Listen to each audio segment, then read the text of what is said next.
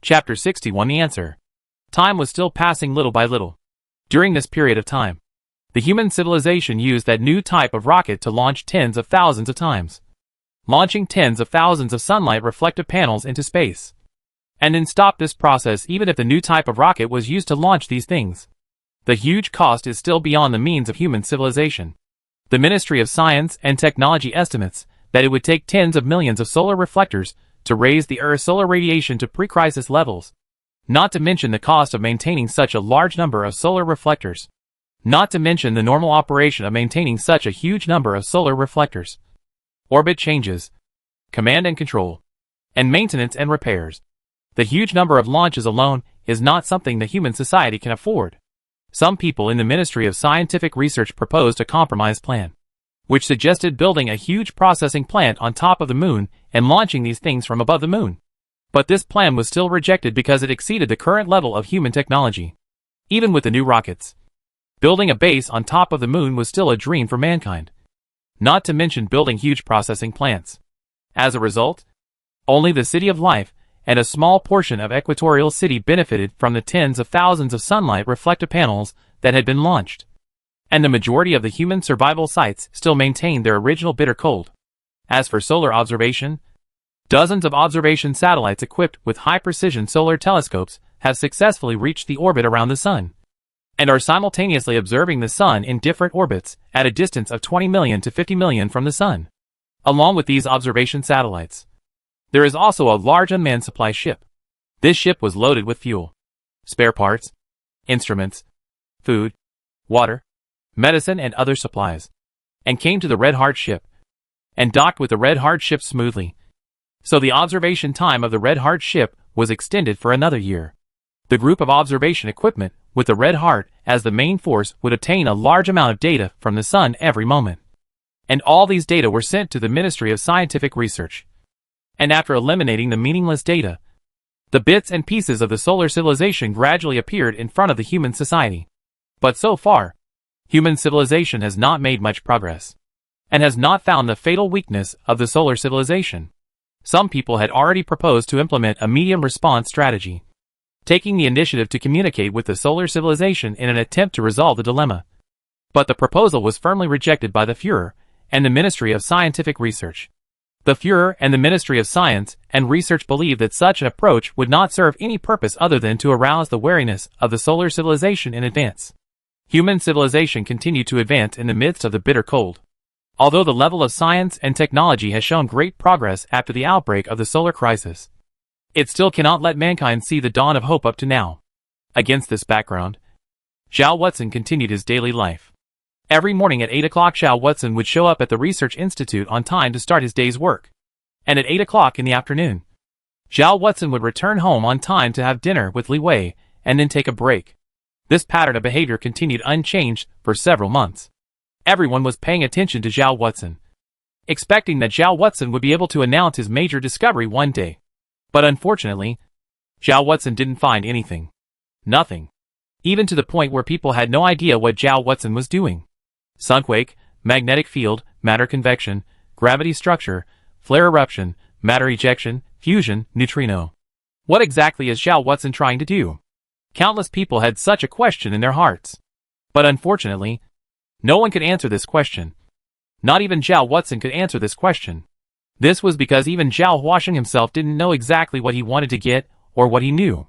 Zhao Watson just instinctively felt that there would definitely be something to gain by doing this, because this was what Director Li Qi had been doing before. Zhao Watson was almost certain that in the last dialogue between Li Qi and the solar civilization, that is, the plasma lifeform had proposed to start implementing the Oasis transformation plan on the grounds that life is based on survival as the first element. In the last dialogue between Li Qi and the solar civilization, that is, the plasma lifeform proposed to use survival as the first factor of life as the reason to start implementing the Oasis transformation plan. To the final outbreak of the solar crisis, there must have been a buffer time of several months to a year. During that time, Li Qi had been leading himself to do these things and conduct research in this area. It wasn't until this time that Zhao Huasheng realized just how much influence Li Qi had on him. Thinking back to the past, when he had been conducting research under Li Qi's leadership and spending time together for almost a year, Zhao Watson realized that Li Qi had transformed his thoughts and thinking without even realizing it, allowing himself to have a mode of thinking that was almost the same as that of Li Qi. So, Zhao Huaxin understood that during that period of time, Li Qi didn't do nothing. Li Qi actually did many things. And the most important point among these things was to transform and cultivate himself. It is just that in the past, he never noticed it. Then things became very clear. This approach of Li Qi was almost explicitly telling Zhao Watson, I already know the solution to the Sun crisis. But for some reasons, I can't tell you about it. I can only give you hints of what to expect through the little bits and pieces of my daily life and work. Follow that direction that we have been advancing in before and keep going, independently by yourself. And when you come to the end, you will know exactly what I want to tell you. Zhao Huaxin became the scientist with the strongest support from civilization above human history. Zhao Huaxin wanted to build a scientific research building. Then the building would be completed in a month at most. What scientific research instruments Zhao Huaxin wanted? The next day those things would appear in front of Zhao Huaxin. If Zhao Watson wanted to call up any telescope, then whatever observation task that telescope was carrying out would immediately stop to carry out the observation task that Zhao Watson had explained. Even the Red Heart ship had become Zhao Watson's personal ship. And this most powerful solar observation ship in human history was carrying out all kinds of tasks that Zhao Watson explained almost every moment. If Zhao Watson wanted to calculate a share to make a model, then even if the civilization supercomputer gave up other calculation tasks and let those calculation tasks that were being carried out beforehand go down the drain, it would immediately allocate enough calculation power for Zhao Watson to use. Zhao Watson clearly felt one thing. The human footsteps were not only able to walk so slowly, but merely did not have enough power to support humans to walk faster. Under the tilt of the huge scientific research resources that could almost be said to have poured out the strength of the entire civilization, Zhao Watson found answers to the many mysteries and questions about stellar physics. The feeling in Zhao Watson's heart grew stronger. Zhao Huaxin felt that he was getting closer and closer to the end. The answer was shining brightly right in front of him. And as long as he took a few more steps, after walking this short distance, he would be able to hold it in his hands. A huge plan finally surfaced in its entirety in Zhao Watson's mind. After looking over the latest received analysis data, Zhao Watson let out a long breath. Zhao Watson left his workbench and walked to the edge of the window, looking towards the dull sun in the sky. Zhao Huaxin smiled slightly and said in his mind to this great star that had supported the entire human civilization, I'll soon be able to restore your light. Up until now, Zhao Watson had almost solved all the mysteries left behind by Li Qi, including how to destroy the entire solar civilization and end this solar crisis. But there was only one thing that Zhao Watson still didn't understand. What exactly is the meaning of that piece of white paper you left me? I don't believe that you would leave me such a thing for no reason. That piece of white paper must be very important.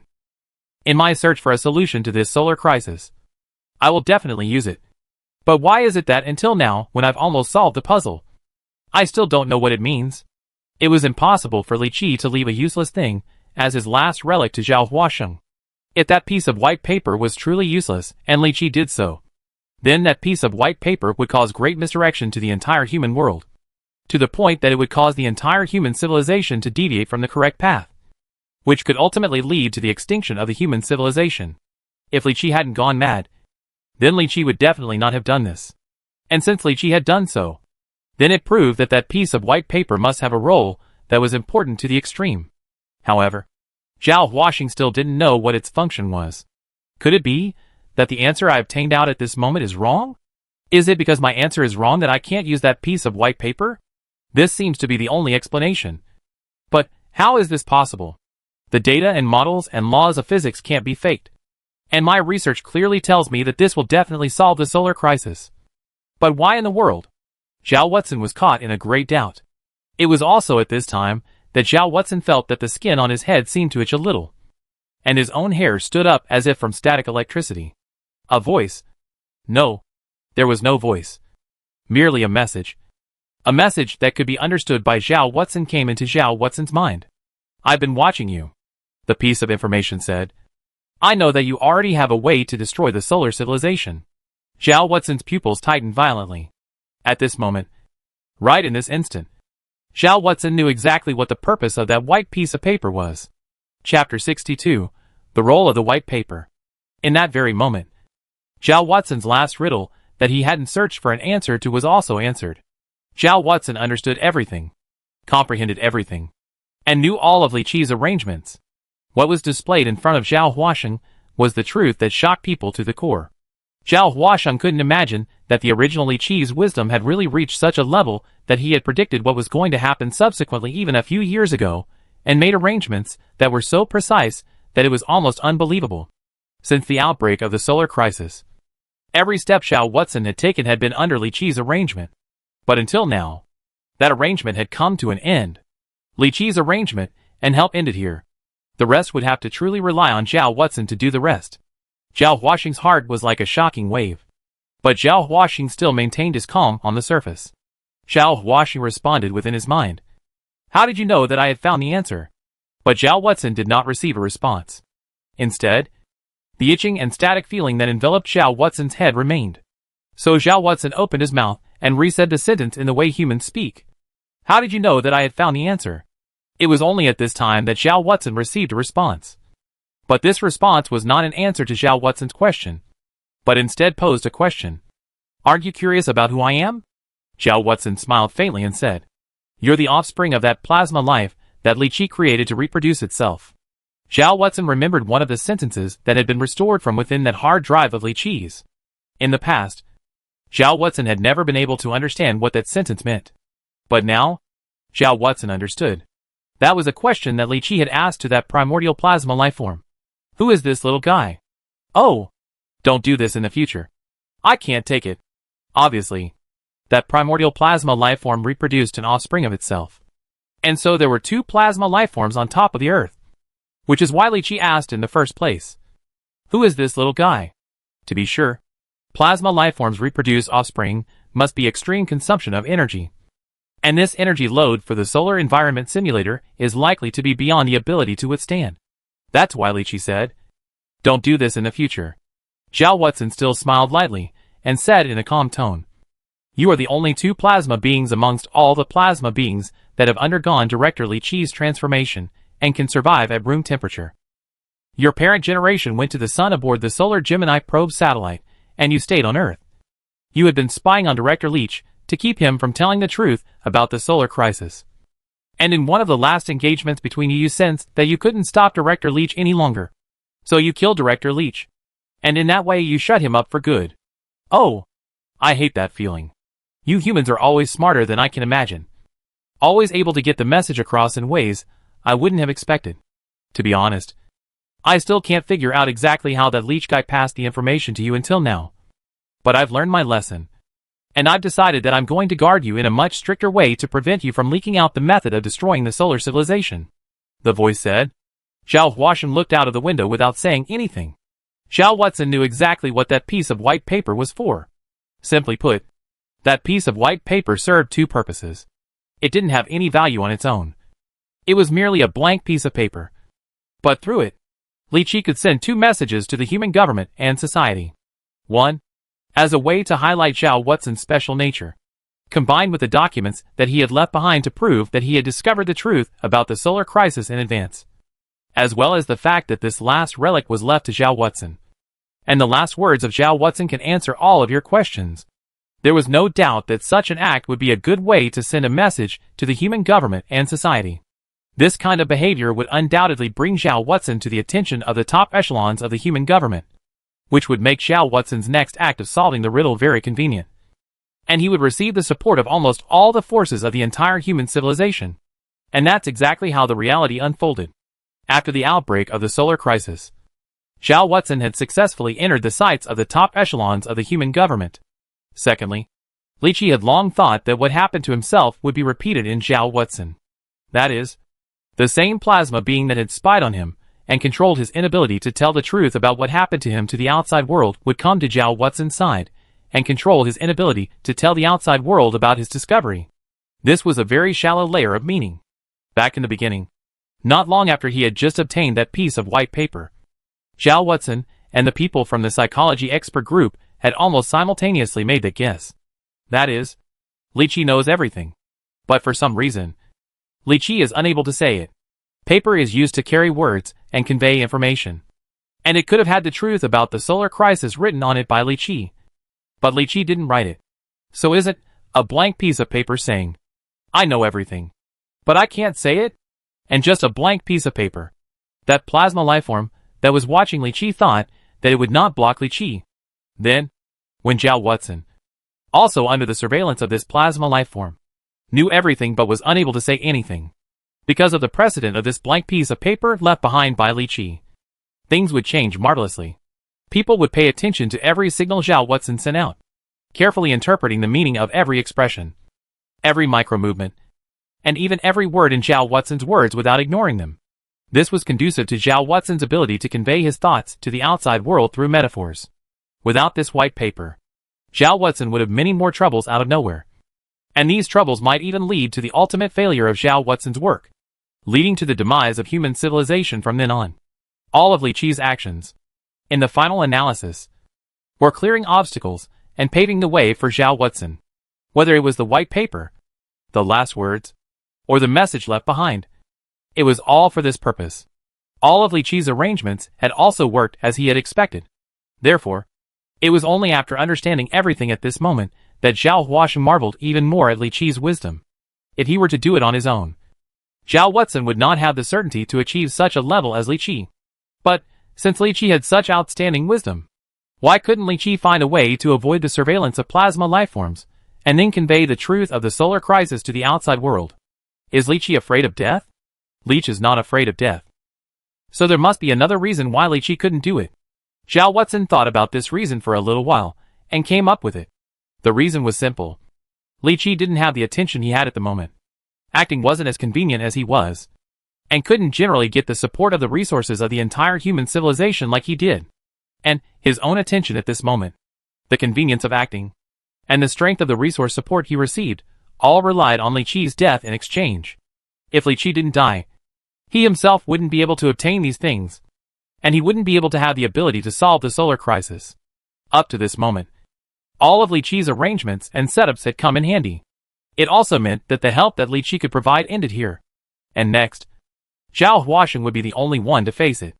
Zhao Watson had to find a way to bypass the surveillance of the plasma lifeforms on his own, and lead the human civilization to destroy the solar civilization without being able to say so explicitly.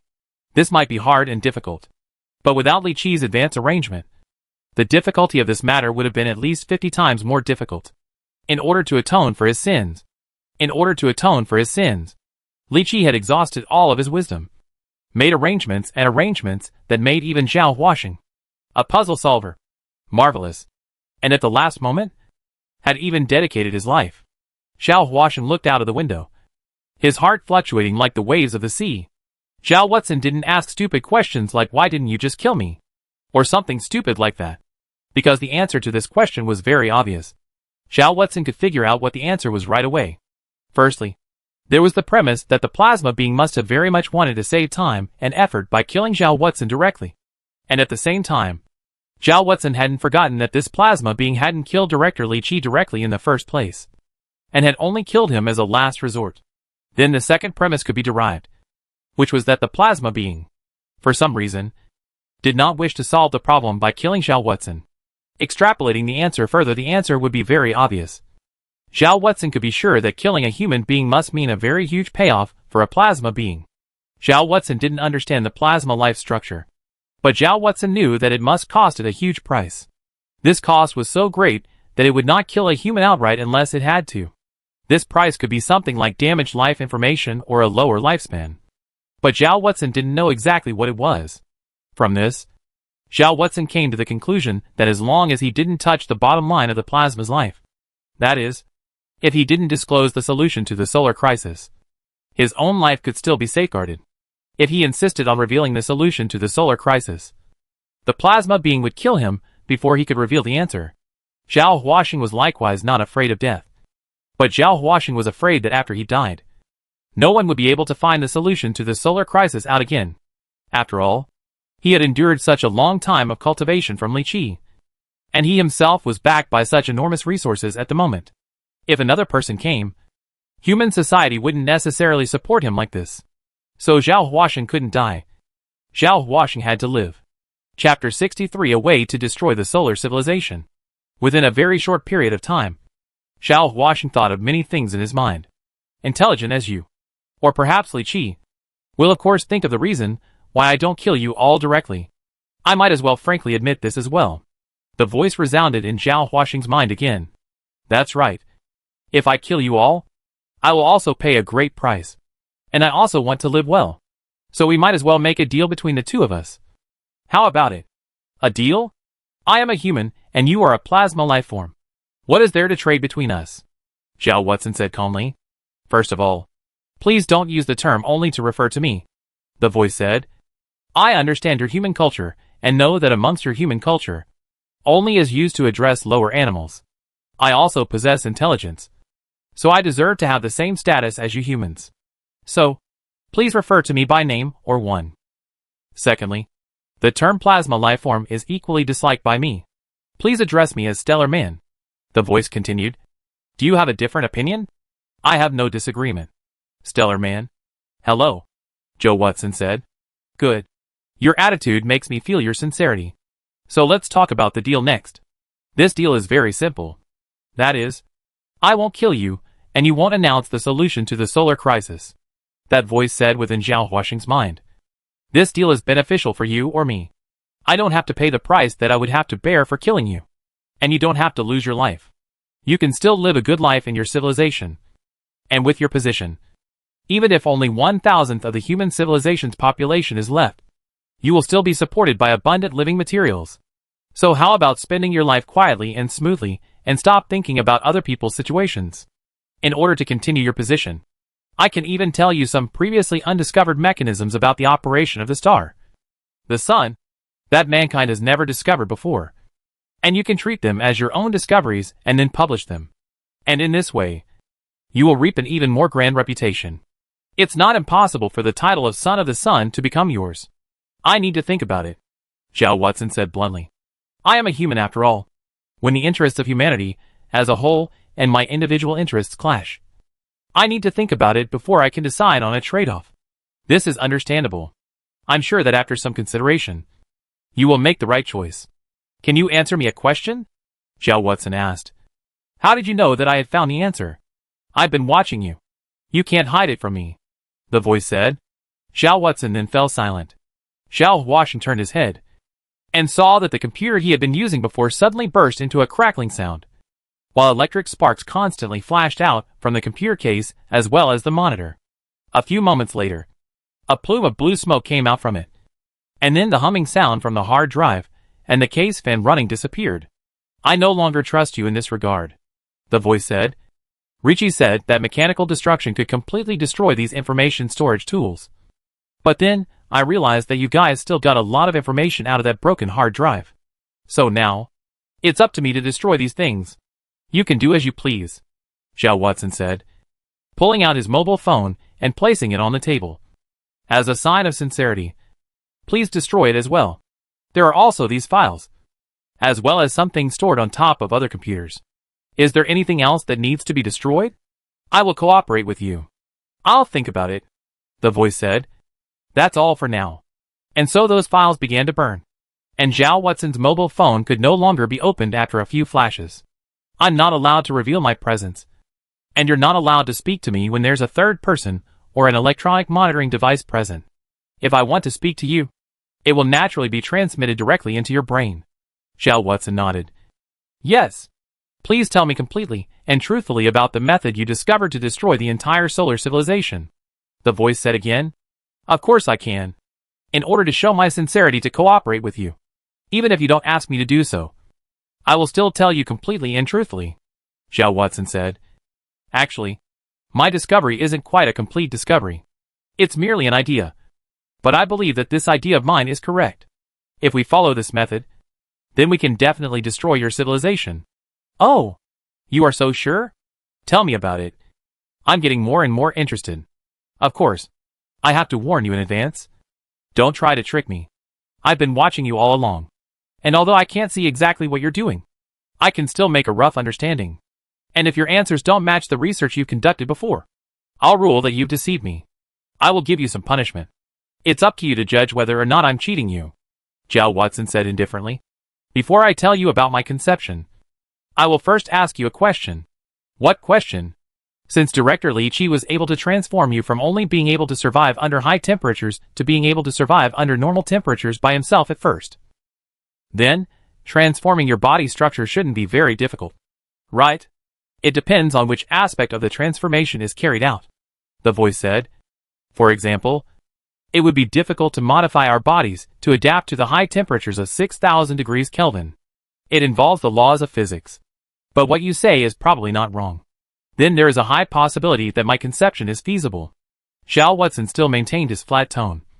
There are also two types of transformation. One is good transformation, and the other is bad transformation. You should know that our human civilization has been observing the solar civilization in the recent past. And every single day, a large amount of information about your civilization has been collected. It is through this information that we have learned about the state of existence of the individuals of your civilization, the principles of construction, and other information. The basic principle of my conception is to make bad modifications to the individuals amongst your civilization, so that your people will gradually become extinct. And without you, the inverse fusion layer will naturally disappear, and the sun will return to its original appearance. To put it simply, this kind of behavior is similar to the virus attacks among our human civilization, developing a certain virus that responds to a specific group of people as a way to completely destroy a certain group of people. Xiao Watson said. That sounds interesting. But I'm a little curious. How is this related to your previous research? The correlation is great, Xiao Watson said indifferently. I had to study the environment above the sun as well as the magnetic field and material operation to ensure the survival rate of the bad individuals that had undergone the modification. And I also had to ensure the validity of the act of poisoning your solar civilization through these studies. First, I must know the exact method of modification.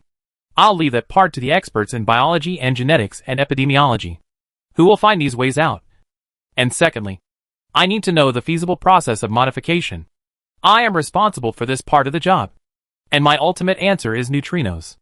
I know the physical makeup of the individuals of your civilization. And because of the special environment above the sun, only a special type of neutrino can interact with the individuals of your civilization and complete the transformation of you without you even realizing it. Once again, the sun is too big and the number of plasma lifeforms is too great. So it is impossible for us to modify every individual. So we must ensure the survival and contagion rate of the modified individuals. I'm responsible for part of this, as I'm an expert in stellar physics, and I'm competent in this. So, I've been working on the magnetic field, atmosphere, convection, neutrinos, and other aspects of the sun for some time now. Of course, it doesn't matter who does the specific work. The most important thing is to come up with this one idea.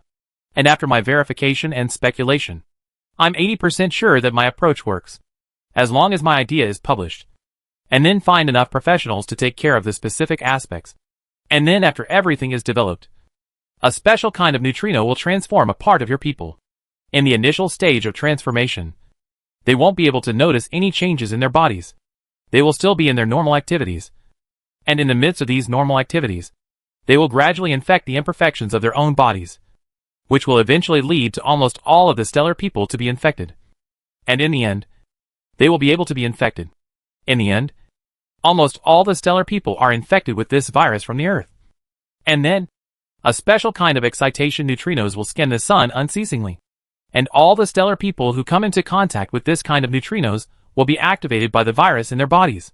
And then because of the interaction with the magnetic field of the sun, they will instantly be destroyed in ashes. Then, the solar crisis is over. Xiao Watson's expression had been indifferent. Xiao Watson described a post-apocalyptic scene for the solar civilization, where countless people died. The painstakingly constructed fortresses were pierced by the sun's powerful might, and the environment that was originally suitable for survival instantly turned into hell. That scenario must have been horrifying. Among my speculations, your solar civilization is very backward in other aspects except for its prominence in inverse fusion layer technology. Therefore, you will not have the ability to respond to such a crisis. Therefore, you will definitely go extinct under this attack. I still have some specific parameters, as well as research information here. Do you need me to tell you in more detail? Xiao Watson said. That plasma lifeform was silent for a long time. It was only after a long time that Xiao Watson heard its voice in his head. No need. Xiao Watson, I solemnly warn you. I swear, if you dare to reveal a single word of this plan, I will kill you at the risk of dying with you. Don't worry. I haven't lived enough. I don't want to die just yet, Zhao Huaxing said indifferently. Chapter 64. I want to give up. No one knew just how significant of an event had happened to Zhao Huaxing within this short period of 10 minutes. It was the great ups and downs of going from hell to heaven, and falling back down from heaven into hell. However, Zhao Huaxing's expression remained calm, and his words did not fluctuate in any way between words. No one knew what was in Zhao Huaxing's mind, and what he wanted to do. Zhao Huaxing left his office, and came into another office. There was also a computer in this office. So Zhao Huaxing walked over, and sat in front of it before pressing the switch on button. What do you want to do? Stellar Man asked.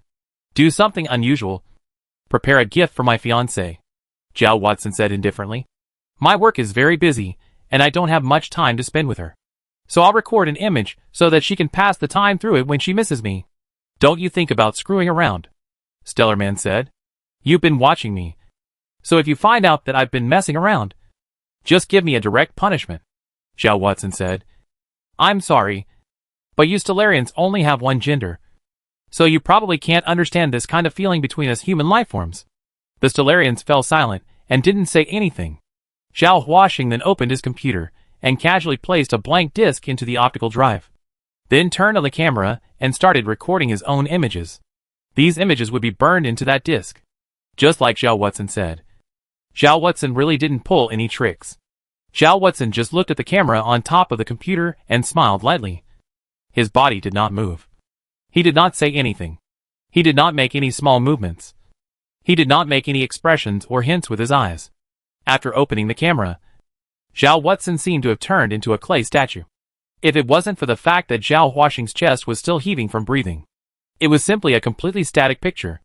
Zhao Huaxing's breathing was also completely normal, not speeding up or slowing down. Zhao Huaxing didn't try to convey any information through the frequency of his breathing. Firstly, Zhao Huaxing didn't actually understand cryptography. And secondly, Zhao Huaxing wouldn't be able to do that even if he did. Zhao Huaxing smiled at the camera for 5 minutes time. After 5 minutes of time, Zhao Huaxing made a move. Zhao Huaxing reached out his hand and pressed the stop button. So the recording ended. The optical drive was opened, and the disc was held in Zhao Huaxing's hand, then put in a box. I can re-record a new one if you have doubts about it, Zhao Huaxing said. The Stellar Man grunted and didn't say anything. Zhao Huaxing then stopped paying attention to it, and casually stuffed the disc into his pocket before returning to his office. After Zhao Huaxing found Meng Zhua and asked him to rearrange a mobile phone and a computer for him, Zhao Huaxing's office returned to normal. Zhao Huaxing still worked and rested as usual, and there was nothing unusual about his appearance. At the end of the day, Zhao Huaxing returned home as usual, ate dinner with Li Wei, then watched TV for a while. And at 10 o'clock or so, the two of them said goodbye to each other, and then went back to their own rooms. During this period of time, Stellar Man hadn't spoken to Zhao Huaxing again. However, the slight itching sensation that had been persisting in Zhao Huaxing's head was constantly reminding Zhao Huaxing that the Stellar Man had been watching himself without leaving for a moment. Zhao Huaxing didn't give the disc to Li Wei, but as if he had forgotten about it, he directly threw it on the table in his room and then never bothered with it again. The next day, Zhao Huaxing still came to the Stellar Physics Research Institute to start the day's work, and then went home, repeating this for 5 days. On the night of the 5th day, after saying goodbye to Li Wei, Zhao Huaxing didn't rush to sleep, but instead tossed and turned in his bed. The Stellar Man finally spoke his first words to Zhao Huaxing in a few days at this time. You don't seem to be normal today. You Stellarians don't have a gender. You can't understand this feeling, Zhao Huaxing whispered. I understand, the Stellar Man said. As I said, I understand your human culture. If I'm not wrong, your state, at this moment seems to be related to sex? You ate some mutton and some other things during the daytime. And I think that your state at this moment is probably related to these things you have eaten. At the same time, you and Li Wei have been living together for almost a year now. Li Wei is considered a beautiful woman amongst the aesthetic concepts of your human civilization. And in the words of our solar civilization, she has very excellent life information. Your life information is equally excellent. And I believe that the offspring born from the mingling of your two life information will definitely be even more excellent. So why are you still holding back? the Stellar Man said. The cooperation agreement between us will continue for your entire life. Until you die. I don't want your life to become uninteresting. Because that would lower your desire to survive, thus raising the chances of you breaking the contract. Only the more you value your life, the more you will honor the contract. You're right, Zhao Watson replied. I really have no reason to continue enduring this. Go on. The Stellar Man's words were filled with laughter. She won't reject you. But even if you begin the process of reproducing offspring, I will not relax my surveillance on you. You shouldn't feel awkward. You have to know that we are different types of life. Watching the process of your breeding offspring actually doesn't look any different to me than two ants mating. Or, you can think of me as an ant. And I think that you probably won't mind your affairs being seen by an ant. With a Zhao Watson got up from the bed, then walked over to Li Wei's door. As if he had gathered enough courage, Zhao Watson finally raised his arm and gently knocked on Li Wei's door. Li Wei might have just gone to sleep and then been woken up. Or she was just stuck in a half-asleep state. After the fourth knock, Li Wei's lazy voice came out. Watson, what's wrong? You, please open the door. Footsteps sounded in the room. A few moments later the door opened and Li Wei, who was wearing long hair and a nightgown, leaned against the wall and looked at Zhao Watson with some confusion. What's wrong with you? Under the soft light of the night light, Li Wei's body seemed to glow with a kind of soul-stirring radiance. Zhao Huashan looked at Li Wei's eyes with love, slowly stretched out his arms, and then tightly embraced Li Wei in his arms. This sudden embrace made Li Wei feel a little flustered and a little surprised. However, Li Wei still didn't resist, but instead hugged Zhao Watson all the same and said softly in Zhao Watson's ear, Watson, what's wrong with you? I'm sorry. I couldn't control myself, Zhao Huashan said in a low voice. Li Wei's body then stiffened violently for a moment before two red clouds crept onto her cheeks. At this moment, Li Wei also became at a loss for words, and her tongue seemed to have stiffened, unable to speak anymore. Let's go to your room to talk. Okay, Zhao Watson asked. Li Wei's body seemed to soften and just nodded meekly. So the two of them went back into Li Wei's room and then collapsed on the bed. During the entire process, Zhao Huashan's eyes had been cool and calm. It seemed like Zhao Huashan's heart didn't have any feelings or desire fluctuations at all. But at the moment, Li Wei was afraid that she didn't notice this.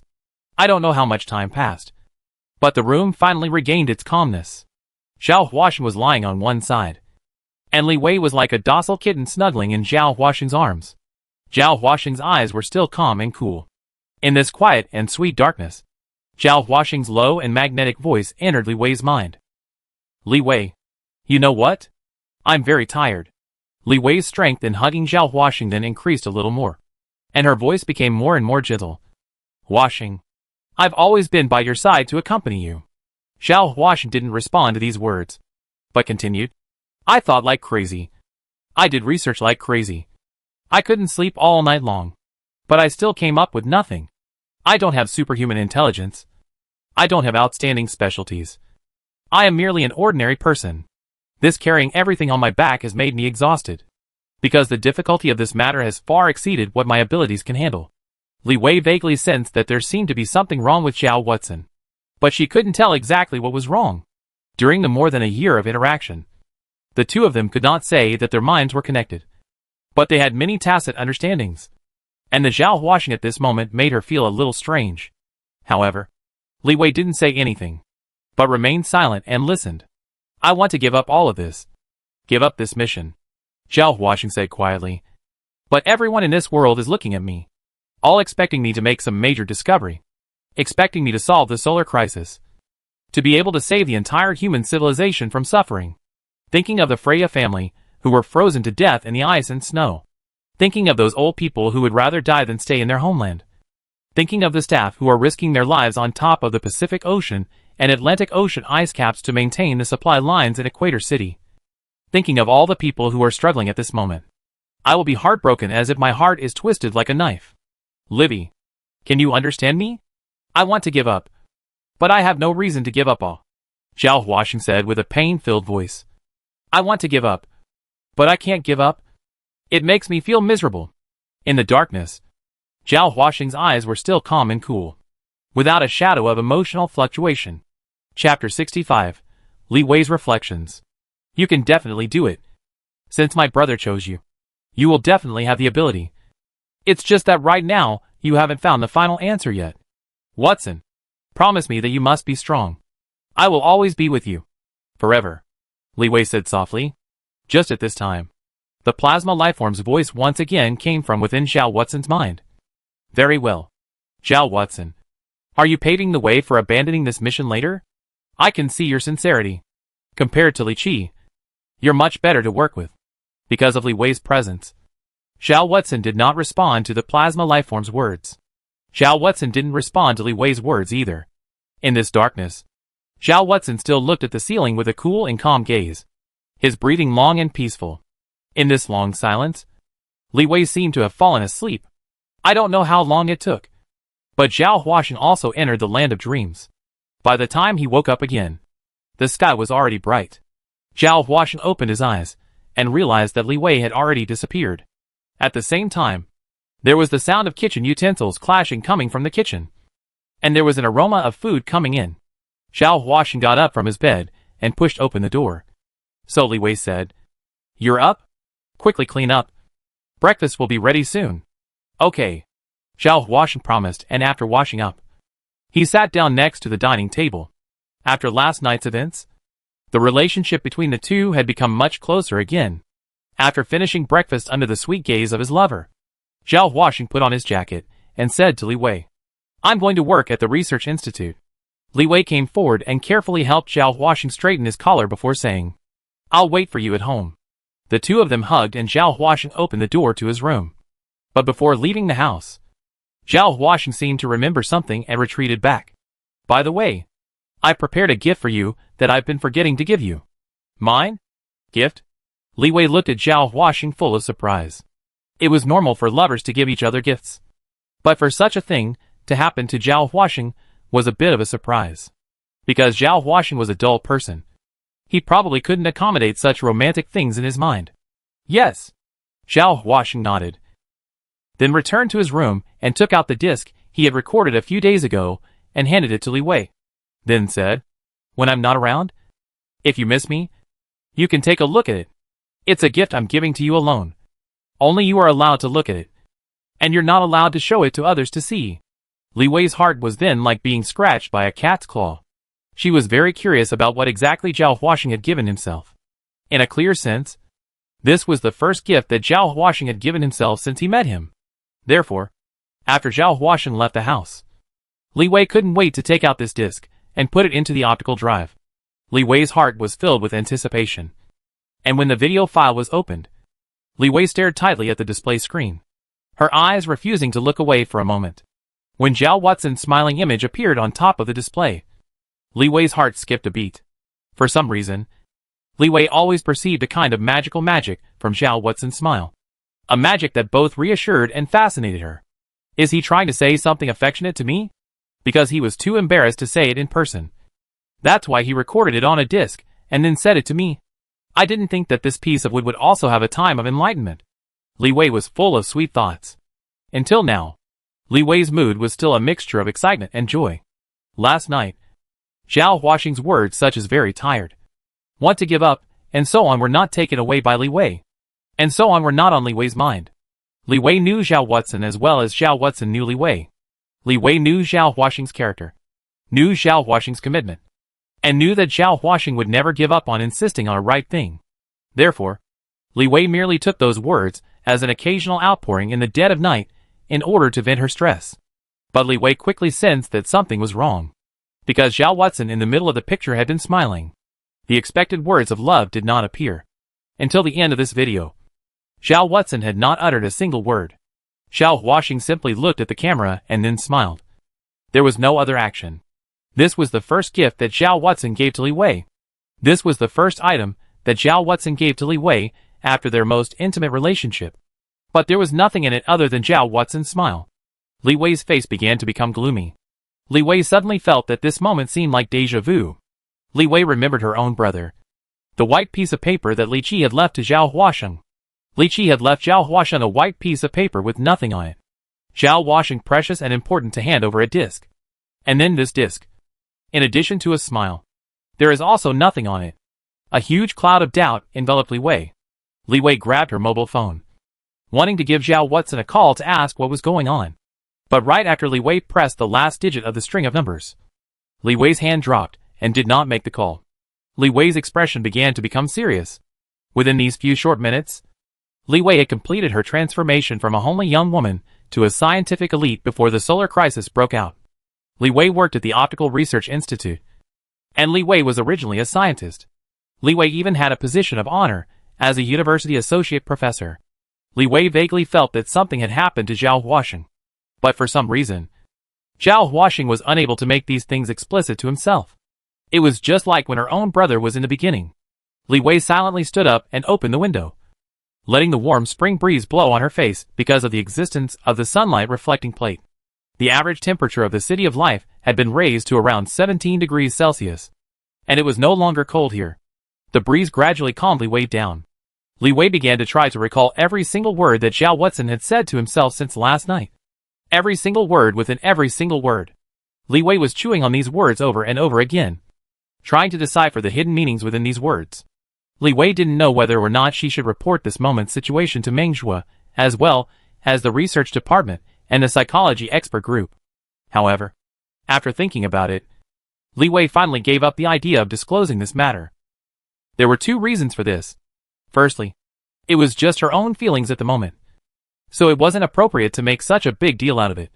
And secondly, Li Wei didn't know Zhao Watson's intentions, so if she disclosed this matter hastily, it might have a bad effect on Zhao Watson. Li Wei tried hard to recall the situation last night.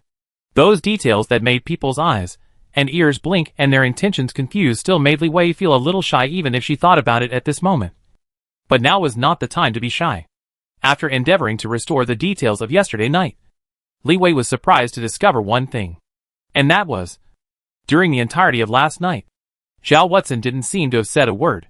Of course, it was possible that this was because he was too intoxicated at that time to ignore Zhao Watson's words. But Li Wei believed that if Zhao Watson really wanted to tell himself something, Zhao Watson wouldn't have failed to take this into consideration.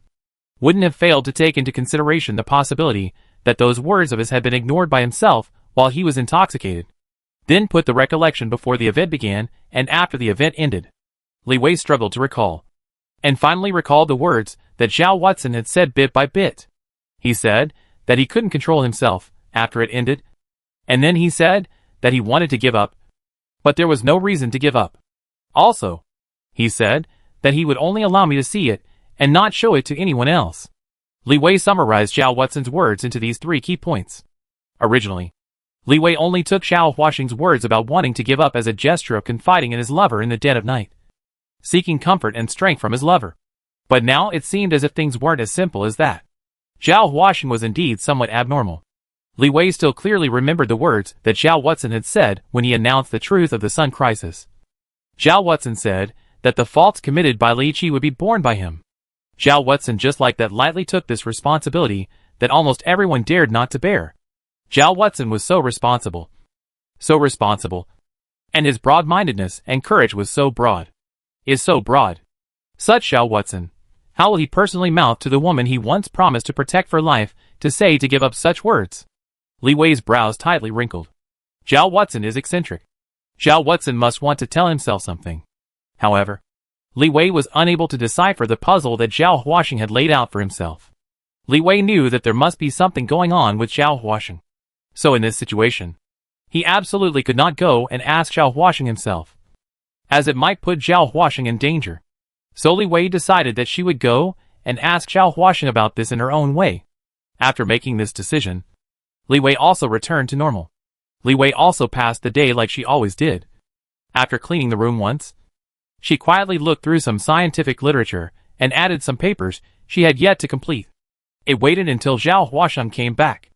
Li Wei prepared the dinner as usual, and after sitting together with Zhao Watson before the dining table, Li Wei said to Zhao Watson with some sadness and shyness, "Watson, are my breasts really small?" Li Wei was observing Zhao Watson's reaction. If at all. Zhao Watson's expression was still very flat as Zhao Watson replied, "Not small. Very suitable and beautiful. Then, when we were dating next to Lake Baikal, why did you say that my breasts were small after touching them?" Li Wei asked with a smiling face. Chapter 66, A hidden exchange of information. After asking this slightly humiliating question, Li Wei's bright and tender eyes were full of surging smiles as she looked at Zhao Huaxing, meticulously observing any slight change of expression on Zhao Huaxing's face. Zhao Huaxing's expression was still very calm, without any fluctuations. Even Zhao Huaxing's hand holding the spoon did not shake in any way. Zhao Huaxing put the spoon to his mouth in a self-conscious manner and drank the mouthful of soup, then said indifferently, "That was me teasing you." Li Wei clearly knew that Zhao Huaxing's memory had always been very good. Zhao Huaxing had even once won a memory competition. At the same time, Li Wei also clearly remembered that when Zhao Huaxing and herself were on a date next to Lake Baikal, Zhao Huaxing had not touched his breasts at all.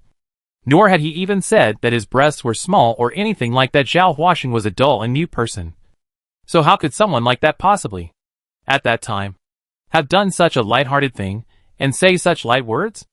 Zhao Huaxing hadn't done this thing. And at the same time, it was impossible for Zhao Huaxing to remember this thing wrong. But now, Zhao Huaxing's tone was flat as he made an explanation for this thing that didn't even exist. "That was me teasing you." The two completed a hidden exchange of information between these immovable, seemingly intimate, and teasing words between a couple.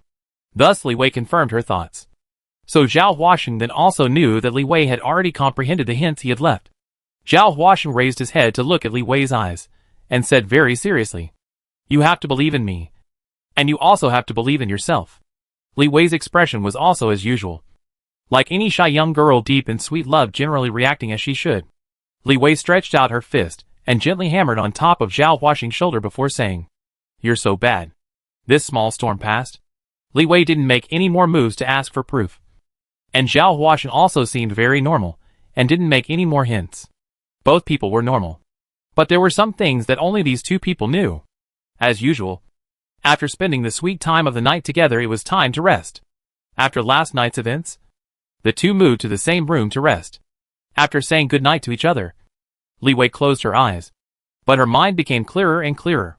Li Wei didn't know if Zhao Huaxing, who was lying next to her, and was making calm and quiet breathing sounds, was really asleep. And Li Wei didn't have the means to ask for confirmation of this. It was as if from the moment her own pleas were answered at dinner time, Li Wei had gone from being weak to being strong. Strong enough to take on many things on her own. Huaxing needs my help, Li Wei thought silently. For his sake. And for my sake. And even more so for the hundreds of millions of compatriots surviving on top of this earth. And for the sake of my dead brother. I have to help Huaxing. I have to do these things. So, what is it that Huaxing is trying to tell me? What exactly does he need my help with? Li Wei was almost certain that what Zhao Huaxing wanted to suggest to himself was hidden in these three sentences. These three sentences. The first sentence is, "I'm sorry. I can't control myself." The second sentence is, "I'm very tired. I want to give up. But I don't have a reason to give up. I want to give up. But I have no reason to." The third sentence is, "Only you are allowed to see it. No one else is allowed to see it." This sentence, "I'm sorry. I couldn't help myself," combined with the situation that night, seems to be saying that because he was so beautiful, Zhao Huaxing couldn't help himself from hugging himself. And then had that kind of relationship with himself. Putting this sentence in that context was very normal. So normal that no one could find any fault. But if you take that context out of the equation, "I'm sorry. I couldn't help myself." Does this mean that Huaxing has lost control of his behavior at this moment? When she thought of this, Li Wei's heart fluttered violently. Just like my brother in the beginning? Li Wei hadn't forgotten the psychology expert group's analysis report on her brother, Li Qi. Their conclusion said that Li Qi's behavior was not normal. That Li Qi was not acting like himself. And that Li Qi was most likely coerced by some external force, coupled with a disc that Zhao Huaxing left himself with only a smile. Li Wei's heart gradually became clearer. There is some kind of external force that has coerced Huaxing, making it impossible for Huaxing to act according to his own wishes anymore. Just like my brother did in the beginning, who clearly could have said anything. But he didn't say anything. The current Huaxing is probably caught in this situation as well. In that case, Huaxing has found a solution to the solar crisis. Li Wei's breathing became a bit rapid. Perhaps her rapid breathing affected the sleeping Zhao Huaxing next to her, who rolled over and put an arm on top of his body. The uninterrupted skin-to-skin contact allowed Li Wei to clearly detect the heat and warmth on top of Zhao Huaxing's hand. And within this warmth, There was a power that was enough to make one's heart feel at ease. Li Wei then knew that Zhao Huaxing was not actually asleep. But Zhao Huaxing was pretending to be asleep. In this room, there are only two people. Zhao Huaxing pretending to sleep is certainly not to let their own look. Then, Zhao Huaxing is pretending to sleep, to whom? Li Wei had a shuddering feeling. At this moment, Li Wei felt that in this dark room in the middle of an unknown place, there is a pair of clear and cold eyes hidden there. Is a moment, and a moment to watch their every move. No, more accurately said, is watching Zhao Huaxing's every move. Then, who could this unknown being be? There are several known conditions. These conditions are: 1. The unknown existence is invisible and shadowless. But it has its own consciousness. It can monitor and threaten Li Qi or Zhao Huaxing at this moment without anyone noticing. 2. Because of its existence, neither Li Qi nor Zhao Huaxing can tell what they know about the solar crisis. And among Li Wei's speculations, whether it is Li Qi or Zhao Huaxing, there is a great possibility that they have already grasped the truth about the solar crisis. That unknown existence had a direct relationship with the solar civilization. That unknown existence was preventing human civilization from posing a threat to solar civilization. This was very clear. And combined with the various information Li Wei had been informed about the solar civilization in the past, combined with the intelligence that the first plasma life was born on top of the Earth, Li Wei came to a conclusion that made herself a little scared and trembling. In the beginning, what my brother had created were two plasma beings, not just one. Among these two plasma beings, one of them returned to the sun and created a solar civilization, and the second one stayed on top of the Earth to be responsible for spying on my brother. And after my brother's death, it started spying on my husband again. It killed my brother. It killed my brother. Now, it's taking control of my husband and trying to take Huaxing away from me as well. The two most important men in my life are both haunted by it. In the darkness, in silence, Li Wei clenched her fists so tightly that she was oblivious to the fact that her nails were piercing into her flesh. Li Wei felt a voice roaring madly inside herself, making Li Wei want to jump up recklessly and kill the guy with water, fire, knife, or whatever she could find that could be used as a weapon. But Li Wei didn't do it after all. Li Wei clenched her fists tightly, her breathing becoming rapid for just a moment before returning to normal. Li Wei knew that the more it was like this, the more calm she had to be. Being impulsive would only put Zhao Huaxing in danger, and might even bury the hope for the revival of human civilization. Li Wei tried to soothe her inner impulses and let her reason regain control of her thoughts. Then Li Wei continued to start thinking. The first sentence that Huaxing told me was undoubtedly revealing to me that he had been controlled by the plasma lifeforms. Then the second sentence, what was he trying to tell me? I'm tired. I want to give up. But I have no reason to give up. There's no reason to give up. Again, this is a very normal sentence. In the context of the situation, it would be dismissed as an occasional complaint of exhaustion, and would not arouse much thought. But again, after removing the context, it took on some other meaning. The emphasis of this sentence is on the words, I want to give up. Did Huaxing really want to give up this mission? It couldn't be. Who wanted Huaxing to give up on destroying the solar civilization? It could only be that damned plasma life that has taken control of Huaxing. Obviously, Huaxing chose to make a false agreement with it first in order to stabilize it, and then start the subsequent plans. Although I don't know what kind of plans Huaxing really has, what exactly he wants to do. But since Huaxing has said this to me, as long as I comprehend the meaning, my actions will bring help to Huaxing's plan, and it will allow his plan to be carried out smoothly.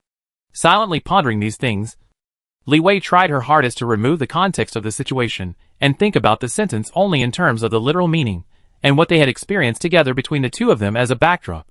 In the midst of long contemplation, I have no reason to give up. These words began to faintly glow in Li Wei's mind.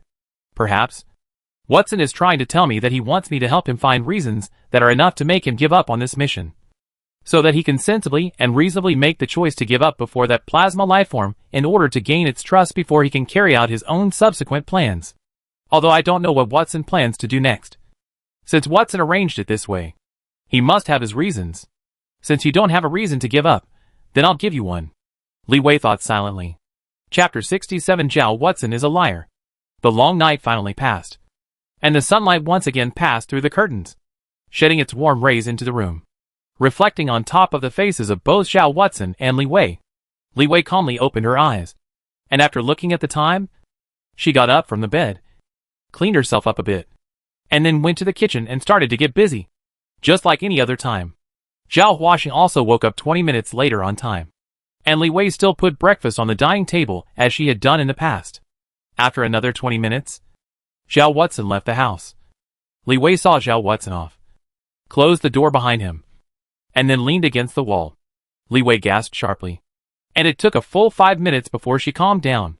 Li Wei turned on her computer and opened the document, then tapped out a few words on top of the keyboard. Zhao Huaxing is a liar. After a long period of silence, Li Wei continued tapping away.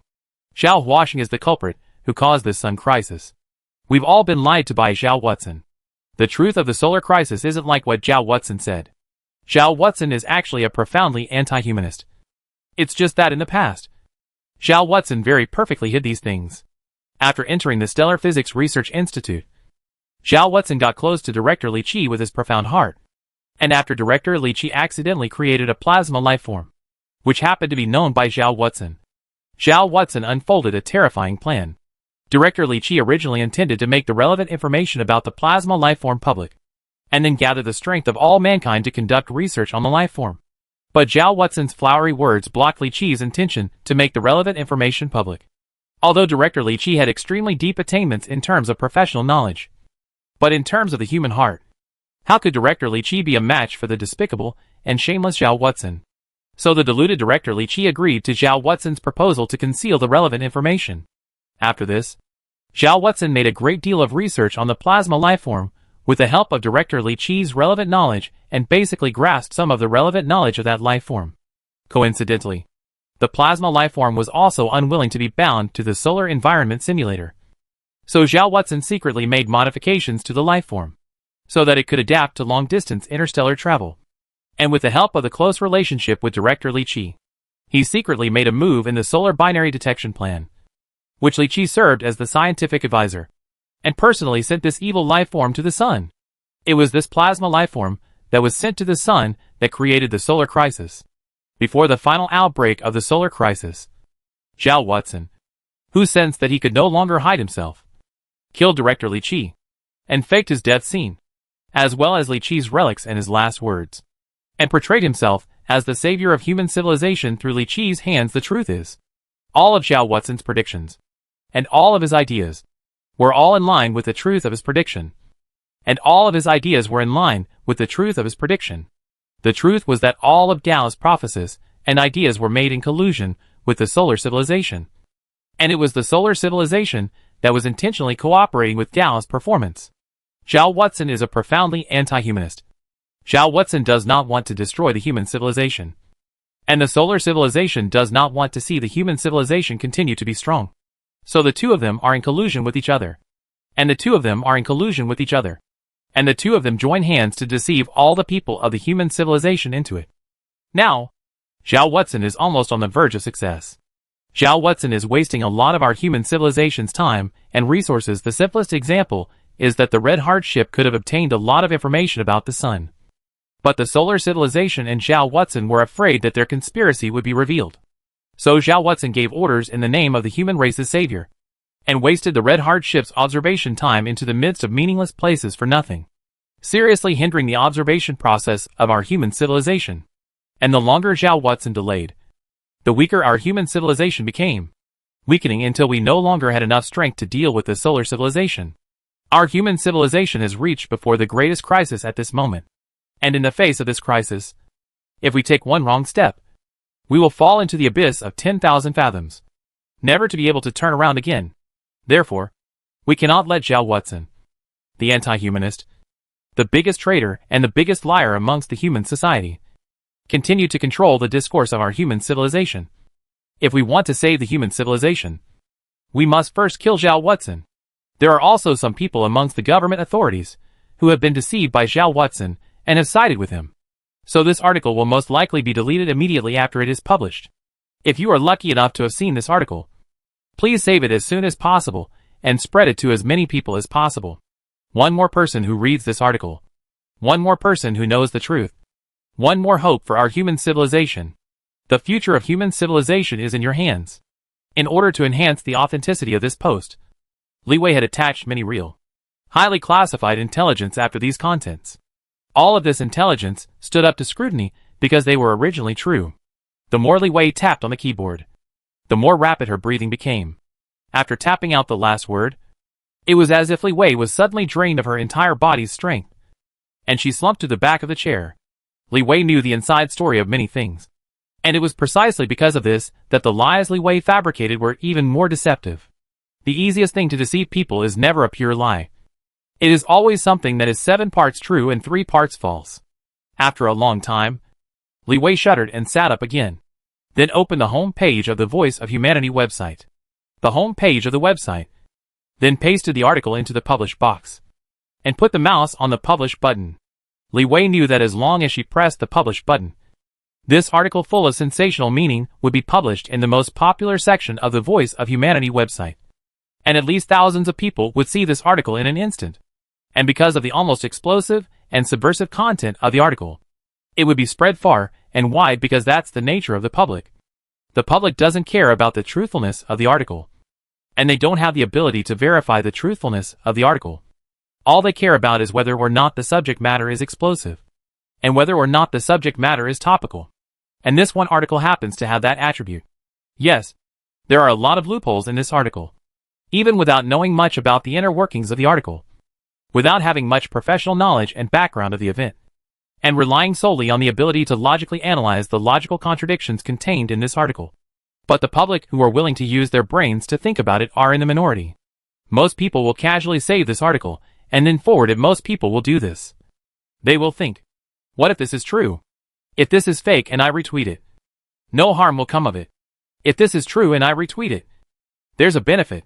The benefit is that I am involved in the process of exposing the truth. If that's the case, why don't I retweet it? When the majority of the public thinks this way, the article will be spread to the ends of the earth and into the hearts of everyone. The government's disinformation will be of little use. Didn't the article say that some government officials have been hoodwinked by Zhao Washeng, and they have sided with him? What? Li Wei knew what the consequences of publishing this article would be. Zhao Watson's glorious image in the public's mind would instantly collapse. And even if it didn't, there would be a deep crack in the image, and a hint of the seeds of doubt would be buried deep in people's hearts. If, at this time, the cultists, anarchists, and anti-humanists who had already gone into hiding jumped out and fueled the situation would become even more unmanageable. Li Wei knew that Zhao Watson had been fighting to save human civilization.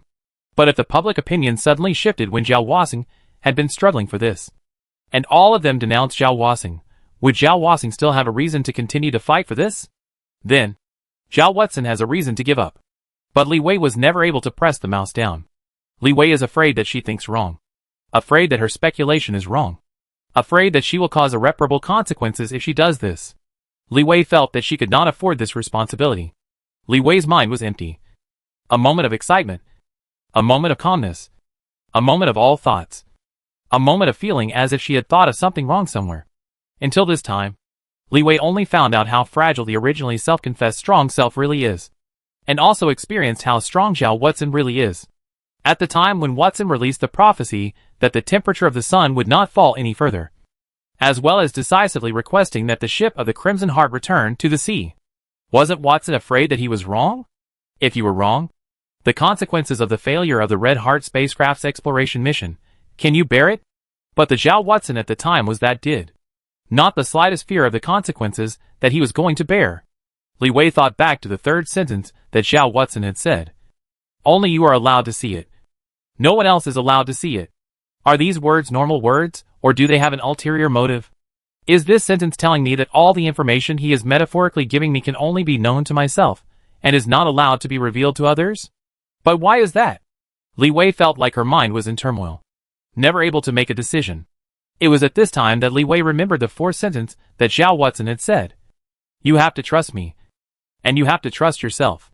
These words, when placed in the context of that time, seemed to be saying that she needed to convince herself that he didn't care about the breast size matter, as well as convince herself that she didn't care about the breast size matter, and that he doesn't care about the size of his boobs. But after removing those circumstances, the phrase also has other meanings. The words seemed to be encouraging Li Wei to trust her own judgment and speculation, to believe in him as well as herself. All right. I'll trust myself for once, Li Wei muttered. Li Wei closed her eyes and pressed the publish button. Chapter 68, Xiao Ming is eating. After Li Wei pressed the publish button, the publish successfully prompt appeared on the web page. After Li Wei pressed the publish button, the publish successful prompt appeared on the web page. After refreshing the page, Li Wei saw what she had just posted. The comment section below was empty. Not a single person responded. However, Li Wei knew that at this moment, there must be many people who were looking at this post with a shocked mood. Li Wei closed her eyes, evened out her breathing, fixed her mind again, opened her eyes after about 5 minutes, and then refreshed the post. More than 100 replies popped up at once within the comment section below. Li Wei didn't bother to look at the content of these replies, but instead, she simply deleted this post she had made, and then logged out of her account as well. Li Wei was not a computer expert, but she did know something about this area. Li Wei knew that although what she did could not allow herself to avoid the government's pursuit, but delaying for a while could always be done. After deleting this post, Li Wei waited for another 10 minutes, and then refreshed the website interface. Sure enough, with this refresh, at least 5 posts containing relevant keywords popped up. Li Wei randomly clicked on a post, and saw the content inside. A shocking revelation about Zhao Watson. Luckily, I acted fast, and saved the content before the post was deleted. No comment on the authenticity of the post. Everyone can discern it for themselves. In the comment section below, there were those who expressed skepticism, those who expressed shock, those who expressed dawning realization, those who cursed, those who supported Zhao Watson, and those who cursed Zhao Watson. Li Wei smiled faintly, then closed the computer. The hum of the chassis returned to calm. Li Wei left her seat and took out a stack of information that had been prepared long ago. This information on top of that told many hidden things about Zhao Watson. Li Wei put on a large mask, a hat, and bloomers, then walked out of the house and drove to an abandoned factory building somewhere in the corner of the City of Life. There seemed to be people in the factory. There was a slightly strange and depressing sound of music coming out, and there were a lot of neat and frenzied slogans. It seemed that there were people in there holding some kind of weird ceremony. It was obvious that someone was watching the door. After seeing Li Wei's car approaching, 2 short, lewd-faced men quickly leaned in. But before they came to their side, Li Wei opened the window and threw the stack of information in her hand on the ground, then quickly turned around and left, disappearing. Those 2 men came here, picked up the pile of information that fell on the ground, casually flipped through it, and then no longer cared about Li Wei, who was already far away, but quickly ran towards the interior of the factory, obviously going to look for their leader. Li Wei, who saw all this through the rear-view mirror, smiled faintly and left the place without making any indication. This is a hidden cult gathering point. The people here believe in a strange deity called God of Salvation. The people here believed in a strange deity called the God of Salvation. And in their teachings, this strange deity loved blood. And the followers were convinced that as long as they gave enough blood, the deity would send down divine power to save the end of the world. So every once in a while, they would gather here.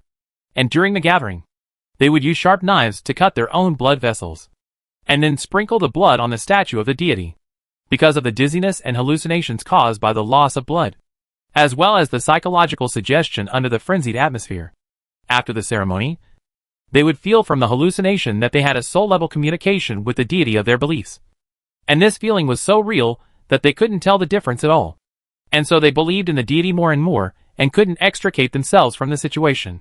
Li Wei had discovered this place under a chance situation, originally wanting to tell Meng Zhuo to know about this place, and then let Meng Zhuo find someone to end this place, but did not expect that it would be of use now. There were many things about Zhao Watson in that stack of information. Those things were all true. Of course, these true events, even if they were disclosed, wouldn't be able to bring Zhao Watson any trouble, because everything Zhao Watson did was so righteous. But Li Wei believed that that cult knew what to do after getting this information. Sometimes, the kind of impact something would have on a person all depended on which tone of voice was used to say it. For example, the simplest sentence, Xiao Ming is eating. This is a very neutral sentence, without any derogatory or positive connotations, and it can't evoke any emotional response from the viewer. But as long as it is slightly processed to become after 2 consecutive days and nights of work, Xiaoming finally had time to have a little meal. Then a positive image of a dedicated person who cares nothing about himself for his work will immediately be portrayed. But if you change the way of the phrase Xiaoming is having dinner, then it will be a very neutral phrase. Eating. This sentence processing a bit. Into colleagues have been 3 consecutive days and nights without rest. But Xiaoming in the decoration of the luxurious restaurant in the leisurely enjoy the exquisite meal in front of words. A person who only cares about their own enjoyment of the words. A person who only cares about their own enjoyment of the words. A derogatory image of a person who only cares about his own enjoyment and neglects his colleagues and his work will emerge. The information that Li Wei had given to the cultists about Zhao Watson all contained neutral and objective descriptions, like Xiaoming is eating. Such neutral and objective descriptions, however, as long as these facts are used as the basis for processing, an unforgivable image of Zhao Walsheng will appear. Because these things are based on facts, they are even more confusing. Processing facts and distorting the truth to create claptrap and confuse the public is the best skill of a cult organization. Li Wei believed that this cult organization would be able to make this matter perfect. Together with the previous post that she posted on the internet. Plus these organized and premeditated pushes. The situation must become very interesting. Back home, Li Wei took out a large suitcase, and then packed up her own clothes, her own personal belongings, etc., sorted them into categories, and then stuffed them inside the suitcase. When Zhao Huaxing returned home, Zhao Huaxing did not smell the familiar aroma of food in the past. The kitchen was cold and quiet. There was no sound of hot oil and vegetables colliding. Nor was there the sound of pots and pans clashing. The atmosphere here seemed abnormal. Zhao Watson saw Li Wei sitting behind the table looking at herself faintly, with a huge suitcase beside her. "Watson, there are some things I want to talk to you about," Li Wei said. Zhao Watson pondered slightly, then sat down opposite Li Wei and said, "Good. Let's break up." Li Wei hesitated for a moment, then said, "I feel that we are not suitable. I'm moving out of here and going back to work at the Optics Institute. I have a new place to live there." As she said this, Li Wei slightly lowered her head, staggering to meet Zhao Watson's eyes. Li Wei's eyes seemed to have a million emotions mixed together, with an inexplicable and ghostly flavor. Zhao Huaxing was stunned for a moment and asked almost as a reflex, "Why?" "Because." Li Wei clenched her teeth, and just as she uttered these 2 words, Zhao Watson interrupted her. "Forget it," Zhao Watson said. "There's no need to tell me the reason. I just want to ask you, are you really sure?" Zhao Huaxing's expression was serious, and there was a touch of pain in his eyes that was hard to hide. This painful look caused Li Wei's heart to ache, as if a knife had been stuck into her heart in this instant. But Li Wei still slowly nodded. "I'm sure." "All right. Then I wish you happiness." Zhao Huaxing sighed. "I'm leaving." Li Wei stood up, pulling her suitcase and walked to the door before stopping, turning her back to Zhao Watson and quietly standing still there. At this moment, Li Wei seemed to have an illusion. That is, if she pulled open this door and walked out of this home, she would never be able to come back.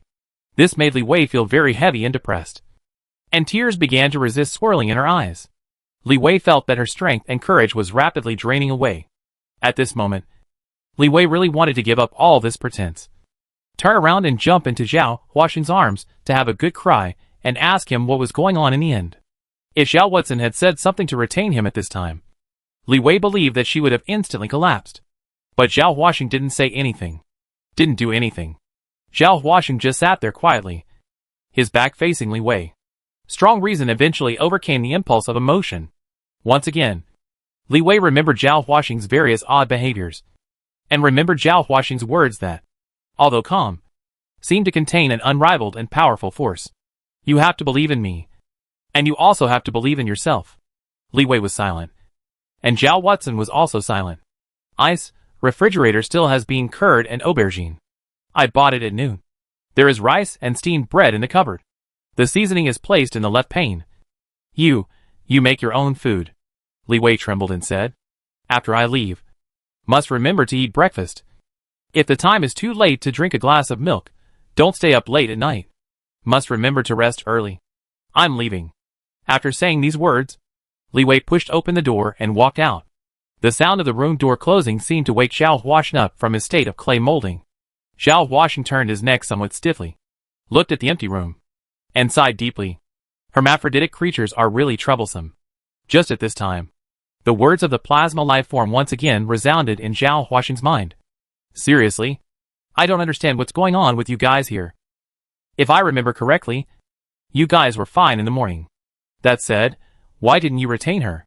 Are you really not curious as to why she left you? Chapter 69. Killing Zhao Huaxing. In the face of the plasma lifeform's inquiry, Zhao Huaxing chose to remain silent. Only long after Li Wei left did Zhao Huaxing slowly shake his head. No. I don't want to know because it's meaningless. If she isn't sure if she wants to leave me, it only makes sense to ask about the reason. And if she is sure, then the exact reason is of no use to me. And rather than knowing, it's better not to know. It seems like you're being sensible. But why do I get the feeling you're sad at the moment? Mate, live your life to the fullest. Or it's fine to commit suicide at this moment. As long as you don't divulge the method to exterminate the solar civilization.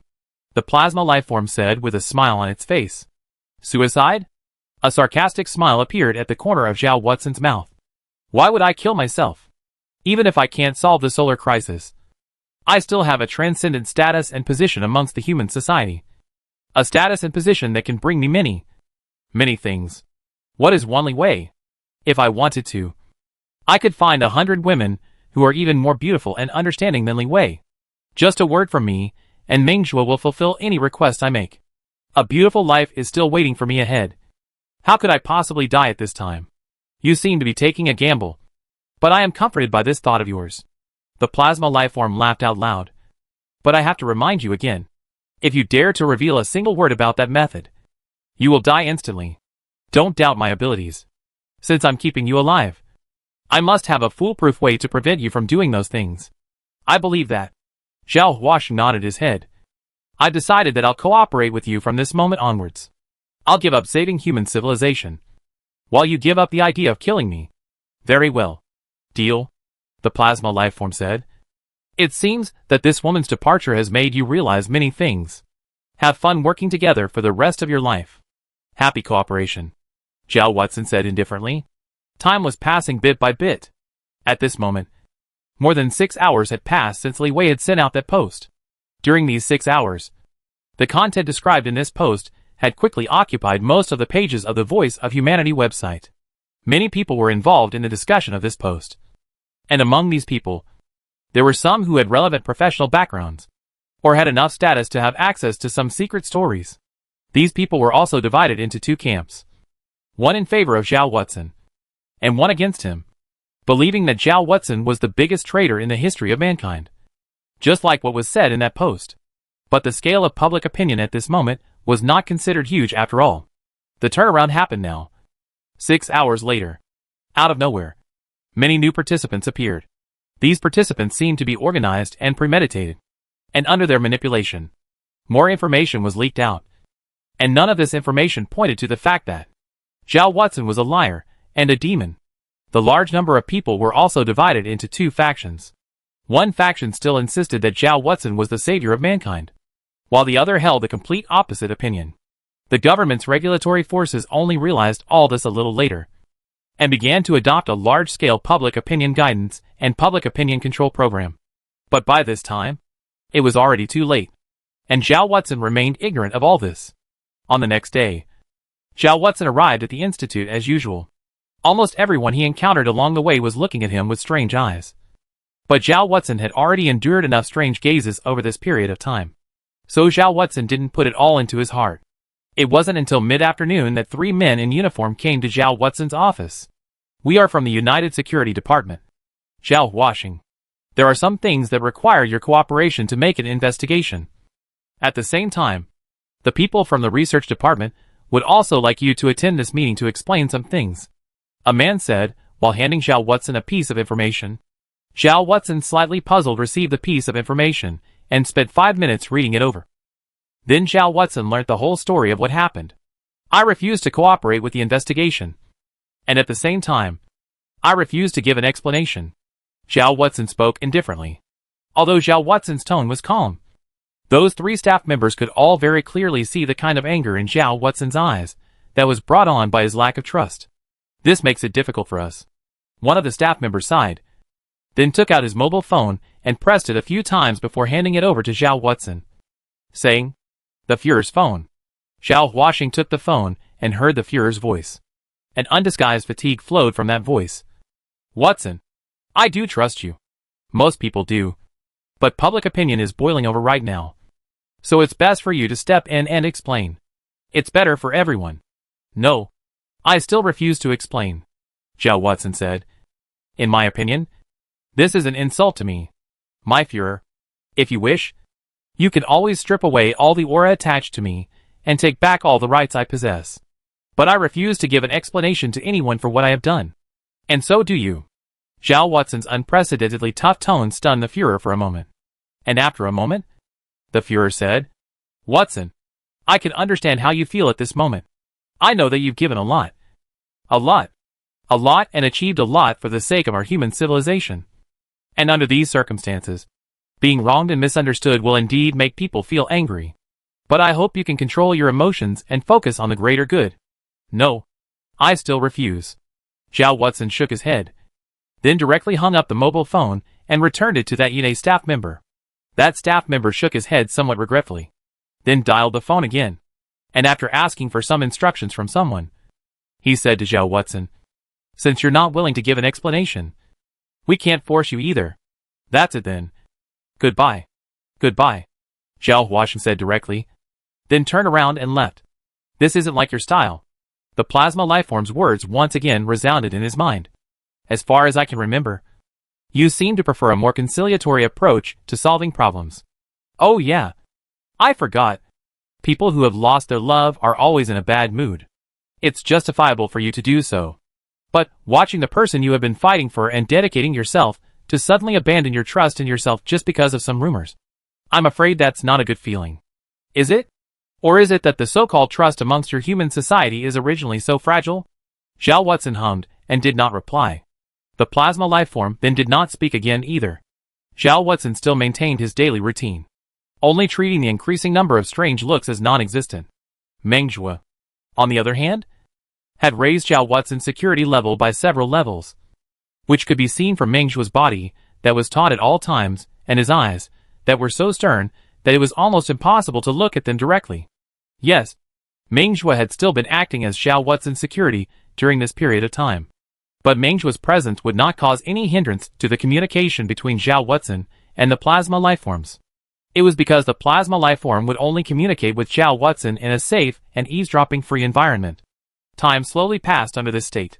Because of Zhao Watson's tough attitude of refusing to give an explanation, public opinion was still fermenting, and the conflict between the two groups of people who held different views became more and more violent. This conflict, after 3 days, finally came from the virtual world to the real world. It was still a normal day. Zhao Watson was traveling home from the institute in a car driven by Meng Zhuo. However, halfway there, the car suddenly stopped. Zhao Watson raised his head with some confusion, and saw a black crowd in front of him rapidly surging towards his car. There were men and women, old and young among those people. But there was one thing that was the same, and that was that all of these people looked hideous and angry. And there were many people holding banners, and on them were clearly a few big words. "Kill Zhao Watson." Meng Zhuo made a snap decision, put the car into reverse gear, and stepped on the accelerator with one foot. The wheels of the car and the ground made a sharp scuffling sound as it rapidly backed up. But after retreating only a little bit, the car had to stop, as the same large group of people appeared at the back. Just in this instant, both Meng Zhuo and Zhao Huaxing understood. This was clearly an organized and planned operation against Zhao Watson. As for who the organizers and manipulators behind this operation were, whether they were certain government executives who were concerned about the fate of humanity, or cultists, or anti-humanists, these questions were of no concern to Meng Zhuo and Zhao Watson. The most important thing now was to leave this place. The faster the better. Seeing that escaping by car was no longer possible, Meng Zhuo pushed open the car door and jumped out of the car, then pulled open the rear seat door and dragged Zhao Watson out. Pulling Zhao Watson to the side and running there were too many people. Even if Meng Zhuo's personal ability was strong, it was impossible to protect Zhao Watson's safety under such circumstances. So Meng Zhuo and Zhao Watson only had to run away, and the street next to them was a little less crowded. Meng Zhuo pulled Zhao Huaxin while running and yelled into the mobile phone. A series of professional terms spat out from Meng Zhuo's mouth. Zhao Huaxin didn't know exactly what those words meant, but thought it probably meant reporting coordinates and requesting support. Zhao Huaxin knew that the human society's suspicion and distrust of himself had finally erupted. Zhao Huaxin's situation was dangerous, but Zhao Huaxin didn't panic in the slightest. Zhao Huaxin's eyes still maintained their usual coolness and calmness, as if Zhao Huaxin had already known that these things would happen and was prepared for them. Chapter 70 changes. The two of them, Zhao Huaxin and Meng Zhuo, finally collided head-on with a group of people who had greeted them. Zhao Huaxin clearly saw a strong young man being sent flying by Meng Zhuo's fist, a howling middle-aged woman being pushed out a dozen meters away by Meng Zhuo, and another young man with a steel pipe being thrown behind him by Meng Zhuo's fling. Meng Zhuo was like a great general who was invincible on the ancient battlefield. Although there were many people coming at him, none of them were Meng Zhuo's opponent. The hundreds of people who rushed over almost blocked the somewhat narrow alleyway. But Meng Zhuo opened a passageway stiffly. Meng Zhuo was always fighting the enemy with one hand, and the other hand kept tugging on Zhao Huaxin's arm. There were too many people, and the situation was too chaotic. Even with Meng Zhuo's care, Zhao Huaxin still tripped over the limbs of people who appeared out of nowhere, or maybe something. So it became Meng Zhuo dragging Zhao Huaxin along. Meng Zhuo was like an iron tower, or a reef in a huge wave. No matter how violent the onslaught of floodwaters was, it could never affect Meng Zhuo. But after all, Meng Zhuo wasn't a god, and Meng Zhuo couldn't guarantee that Zhao Huaxin wouldn't be harmed in any way. And so Zhao Huaxin saw countless hideous and angry faces. Zhao Huaxin saw a very pretty young woman fling her high-heeled shoes hard on Zhao Huaxin. The heels were a bit sharp, hitting Zhao Huaxin with a bit of pain. And Zhao Huaxin also saw that the young woman seemed to be screaming something. Yes, it was seeing, not heard, because the situation was just too chaotic at the moment. Through her mouth, Zhao Huaxin could probably distinguish the content of the woman's scream. "You demon!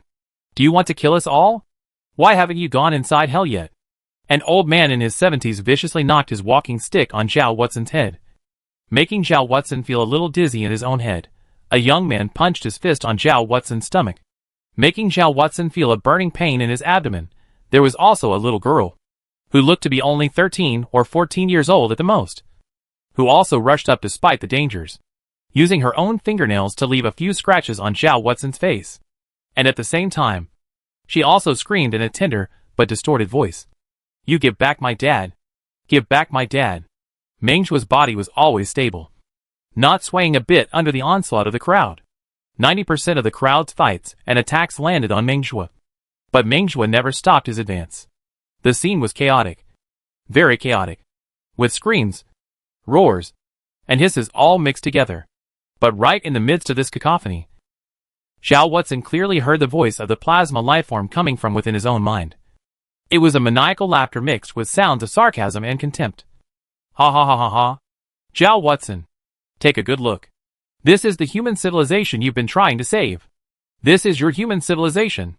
All you've got in return for your struggles. All you got in return is fists and curses.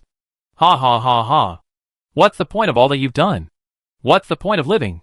Why don't you kill yourself? Hurry up and die. You die. You get relief. And I don't have to go through all the trouble of spying on you." The plasma lifeform did know a lot about human culture. It knew that the kind of pain that Zhao Huaxin was suffering at this moment was something that would be difficult for an average person to endure. It wasn't a physical pain, but a mental one. It didn't mind sprinkling another handful of salt on top of Zhao Huaxin's wounds at this time, and it was eager to see Zhao Huaxin die. No one knew what Zhao Huaxin was feeling inside. The only thing that could be seen was Zhao Huaxin's eyes. Amidst the fists and curses that roamed the sky, Zhao Huaxin's eyes remained cool and calm without a single change. There was no anger, no sadness, no grief, nothing but calm. Amidst the wild laughter of the plasma lifeforms, amidst the deafening cries of "Kill Zhao Huaxin," amidst the deafening cries of "Kill Zhao Huaxin," amidst the countless fists, Meng Zhuo finally dragged Zhao Huaxin away from the crowd. The police had already appeared in front of them, and those police quickly rushed over, while Meng Zhuo dragged Zhao Huaxin to a police car. The police car sounded a piercing siren and brought Zhao Huaxin all the way to the hospital. Zhao Huaxin was like a puppet being manipulated by many people. Many liquids were rubbed onto his body. Bandages, medicinal cotton, injections, and other things in turn. Has been busy for a few hours before the end of the time.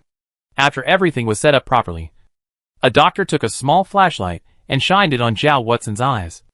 And after checking the pupil reaction, he said to the person next to him, "This is probably a stress protection mechanism after encountering an unexpected situation. He's already fine. He can recover after resting for a while." Everyone then retreated, and the ward fell back into silence. Zhao Washing, on the other hand, kept his eyes open and looked at the ceiling, seemingly thinking about something. Meanwhile, in a dilapidated building in a corner of the City of Life, several uniformed staff members escorted Li Wei, who had messy hair and handcuffs on her hands, to a room. This room was not large in size, and there were no windows on the surrounding walls, so there was no way for the light from outside to penetrate. Only a dim light bulb on the roof emitted a ghostly glow. The center of the room was separated by an iron fence, and on one side of the fence was a chair made of steel. So the staff pressed Li Wei onto the steel chair, and then cleanly locked Li Wei onto it. On the other side of the iron fence was an interrogation table, and Manjo stood behind it, his face cold. "Go ahead. Tell me why you did it," Manjo said coldly. The ice-cold interrogator, the dark and depressing room, and the if not unmistakable smell of blood that permeated the air. Such an environment was already enough to cause an ordinary person's mind to immediately break down. Li Wei also belonged to the category of ordinary people. But not only did Li Wei not have a mental breakdown. Instead, a smile appeared on her face. Li Wei smiled as she looked at Mengzhua on the opposite side of the iron fence and said with a smile, "Excuse me, what have I done?" "We traced your posting record," Mengzhua coldly snorted. "On top of the internet. The rumors about Zhao Huaxing were first put out by you. In addition to the rumors, we also found out through our surveillance that it was you who intentionally leaked a large amount of confidential information about Zhao Huaxing to the God of Salvation cult group, leading to the God of Salvation cult group having the capital and foundation to distort the facts and process the truth. In other words, all the rumors about Zhao Huaxing at this moment, Zhao Huaxing's predicament at this moment, are all caused by you. Tell me why," Mengzhua said coldly. "You should know what this means. So you know it all." Li Wei smiled.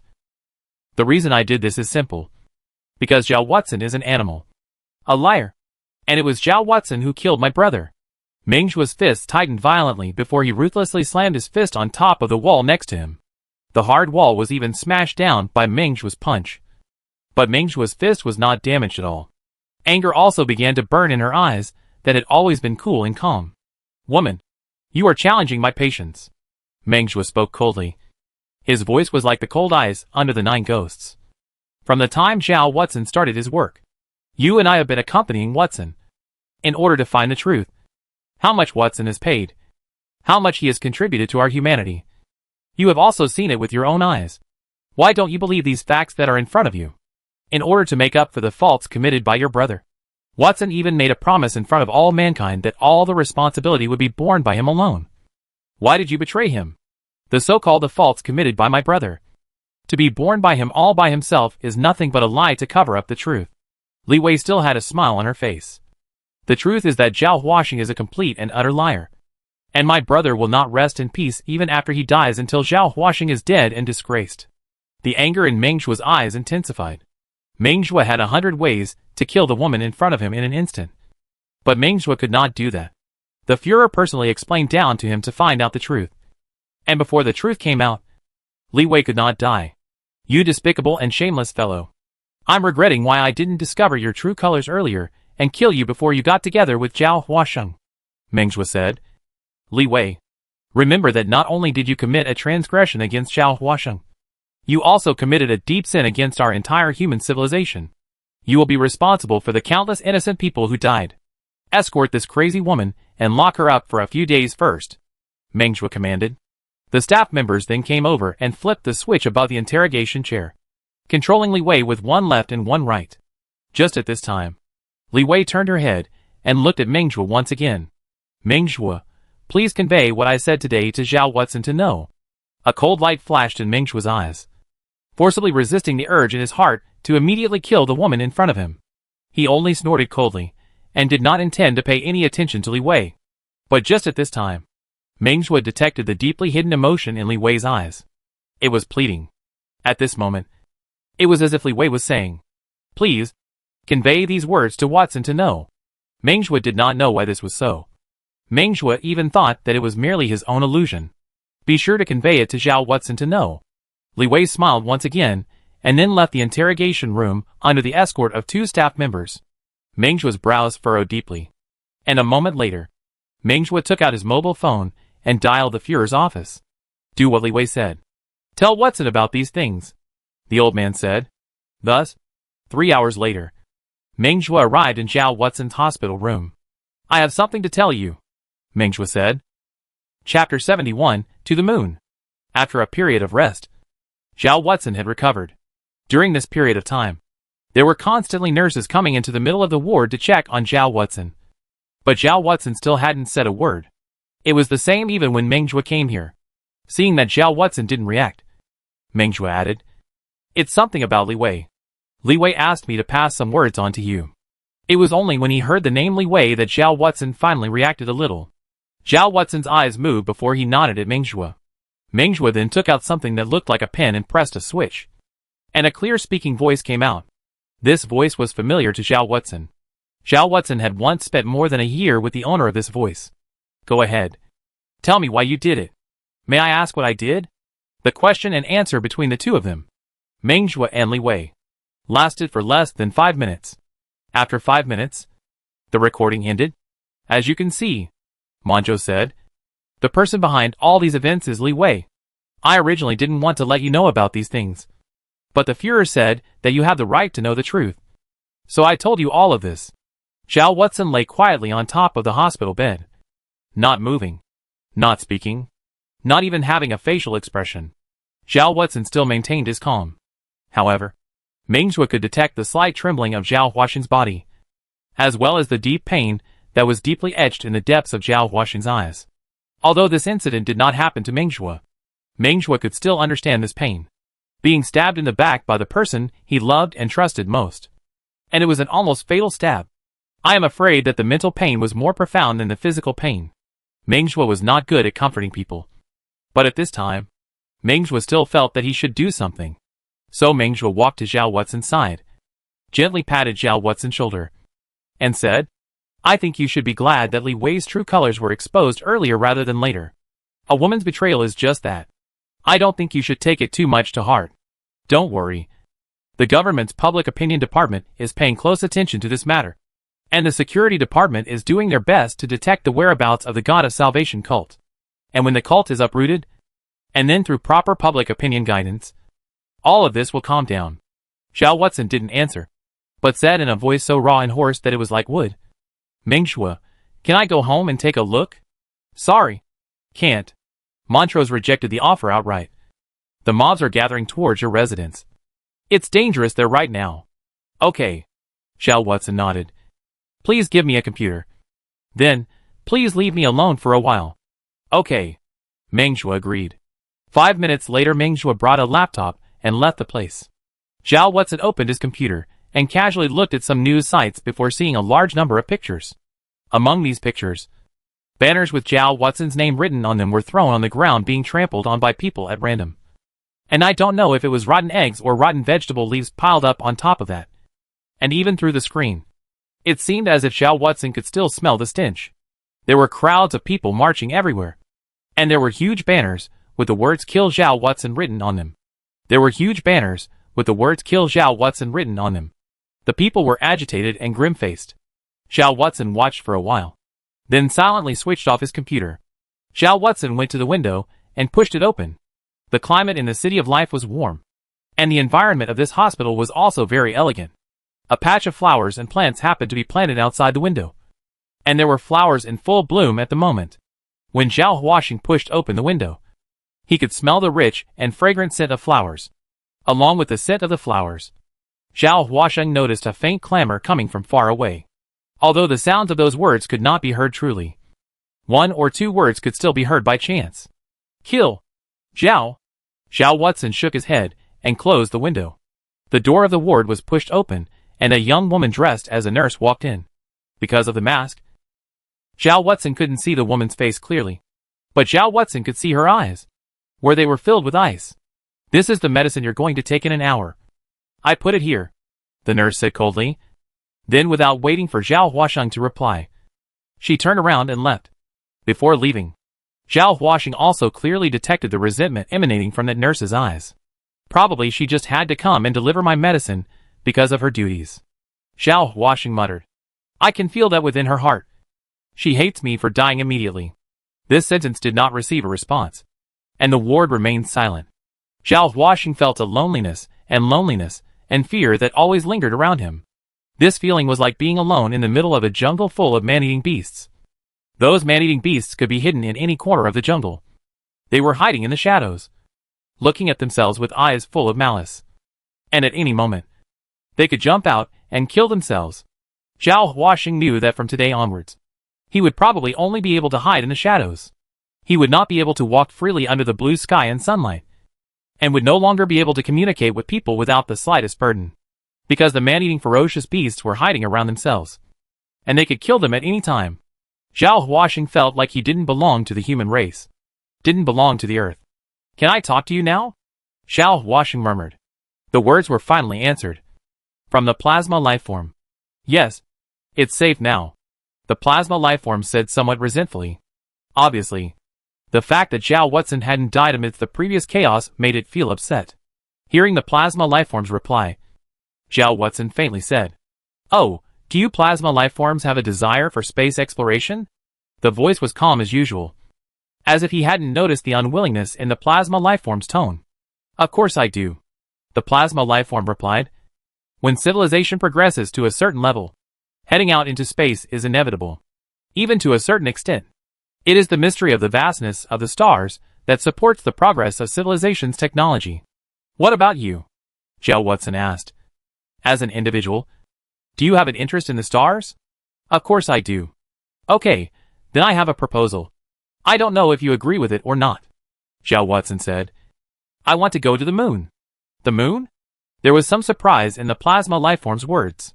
Yes, Zhao Huasheng said. Build a permanent base on top of the moon that combines observation and life-sustaining functions. And we can live there, where there are no mobs, no heavy responsibilities, no lovers that will hurt you and abandon you, where there are only the stars and need for company. You can walk around the moon in your spare time. You can enjoy the clear starry sky above the moon without any pollution. And no one will bother you. Human society has failed me. I don't belong to human civilization. Nor do I belong to Earth. Perhaps you're right. It's a waste of the universe's resources to allow such a lowly species, like humans, to continue to exist. I've decided to give up everything I have amidst human society. No matter if it's honor or status. I can do without all of it. I want to go to the moon. I want to detach myself from human society and live alone, Zhao Huasheng said calmly.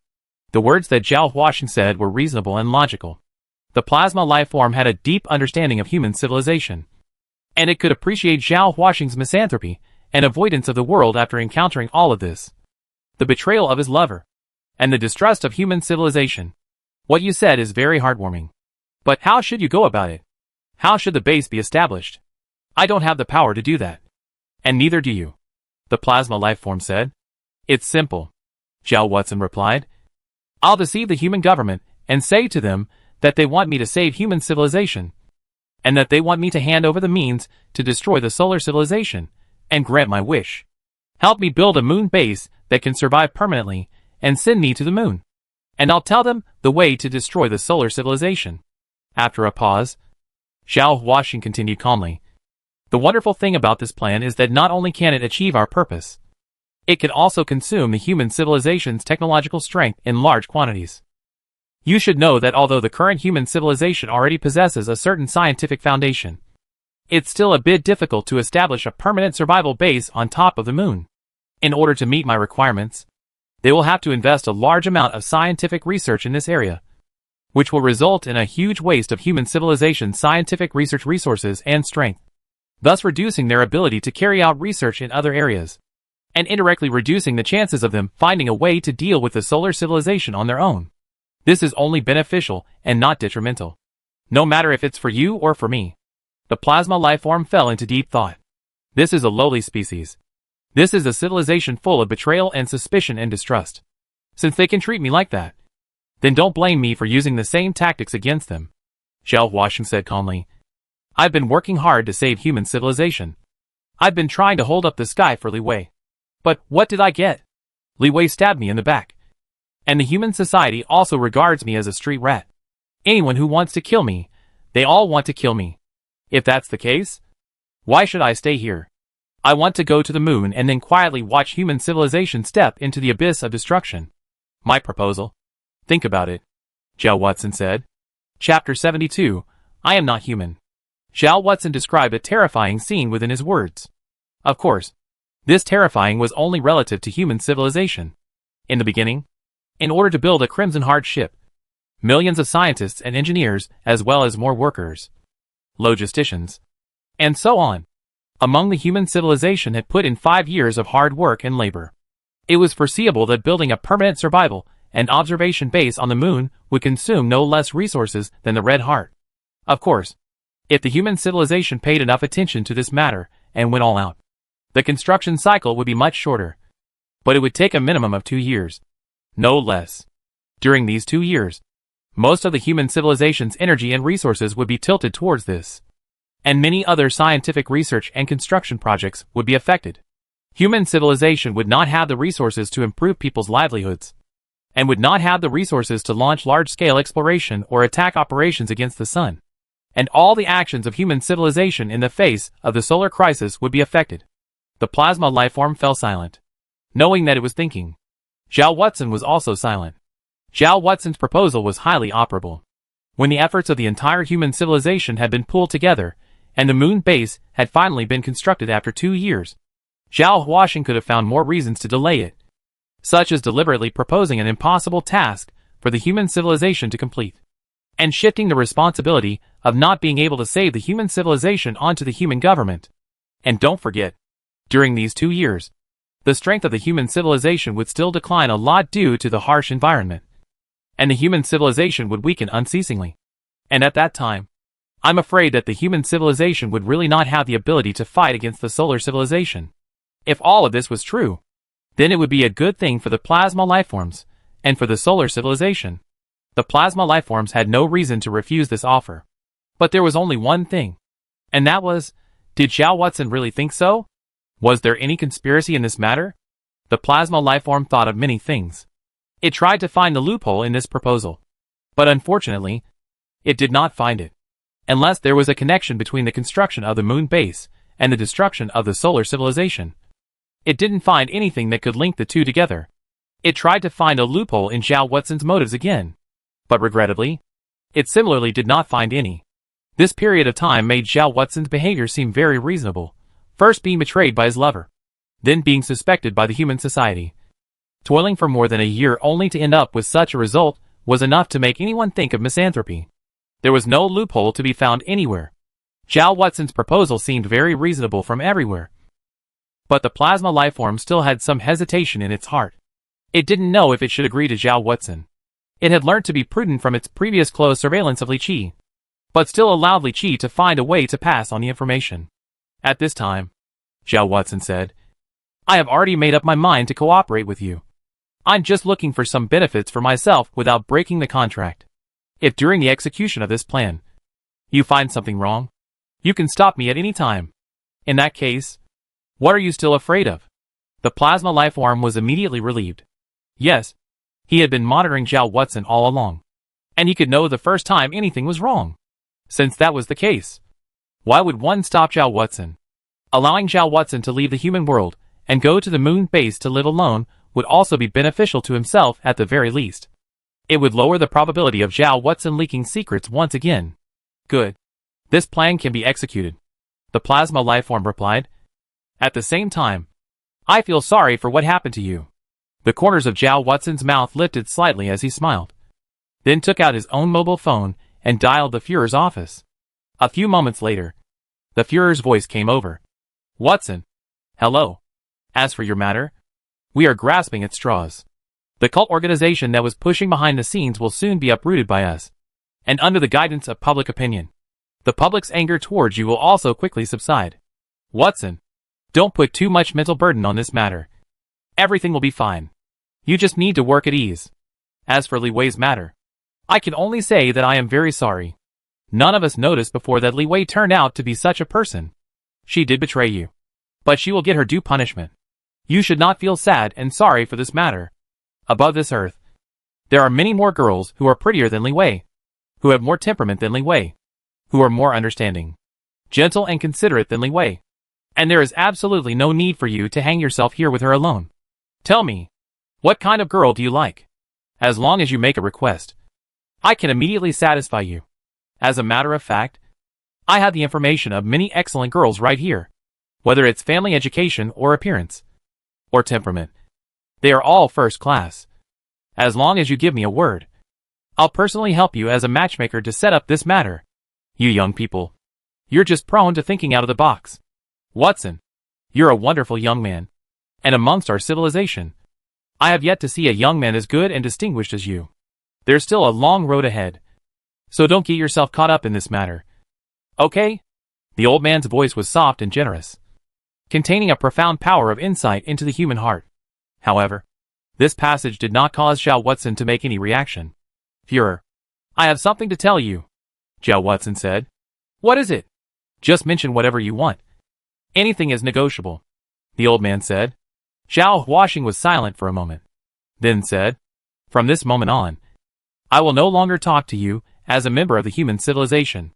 I am independent, and I no longer belong to the human civilization. So our dialogue is equal. You are the head of the human civilization, and I am the head of an independent individual. I want to make a deal with you. Zhao Watson's words were calm, but underneath that calmness, there was an irresistible firmness. The old man clearly sensed this. Watson, you're too paranoid, the old man said. You have always existed in human civilization. Your parents gave you a body. Human society gave you an education and a life. Your body and soul are all branded with human civilization. And this brand will be with you for the rest of your life. And it will never be possible to remove it. This fact will not be changed by your words. Watson, you are not calm or rational right now. Listen to me. Take a rest first. And we'll talk about this matter when you've calmed down. No. Zhao Watson still spoke in a calm tone. I'm already disappointed in human civilization. Completely and utterly. I believe that everything that the human civilization has bestowed upon me has already been paid back in full by me. If it wasn't for my work, the human civilization would have needed at least 2 more years to find the truth about the solar crisis. This contribution is more than enough. Head of human civilization. Listen. I want to make a deal with human civilization. Help me build a permanent living base on the moon. And I'll leave human civilization to live on the moon. Whenever the moon base is built, I will tell you the way to end the solar crisis. Yes, I have found a solution to the solar crisis. I'm using it as a bargaining chip with your human civilization. If you refuse to make a deal, I will be more than happy to observe, as a bystander, how the human civilization is walking step by step under the cool cold into the abyss of extinction. Watson, you have found a solution to the solar crisis? There was some trembling in the old man's voice. Wait for me. I'll be right there. Let's talk about this matter face to face. Welcome, Zhao Huaxing said with a smile before hanging up the phone. Just like the old man said, he arrived in Zhao Huaxing's ward 26 minutes later. With a calm expression, Zhao Huaxing said to the old man who had hurriedly arrived, Please sit down. Have you considered my proposal? Watson, since you already know the solution to the solar crisis, then why don't you hand it over? The old man said, Facts are the most powerful weapon to fight back against rumors.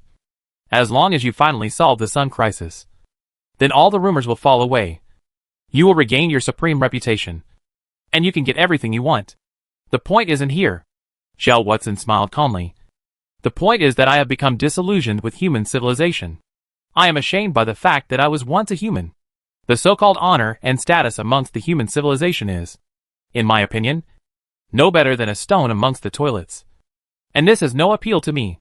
Never expect me to hand over the solution to the solar crisis without any reward. Unless you agree to my conditions. Help me build a permanently habitable survival base on top of the moon. And I'll help you solve the solar crisis. That's all. Zhao Watson repeated. There was some despair in the old man's eyes. Watson, you know, with the strength and situation of our human civilization at this moment, as well as the level of technology, we can't do this. That's your business. It has nothing to do with me. Zhao Huaxing said indifferently. There is no room for bargaining in this deal. Perhaps you can go back and discuss it with your team of handlers to see if you want to agree to my demands. The old man said grimly. I will give you an answer as soon as possible. Chapter 73 Reshaping the World. Zhao Watson still resided in the middle of the hospital and remained there for 5 days. Within these 5 days, more than 20 people had come to visit Zhao Watson. Among these people, there were Zhao Watson's past colleagues, subordinates, leaders, friends, and even a distant elder of Zhao Watson's who had survived. All of these people were intentionally or unintentionally trying to find out what Zhao Washing was saying. But Zhao Washing's behavior was always very cold. When the negotiators and psychologists finally arrived and began to try to change Zhao Watson's mind in a subtle way, Zhao Watson finally took out a tough attitude once more. Zhao Watson smashed a glass on the negotiator's head, to the point where, if it wasn't for the timely arrival of security personnel, Zhao Watson would have picked up the glass shards and cut the expert's neck veins in the next moment. Then Zhao Watson refused to meet with anyone again. The security here was tight, so Zhao Watson couldn't escape. So Zhao Watson was expressing his determination in this way. You guys can kill me and torture me anytime you want. But that also means I'll never reveal the solution to the solar crisis, unless you guys make this deal with me. Beyond that, there is no other way. I no longer belong to the human race. And all the affection, love, and friendship in human civilization are all like dust to me. Don't try to use these things to break my heart's defenses anymore. Zhao Washing's expression was as cold as a stone in the middle of ice and snow. After Zhao Washing showed his most resolute intentions, a meeting with only a very small number of participants was held under the auspices of the Führer. The participants included the top psychologists, negotiators, stellar physics experts, and so on. The Führer said, as you can see, Zhao Watson has declared that he has broken away from human civilization and made a deal with human civilization. The deal is that Zhao Watson will hand over the solution to the solar crisis, and human civilization will be responsible for setting up a moon base for Zhao Watson to live in permanently. What do you all think about this? A physicist took the lead and said, regarding this matter, we first need to assess 2 aspects. 1. Whether Zhao Watson really has a solution to the solar crisis. And 2. Whether the human civilization really has the ability to build a lunar base on top of the moon. An engineer said, I'm not sure about the first point. Regarding the second point, after our assessment, we believe that with our current technology, we already have the ability to build a permanent survival base on top of the moon. We have this scientific foundation, and our obstacles are only some technical detail barriers, which can be overcome in a short period of time. What do we need to give in order to build this moon base? The Führer asked. We'll need to make at least 3,000 rocket launches that are conventional thrusters, since it's about transporting supplies to the moon and not to Earth's orbit around it. We'll need more thrust, and the newer rockets can't provide that kind of power. So it's going to have to be a one-time use only conventional thrust rocket. This is only the rocket aspect. In addition, we need to send at least 10 astronauts to the moon to participate in the construction. Our precision equipment factories on the Earth will be occupied by at least 30% of the construction capacity. From the planning of the lunar base, site selection, drawings, construction, launch, into orbit, landing, assembly, logistics and a series of actions. We need at least 5 million workers and scientists and engineers, logistics support personnel and so on, engineers, logisticians, etc. to participate in the construction of this project. The minimum time required would be 4 years. On the whole, the resources consumed to build a permanent residential moon base exceeds the resources consumed by the Red Hard ship. Another engineer proposed, if we adopt the method of establishing a transit station, that is to say, establishing a space base above the Earth's orbit around the Earth, and then all the materials will be transited here, with a new type of rockets first transporting the required materials to the space base, and then the space base will then send them to the moon this way. We will probably be able to save about 30% of the resource and labor consumption. After all, the biggest resistance we need to fight against is the Earth's gravity, and this aspect can be completely replaced by the new reusable rockets instead of the conventional rockets. This method is probably feasible. The first engineer thought for a moment, then continued, as for whether this method is good or bad specifically, we still need to conduct a bit of follow-up detailed evaluation. All in all, building bases on top of the moon that can be used for permanent survival is something we can do with the power of our human civilization. But I have to remind the Führer of one thing. The overall strength of our human civilization is limited. And in the midst of this apocalyptic coolness, our strength continues to decline. Then it is necessary for us to consider whether it is worthwhile to put so much resources, and energy, and time into building the moon base. If it ultimately turns out that our efforts have been wasted, then that would, in one way or another, mean that at least 100 million human beings have died in vain because they could have died without having to if it hadn't been wasted, the Führer said. So the crux of the matter lies in whether or not Zhao Watson really possesses the ability to solve the solar crisis. Yes, that's the crux of the matter. The engineer nodded. The Führer looked towards the seat of the Ministry of Science and Research. And a scientist stood up and said, Führer, during this period of time, we followed your order and drew experts to form an investigation and evaluation team to conduct a comprehensive evaluation of Zhao Watson's work. And our final conclusion is that Zhao Watson only has a 50% chance of having the ability to solve the solar crisis. Our final conclusion is that Zhao Watson only has a 50% chance of having the ability to solve the solar crisis. The reason for this conclusion is that we did not get any inspiration from Watson Zhao's work. And we found that the work carried out by Watson Zhao was just some ordinary research work, which any ordinary stellar physicist could have done. But we still think there is at least a 50% chance that Watson Zhao has the solution, because we can't rule out a certain subtle, very hidden key point. Perhaps the solution to the solar crisis is hidden in this key point. Figured out this key point, you can get the solution to the solar crisis. Not figured out, there is nothing. And combined with the strange relationship between Director Li Qi and Zhao Watson, we believe that Zhao Watson is likely to have grasped this key point. Therefore, we ended up giving a 50% assessment. The Führer nodded. A 50% chance? Yet we're going to gamble with such a large amount of resources. I think it's unwise. The Führer spoke very frankly. If your assessment results could reach an 80% chance, I might make the decision to gamble. But right now, the chance is too low. A psychologist said. Maybe we don't have to pay that huge price to build a moon base. We can think about a situation. Even if Zhao Watson really does have a solution to the solar crisis, do we really have to go and build a moon base in exchange? No, we don't have to. Although Zhao Watson claims to be detached from human civilization, he is solidly human from his spirit to his body. And as long as he is still within the realm of humanity and possesses the cognition of a normal human being, his decisions are not irrevocable, the Führer said. That is precisely why I invited you and the negotiators to this meeting. Zhao Watson is equally hungry, sleepy, in pain, sad and anxious and upset. And he possesses the full range of reactions that all normal humans possess.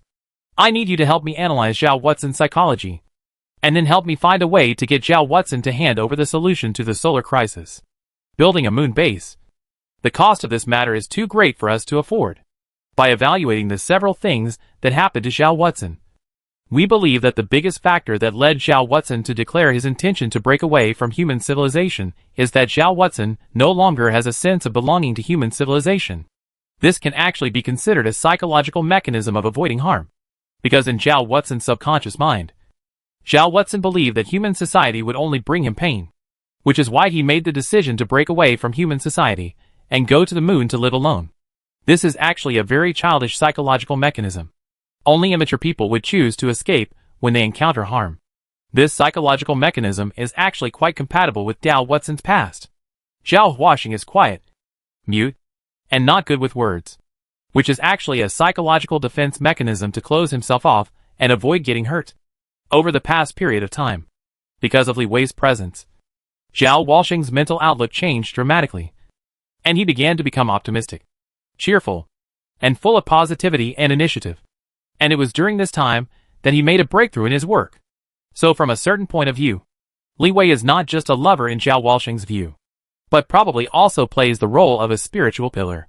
But it was precisely because of this that Li Wei's betrayal caused Zhao Watson to undergo such a huge transformation, coupled with the attack, along with the unanimous crusade of public opinion. This could easily cause Zhao Watson's world to collapse on this. And it's not hard to understand why he made the decision to break away from human society. This kind of person is actually quite stubborn. And it's hard for them to make changes when they recognize one thing. They are only willing to live in their own world, refusing to have too much contact with the outside world. That's why it's difficult to change Zhao Watson's mind. But it's not impossible. The Führer asked. How should one go about changing? Reshape Zhao Watson's world and recreate Zhao Watson's sense of belonging to human civilization. The psychologist said. Chapter 74 Zhao Watson's world. And in the process of reshaping Zhao Watson's world, the most crucial point is that we need to have positive, good stimuli that are comparable to the intensity of Li Wei's betrayal. Only stimuli of this intensity can change Zhao Watson's mind. Another psychologist said. Show Zhao Watson everything that is good in human society. We need to make sure that only people with good intentions can touch Zhao Watson. We need to make sure that any malicious information disappears from Zhao Watson's world, so that Zhao Watson can restore his sense of belonging to the human society little by little. Only then will he willingly hand over the solution to the solar crisis. What are the specific methods of operation? The Führer asked. Get up from where you fell, the psychologist said. Our team of psychologists made an assessment report, and at the top of the report is our detailed recommendation. This recommendation has a central key point, and that is, because Li Wei's betrayal is the most significant factor in Zhao Huaxing's feeling of misanthropy, then we will look for a substitute for Li Wei, so that this substitute can replace Li Wei and resupport Zhao Huaxing's desire for a better life. To put it simply, we're going to use the power of the government to help Zhao Watson pick up girls. The psychologist bluntly said picking up girls on this solemn and serious occasion. The psychologist bluntly said pick up girls in this solemn and serious occasion. A slightly vulgar word. Then walked up to the podium and handed the Führer the stack of information in his hand. Our detailed suggestions are all on this. The Führer picked up the stack of information and flipped through it. The plan has one greatest prerequisite principle. Namely, everything must be natural, and no signs of deliberate artificiality can be shown in front of Zhao Watson. The plan is divided into two main points. 1. The shaping of the external environment. And 2. The shaping of the spiritual environment. 1. The shaping of the external environment. The shaping of the external environment is divided into the following aspects. I. The shaping of the living environment. 2. The shaping of the interpersonal environment. 3. The shaping of the physical environment. And 4. The shaping of the public opinion environment. The following are specific descriptions.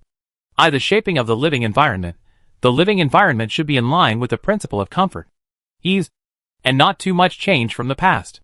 The shaping of the living environment is mainly reflected in the living environment. Following this principle, we need to provide Zhao Huaxing with all the necessary living facilities, including home equipment, clothing, food, etc., and do our best to make Zhao Huaxing feel happy physically. Note, this should be implemented in conjunction with Article 3, and should not be supplied without restriction. At the same time, the external environment should also be comfortable. For example, suitable temperature, beautiful scenery, clean air, and so on. The only one that can satisfy the above conditions is the City of Life. And it just so happens that Zhao Watson also lived in the City of Life before. So there is no need to change this point too much for the time being. 2. The shaping of the interpersonal environment. Human beings are social animals. No matter how withdrawn or closed they are, they need to communicate with other people. The success or otherwise of the shaping of the interpersonal environment relates to a person's orientation towards himself, his dependence on and fondness for the environment. The shaping of interpersonal environment should follow the following key points. People who have communication with Zhao Huaxing should be well-intentioned, believe in and trust Zhao Huaxing, and be optimistic and good at communicating with others. Based on the principle that all arrangements must be natural, we should arrange as reasonable a structure of people as possible in Zhao Watson's circle of existence, such as single people, family structures, the elderly, and children. In terms of social occupations, these people should also have different occupations, so as to enhance the authenticity as well as to avoid the singularity of the topic. At the same time, the neighborhood should be close, and there should be no gaps in community activities. Appropriate collective activities can enhance an individual's sense of identity and belonging to the collective. 3. Shaping of the material environment. We should provide adequate material support for Zhao Huaxing, but not too much. We should secretly raise Zhao Huaxing's demand for material things, example, food, clothing, gifts, etc., and then encourage Zhao Huaxing to get these things through his own labor. We can appropriately lower the demand for labor as a way to raise Zhao Huaxing's sense of achievement. For shaping the public opinion environment, because of the advanced communication system, one's interpersonal environment cannot be limited to reality alone. But the public opinion environment on the internet and the news media is also crucial. When dealing with the public opinion environment, we should follow the following principles. Namely, all malicious speech should be blocked from being accessed by Zhao Watson, but exceptions should be retained here. Exceptions are malicious speech with the characteristics of agitation, and a large number of well-intentioned speech that can be accessed by Zhao Watson should be created. The shaping of the public opinion environment can make Zhao Watson feel that he is trusted and accepted by the human society, which plays a great role in shaping the sense of belonging. Second, the shaping of the spiritual environment. The shaping of the spiritual environment has a sole point, which is the emotional world. Previously, Li Wei's existence could allow Zhao Watson to achieve a breakthrough in the first stage of his work. Now, if we have an existence that can replace Li Wei, we believe that this can also allow Zhao Watson to rebuild a sense of belonging to the human society, and thus willingly help the human civilization to solve the solar crisis. We need to help Zhao Watson find a woman of his preferred type, and then use the power of the government to secretly create opportunities for Zhao Watson and this woman, so that Zhao Watson will unknowingly take back the feelings he has put into Li Wei, and then rebet on the current woman, without the resentment towards Li Wei, without the pain that Li Wei has caused him, and in conjunction with the reshaping of the survival environment in the first stage. We believe that Zhao Watson will lose all reason to break away from human civilization. That stage of the plan can be paired with the second plan among the external environment shaping. We can arrange a variety of outstanding women of different types, styles, and temperaments into Zhao Watson's interpersonal communication circle at the very beginning, and arrange their identities for them in advance, and then determine the focus based on Zhao Watson's different performances. In terms of temperament, we divided the different women into 1. Lovely type, 2. Mature type, 3. Gentle type, 4. Intellectual type, 5. Hot type, 6. Youthful type, 7. Capable type, 8. Valiant type, 9. Cold type, and so on. It is important to note that these different temperaments may coexist in the same woman. In terms of character, we classify different women as I. Humorous, 2. Lively, 3. Gentle, 4. Spirited, v. Shy, 6. Cheerful, and so on. It is important to note that these different personalities may coexist in the same woman. In terms of appearance, we classify different women as I. Slim, 2. Plump, 3. Affectionate, 4. Pretty, v. Introverted, and so on. It is important to note that these different appearance traits may coexist in the same woman. In terms of the environment in which they grow up as well as their upbringing, we classify the different women as I. The $1,000 girl type, 2. The well-off level, 3. The poor but self-reliant type, 4. The type that lives alone away from her parents, v. The highly educated type, 6. The divorced type, and so on. It is important to note that these different upbringings may alternate between different periods of growth. In terms of hobbies, we classify them as I. Food, 2. Art, calligraphy, painting, music, etc. 3. Science and technology, having a prominent hobby for cutting-edge science or some kind of applied science. 4. Dress, v. Personal sports, traveling, running, etc. 6. Other hobbies. It is important to note that these different hobbies may appear in the same woman. Since we are not sure which type of preference Zhao Watson has, we suggest that at least one, preferably 2 women of each different type should be placed in Zhao Watson's life social circle, and Zhao Watson's attitudes towards different people, etc., should be used to determine which woman should be selected as the key target.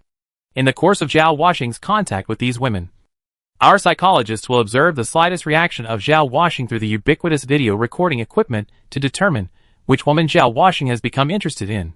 The matter of selecting suitable candidates will require you, my Führer, to select other people to complete the task, and our team of psychologists can serve as judges, responsible for weeding out unqualified people from entering Zhao Watson's social circle, as well as serving as the preliminary training to tell them how to cooperate with us in order to complete the work of approaching Zhao Watson.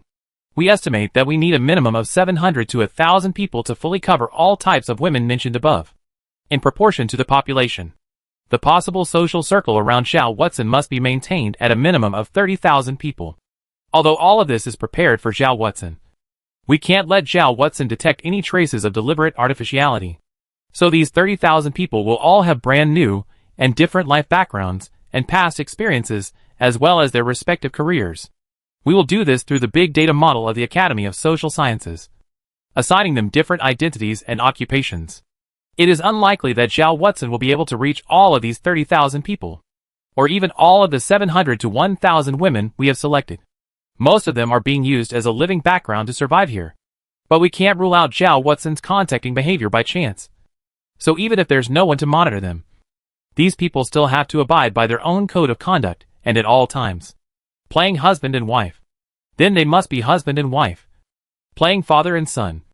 Then they must be father and son. And they need to be father and son at all times. We will complete the training of these people through centralized training as well as group hypnosis and psychological suggestion in conjunction. Chapter 75 Frank's Plan. The Führer turned the information in his hand over a page and continued reading. Carrying out this mission will cause a huge humanitarian crisis. And if it is publicized, it will cause a huge public outcry in society. We have rated the risk level of this mission as A+. And this mission needs to be kept strictly confidential throughout. This mission will also consume enormous resources, and may even have an impact on the entire pattern of the City of Life. But according to our assessment, the resources consumed by this mission will only be 120% of the moon-based program, and will not have an impact on human society as a whole that is beyond expectation. In summary, we consider the plan to be 93% executable. The specific mission consumption list is attached below. After reading this information, the Führer let out a long breath, then waved his hand and instructed, "Make copies of this information, one for each person, and each person to look at it." 10 minutes later, all the photocopied information was recollected and then destroyed in its entirety. The Führer looked ahead and asked, "What are your opinions?" The meeting room fell into silence. After a few moments, an engineer said, "If that plan really only consumes 1–2% of the resources of the moon-based project, we approve of it." Agreed. The Führer let out another long breath and said, "I don't think we need to go to such great lengths. If you can reduce the manpower and resource consumption of the plan to less than 1/10 of its current extent, I will agree to implement the plan." A psychologist thought for a moment, then replied, "It would result in reducing the success rate of the plan to 73%. What about the specifics?" The Führer asked. "It's very simple. Firstly, replace the town that was purposely built for Zhao Watson with the place where Zhao Watson currently resides. That is, still place Zhao Watson in his current residence, and then place trained personnel into Zhao Watson's existing living quarters. Note, this move will elevate the riskiness associated with the mission and the possibility of uncontrolled surprises. Second, cut the number of personnel involved from 30,000 to 3,000, and cut the original 700 to 1,000 women to 200 to 300. The shortfall in personnel filling living background duties is to be filled by simply trained social workers. Note that this move will likewise raise the riskiness of the program. Thirdly, by means of job transfer, the scope of work of the above participants will be moved around the living circle of Zhao Watson, and instead of arranging new identities and occupations for them, they will still be allowed to continue their previous social identities. This move will greatly reduce the consumption of human resources, but this move will likewise elevate the risk. These three moves would reduce the program's resource consumption to less than 1/10 of its original level. No, I personally believe that it can be reduced to less than 1/20th. And at the same time, the program's success rate would be reduced from its original 93% to 70% now. The Führer pondered for a while and said, "Based on the existing consumption of resources, I think the plan can be implemented. Then I will make the following arrangements. 1. The plan will be put on the agenda for implementation immediately. And 2. A comprehensive assessment of the moon-based plan will be launched, and relevant scientific research will be carried out. We can't pin all our hopes on one thing.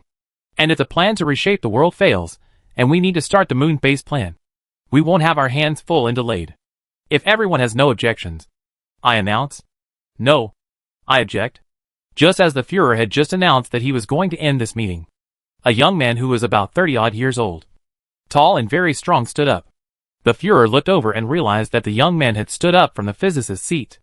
"I am opposed to the implementation of the Remake the World plan, as well as the moon-based plan." The young man spoke calmly. "I found that both of these plans revolve around Zhao Watson. which means that our human civilization has pinned all of its hopes on Zhao Watson at this point in time. Then I would like to ask you, my Führer, a question. Has our human civilization really degenerated to such an extent that we need to count on an anti-humanist to save us? Right now, there are still more than 5 billion of our compatriots surviving on top of the earth. And amongst these compatriots, there are millions and millions of scientists, engineers, and all sorts of outstanding talents. Could it be that Zhao Huaxing is really irreplaceable? Leaving Zhao Huaxing, is our human civilization really going to perish?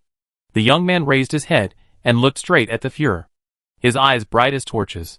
The Führer responded indifferently. But the truth is that none of the millions and millions of outstanding talents you speak of can come up with a proposal that has a feasible and considerable success rate. So far, only Zhao Watson's work has helped us recognize the true face of the solar crisis. And since this is the case, I can take it for granted that the likelihood of Zhao Watson possessing the ability to solve the solar crisis is high.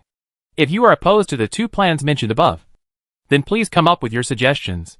The young man smiled a little and looked around the venue before bending slightly and saying, "This is the first time I participated in such a high-profile meeting, so you may not know me yet. Let me introduce myself first. My name is Frank. I am a physicist, and I currently hold the position of scientific advisor in the Ministry of Scientific Research.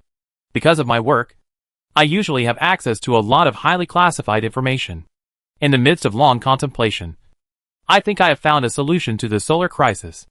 Another older physicist frowned and said, "Frank, why didn't you report your discovery to me in advance or submit it to the Ministry of Scientific Research for feasibility assessment?" "I'm sorry. The reason I kept my idea secret was because I wanted to make sure I was the first to tell the Führer about my idea." Frank smiled. "I would like to thank you for granting me the privilege of attending this meeting and being able to speak directly to the Führer." The elderly physicist grunted and didn't say another word. "Speak your mind. If your solution works and ultimately solves the solar crisis and saves human civilization, I don't mind giving you the highest honor and noblest status. You will become the greatest hero amongst human society, and I can satisfy you with everything you want," the Führer said blandly. Originally, after hearing Frank declare that he had found a solution to the solar crisis, the Führer should have been thrilled and excited. But perhaps due to some aversion to Frank's overweight desire for fame and fortune, the Führer's tone remained calm. Frank sensed this clearly, but it was clear that Frank didn't care about it. "All of you here are the most distinguished experts, so I'm sure you can understand my program. Of course, I am not going to go into the specific details of the execution here, because it is too lengthy. I have already completed a detailed description of my program, which I will distribute to all of you in a moment. For now, I will describe my rough idea," Frank said, although there was some dissatisfaction with Frank's own personality. Whether or not the solar crisis could be resolved was an important matter that concerned the fate of humanity. So everyone, including the Führer, put their attention on Frank. Among the materials I came across, I noticed a detail. When the moth impactor on top of the Crimson Heart ship hit the sun, it once directly broke through the sun's inverse fusion layer, creating a huge cavity with an area of up to 1 million kilometers. It was also this impact that led us to the conclusion that the surface of the sun was still normal. This shows that the inverse fusion layer is not indestructible. The moth impactor's inability to completely destroy the inverse fusion layer lies simply in the fact that its mass is not high enough and its energy is not large enough. So imagine the following scenario. What would happen if we could maneuver a huge piece of matter with a mass of up to hundreds of millions of tons, or even billions of tons, to hit the sun at a relative velocity of more than 400 kilometers per second? One thing to note is that it wasn't because of the energy of the moth impactor itself that it broke through the inverse fusion layer in the first place. It was able to create that huge patch of empty space because its impact triggered a reaction in the sun itself. And then the inverse fusion layer was destroyed by the sun's own energy reactions, such as flare bursts, energy ejections, and other reactions. I have calculated in detail the average intensity of the energy burst at the point of impact of the moth impactor. And the conclusion I have reached is that if a piece of material with a mass of 1 billion tons impacts the sun at a speed of 400 kilometers per second, the energy burst it causes will be enough to empty out 700 billion square kilometers of the inverse fusion layer. And that number is roughly equivalent to 12% of the total surface area of the sun. Then, if we could simultaneously maneuver 10 masses of up to 1 billion tons of material to simultaneously impact different locations on the sun, we would have at least a 70% chance of completely emptying those inverse fusion layers. And because of the intense solar activity, all those nasty plasma lifeforms attached to the surface of the sun would also be killed. That would solve the solar crisis. Frank shrugged his shoulders and smiled. With the destruction of the solar civilization, the human civilization will have a warm, human-friendly Earth again. Just as Frank's voice fell, another physicist stood up and said very directly, "Frank, your scenario sounds like a dream. I'm certain that your scenario doesn't even have a shred of feasibility. Answer me. Are you sleeping and talking in your sleep at this moment, or are you mentally deranged?" Chapter 76 Arthur's Comet. The smile on Frank's face showed no sign of fading when he heard such a blunt and vehement diatribe from his peer. Frank said with a beaming smile, "May I ask, where exactly is my proposal not feasible?" The Fuhrer also frowned deeply, looking at Frank with some confusion. The scientist said, "Common sense alone is enough to deduce that your proposal is not feasible. Firstly, we don't have the ability to send that huge mass into space. If we had that ability, we could just build a base on top of the moon. Why bother? Secondly, even if we had the ability to send enough mass of matter into space, there's no way we'd have the ability to manipulate their orbit. From these aspects, Frank's plan was indeed not executable, even with the Fuhrer's scientific literacy. The Fuhrer knew that this program was impossible to do. It was like, since the Earth is no longer suitable for human survival, wouldn't it be better for humans to move to another planet that is suitable for human survival? Everyone knew that it would save human civilization, but it had no value. At the same time, the Fuhrer knows that Frank can't be crazy. So why would Frank propose such a plan? Frank smiled and said, "Neither of the 2 points you mentioned is a hindrance. Firstly, to answer your first question, I know very well that our human civilization doesn't have the ability to send such a huge mass of objects into space. But I would like to ask, who stipulated that these substances have to be transported up from above the Earth? Wouldn't it be fine to take the material directly from the ground in the middle of space? HM?" The Fuhrer's eyes narrowed. At this moment, a word flashed through the Fuhrer's mind. "Comet. Are you talking about comets or asteroids?" The physicist said. First of all, we don't have the ability to blow up a comet. And 2, we don't have the ability to propel a comet along the way we want it to go.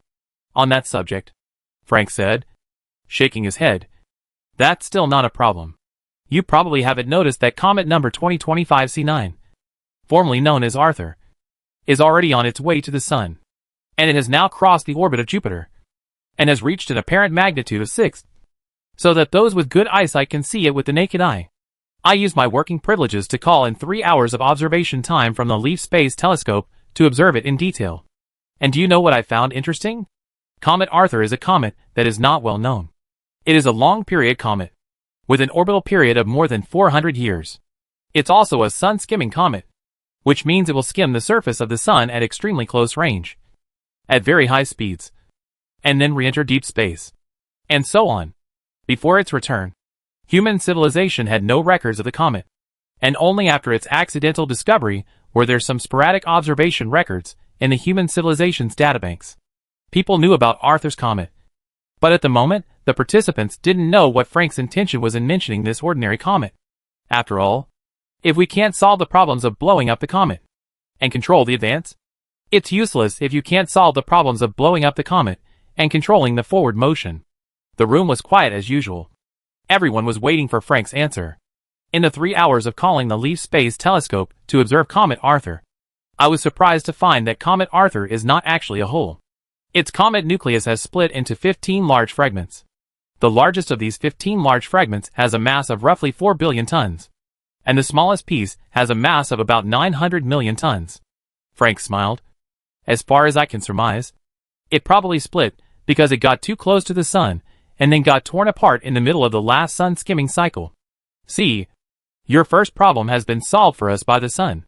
We don't need to figure out how to deliver a large-yield nuclear bomb to shred it, because it has already split itself. A brief silence fell over the room after Frank stated his findings. And after a few moments, murmurs boomed. But how do we control the advance of the shattered pieces? It's got too much mass. There's no way we can do that with our human technology. Another physicist questioned. Frank still had a warm smile on his face.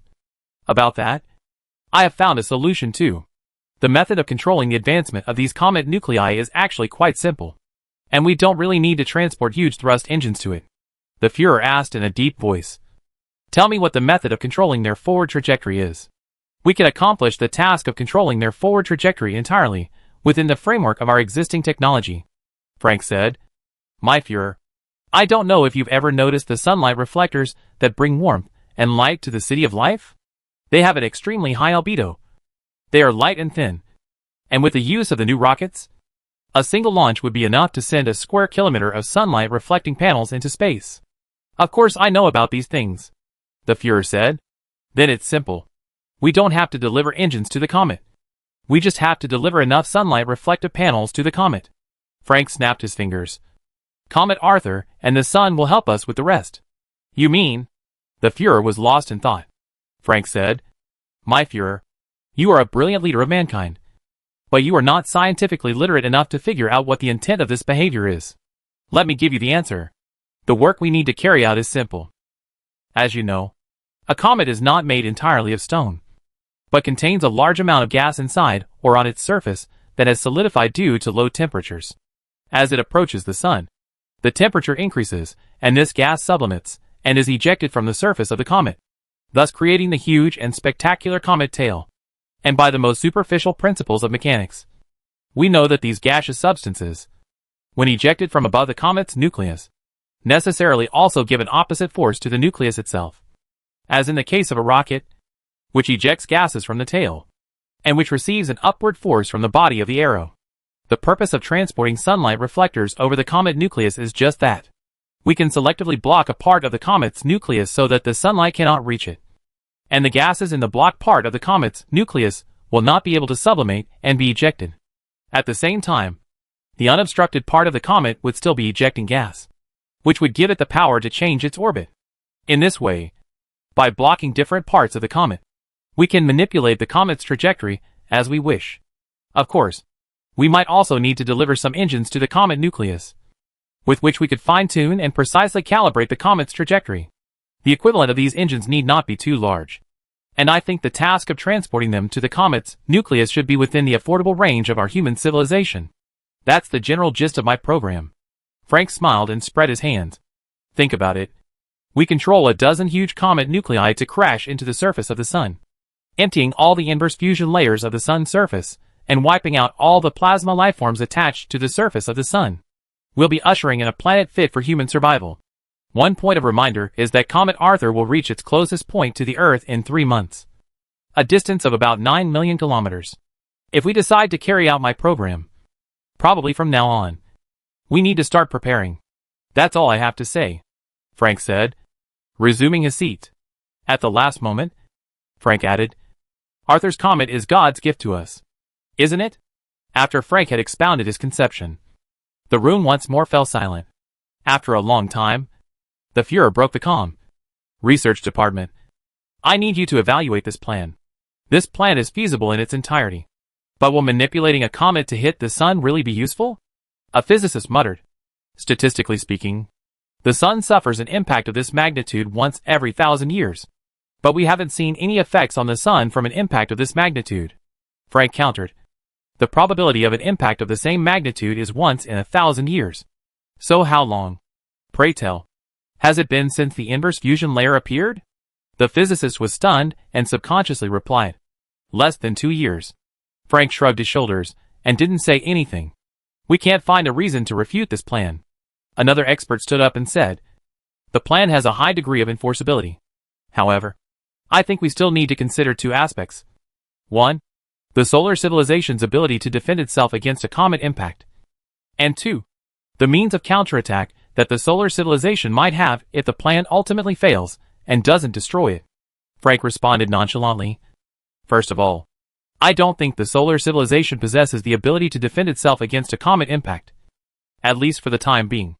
Let's not forget that solar civilization didn't even defend itself against the moth impactor in the first place. Secondly, no plan can be perfect. If we refuse to execute the plan just because we are afraid of failure and a counterattack from the solar civilization, then we might as well just wait for death. I've decided to execute Frank's comet impact plan at the same time, on top of executing the plan to reshape the world against Shao Watson and the moon base plan.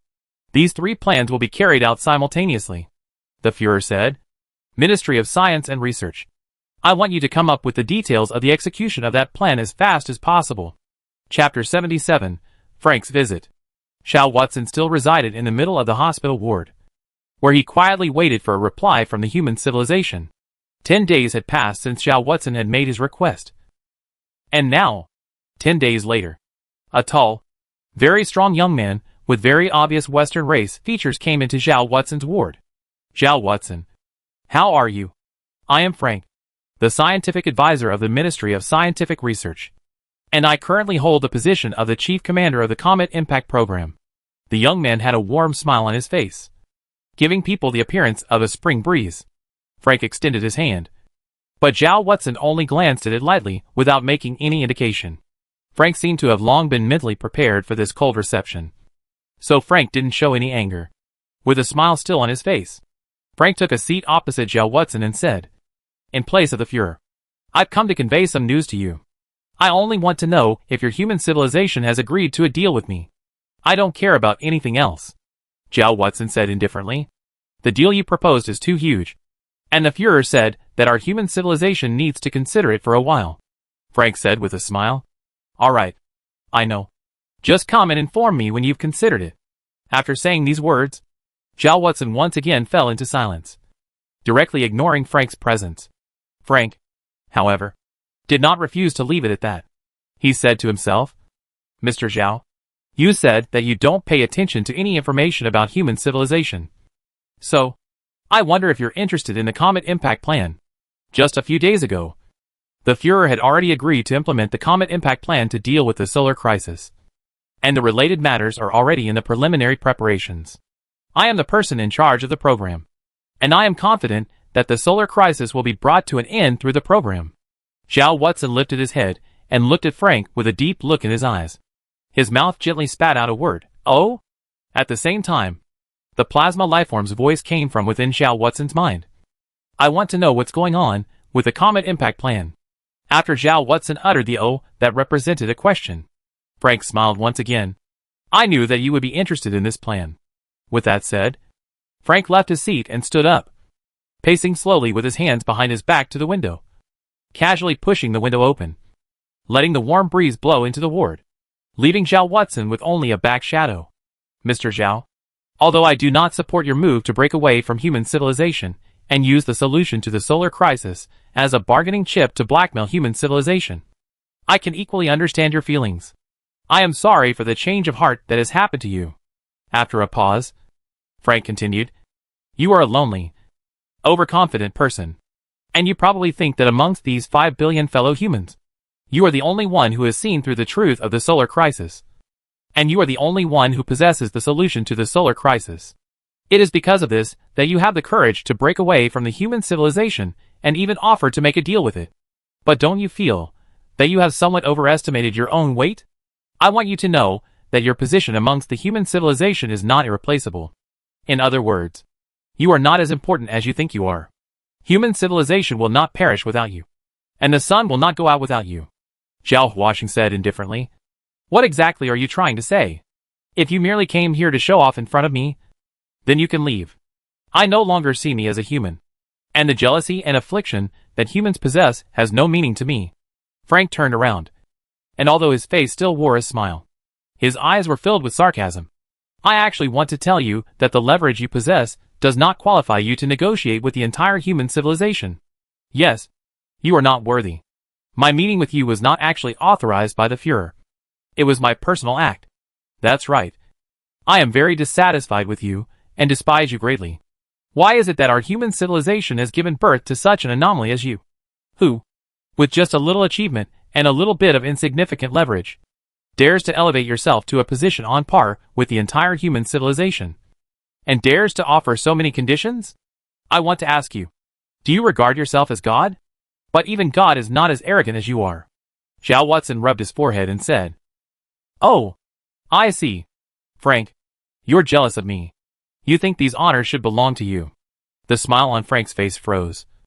Then he opened his mouth, wanting to refute Shao Watson's words. But Shao Watson didn't wait for Frank to speak before waving his hand and saying, To be honest, I'm not interested in these honors. If you want it, Just take it directly.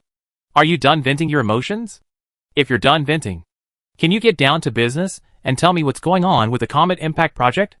In the time it took to say a short sentence, Frank had already adjusted his emotions and brought back the gorgeous smile on his face. You're very interested? Well then, I can tell you about it. Frank spent 5 minutes recounting the rough execution of the Comet Impact plan, then quietly looked at Zhao Watson. Zhao Watson's face was calm, not knowing what he was thinking. In his mind, the plasma lifeform's words came once again. Find a way to stop him and stop the execution of the Comet Impact plan. What is your opinion on this? Frank asked as he looked at Zhao Watson with a smile. Zhao Watson still didn't say anything. And in his mind, the plasma lifeform's words continued to come through. I can't be sure if the Comet Impact plan will destroy our solar civilization. But I know that this plan will at least cause a heavy blow to our solar civilization. Zhao Watson, find a way to stop the Comet Impact plan.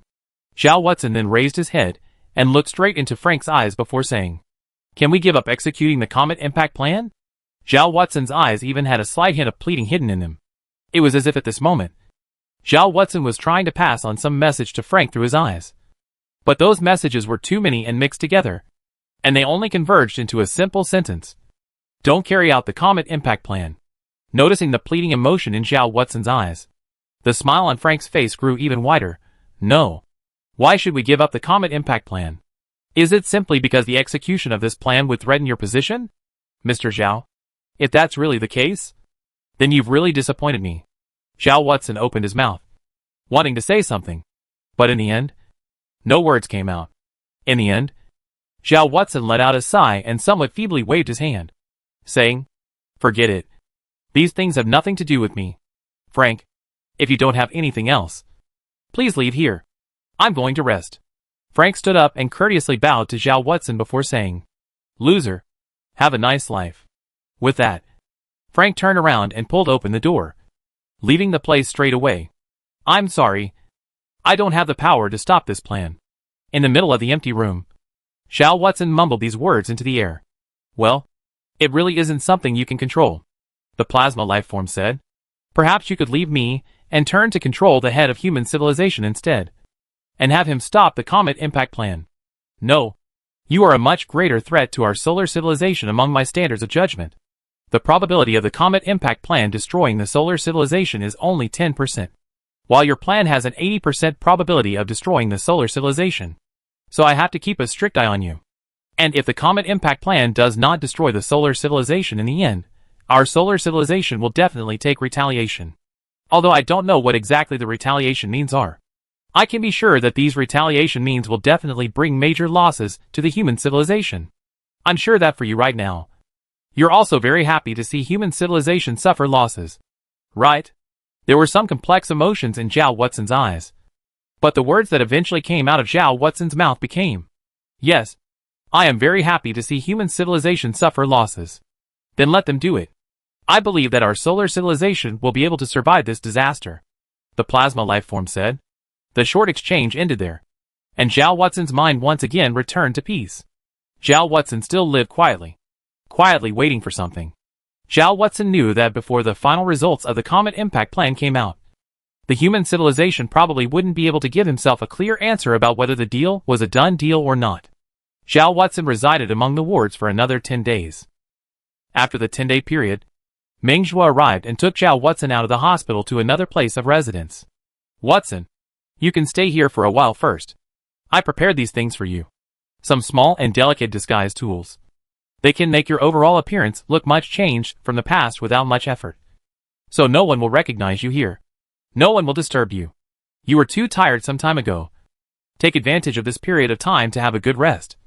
And at the same time, think about it. That's it. I'll leave first. Meng Zhuo's words contained a complex emotion. The Meng Zhuo from the beginning would not have thought that things would have developed into this manner. However, Meng Zhuo did not say anything more. After instructing Zhao Huasheng to take some precautions, Meng Zhuo left the place. Chapter 78 Contact Index. This was a living community that was considered quite high class even in the City of Life. Before coming here, Zhao Watson already had a certain understanding of this place, and knew that most of the people living here worked in various scientific research institutions or government agencies. or held leadership positions in social institutions. All the people living in the City of Life were the elites of human civilization. And those who could live in this community were naturally even more outstanding. The environment here was not only comfortable and beautiful. The supply of materials was also very sufficient. And there were even some recreational areas that could not be seen elsewhere. For example, playgrounds, sports grounds, parks, and so on. Zhao Watson not only obtained a new appearance through those easy-to-use but powerful disguise tools, but also had a brand new identity through Meng Shui's arrangement. Zhao Watson did not resist such an arrangement. Zhao Huaxing lived here. Just like all the other ordinary people who lived here, Zhao Huaxing had 3 meals a day. And in his spare time, he would watch TV, listen to music, read the news, and occasionally leave his home to take a walk in the park, or go to the sports ground to exercise. Zhao Huaxing was completely detached from his previous life. And his acquaintances, or friends, who had close relationships because of his work had disappeared from Zhao Huaxing's world. It felt as if he was living again. Although Zhao Huaxing didn't have a job. Every month, the government authorities would send a fixed amount of money to Zhao Huaxing's account, which wasn't much. But it was enough for Zhao Huaxing to live comfortably here. Even when Zhao Watson moved here to live, Zhao Watson also found that a small car, which was neither too good nor too bad, had been allocated to his name. Zhao Huaxing accepted all of these arrangements without showing excitement or resistance. As usual, Zhao Huaxing was silent and indifferent. Another evening, Zhao Huaxing, who had been bored at home for a day, left the house and came downstairs to the small park not far away to walk around aimlessly. The climate in the City of Life was very warm, so all kinds of vegetation in this small park were lush and green, and there were many blooming flowers mixed in.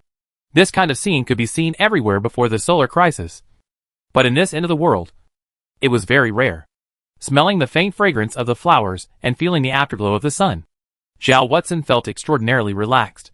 There were quite a few people in this small park besides Zhao Watson. Most of these people came here to relax after a long day of work. Although the conditions here could be considered upper class within the entire human civilization, there was still a lack of entertainment. In the evening, coming here to take a walk and chat became one of the few recreational activities. A young woman wearing a tracksuit, sports shoes, a long ponytail, and earphones in her ears ran over from behind Zhao Watson. And when she passed by Zhao Watson's side, the woman turned her head back and smiled slightly at Zhao Watson before turning her head again and slowly running away. As her footsteps moved, the ponytail at the back of her head swung around. Zhao Huaxing stared at her back for a while before averting his eyes and continuing to look at the verdant stone path in front of him as he continued to walk slowly. The clothes and shoes that the girl was wearing, as well as the hair band on her ponytail and the headphone cable for listening to music were all pink. She had a great body, and her looks were exquisite. This outfit and her appearance all revealed a youthful, beautiful, energetic and moving temperament. But Zhao Watson didn't seem too interested in this. A camera hidden in the grass nearby captured all of Zhao Watson's reactions. A group of micro-expression and movement analysis experts, psychology experts, and gender experts were nervously analyzing the internal meanings contained in Zhao Watson's reactions. Expression stiffness time is 0.3 seconds. Pupil narrowing degree is 6%. Heartbeat. No change in blood pressure. No change in body temperature. No change in the frequency of footsteps. And the movement parameters of each muscle in the face are. Comprehensive analysis. The index of Zhao Watson and number 1 continuing to have contact with number 1 is 17, which is on the low side. And number 1's value is low. The value is low. Suggestion. A second encounter can be conducted, and the data of Zhao Watson's various physical characteristics from the second encounter will be used to finally determine whether number 1 is valuable. In the middle of this small park, Zhao Watson continued to slowly advance. Zhao Watson was still walking with his head down, as if he was thinking about something. Just at this time, a young woman wearing a black professional outfit with long shawl hair and black framed glasses walked over to him. She was holding a book in her hand, and similarly also lowered her head, looking at the book while walking slowly. A quiet and tranquil aura lingered on her, as if seeing her, anyone would have to unconsciously quiet down for fear of disturbing her and affecting her thinking. She ended up accidentally colliding with Zhao Watson. The woman let out a low cry. Her body swayed twice, but didn't fall in the end. But the book in her hand fell to the ground. not bothering to pick up the book. The girl took a step back and said repeatedly to Zhao Watson with embarrassment, I'm sorry. I'm sorry. I was too engrossed in reading the book and didn't see you. Zhao Huaxing waved his hand, then bent down and tried to pick up that book. When Zhao Watson's fingers just touched that book, Zhao Watson saw a few big words above the cover of the book. Introduction to Stellar Physics. Zhao Huaxing's fingers paused slightly for a moment, and then without stopping any longer, he directly picked up the book and handed it over to the woman, while asking, You're a stellar physicist? The woman said somewhat shyly. No. I studied information communication at the university, but I'm very interested in astronomy. So I bought some related books intending to read through them myself. But there are so many things in them that are too deep, and I need to think for a long time before I can understand the meanings. Just now I was thinking about a problem. That's why I accidentally bumped into you. Oh, can you tell me what the question you were thinking about was? It's about a model overview of flare outbursts. Why? Are you interested in those too? The woman asked. After uttering that word, Zhao Watson hesitated for a moment before waving his hand, sort of slightly interested. See you later. Saying that, Zhao Watson staggered away from the young woman standing in front of him, then continued to walk forward. A camera hidden in the corner similarly captured Zhao Watson's entire reaction, and then transmitted it to a certain room in the distance. Conversation time is 73 seconds. Heartbeat. Blood pressure fluctuating at 9%. No change in body temperature. And the movement parameters of each muscle of the face are. Comprehensive analysis. The index for Zhao Watson and number 2 to continue their contact is 63. And the index is intermediate. Recommendation. Make arrangements for a second encounter as soon as possible. This was merely an insignificant hiccup on a stroll for Zhao Watson. After the short conversation ended, Zhao Watson continued to walk forward and came to a small square. On top of the small square, there were people playing badminton and table tennis. When Zhao Watson passed by, perhaps because of the player's mistake, a badminton ball happened to land by Zhao Watson's feet and bounced a few times. Immediately, a female voice full of vivacity entered Zhao Huaxing's mind. Hey, that handsome guy over there. Help pick up the ball. Zhao Huaxing lifted his head and saw that roughly a dozen meters away, a young woman dressed in a cool dress with a head of crisp, floppy short hair was waving at him. This was a young woman who looked affable and easy to contact at first glance, and was very optimistic and cheerful and lively. When he heard the girl call out, Zhao Watson bent down, picked up the badminton ball, and threw it over with force. The woman took the ball and hit the badminton ball to her partner across the court with a crisp strike. Her partner was a slightly thinner girl. The girl swung her racket, but was a little slower, and the angle wasn't right to catch the flying badminton, so it landed back on the ground. Go on. I'm not playing with you anymore. Your skills are too low, and it's too pointless to play with you. The girl screamed, then turned her head and shouted at Zhao Huaxing again. Handsome guy. Interested in a couple of games? Zhao Watson, who had already turned his head and was about to walk away, turned his head again, shook his head at the girl and said, No, I don't know how to play badminton. Come on. Come on. I can teach you if you don't know how. Anyway, there's nothing to do. Let's play a couple of games together. Okay? The girl greeted with enthusiasm. Zhao Watson still had a faint smile on his face, but he shook his head once again before turning around and leaving, never looking back here again. Conversation time is 21 seconds. Heartbeat. Blood pressure fluctuation amplitude is 0. No change in body temperature. Each muscle movement parameter of the face is. Comprehensive analysis. The index for Zhao Watson and 3 to continue contacting each other is 6. The index is extremely low, and the value of 3 is extremely low. Recommendation. There is no need for number 3 to continue to exist here, based on number 3's personal wishes. Number 3 may choose to break away from the Reinventing the World program, or may choose to continue living here as a background character.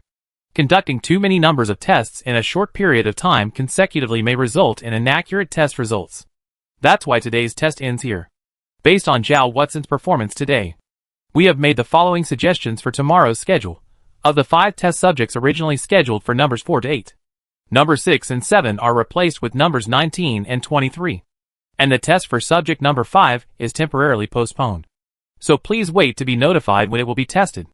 In the meantime, Schedule the second encounter for number 2 for tomorrow morning.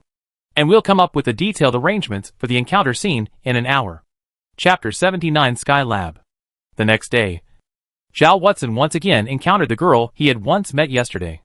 The time was precisely in the morning, and the sky was densely packed with star-like sunlight reflective panels surrounding the slightly dimmed sun. And together with the sun, they jointly brought warm air to the City of Life, as well as allowing the various plants in the City of Life to grow.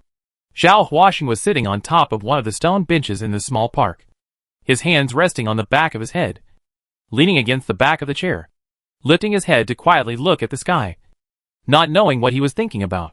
Just at this time, a soft female voice came into Zhao Huaxing's ears. "Hello. Can I sit here?"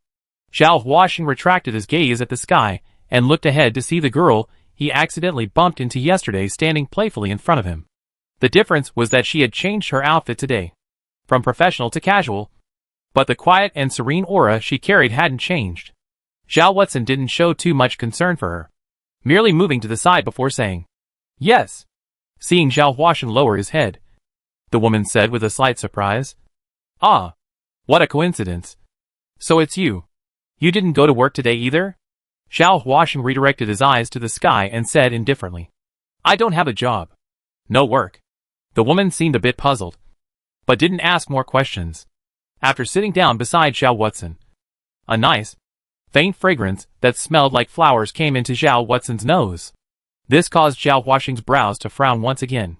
"I got sick today and didn't go to work. Being bored at home is too meaningless, so I came out for a walk. I didn't expect to meet you again. What a coincidence." My name is Wang Yu." "What's your name?" Where do you live? You seem heavy. Something on your mind?" "Oh, can you tell me what's on your mind?" No matter what words the girl uttered, Zhao Watson always returned a faint word. Seemingly sensing that Zhao Watson didn't want to speak, the girl quieted down as well, sitting beside Zhao Watson, spreading the book she was holding on top of her legs and quietly reading it. The image of this scene was similarly captured by a hidden camera, which was then transmitted to a distant location. Zhao Watson didn't leave on that note, instead choosing to remain seated here. "I suggest that the contact index of the second be adjusted upwards to 80 points, with a level of advanced, and that planning for the third contact begin as soon as possible." Time passed quietly. After about an hour or two, the female closed the book in her hand, then stood up and said to Zhao Watson, "It's getting late. I'm going back. Aren't you going home? Well, then, goodbye. Thank you for spending the morning with me." Zhao Watson still put his hands on the back of his head and looked up at the sky, never glancing at the ladyboy. The ladyboy waved her hand at Zhao Watson before turning away. Time was still passing calmly. This area in the City of Life was like a paradise above the earth, and whatever changes in the outside world could not spread here. Zhao Huaxing's life was unprecedentedly leisurely and comfortable. This kind of leisure and contentment wasn't only reflected in the state of his life. No matter where Zhao Huaxing went, Zhao Huaxing could always notice a faint warmth enveloping him. Whether it was a chance encounter with a smiling grandmother, a bouncing child with a lollipop in his hand, a chance encounter with a very pretty young woman who was very kind to him, or a chance encounter with a group of energetic young people having a picnic in that chance encounter, Zhao Watson was simply in that chance encounter. Zhao Watson was simply passing by, and was pulled into the party by a group of young people sitting on the ground, watching them sing, tell stories, drink beer until they were drunk, and laugh heartily. Although Zhao Watson had been quietly watching from the sidelines and had not participated in the party, Zhao Watson could also appreciate their relaxation and their joy. Life went on like this. Zhao Huaxing is like a ghost walking in the human world, coldly watching all the beauty of this world, and then not staining any bit of dust in this world. There were more people of all colors than Zhao Huaxing could count who appeared in Zhao Huaxing's circle of life. But these people did not create ripples in Zhao Huaxing's heart. Zhao Watson was also keeping an eye on the progress of the Comet Impact Program, for the sake of stabilizing people's hearts and boosting their confidence and cohesion. The human government had been releasing the details of the progress of the Comet Impact Plan, whether it was from the internet or on top of the traditional media. Zhao Watson was able to obtain ample information. The scientists first mobilized a huge observation force, aiming countless telescopes at the comet that had not received any attention before, and even launched 3 probes to observe Comet Arthur. with one of the probes attaching a lander that landed directly on top of the largest piece of Comet Arthur. The scientists numbered the 15 large fragments alphabetically, naming them Arthur A, Arthur B, and Arthur O. The scientists determined the size of the fragments in detail. The scientists measured in detail the size, mass, shape, gas content, elemental composition, and other physical properties of these 15 fragments, and then carried out precise and detailed calculations on the orbit of Comet Arthur, the gas ejection rate, and other data. After obtaining these data, the scientists launched the next step in the calculation. The scientists divided the surface of the Sun into 15 different sized areas, and then began to calculate which piece of debris would be most appropriate to hit which area. After this step of deduction and calculation, scientists began to simulate the orbit of Arthur's comet fragments, and began to calculate how much engine thrust and how much gas injection rate should be used in order to make these fragments follow the orbit in the calculation. It was a very large and precise calculation process, the first of its kind in human history. But mankind had no choice. This was after all the least expensive and most successful of the calculations. So the human community had to go all out to get it right. Tens of thousands of scientists were involved in the modeling and calculations and mission planning. And the construction of the Skylab space base was also included. The construction of the Skylab space base was also included in the planning of the work. As the scientists said, it would not be cost-effective to launch the solar reflectors and engines directly to Arthur's comet on a high-powered, single-use conventional rocket. Building a space base in orbit around the Earth to act as a staging area would be the most time-efficient approach. The task of transporting materials between Skylab and the ground was taken up by the new reusable rockets.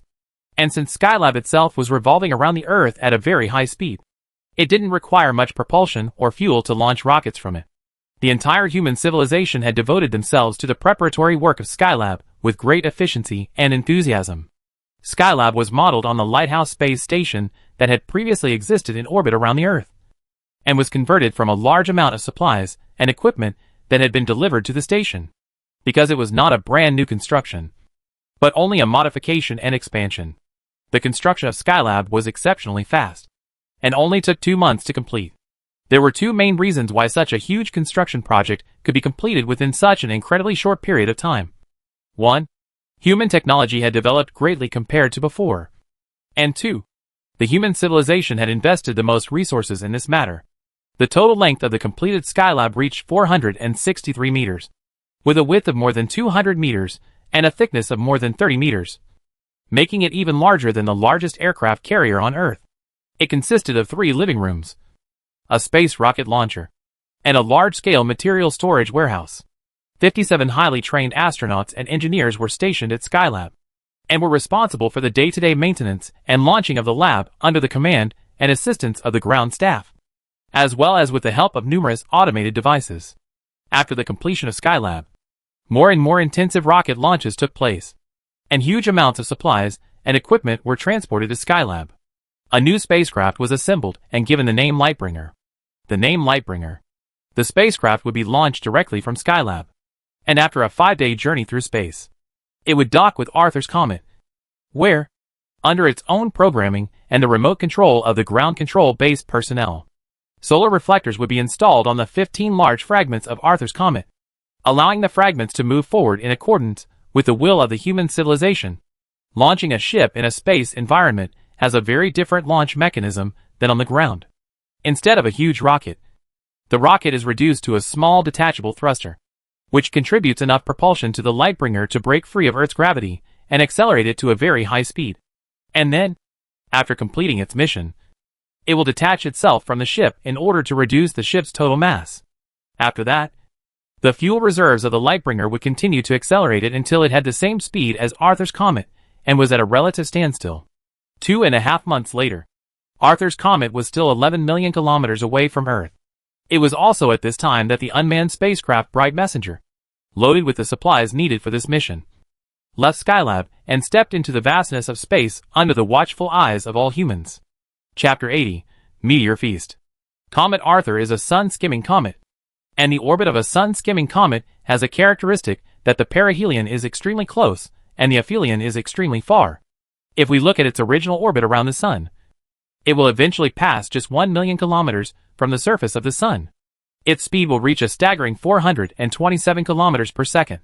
It is also this characteristic that brings the possibility for human beings to change its orbit around the sun and change it from a sun skimming to a collision with the sun. Because its original perihelion is very close to the sun, mankind does not need to change its orbit too much. Just need to change a little is enough. If its perihelion was farther away from the sun, there would be nothing we could do about it, even if we used all sorts of tricks. But just this little change in orbit has already cost human civilization a great deal. Because the closer the comet was to the sun, the faster it got. The speed of Arthur's comet was already quite amazing.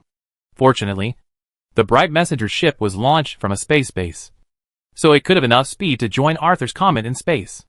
At the same time, the extremely high forward speed and extremely short time meant that human civilization only had one chance. As long as it missed this opportunity, human civilization would never have the ability to change the forward orbit of Arthur's comet again. The entire mission of the Bright Messenger spacecraft took the mode of live broadcasting, and any human could watch the spectacle through various media. Jal Watson was no exception. And even the plasma lifeform that did not belong to human civilization was no exception. It was also very concerned about this matter. Only that its state of mind when watching the live broadcast was very different from that of the human civilization. While any human hoped that this mission would be successful, the plasma lifeform was hoping that this mission would ultimately fail. Under the gaze of all humans, the Bright Messenger ship finally crossed the long distance and arrived at a place only tens of thousands of kilometers away from Arthur's comet. The Bright Messenger did not need to slow down after approaching Arthur's comet, because Arthur's comet itself was traveling at a very high speed.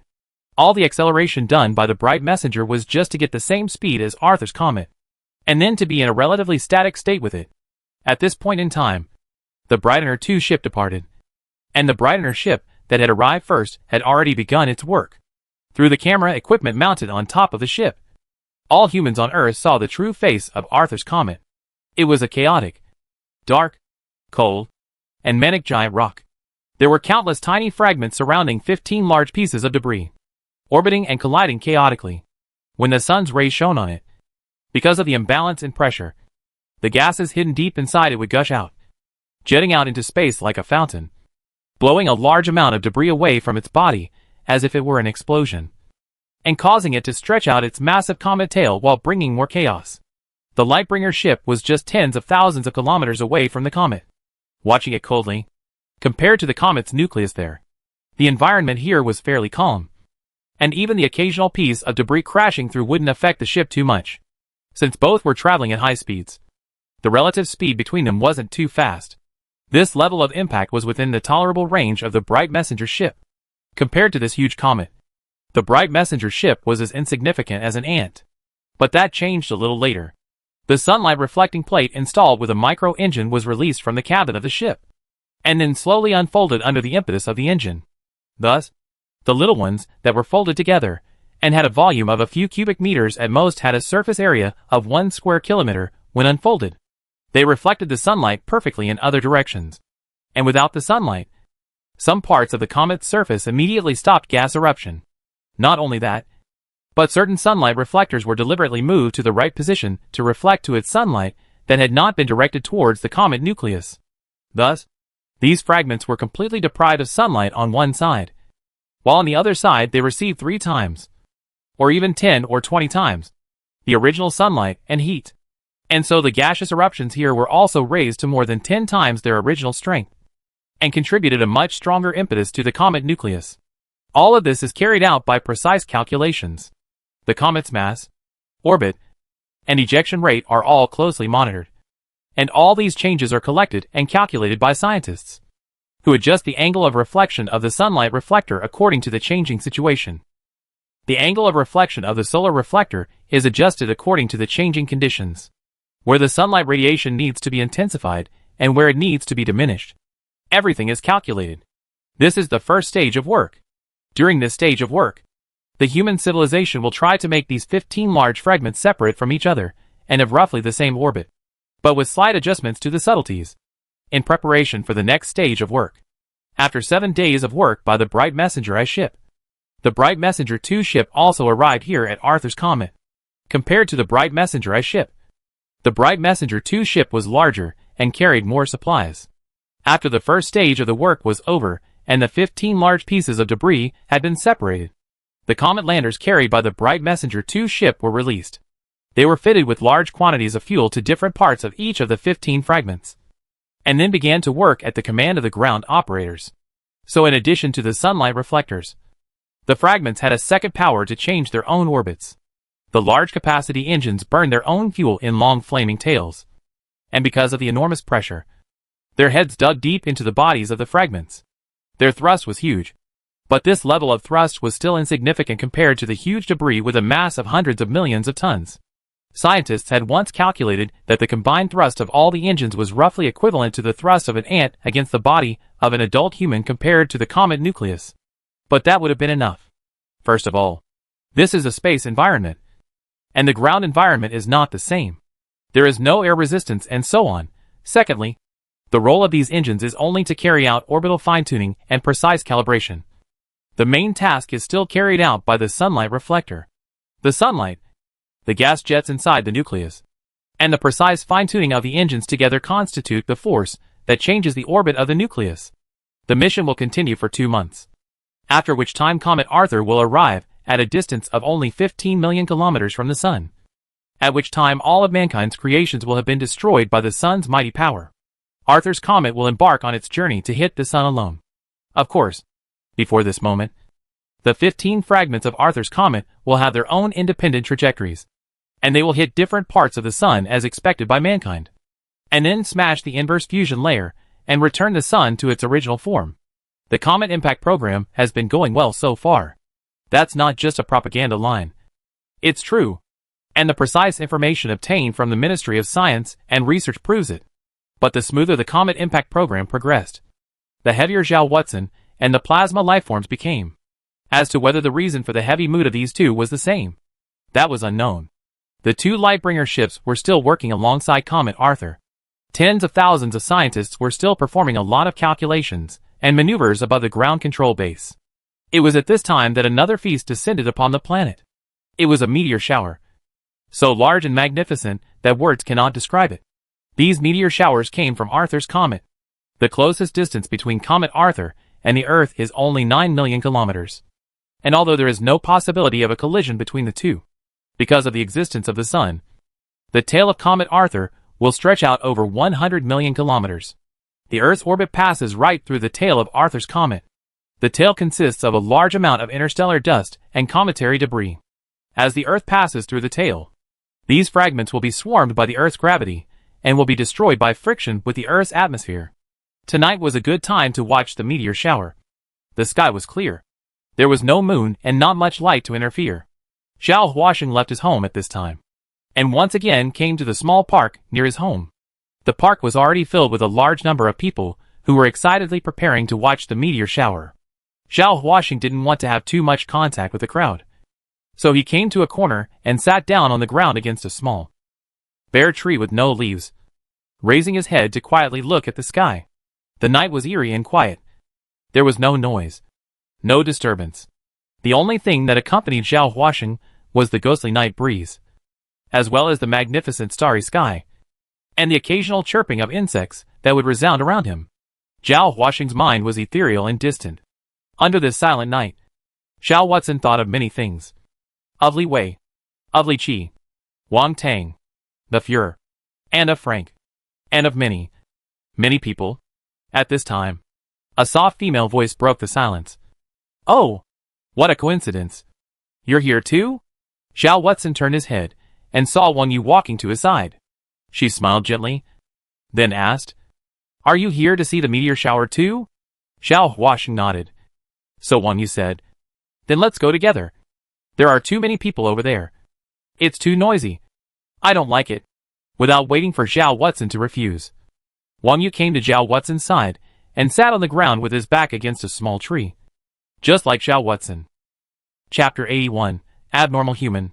A nice fragrance from Wang Yu's body entered Zhao Huasheng's nose, and noticing that Wang Yu had sat beside him, Zhao Huasheng did not make any indication. Zhao Watson's expression didn't change.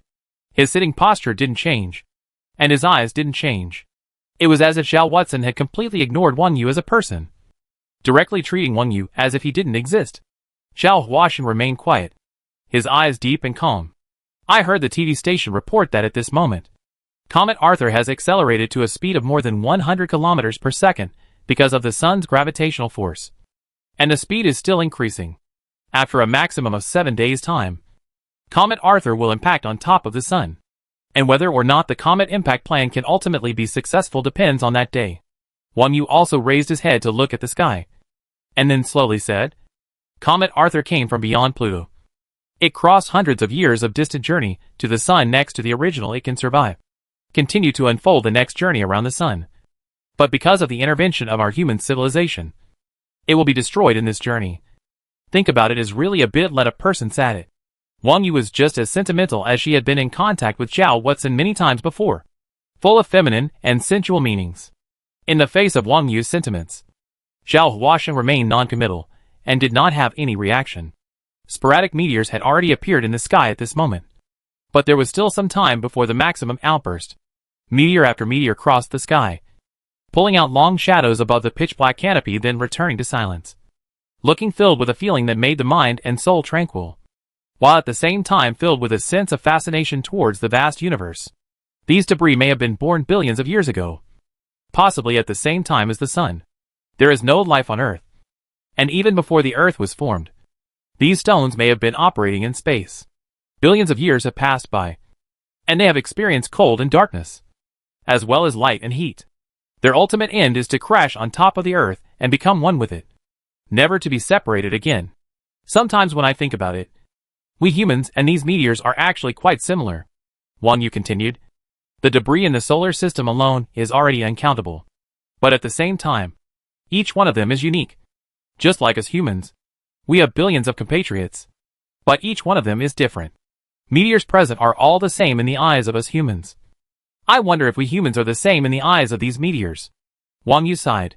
Sometimes think about the vastness of the universe, and then think about the smallness of life. The heart will always give birth to a very strange feeling. Always feel that everything in this world is lifeless. The struggle for power and profit, flies and dogs. And think about the fact that there is no difference between them and the ants who are fighting for the breadcrumbs. Amidst Wang Yu's occasional words and long silence, time was slipping away. As time passed, above the canopy, the fiery red shadows of the meteors became more and more numerous. And later on, it was really like it was raining. Countless meteors poured down, sketching out a scenery so magnificent that it was impossible to put it into words. It was secluded, without any noise, and the temperature was so right. Not too cold and not too hot. Wang Yu was also so perfect that one couldn't pick a single fault. Even the lights of the street lamps next to the park did not know when it started to mix some pink colors, looking unusually ambiguous. Wang Yu didn't know when she had already moved to Zhao Huasheng's side, and tightly leaned on Zhao Huasheng. At such a close distance, Wang Yu's voice seemed to have turned into a murmur.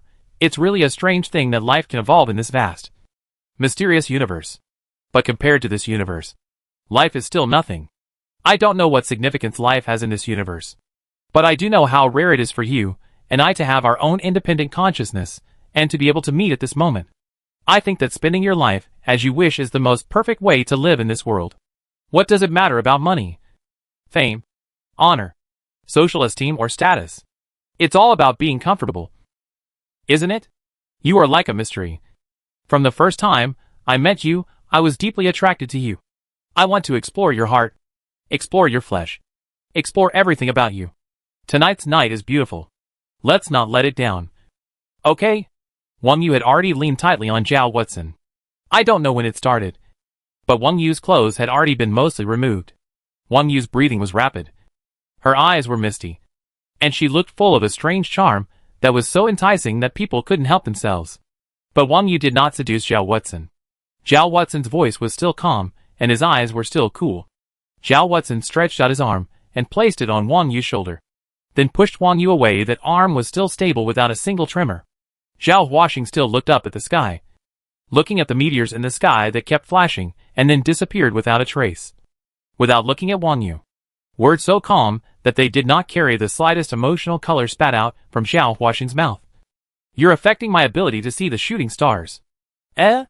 Wang Yu was stunned, his eyes filled with disbelief. Zhao Huasheng stood up, patted the dirt on top of his clothes, then turned around and left. still not putting his eyes on Wang Yu for even an instant. Zhao Huashan left in this way, leaving only the disheveled Wang Yu frozen here.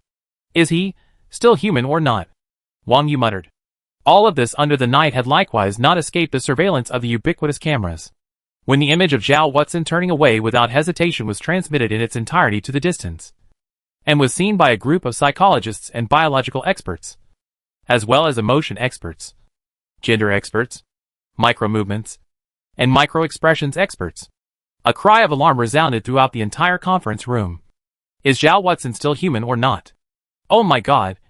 This is even possible? In the previous assessment, we confirmed that Wang Yu is the most suitable for Zhao Huashan's aesthetic concept of the opposite sex. In order to make things happen tonight, we even sprayed aphrodisiacs and psychedelics on top of Wang Yu's clothes in advance. The lighting, the environment, the temperature, all of which we have arranged. And even the lawn on the ground we have specially leveled. We even leveled the lawn. But Zhao Watson turned around and left. I think we should reformulate our plan. You know, what we're facing isn't a normal human. It's a madman. A crazy madman who's completely out of the human realm. After a clamor that lasted for a full 10 minutes, the experts finally quietened down. The latest one-time assessment report was written out and then presented in front of the Führer. Zhao Watson is too cold. This is not a behavior that a normal human should have. A psychologist slowly spoke. Zhao Watson is not interested in friendship, affection, love, beautiful people of the opposite sex, affectionate old people, cute children, beautiful environments, and cozy atmospheres, all of them. During the testing period of several months up to now, Zhao Watson has not shown any emotional inclination towards anyone. The three people who currently have the highest progress in their relationship with Zhao Watson are number 2, number 69, and number 78. But even these three have likewise failed to reap even a single smile from Zhao Watson. On this evening, we made all preparations and allowed target number 2 to display his heterosexual charms to the extreme.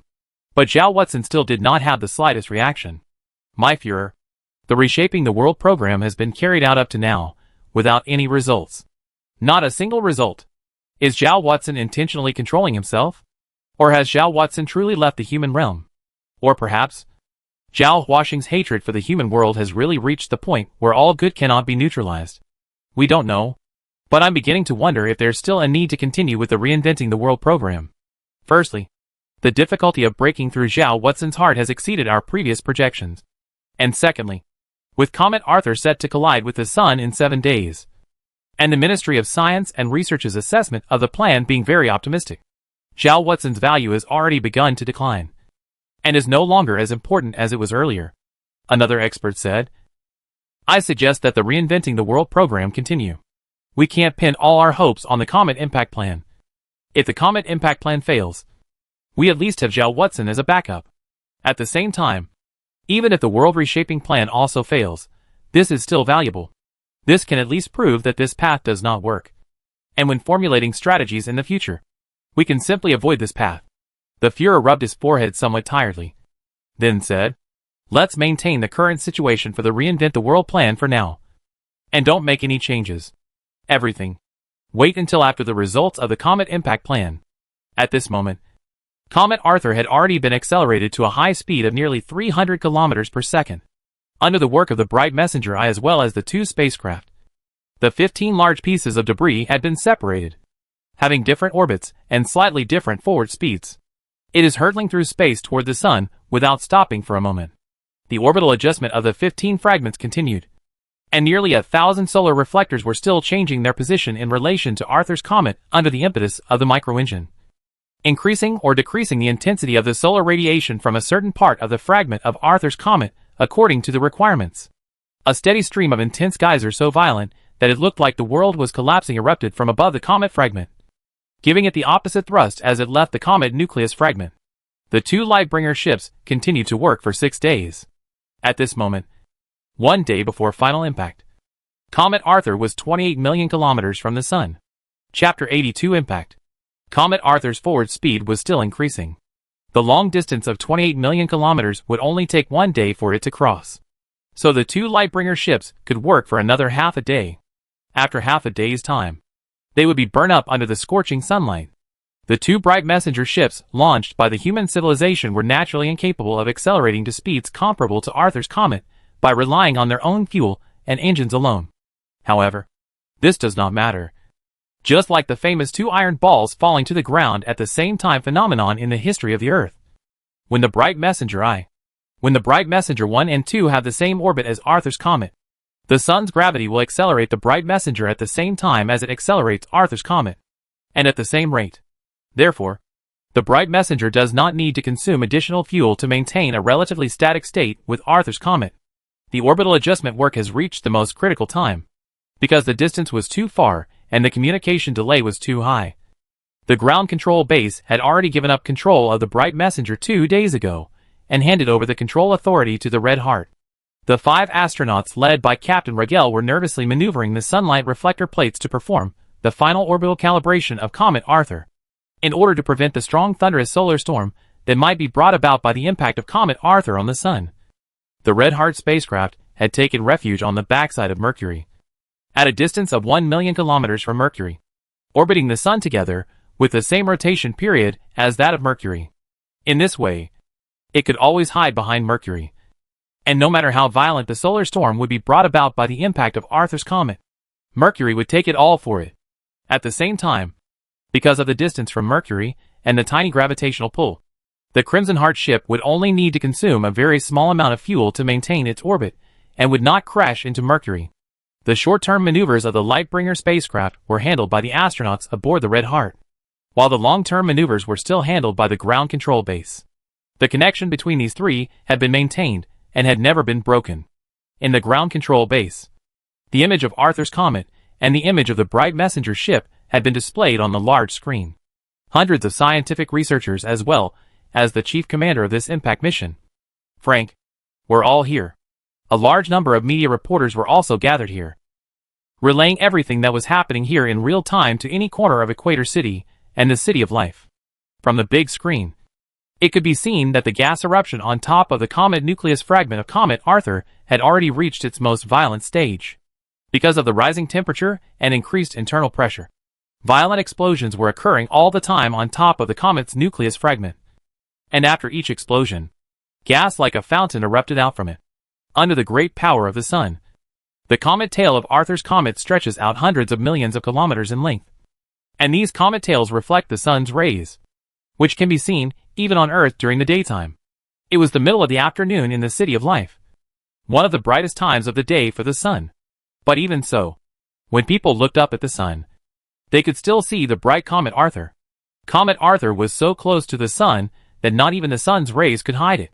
During the 7 days when it crossed the Earth's orbit and continued to fly towards the sun, every human being on Earth witnessed how this comet, which carried the hopes and expectations of human civilization, became brighter step by step.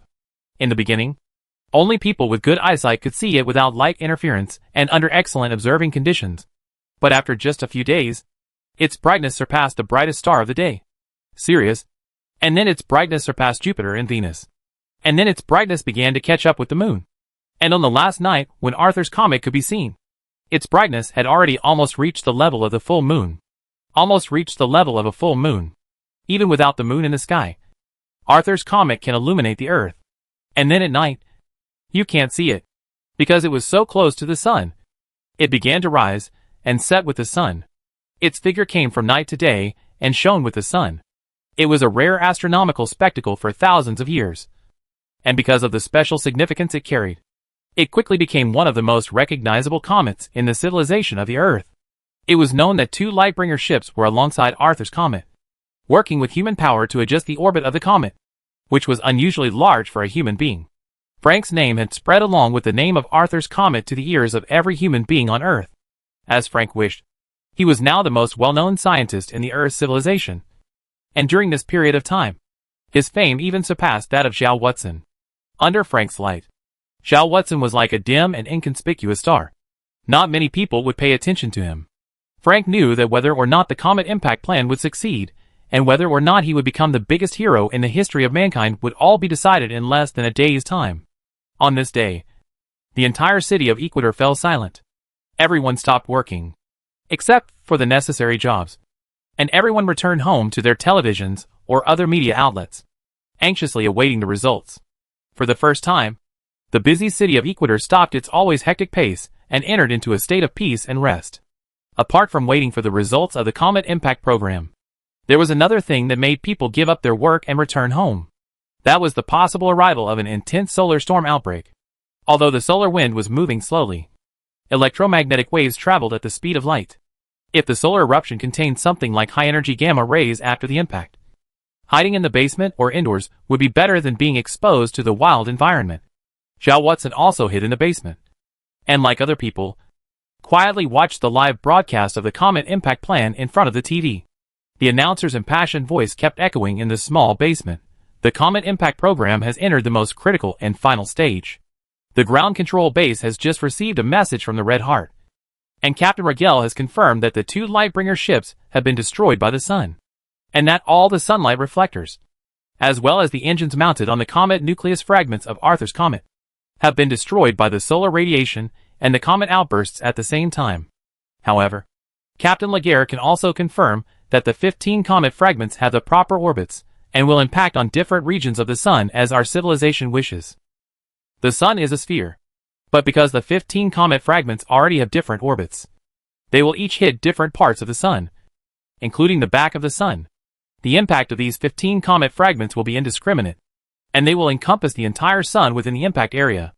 Right now, the 15 comet nucleus fragments are anywhere from 4 to 5 million away from the sun.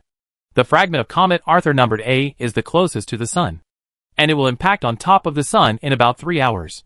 In fact, a distance of 4 million kilometers is already within the range of the sun's corona, and our solar observation satellites have already observed the traces of friction between the fragments of Comet Arthur and the corona.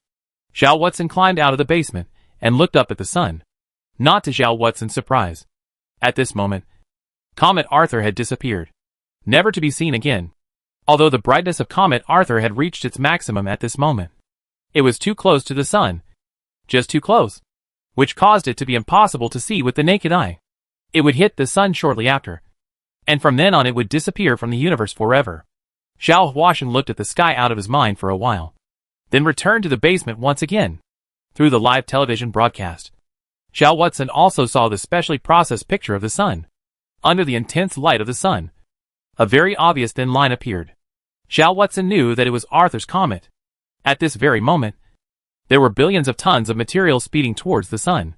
The mass of Comet Arthur was far greater than that of the original Moth impactor, and the impact speed of Comet Arthur was likewise far greater than that of the Moth impactor. Therefore, the impact of Arthur's comet is also bound to ripple out over an area far larger than the figure of 3 million square kilometers. At this point in time, what thoughts would you have in your mind? Xiao Watson asked. The plasma lifeform's voice then appeared in Xiao Watson's mind. The thought in my mind is to destroy human civilization. If you ask me how I feel right now, this feeling is probably like how you felt back then, when you saw countless humans frozen to death. Xiao Huashan slightly lifted the corner of his mouth, and didn't say anything. Time was still slipping away bit by bit, and the 3 hours rushed by. Frank's voice also spread throughout the entire equatorial city at this moment, as well as the entire city of life, to all places on the entire planet where humans existed. If there are no accidents, the fragments of Arthur's comet number A have impacted the sun at this moment, and because of the existence of a signal delay, it will take about 8 minutes of time before we will be able to notice any changes in the sun due to the impact. Frank's voice was calm and steady. Now, let's wait together. After 8 minutes' time, everything will be revealed. Chapter 83 Solar Eruption. The mass of the fragments of Arthur's comet numbered A was about 1.7 billion tons. Out of a total of 15 fragments, Arthur A's mass was on the small side. But the figure of 1.7 billion tons was its mass when it was near the orbit of Jupiter. During the long journey to the sun, its mass was reduced to less than 1.6 billion tons by the time it reached the sun, due to the intense eruption of gases from the sun's radiation and the sun's reflectors. A total of 100 million tons of material had been ejected by it. But that figure is still not the mass figure it would have had when it finally hit the sun. The sun has its own atmosphere, and just as a meteor loses mass through friction in the Earth's atmosphere, so a comet fragment passing through the sun's atmosphere loses mass. Because of the extreme high temperatures and the imbalance of internal and external pressures, these fragments lose a lot of mass, and at the same time, there is a high probability that they will re-explode into even smaller fragments. It is not a complete shell. It is a shotgun blast into the sun. At this moment, everyone was quietly waiting for the final result. Everyone was waiting for the final judgment of fate. The picture of the live television broadcast had switched to the middle of the ground control base. Frank's tall figure was in the center of the screen. And next to him was the researcher door that was guarding before the computer, but had stopped working. There was little else to do now but monitor. And monitoring matters could be done automatically by the instruments and did not require human intervention. So everyone was idle. But their spirits were kept taut. Everyone was staring at the huge screen above the wall of the ground control base. On top of the screen was the figure of the sun. And next to it was a series of data that were constantly producing tiny changes. The data was describing the sun at this moment. The huge dark red image of the sun shrouded everything in the control base in a layer of dull red light, as if the real sun's rays were shining on people right now.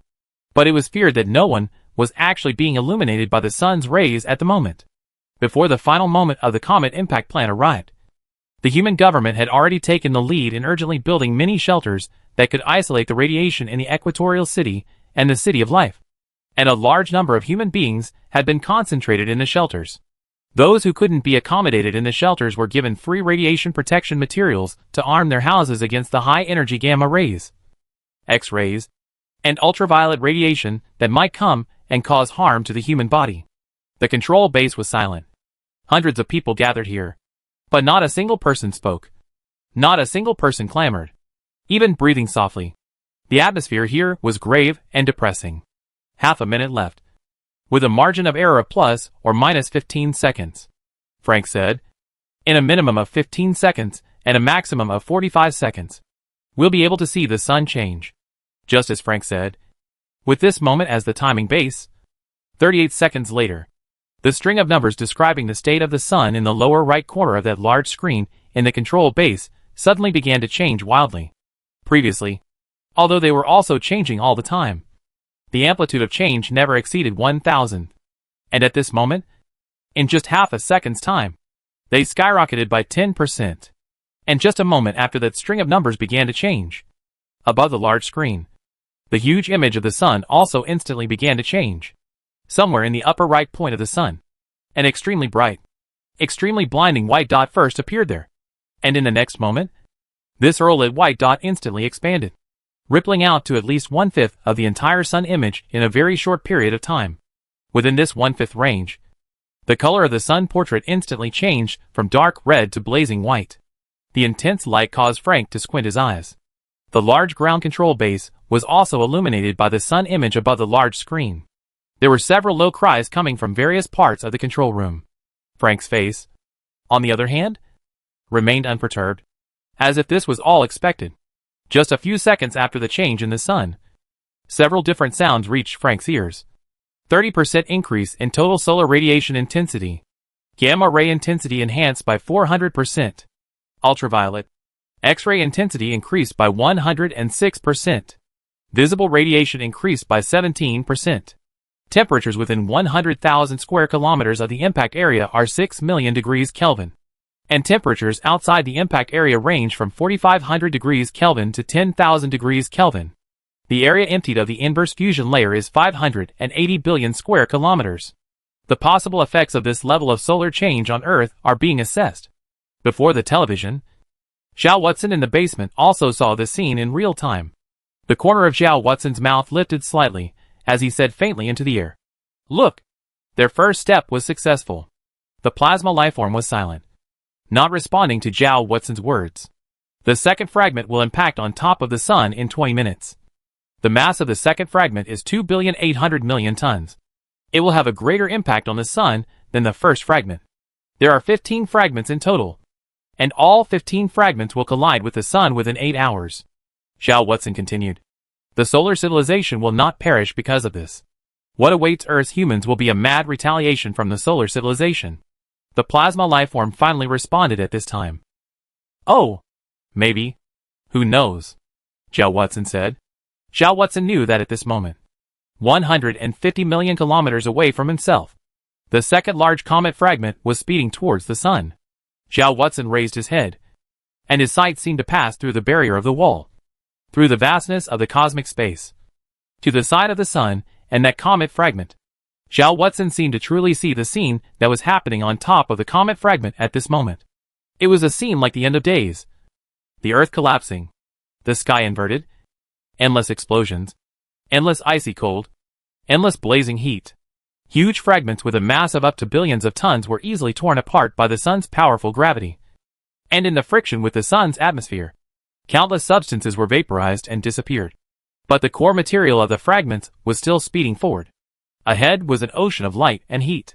The fragment then carried an unrivaled force into this world, crashing into the sun. The second impact has occurred, and we will have the relevant impact information within 1 minute's time. The time error is plus or minus 10 seconds. Frank said. This was the irresistible power of heaven and earth. And in front of this power, the most powerful heroes in all of human history were as insignificant as ants. Feeling the immensity of the comet. Feeling the magnificence of the impact. Any human being with a sense of self-awareness would perceive their own insignificance. But it's amazing that such a magnificent impact came from a human being. Countless tiny individuals gathered together to exert a force so vast that it could almost change heaven and earth. This is us humans all. Our individuals are small. But our civilization is powerful. At this moment in time, such thoughts were born in the hearts of almost everyone. The impact area of the Arthur B fragment and Arthur A were in close proximity to each other. 51 seconds after Frank had spoken the time of the impact, the giant image of the sun in the control base's big screen changed once again. Its luminosity increased violently once again, and the series of numbers describing the sun's condition also jumped rapidly once again. Once again, the monitors reported the changes in the sun brought about by the impact.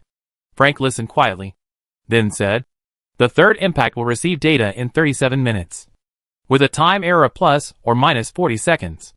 I don't know if it was an illusion or what, but the people in the control base suddenly felt that the temperature around them seemed to have risen a little, as if the sun had begun to drive away the cold for the earth at this moment. But people know that the earth has its own temperature maintenance system. No matter whether the temperature of the sun is raised or lowered, it is impossible for the earth to change so quickly. Although we know this. But see, the big screen above the sun is getting brighter and brighter. People still feel that the weather seems to become warmer. Changes in the temperature of the sun will have a very intuitive effect on the Earth's atmosphere. Because of the temperature difference, the atmosphere will produce a very strong air pressure difference. And the air pressure difference means airflow, means hurricanes, storms. Even if the comet impact plan is finally successful, the sun's temperature back to normal, I am afraid that the Earth in a long time will be troubled by storms. But at this moment, people can no longer care about those things. If the Earth can return to warmth, even if there are more storms. So what? During the long wait, the fragments of Arthur's comet, numbered C, also hit the sun. And so, as one might expect, another 700 billion square kilometers of the inverse fusion layer was emptied. And the sun's brightness and temperature rose again. And the solar eruptions from these three impacts have accumulated to a terrifying degree. As of this moment alone, the Earth's ozone layer has been severely damaged by the overpowering gamma-ray bursts. But just as people don't worry about storms, so too is the destruction of the ozone layer not a concern. The Ministry of Scientific Research had anticipated this outcome even before the Comet Impact Program was implemented. Plans for repairing the ozone layer had already been drawn up. And as soon as the impact program was over, the ozone layer repair program would begin immediately. The big thing was to be careful not to expose ourselves to radiation in the meantime. The people thought so. Chapter 84, A Brand New Sun. The interval between the fourth and third impacts was a little longer. The fragments of Arthur's comet had struck the sun from one direction. And if they were to make sure that the impact covered the whole sun, then some of them would necessarily have to travel a little longer and strike around the side or back of the sun in order to do so. The fourth fragment was a little faster, and its orbit was a little more outwardly orientated. So the fourth fragment was just over 1 million kilometers away from the sun, flying at a speed of 438 kilometers per second. And in the process of flying, the distance between it and the sun was getting closer and closer and closer. And finally, at an extremely tilted angle, it impacted the sun with a bang. Zhao Watson couldn't imagine what kind of picture he would see if he stood above the sun to watch this process. Zhao Watson raised his head once more, his sight once more crossing the wall and aiming at the sun in the void. His eyes were distant and calm. Zhao Huashan was trying hard to imagine that kind of picture in his mind. Just like on top of the earth, when the plasma beings living on top of the sun raise their heads to look at the sky, they should be able to see a large, bright sun because of the extremely high temperature brought about by the friction with the sun's atmosphere, as well as the reflection of the sun's own light. It was bound to be extremely bright, with a brightness per unit area that was far exceeding even that of the sun. So the plasma lifeforms must be able to see it very clearly. It's so fast that it's almost unimaginable. At extremely close proximity to the sun, its forward speed can even be compared to the speed of the solar wind. With such speed it descended from the sky carrying destructive, unrivaled power and might. At first, it was far away and inconspicuous. But after only a few minutes at most, it came into view. The plasma lifeforms could not escape or avoid it. The painstakingly constructed defenses of the inverse fusion layer were as unreliable as air in the face of the impacting comet. The force of the comet's impact, and the violent energy reaction of the sun itself triggered by the comet's impact, would shred the plasma lifeforms over a vast area like a piece of paper. There could be hundreds of billions, trillions of plasma lifeforms. Each plasma lifeform has its own independent mind. Just like humans, they have their own likes and dislikes, their own loves and hates. Then all of this, under the comet impact, instantly went up in smoke, leaving no trace in this universe. Zhao Watson's thoughts drifted far, far away. Zhao Watson remembered the dinosaurs that lived on Earth tens of millions of years ago. If those dinosaurs had intelligence, I wondered if their thoughts would be the same as the plasma lifeforms living on the sun at this moment, when they saw the huge comet that was crashing towards the Earth. Zhao Huashing once again felt the humbleness of life, and felt how small and insignificant it was compared to the entire universe. No, just compared to the solar system. In front of the vastness of deep space, both the human civilization and the solar civilization were so unbearable. One world was on the verge of destruction, while the other was about to be revived. After the fourth fragment hit, the intensity of solar radiation increased again, immediately followed by the fifth fragment, the sixth fragment, until the 15th fragment. In 8 hours, a total of 15 comet fragments, with a total mass of over 20 billion tons, all impacted on the sun. This was the end of the Comet Impact Program. Millions of researchers and engineers were rewarded for their efforts. The final evaluation results of the Comet Impact Program have not yet been released. And at this moment, the people on Earth have been thrown into a frenzy. For any human being with normal eyesight can see the changes in the sun with their own eyes. Yes, that's right. Under the consecutive impacts of the 15 comet fragments, the inverse fusion layer above the sun has completely disappeared. The sun has once again returned to its former familiar form. It has the right luminosity. It has the right temperature. This is the sun that gave birth to all things on Earth, in the ground control base. After seeing that the inverse fusion layer had been completely removed and the sun had finally regained its original appearance, all the researchers, media reporters and other people cheered, under the gaze of the large and bright image of the sun on the central screen. This place became a sea of joy. At this moment, the corner of Frank's mouth also revealed a smile. He knew that although he could not be considered a complete success now, he had already succeeded by at least 95%. As long as there were no more traces of the inverse fusion layer above the sun within the next period of time, then it could be proved that he had truly and completely destroyed those hateful plasma lifeforms that lived above the sun. Frank raised his hands, then lowered his head and looked at them closely with a dreamlike look. Those hands were long and strong, and well maintained, very much in keeping with his status and image as an upper-class person. I just now completely destroyed a civilization comparable to mankind. With these hands, I killed plasma lifeforms that could number up to 1 billion and destroyed a civilization? Frank muttered. A civilization was destroyed in my hands, and a civilization was reborn in my hands. Because of me, the fate of 2 civilizations changed forever. Frank wore a dreamy smile at the corner of his mouth, then raised his head and looked his sight into the distance, into the direction where Zhao Huashing was. Zhao Huashing, you are a loser. Li Qi is also a loser. Li Qi committed a grave crime against the entire human civilization. And you also attempted to commit a crime against the human civilization, but did not succeed. Since you said in the beginning that you would bear all the sins committed by Li Qi, let you bear them. In any case, hundreds of millions of human beings have died, and there is always a need for someone to take responsibility for it. The high-intensity gamma-ray burst ended with the cessation of the impact program. Although the Earth's ozone layer had been severely damaged, it was thought that a short period of high-intensity ultraviolet radiation or a trace amount of cosmic ray radiation would not be enough to cause too much of a serious effect on the human body. Zhao Watson then left the basement and came into the ground world. Zhao Watson saw many reveling people. Every single person was cheering. And every single person was laughing. Many people held their heads up, refusing to turn their eyes away even if their eyes were burned by the blinding and eye-catching sun. And many people were kneeling on the ground with tears in their eyes, muttering words that no one could hear clearly. The people bathed in the sunlight could already clearly perceive the warmth of the sun. Don't forget that the City of Life was located near the equator, where it was originally hot all year round with unusually strong solar radiation. The Aborigines here had even evolved black skin in order to withstand the overly intense solar radiation. However, the sunlight that had returned to normal was not able to raise the Earth's temperature in a short period of time. Just like when the Earth's temperature had taken months to drop, the raising of the temperature likewise required a process. Zhao Watson knew that the sun that had returned to normal would slowly raise the temperature of the Earth in the coming time. The ice and snow on the Earth would melt. The ice caps on the oceans would melt. And the cold winds would become warmer under the warmth of the sunlight. And when they blew on people's skin, it would no longer feel like knives stabbing them, but rather, it would feel like the warmth of a lover's hands caressing them. Those plant seeds buried in the ground, which had stopped developing because of the cold, would soon feel the warmth, and they would sprout and grow again. And in a short time, the Earth would once again be lush and full of greenery and vitality. The living specimens of plants and animals in the City of Life will also be systematically released into nature, and a complete ecosystem will soon be constructed.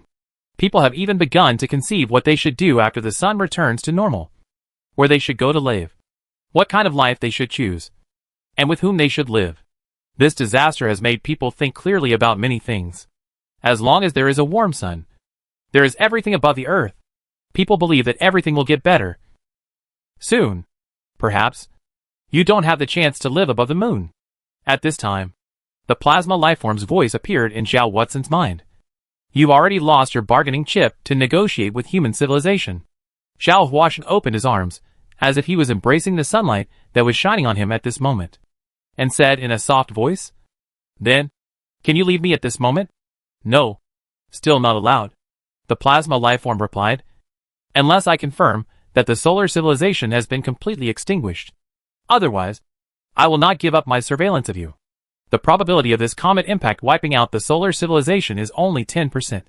Well, it's now adjusted to 50%. But don't forget, the ability of our plasma lifeforms to reproduce is terrifying. As long as there is a sufficient supply of energy, we can reproduce a large number of our kind in a very short period of time. As long as even just one plasma lifeform still lives above the sun, the solar civilization can be rebuilt in a short period of time. I will continue to monitor you for 10 years. If there is still no word from the solar civilization within 10 years' time, I will give up spying on you and go choose my own life. This is the duty I must do to our living community." "Whatever," Zhao Watson said. "Although I have long since lost my feelings for the human civilization, I have to say that this warm sunlight still makes me feel comfortable." Chapter 85. Spring returns to the Earth. 3 days after the sun had returned to its normal temperature and speed of light, a solar storm so massive that it was almost impossible to describe it in words reached Earth. Auroras once again appeared at Earth's south and north poles, obscuring almost the entire sky, because they had long predicted that a strong solar storm would strike. The human race on Earth had long been prepared for the solar storm. Above the Earth, all electronic instruments that could be shut down were shut down. The power grid network was put in safe mode. Satellites were temporarily shut down and entered hibernation. And almost all household appliances, computers, mobile phones, and other equipment were also shut down. A dozen astronauts working in the Skylab have returned to Earth. And the Skylab has also adopted a safe mode, shutting down most of the instruments, leaving only the most closely protected core instruments still operating at the lowest power. The solar storm lasted for 3 days, before weakening to a level barely acceptable to humans. As a result, human civilization spent 3 days without electricity, without internet, without all kinds of electronic devices. Humans used almost every method at their disposal to minimize the damage that a strong solar storm could do to them. But this solar storm was too strong. According to the statistics, more than 30 satellites were destroyed by the solar storm, and a large number of power grids, communication equipment, and various electronic devices were destroyed. Skylab was also severely damaged by the solar storm, except for the Red Heart spacecraft that had been hiding behind Mercury, which was not affected in the slightest. After the intensity of the solar storm was reduced to an acceptable range, it was the Red Heart that first brought the latest information about the Sun to human civilization, because all the remaining solar observation satellites launched by mankind were destroyed. The data brought back by the Red Heart further proved the validity of the comet impact plan. Captain Laguerre led the astronauts to take detailed measurements of all aspects of the Sun and concluded that everything was normal, except for the fact that the Sun's activity was still a bit intense at the moment because of the comet impact. This result was expected. People know that the Sun is normal, but in the past, it was covered by a layer of inverse fusion. During the 6 days, the Earth's temperature rose significantly. The first change was in the equatorial oceans. The tough ice caps that covered the oceans began to melt rapidly under the strong sunlight. In many places, the ice caps have completely disappeared, and the waves have once again appeared in the world. With the disappearance of the ice caps, countless stories and traces of the heroic events that had taken place on the ice caps in the past, such as the thick ruts in the ice caps, the supply stations and material transfer stations built on the ice caps, and some temporary dwellings, also sank into the sea. The ocean buried all these things with its big heart, and made them only dust of time buried in the depths of people's memories. Frozen rivers also began to show signs of dissolution. In the wilderness, one may even stumble upon babbling brooks and even find traces of wildlife activity. The steep rise in the sun's temperature also had some bad effects. One of the most obvious effects was the appearance of hurricanes. Within just 6 days after the sun returned to normal, the number of times a gale of more than 12 magnitude appeared across the Earth exceeded 100 times. But there was a good side to these hurricanes. The appearance of winds meant that the air was moving, and air moving meant that the air temperatures at the same latitude were moving towards the same level. As soon as the whole Earth is heated up and returns to normal levels, these frequent hurricanes will naturally disappear. The government was already working on an emergency resettlement plan, discussing how to use the remains of the former cities to rebuild them back up and get human civilization on track again. It would be a massive plan no less than the scale of the Great Migration when the solar crisis first occurred. But the state of mind of the people making the plans now was very different from what it had been in the past. During the time of the Great Migration, the mood of the people making the plans was somber. They did not know when the disaster would be over, and they did not know whether this migration would be a migration to new life or a migration to perdition. At that time was also too urgent. In order to escape the cold, in order to send a large number of human beings and materials to the equatorial city as soon as possible, and also do not know how many lives were lost as a result. Now, the mood of the people who made the plan was joyful and hopeful, because they knew that after evacuating the overpopulation from Equator City, human civilization would be reborn. Everything was so wonderful. However, the current situation put Zhao Watson in an awkward position. Although Zhao Watson's eyes were still calm, although Zhao Watson was still silent and solitary, after the sun returned to its normal temperature, Zhao Huaxing could feel the strange gazes that enveloped him at any time. The ubiquitous warm atmosphere that one felt some time ago disappeared without a trace. When Zhao Huaxing walked on the road, there were no more kind and amiable old men greeting him, no more cute children sweetly calling out to him as uncle, and even less youthful and beautiful young heterosexuals accosting him. Even the smiles of strangers had disappeared from Zhao Watson's world. And so Zhao Watson knew certain things. Oh, really? In fact, everyone knew my identity from the very beginning. And those disguised paraphernalia handed to me by Meng Shuo were merely a reason for everyone here doesn't know me. Is it true that all of this is a world that has been purposely set up for me? Is it true that all those beautiful women who treated me with tenderness and care, and the strangers who were kind and full of goodwill towards me, were just acting? It seems that in order to pull the solution to the solar crisis out of my mouth, the human government has really gone to great lengths. Zhao Watson silently thought. Now that the solar crisis has been solved, I have no more use for it. So, this play can't go on. But Zhao Watson didn't care about these things. In Zhao Huaxing's opinion, the false but beautiful world was far less comfortable and at ease than the cruel but real world. Zhao Watson merely lifted the corners of his mouth in a self-deprecating manner, and after giving a slightly stiff smile to the air, He left it all behind. Zhao Watson seemed to have become a forgotten character in human civilization. No, it couldn't be considered forgotten. On the internet, or in the media, Zhao Watson's name was still mentioned. Only that Zhao Watson's name was usually associated with Li Qi's name, while Li Qi's name was usually associated with the names of mad scientist. Sinner. Shame of humanity. Sinner. Sinner. Sinner.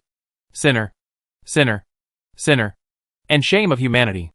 The shame of mankind. And other such bad words. Zhao Watson had no reaction to this. No matter what happened in the outside world. It was as if Zhao Watson had never changed. When the solar crisis hadn't ended, Zhao Huaxing was cold and indifferent. And after the solar crisis ended, Zhao Huaxing was still cold and indifferent. People still clearly remembered the lofty words that Zhao Huaxing had said at the time. Remembering Zhao Huaxing's words. The faults committed by Li Qi will be borne by me. At this moment, the solar crisis was finally solved by another unrelated person. This would make people's attitude toward Zhao Watson very subtle.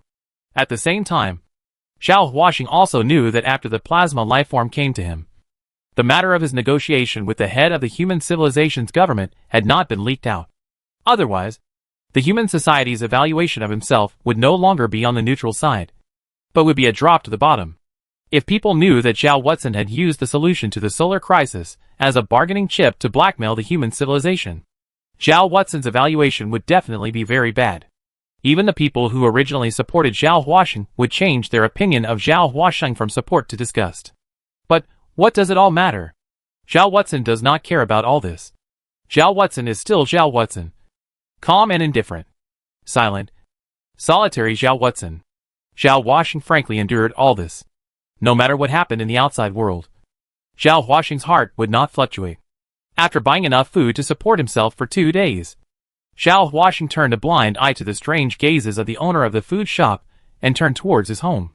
Returning home and pushing open the door, Zhao Watson casually put down the food in his hands before switching on the TV.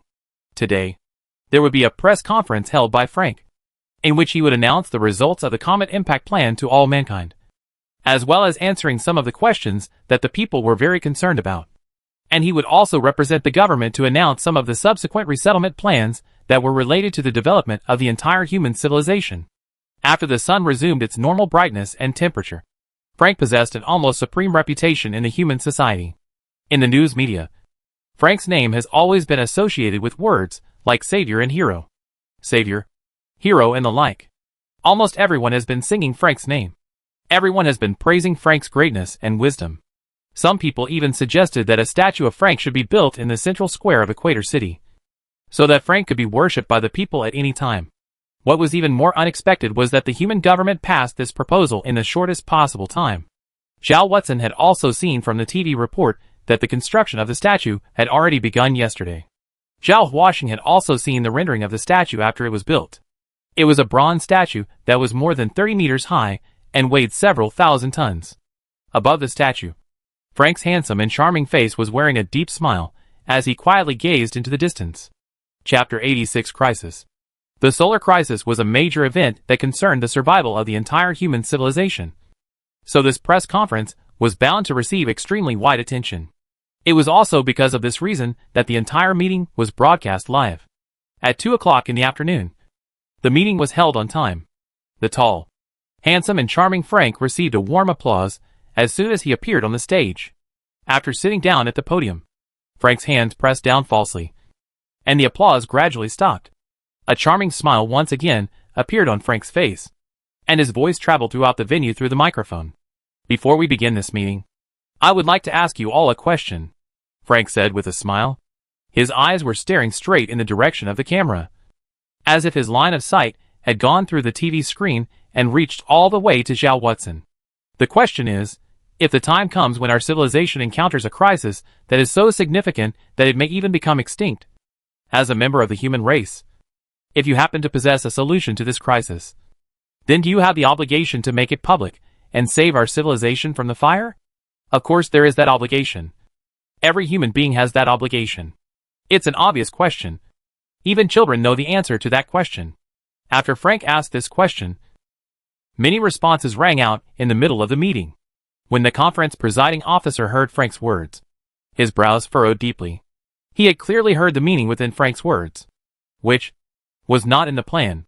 Zhao Watson's expression, however, remained indifferent without a single change. In the venue, a staff member quickly walked towards Frank on top of the podium. And before this staff member came to Frank's side, Frank had already said the following sentence. Then, Zhao Watson, I would like to ask you a question. Why did you claim that you had already mastered the solution to the Sun crisis in the first place, but did not make it public, and instead using it as a bargaining chip to blackmail the human civilization? The smile on Frank's face turned icy cold in this instant. His eyes seemed to have sharp blades shooting out of them. And his tone became very cold. Zhao Watson, I know that you must be able to hear me at this moment. So let me ask you. Is it true that you promised that you would bear the responsibility for all the sins committed by Director Li Qi? Was it true that you said you would end the solar crisis in exchange for the public's understanding of Li Qi? Why did you then use the solution to the solar crisis as a bargaining chip to blackmail the human government? Proposing something that human civilization is clearly incapable of accomplishing at this stage as a bargaining chip? The staff member had already walked up to Frank. And before he could speak, Frank stood up violently, pushed the staff member away, and shouted in a voice that was almost like a roar. Zhao Watson, at a time when mankind is facing extinction, at a time when everyone is struggling to find a solution to the crisis, what are you doing? Perhaps you haven't found a solution to the crisis at all, and are only doing it for the sake of your own face. And that's why you're proposing something that the human civilization has no way of accomplishing, and want to use it as a way to shift the blame onto the human civilization, because of your selfishness, because of your delays as well as your misguidance. Millions of people who shouldn't have died in the human civilization may have died. Can you bear this responsibility? If there was no comet impact plan, and the desperate human government yielded to you and agreed to your conditions, and really used all of humanity to build a permanent survival base on the moon for you, how many people would have died in vain because of the time and resources wasted on this project? This mission might even drag the entire human civilization into the abyss of extinction. Moreover, even if human civilization finally builds the moon base, can you really come up with a solution to the solar crisis? No, you can't. Zhao Watson, you're a complete anti-humanist. You're a liar. I'm ashamed to live on the same planet as you. Some commotion had already arisen in the middle of the venue at this moment. Frank's words and approach were not expected by anyone, and no one would have known that on such an important occasion that could almost be said to face the entire Earth's human race, Frank would actually speak out about this matter of extremely high confidentiality. The attending journalists marveled at the explosiveness of this matter, while the staff at the venue had urgently cut off the signal contact between the scene and the outside world, temporarily interrupting this press conference. The last image that appeared in the live TV broadcast was the scene of an agitated Frank being carried away by several strong guards. The live broadcast ended there, and the words that Frank had said had already spread throughout the entire planet in the meantime. Zhao Watson's brows were deeply furrowed, and as for what was going through his mind, no one knew. It seems that you won't be able to go to the moon. The plasma lifeform's voice appeared inside Zhao Watson's mind. Frank already has an extremely high reputation, so the people will definitely believe his words. From this moment onwards, you will probably become the biggest sinner in the history of your human civilization. The single crime of disregarding the survival of your civilization and holding the civilization's government to ransom is enough to nail you to the pillar of shame in the history of your human civilization. From this moment on, no one will ever trust you. No one will ever support you. Taking this incident as a proof, the rumors that were released by Li Wei will also be believed by the people. And people will think that you created the solar crisis, that you killed Director Li Qi, that you have been working in collusion with the solar civilization, and that you have been trying to push the human civilization into the abyss of extinction. Zhao Watson, you are finished. Completely finished. The whole thing is over. Completely finished. There is no one above this entire planet who can save you. The plasma lifeform's words were filled with a strange seductiveness. If I were you, I would choose to commit suicide immediately. It's better to die cleanly than to suffer the wrath of an entire civilization and suffer both mental and physical torture. Zhao Washing, you're a smart man. So what are you waiting for? Zhao Washing's brows stretched after a few moments of frowning, as if he had figured something out. No, Stellar Man, you're thinking wrong. I won't die. Not only will I not die, I will be specially protected by the government.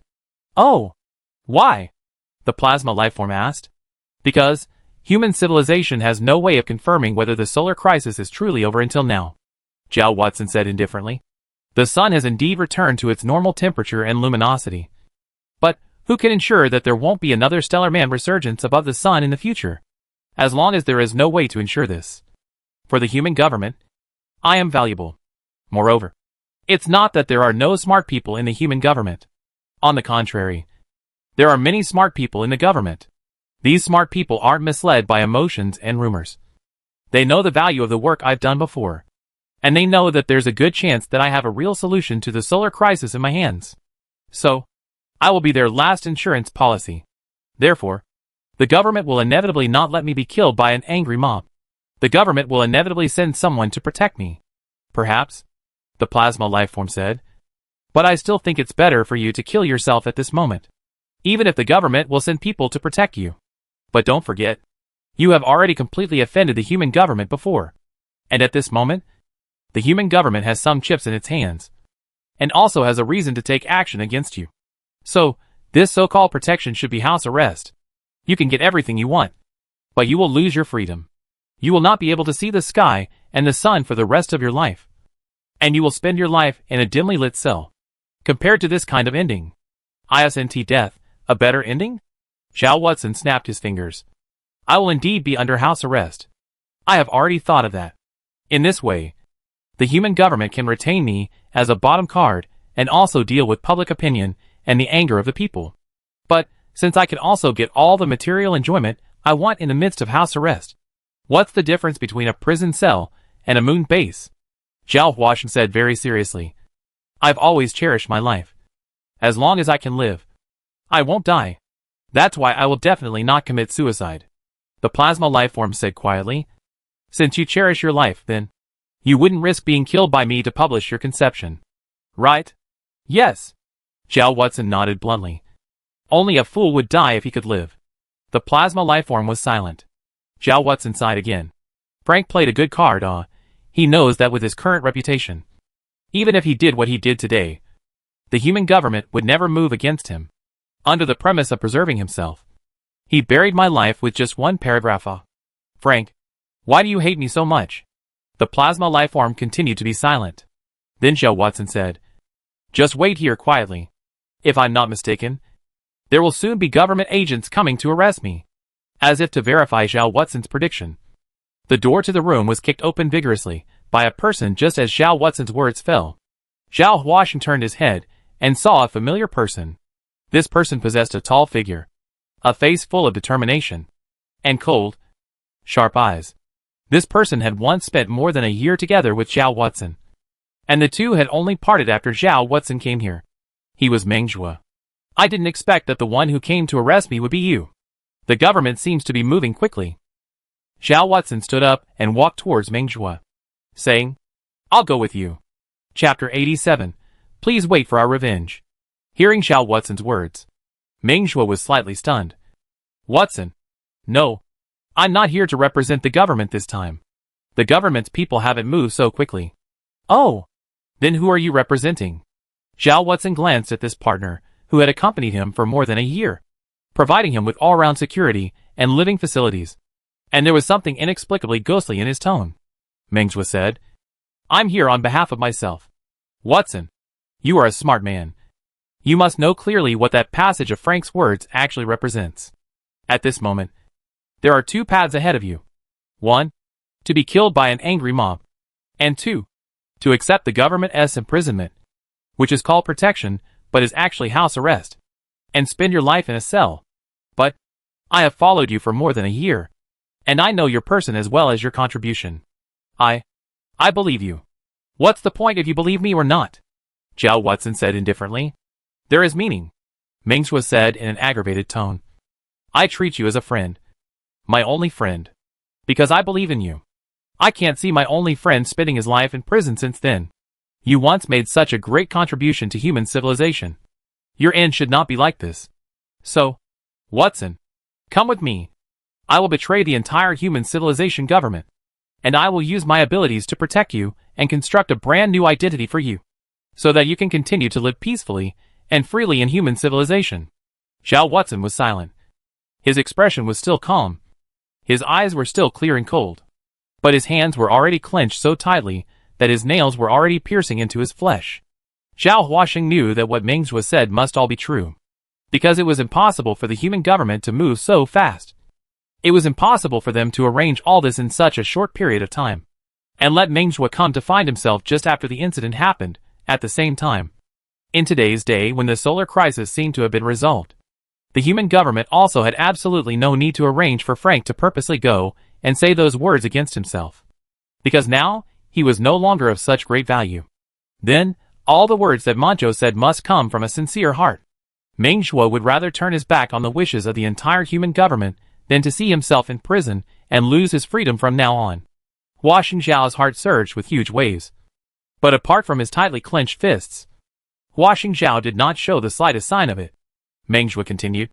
In the previous plan to reshape the world, I did hide something from you. But you have to believe that it was something I couldn't help. Between the fate of the entire human civilization and you, I could only choose the former. And now, even if you are not controlled by the human government, you will not have an impact on the fate of the human civilization. So even if I give my life, I will definitely keep you safe, and will never let you spend your life in prison. Although Meng Zhuo's words were calm, there was an indestructible firmness contained within them. Zhao Huaxing's tightly clenched fists quietly loosened, and his entire body relaxed. Zhao Huaxing faintly shook his head, then said, "No, Meng Zhuo, I won't go with you." Meng Zhuo's pupils shrunk violently. "Why?" Zhao Huaxing's tone remained flat. "What makes you think, Meng Zhuo, that your arrangement for me is good? How do you know that I don't want to lose my freedom? You think too much." Zhao Huaxing continued to slowly shake his head, his words like sharp blades stabbing into Meng Zhuo's chest. "Go with you, and then let me live a life where I spend my days on the run, running around all day long, and always scared? I'm sorry, I don't like to go there like that. You have to know, even if I will be under house arrest by the human government, but in a house arrest, I lose my freedom, but I can gain everything. The human government will not treat me harshly, and I can have whatever I want. The most luxurious enjoyment, the most intimate beauty, the most delicious food, the most comfortable environment. As long as I lose my freedom, I can get all of this." Meng Zhuo, do you say, is this a very cost-effective deal? As for freedom, compared to what I am going to get, what is freedom? Meng Zhuo's eyes were filled with pain. "Zhao Huaxing, since when did you turn into a pleasure-seeking villain? Don't tell me it's because of Li Wei's departure and the suspicion of human society. I'm sorry, I've always been like this," Zhao Huaxing said indifferently. "Li Wei's departure and human society's suspicion made me understand many things. I loathe the earth and human beings. That's why I wanted to live on the moon. But now, since my purpose can't be achieved, it's better to retreat and still stay on top of the earth, giving up all spiritual pursuits and fulfilling all the instinctive needs of my body." "Now you look like a scum," Manzhou said. "I was already scum. It's just that you never realized it before," Zhao Huaxing replied. "I was wrong about you." Meng Zhuo gave Zhao Huaxing a deep look before turning around and leaving. Looking at Meng Zhuo's departing back, a flash of pain flashed deep within Zhao Huaxing's eyes, but it disappeared in an instant without being noticed by anyone.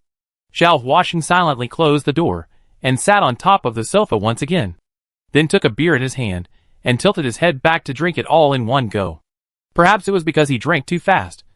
Zhao Huaxing choked on the beer, so Zhao Huaxing coughed violently, even sliding down from the sofa and kneeling on the ground, coughing and even shedding tears.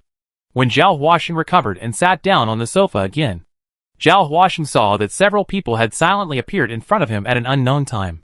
These people were uniformly wearing black suit uniforms, black sunglasses, and a cold face. "Zhao Huaxing, hello. We are from the United Security Department. By order of our superiors, we request that you come with us and cooperate with us to do some investigations," a man in black said coldly. "All right, I'll go with you guys," Zhao Huaxing said and stood up. Several men in black glanced at each other and very tacitly stood in front of and behind Zhao Huaxing, then clustered around Zhao Huaxing and left the house. Many residents had gathered in front of the residential building at an unknown time. After seeing Zhao Huaxing's figure, the crowd instantly clamored.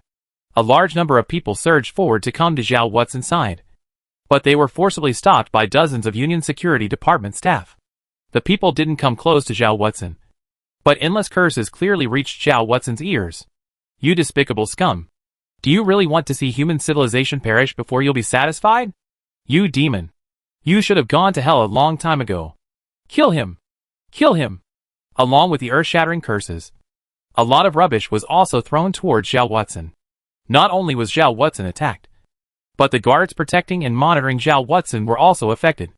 However, no matter how fierce and dirty the rubbish that fell from the sky was, the 4 guards remained calm and kept a close watch on Zhao Watson. Zhao Watson's expression was similarly unfluctuating. Even when a rotten egg smashed on his head and the fishy egg liquid flowed down his face, Zhao Watson didn't even bother to wipe it off.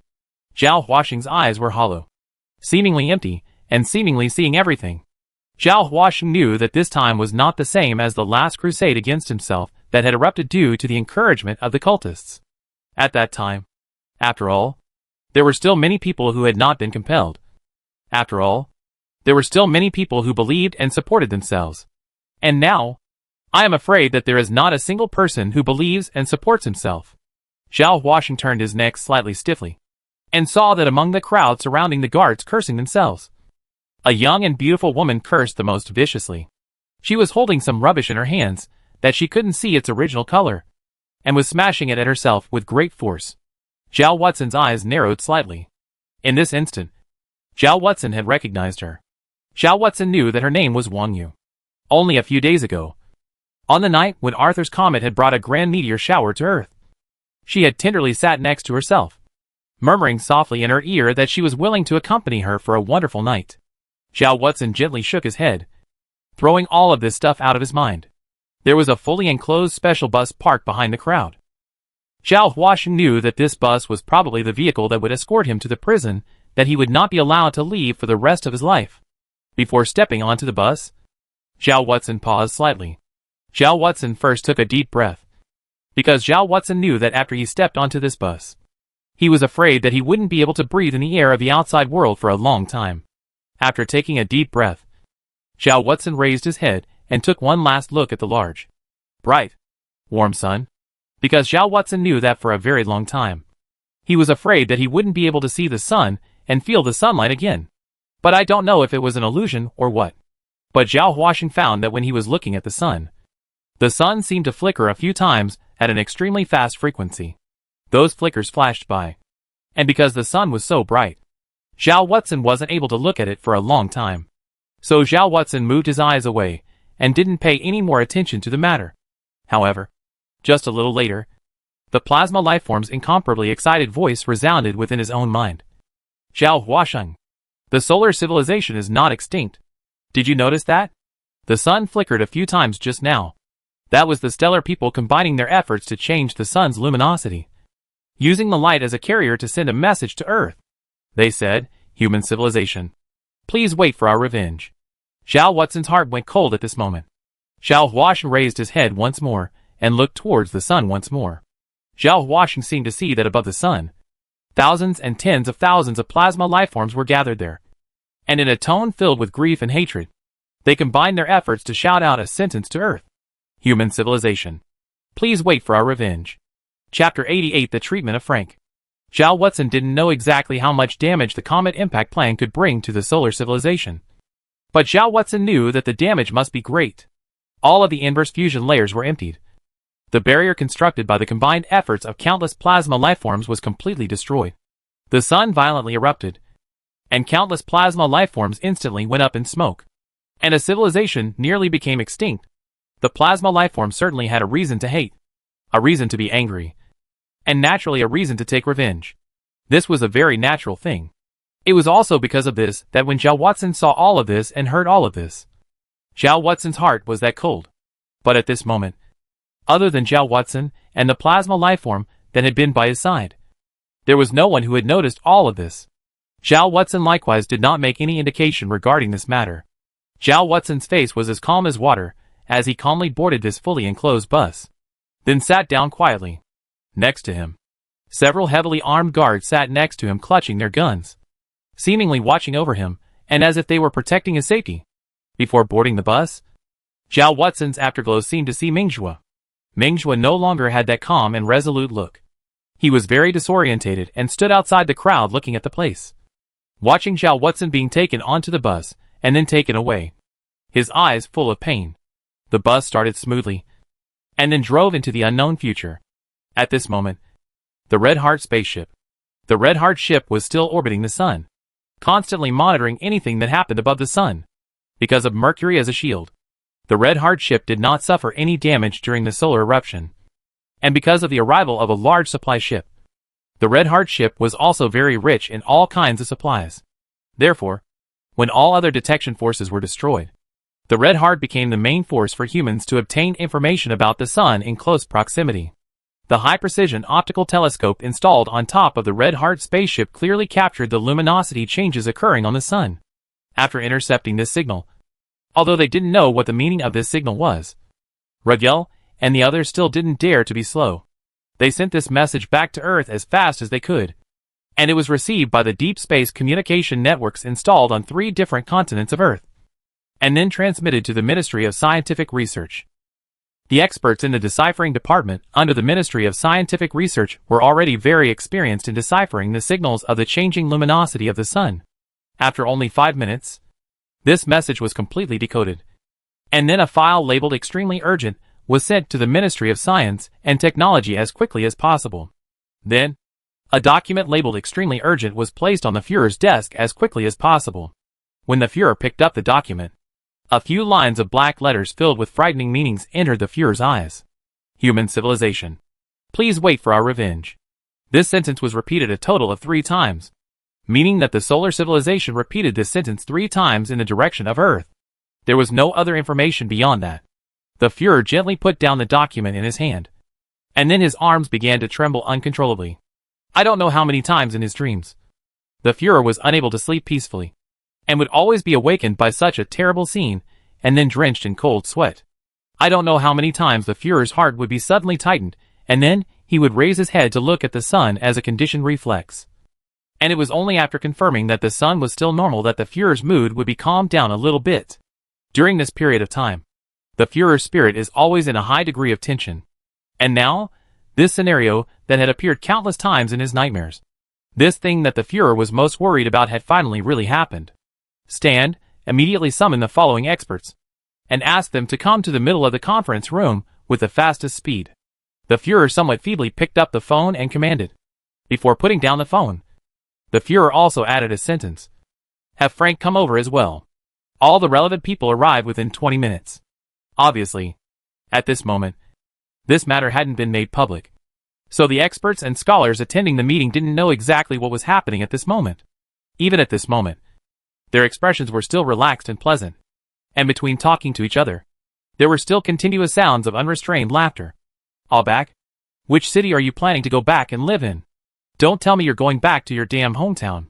The air there makes me feel dizzy just smelling it, and the ground is always bare, with no sign of civilized enlightenment. Why don't you come live with me in Capital City? Capital City is so crowded with so many people. It's better to forget about it. I like it clean. Allback replied with a smile. Hey, does anyone have any up-to-date data on the recent changes in Earth's atmospheric temperature? I'd like to know when this temperature will be suitable for my expedition to the North Pole. The ocean ice caps within the temperate zones haven't even melted away yet. You want to go to the Arctic to explore? Wait for 2 years first. In the midst of this relaxed and pleasant banter, the Führer came to the conference room with a sullen face. Seeing the figure of the Führer, the participating experts and scholars simultaneously fell silent. The Führer knocked on the table and then said, I have summoned everyone here today because the Red Heart ship has just sensed that something beyond our imagination has happened above the sun. The matter is serious and urgent. With that, the Führer gave a slight nod to a staff member beside him. The staff member then walked into the middle of the meeting hall and handed out the stack of information in his hands. One for each person. The experts looked at the information in their hands, at the line of shocking black letters. And then the atmosphere in the middle of the conference room steeply turned cold as the experts looked at each other. None of them able to say anything. Especially Frank. After seeing this information, Frank, who was originally confident and composed, with a smile on his face, froze in an instant, and even shook his body a few times, almost falling over. That's right. This is the information we got from above the sun. The red hard ship detected a change in luminosity from above the sun, and the decipherment department experts converted the light signals into words we could understand. The Führer said slowly. We then saw a declaration of war from the Sun civilization against our human civilization. The Comet Impact Plan did not uproot the solar civilization. The survivors among them have developed a huge population within a short period of time. And it is foreseeable that within a short period of time in the future, they will regain their previous strength. The inverse fusion layer will be reconstructed. The temperature of the Sun will be lowered again. And the Earth will become bitterly cold again. The Comet Impact Program, which we have spent enormous manpower and material resources to implement, has done nothing but completely destroy the solar civilization. Plan has reaped no results other than the complete and total enragement of the solar civilization. Sorry, Frank, the Führer said, turning his cool gaze to the pale and shaken Frank. All the honors and status that the human community has bestowed upon you were based on the foundation that you had solved the solar crisis. And now, it has been proven that the solar crisis was not ended by you. Therefore, I will deprive you of all the honors and aura attached to you. I will not take it out on you because of the failure of the Comet Impact Plan. Because we both know that at that point in time, the Comet Impact Plan was the only suitable plan that could be executed. I will not punish you for this in any other way than by stripping you of your honor and status.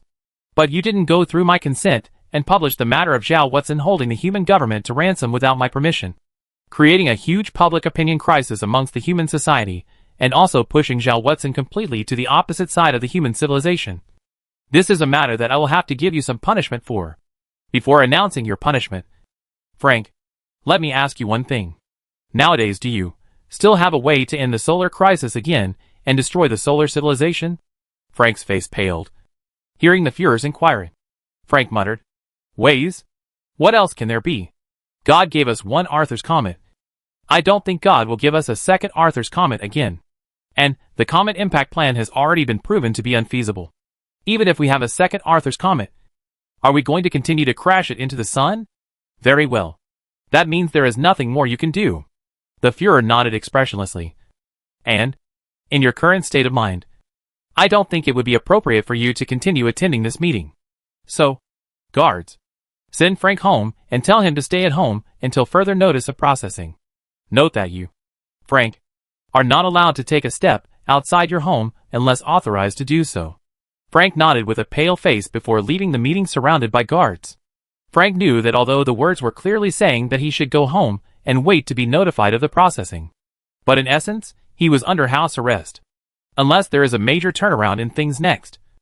Unless Zhao Watson can forgive himself, it is unlikely that he will be able to leave his home. The guard sent Frank away, while the conference room in the middle of the room once again fell into dead silence. The Führer rubbed his forehead somewhat tiredly before saying, next we need to discuss how we should respond to this incident. I think we need to discuss two aspects. 1. Since reconciliation with the solar civilization is no longer possible, and since the two sides have entered the stage of immortality, what form will the vengeance claimed by the solar civilization against our human civilization take? And how should we go about defending against it? Secondly, how should we reassess Zhao Watson as a person? The plan to reshape the world has already failed. Should we really agree to Zhao Watson's conditions in exchange for Zhao Watson handing over a solution to the solar crisis? Chapter 89. The End of Humanity. In the face of these two questions from the Führer, a dead silence filled the venue. Only 10 minutes ago, they were still happily and pleasantly discussing what to arrange for their lives in the future. But now, only 10 minutes after this, these experts and scholars had fallen from heaven to hell. Ordinary people could be ignorant and could escape, but they could not. They possessed the richest knowledge in the entire human civilization, and had the best scientific thinking. So when the disaster happened, it was up to them to face it, and for them to find a solution to the problem. After a period of dead silence, a scientist said, regarding the way of revenge of the solar civilization, I think there are several possibilities as follows. Based on the consequences of the previous Moth Impactor, as well as the Comet Impact Plan, as well as the uninterrupted burst of energy that appeared at the poles of the sun above the inverse fusion layer. In the old days, when the inverse fusion layer still existed, scientists regularly observed extremely violent outbursts from the poles of the sun, from which extremely energetic gamma and X-rays, as well as neutrino streams, streams of high-energy charged particles, and visible light radiation were emitted. Scientists theorize that the reason for these outbursts is that plasma lifeforms collect solar energy from other regions and transport it to the poles of the sun, from where it is released. The product of fusion in the inverse fusion layer is inverse matter, which is not stable and will explode and then release energy in a short period of time, something scientists have known for some time.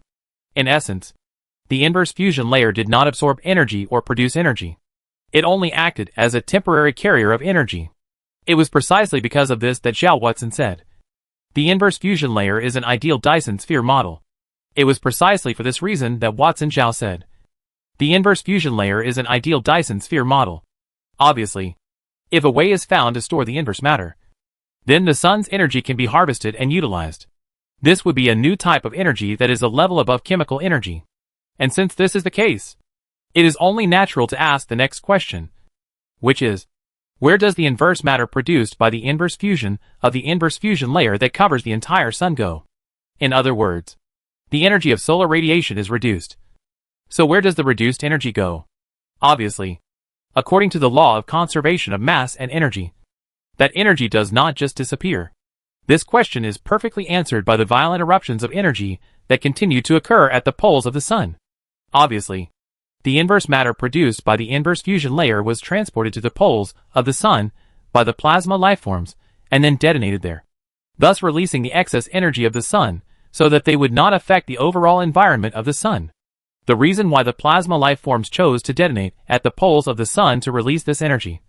Scientists have made some speculations about this. Scientists believe that at the poles of the sun, it may be easier and more stable to release the energy in the direction of the magnetic lines of the sun's magnetic field. The Earth is above the ecliptic of the solar system, which is near the equator of the sun, and the violent bursts of energy that occur at the poles of the sun do not affect the Earth. At this moment, the scientist made his own deductions based on what he already knew. Based on these phenomena, I think that the most likely means of retaliation that the solar civilization will take against our human civilization is a large-scale energy eruption, attacking the Earth with the help of the sun proper in an attempt to destroy our human civilization. What specifically? The Führer inquired.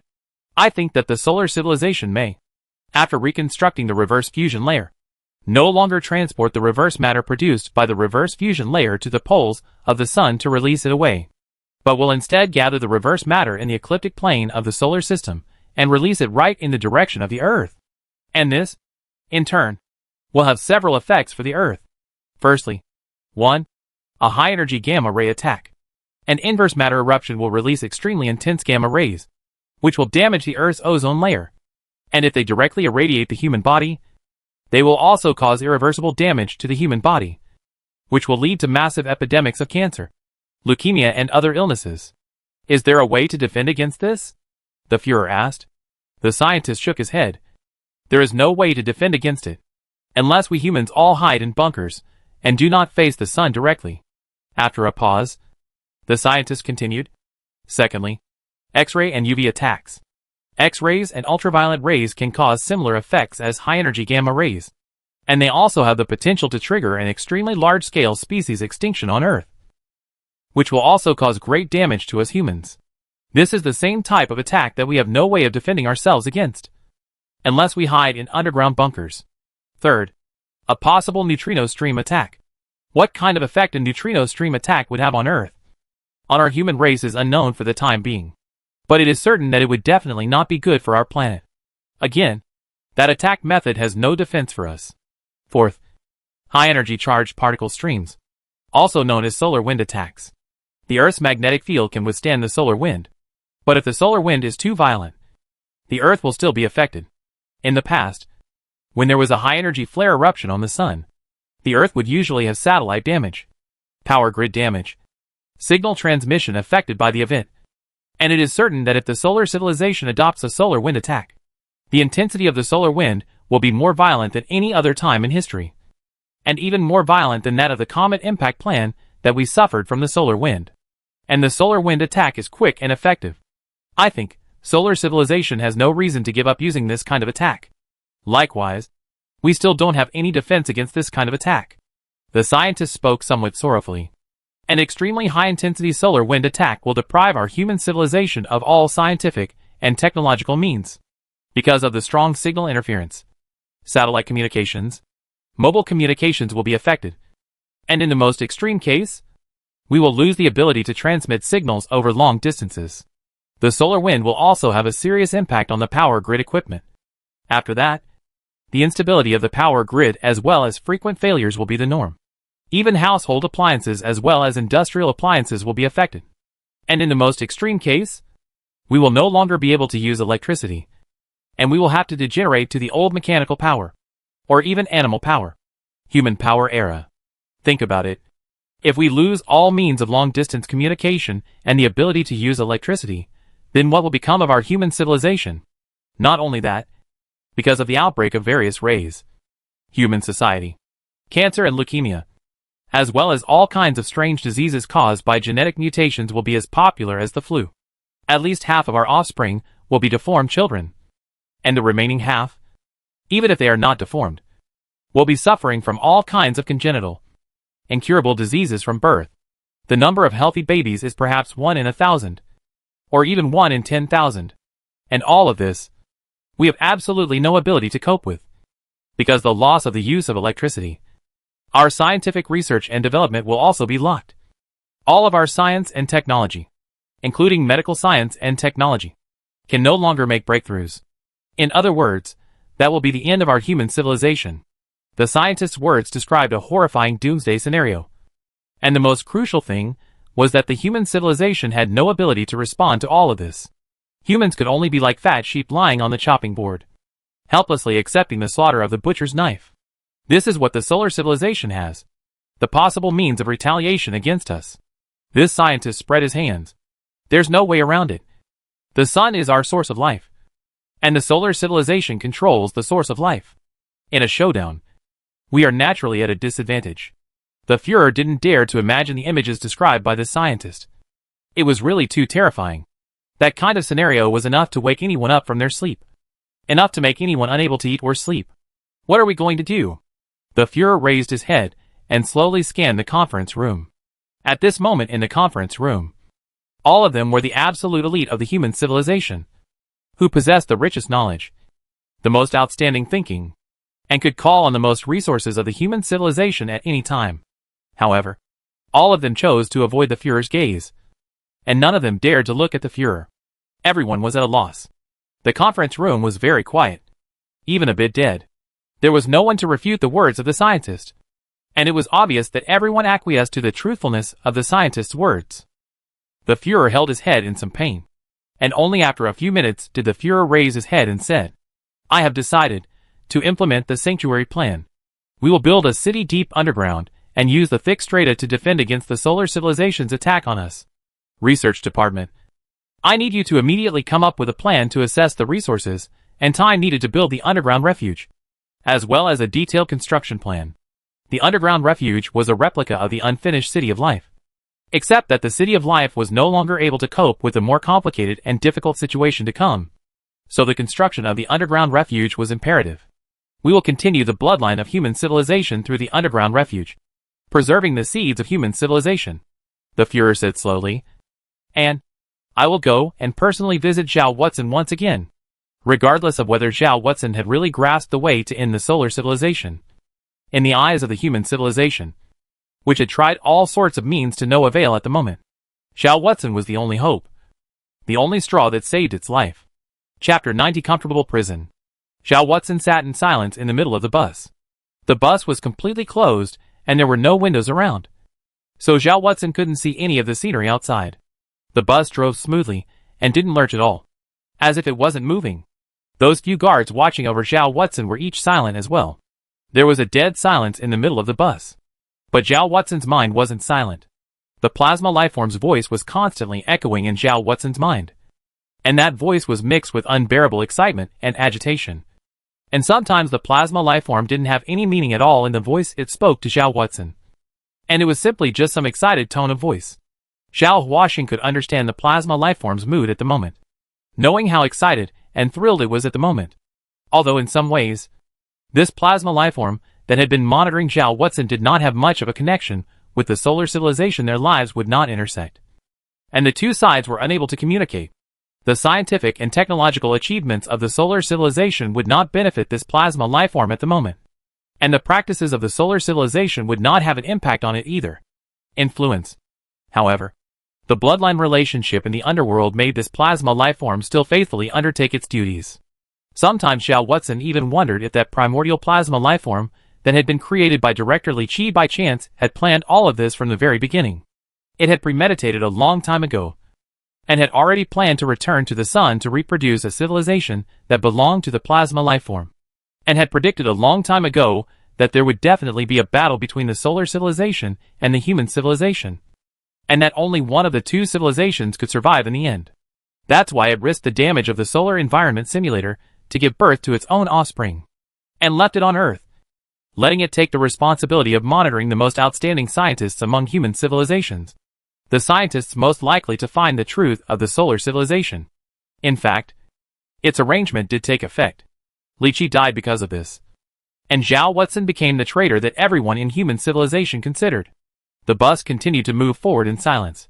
The bus did not know how long it had been driving before it came to a stop. And then, the door was pulled open, and several guards surrounded Xiao Watson and got out of the bus. Xiao Watson looked ahead. It was a quiet, small, detached courtyard. The surroundings of the courtyard were very elegant.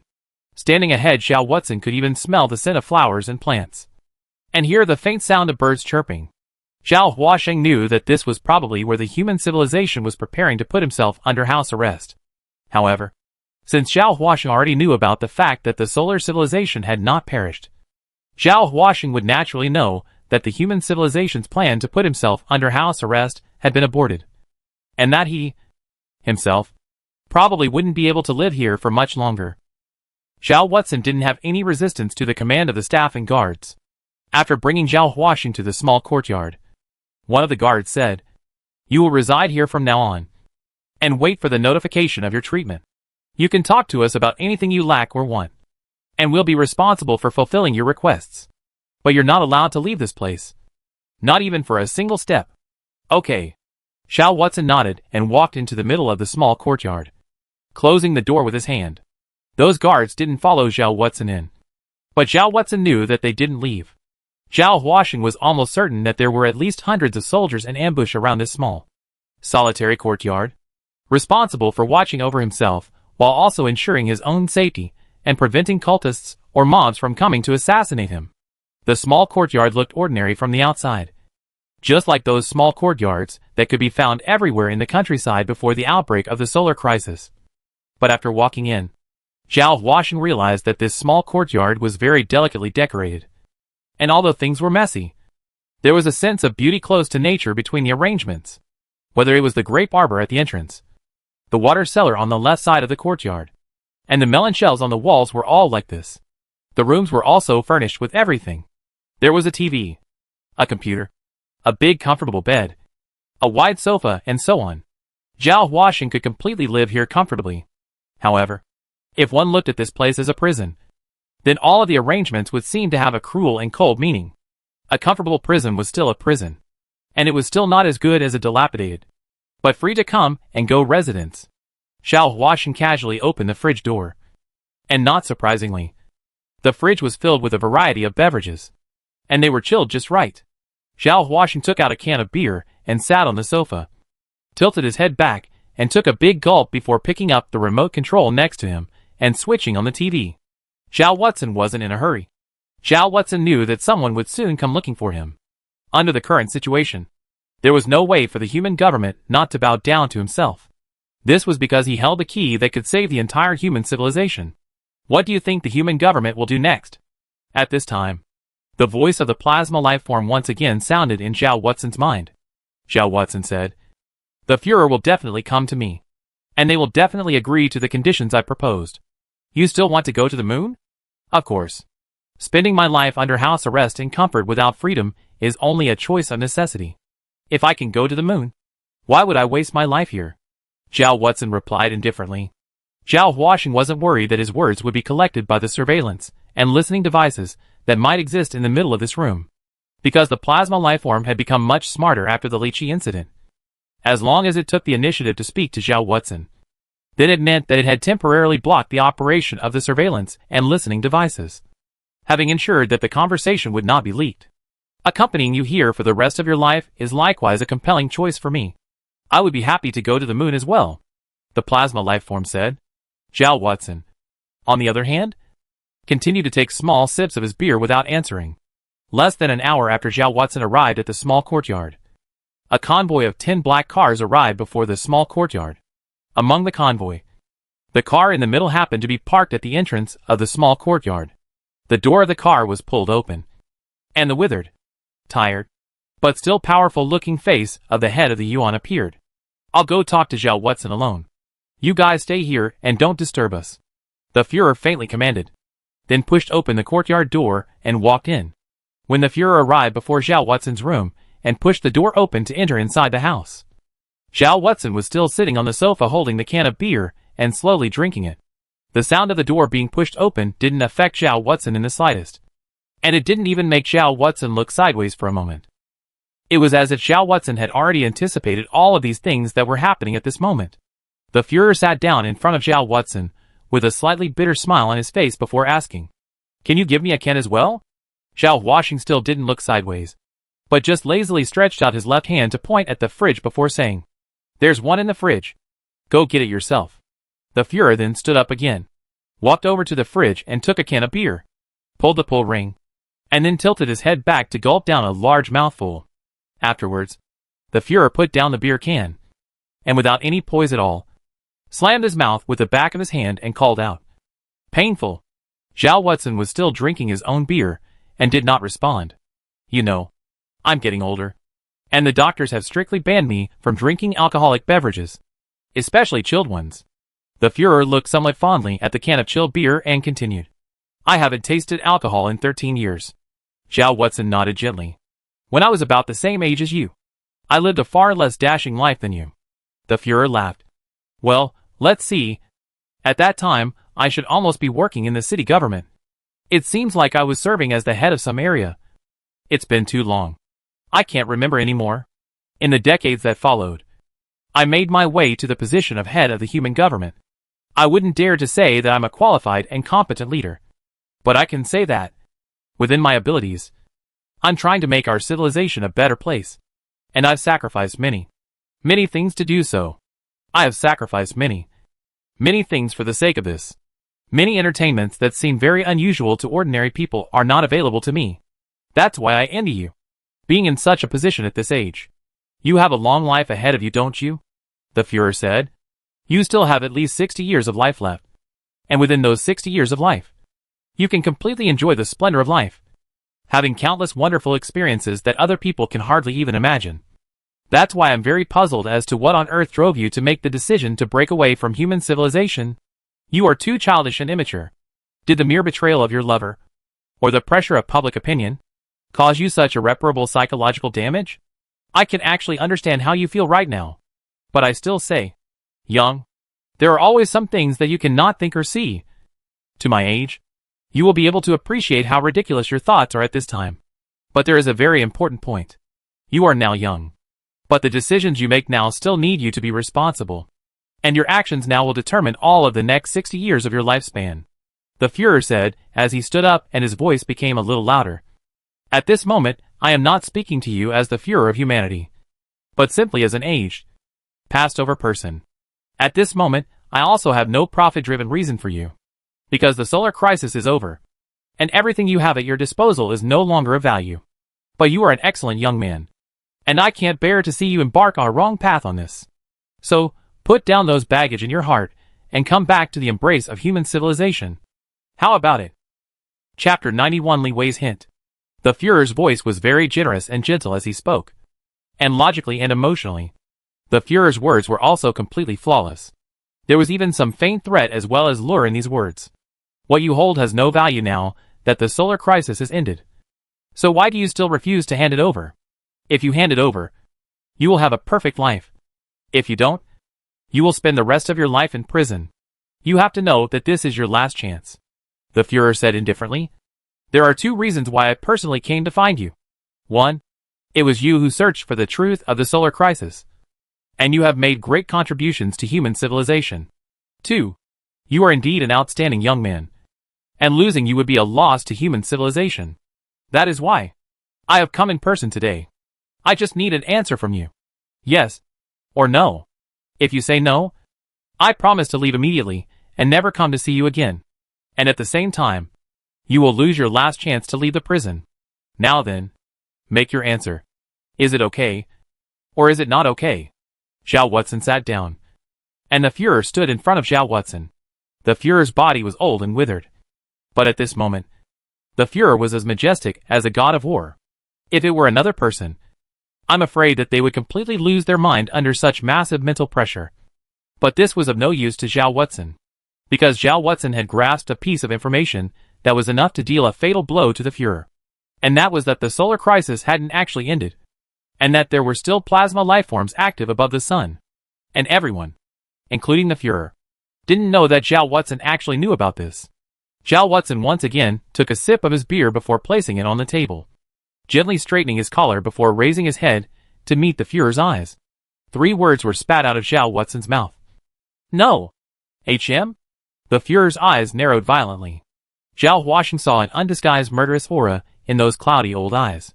This was, after all, a civilization, the leader of billions of humans. Zhao Huaxing, however, was completely unfazed. Zhao Huaxing's tone remained flat.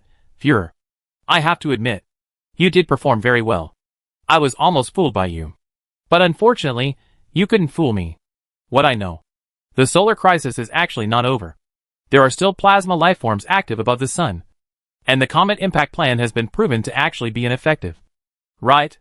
Not only that, but I also know that you have received a message from the solar civilization. And the exact content of that message is, human civilization, please wait for our revenge. Isn't it? And that's exactly why you came to me to try to get my solution to the solar crisis as a way to save human civilization, right? How did you know that? Who leaked this matter to you?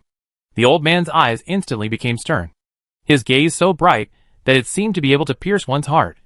Tell me. Zhao Huaxing shrugged his shoulders and didn't answer. It doesn't matter if you refuse to tell me who leaked the information. The old man narrowed his eyes and said, I'll find out who leaked the secret and then try him for crimes against humanity, so that his whole life can only be spent in prison. It has nothing to do with me. Do whatever you want. Zhao Watson shrugged his shoulders once again. Then again, after all you said, aren't you just trying to pry the method of destroying the solar civilization out of my mouth? I can give you the method.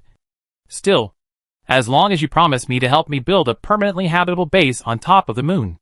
The old man who had been dealt a fatal blow by Zhao Huaxing had completely lost his previous might between his words.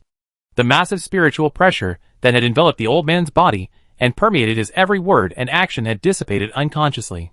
The Führer's tone also softened. Watson, after all, this is a matter of life and death for human civilization. That's billions of people. Watson, don't be obsessed anymore. Tell me what exactly to do to destroy those hateful plasma trash. Zhao Watson said indifferently. What does the survival of human civilization have to do with me? I only want the moon base, which is the necessary price in exchange for me saving human civilization. Either watch human civilization die out from now on, or help me build the moon base. Either way, it's up to you. The old man's aura once again weakened.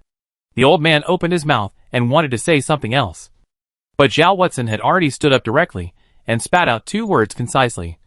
Goodbye. The old man staggered out of Zhao Watson's room, and after closing the door, the old man shouted a low, angry crazy man into the room. After that, he turned around and left. After leaving Zhao Huaxing's small courtyard, the Führer came back to a prison. After giving a few instructions to his entourage, Li Wei was once again brought to the room with an iron fence in the middle, locked on top of an iron chair, while the old man sat opposite Li Wei through the iron fence. Compared to a period of time ago, the current Li Wei was much thinner and emaciated. Her hair, which hadn't been tended to for a long time, was draped messily over her head, and her skin was also very rough, looking very downcast. However, Li Wei's eyes maintained their calmness. Li Wei, do one thing for me. If you are willing to promise me and do this thing well, I can let you regain your freedom and give you everything you want. The old man said very briefly. Li Wei smiled faintly, then said, Including killing Zhao Huaxing? The old man shook his head.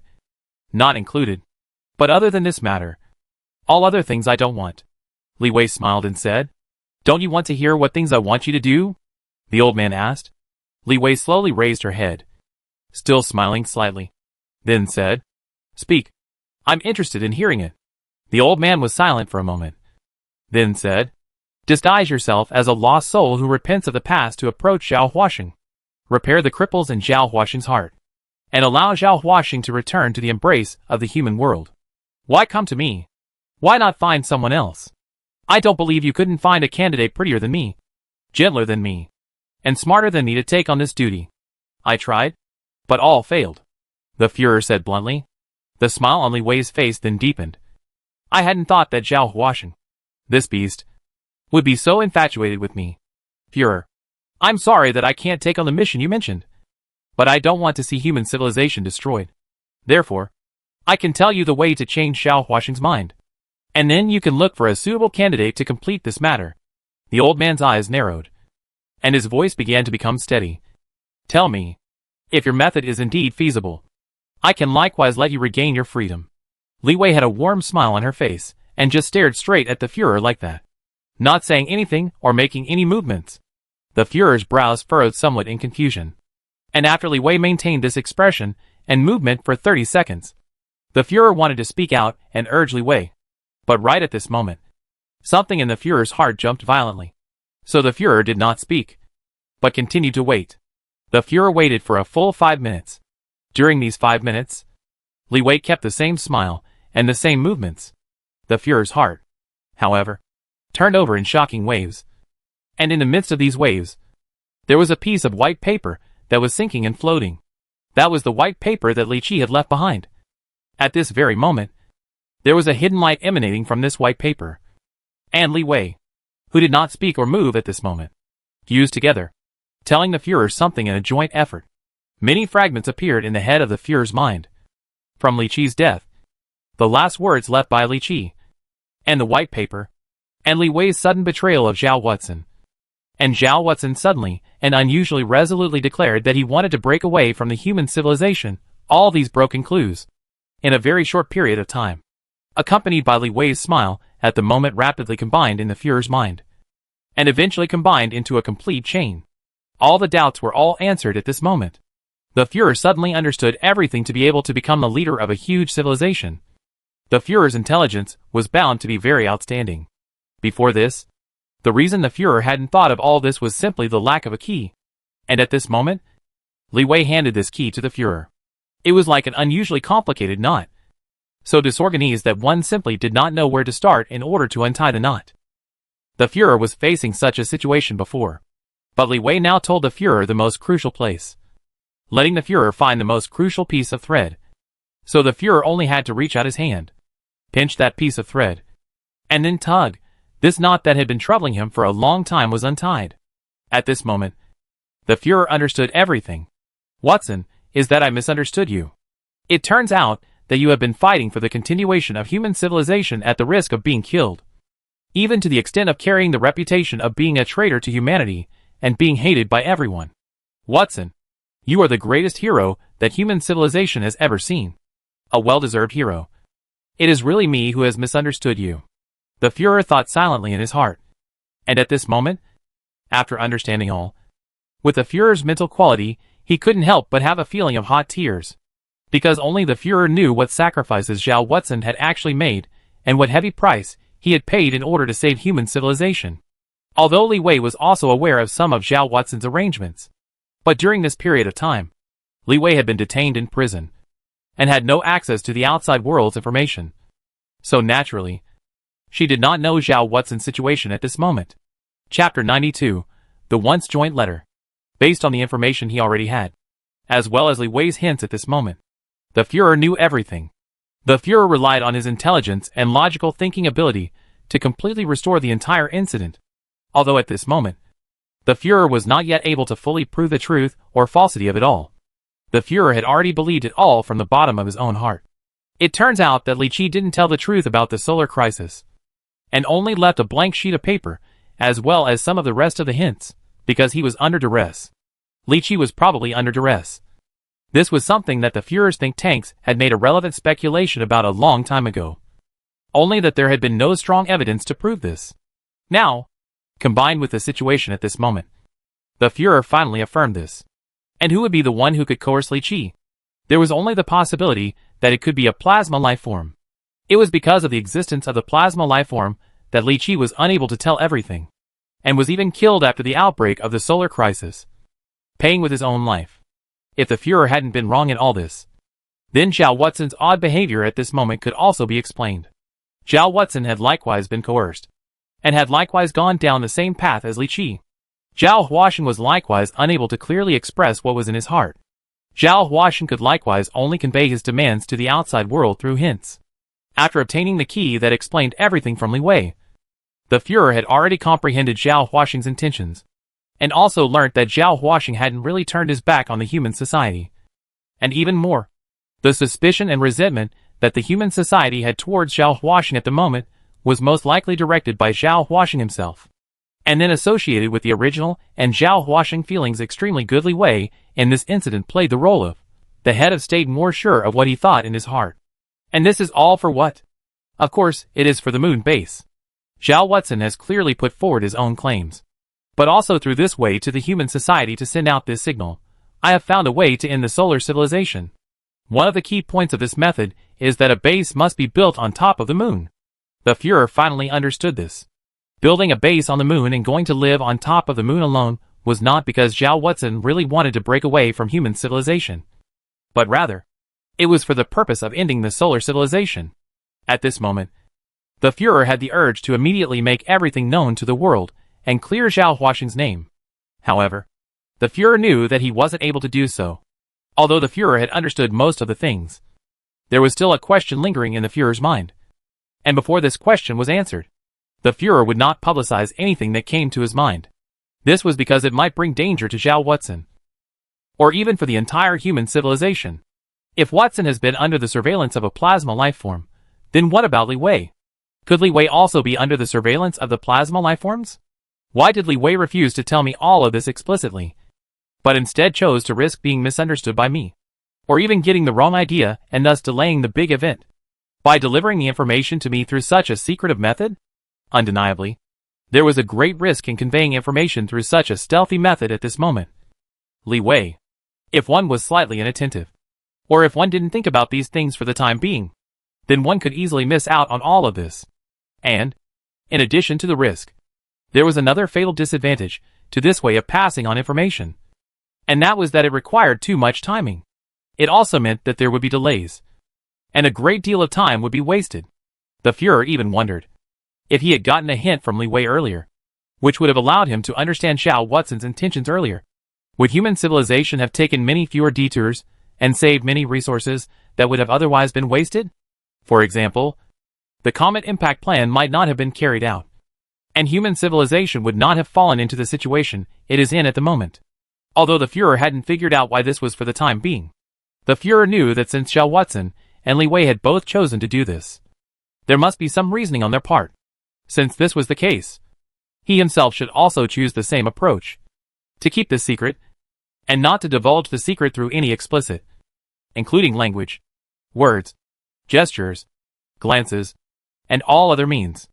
Li Wei was still smiling, and the Führer was still thinking. After a moment, the Führer suddenly found the answer to this query. I understand.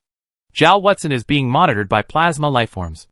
But Zhao Watson has no way of confirming how many plasma lifeforms exist above the Earth. Most likely, above the Earth, besides the plasma lifeform that has been monitoring Watson, there are other plasma lifeforms operating above the Earth. And it may even exist in this room. It is precisely because there is no way to confirm whether there are or not. In order to ensure safety and the success of the plan, Li Wei can only suggest something to me through this covert way. There was indeed no way to confirm this. Obviously, since that original plasma lifeform had already been scheming for future events while it was still in the midst of the solar environment simulator. Concealing the number of offspring it had bred didn't seem to be something incomprehensible. Perhaps it had bred 10, 100 offspring. And these offspring had their own hidden contact channels with each other.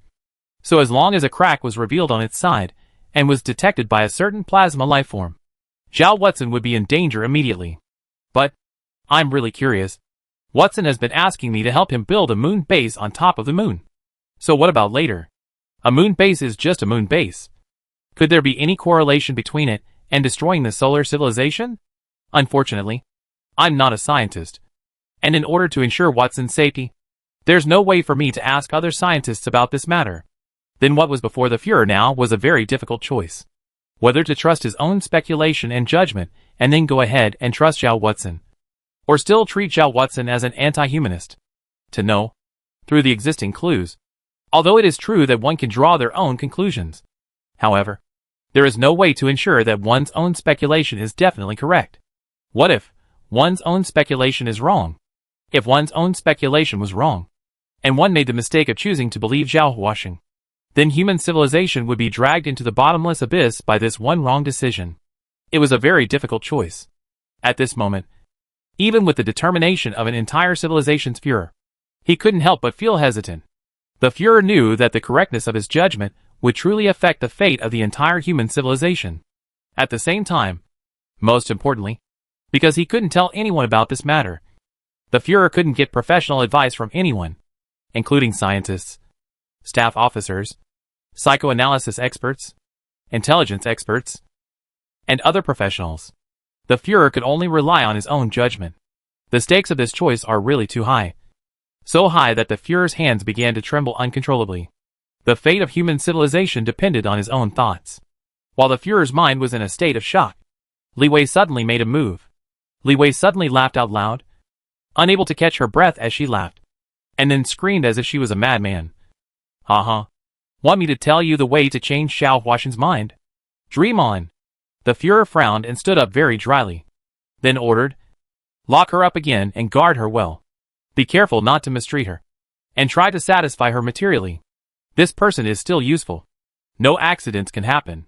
After saying that, the Führer turned around and left the prison, getting back into the black car. The Führer didn't say anything. The driver, who was separated from the front seat by the isolation panel, didn't ask questions, and the convoy didn't make any movements. Everyone was waiting in silence. A full 10 minutes passed before the Führer rubbed his forehead, then said, "Go to Zhao Watson's place again." The convoy then started, and after half an hour's time, the Führer once again came before the small courtyard where Zhao Huaxing lived. Appearing in front of Zhao Huaxing was still holding a can of beer and drinking it slowly, his eyes staring out of the window out of concentration, as if there was something outside the window that had captured his attention. Just like last time, Zhao Watson also did not make any reaction to the Führer's visit.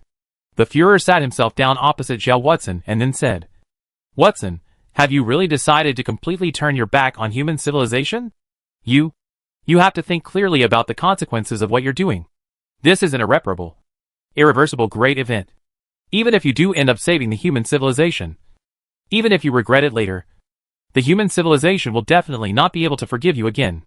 Zhao Watson took a sip of beer and said indifferently, "I don't want to waste time on nonsense." The Führer's expression then became a bit gloomy. "Watson, do you still remember the letter that you were responsible for drafting when you were at your university? And then a total of 37 students jointly sent it to me?" Zhao Watson faintly said. "Why? Is there anything wrong with it?" The Führer said with a slightly saddened recollection. "At that time, I had just become the Führer not long ago. And after seeing your letter, I even personally wrote a letter back to you. I still remember the content of that letter to this day. In the letter, there were some shocking cases of environmental pollution by industrial enterprises investigated by your student organizations. And in the letter, you called for the strengthening of the control of environmental pollution. You may not be aware that I was greatly touched by the fact that I had just assumed office at that time. During my term of office, I strongly pushed forward a series of policies to protect the environment. And a large part of this is because of you. At that time, you showed me the sense of responsibility and power of action of the new generation of young people in human civilization. And it was from that time that I remembered your name." Chapter 93, Happy Cooperation. The Führer spoke quietly, seeming to have returned to that still beautiful era where there was no solar crisis. Zhao Watson, on the other hand, had remained silent. Zhao Watson's memory was outstanding, and he had even once won a certain memory competition. Therefore, Zhao Huasin clearly remembered that he was very ordinary and low profile in his university life. Not to mention organizing his classmates to write a joint letter to the head of government. And even small activities such as classmates' dinners were not hosted. The head of government looked full of emotion. At that time, due to our civilization, our world is full of love. Although this feeling is a bit radical, but still cannot be denied. Your original intention is good. But now, why have you become like this? Zhao Huasin could confirm 100% that what the Führer had said simply did not exist. However, Zhao Huaxing did not deny the Führer's statement, but answered as he did when responding to Li Wei. People always change. At that time, I couldn't see the true colors of the human race, which is why I did those foolish things. But now is different. I have completely seen the true face of humans. The true face that makes me feel sick to my stomach. I am ashamed by the fact that I was once a human. It was just like the dialogue between Li Wei back then. Zhao Huasin knew very clearly that he hadn't done those things. But Zhao Huasin still calmly gave his own explanation for those things. No. Human civilization has always been like this. There are two sides to everything. You can't ignore the beautiful side, because you only see the ugly side. The Führer suddenly stood up, looking agitated. Just like the current human society. Although you have suffered betrayal and suspicion. But there is still a lot of beauty that exists in our civilization, isn't there? For the continuation of our civilization. How many people are silently dedicating themselves, sacrificing themselves, in order to help others? How many people have dedicated their lives? Why can't you see any of this beauty? Huasin, you are blinded by ugliness. Stop this. Turn back quickly. Okay? The Führer's expression was even filled with supplication. This expression had not appeared on the Führer for a long time. However, Zhao Huasin remained indifferent. Zhao Huasin's expression remained cold. Zhao Huaxing picked up his beer and took a sip. Then once again placed his eyes outside the window. All of your words will not be able to break my heart's defenses. I'm still giving you two choices. 1. Agree to my conditions, and we'll make a deal. 2. You'll house arrest me for the rest of my life, and I'll watch human civilization step into extinction. The choice is yours on exactly how to decide. Zhao Huasin said calmly, his eyes cold and bright. Zhao Huaxing looked straight into the Führer's eyes, waiting for the Führer's answer. When the Führer came to ask himself about a matter that didn't even exist, Zhao Huaxing already understood what the Führer meant. At the same time, when Zhao Huaxing gave an explanation for something that didn't even exist, the Führer had likewise already confirmed some things. The combination of those things and Li Wei's behavior, as well as the intelligence that the Führer knew about, increased the correctness of those speculations that the Führer himself had made. The Führer looked straight into Zhao Huasin's eyes, observing the calmness and indifference within Zhao Huasin's eyes, then silently said to himself in his mind, Huasin, I understand what you mean. At this moment, a thought popped up in the Führer's mind. The Führer was thinking about the possibility of killing the plasma lifeform and rescuing Zhao Huasin from his coerced situation. If this could be done, it would undoubtedly be the most perfect ending, and Zhao Huaxing would be able to explain all of this to himself, thus eliminating the worries in the hearts of many people, including himself. But after a moment's thought, the Führer gave up on this idea. This was because there were too many variables and too much risk in the matter of killing the plasma lifeform. Firstly, the Führer didn't know what method could be used to kill the plasma lifeform, and it was certain that he would only have one chance to try. Because if he was unable to kill the plasma lifeform once, the plasma lifeform would inevitably detect the human civilization's killing intent towards itself, thus surmising that the secrets had been leaked, and the plasma lifeform would turn around and kill Zhao Huasin. Secondly, the Führer was unable to determine how many plasma lifeforms existed above the Earth. If there was a second plasma lifeform, even if he managed to kill the plasma lifeform that was coercing Zhao Huasin, this second plasma lifeform could also deduce that the secrets had been leaked. Based on these two reasons, the Führer ultimately had to give up on his intention to learn about rescuing Zhao Huaxing. The Führer's expression was still agitated and lost, not showing any breaks at all. An expression that looked as if he had built up too much resentment and anger in his heart because of Zhao Huasin's refusal. But the Führer's expression finally calmed down, and was replaced by a deep exhaustion. All right. I promise you, the Führer murmured.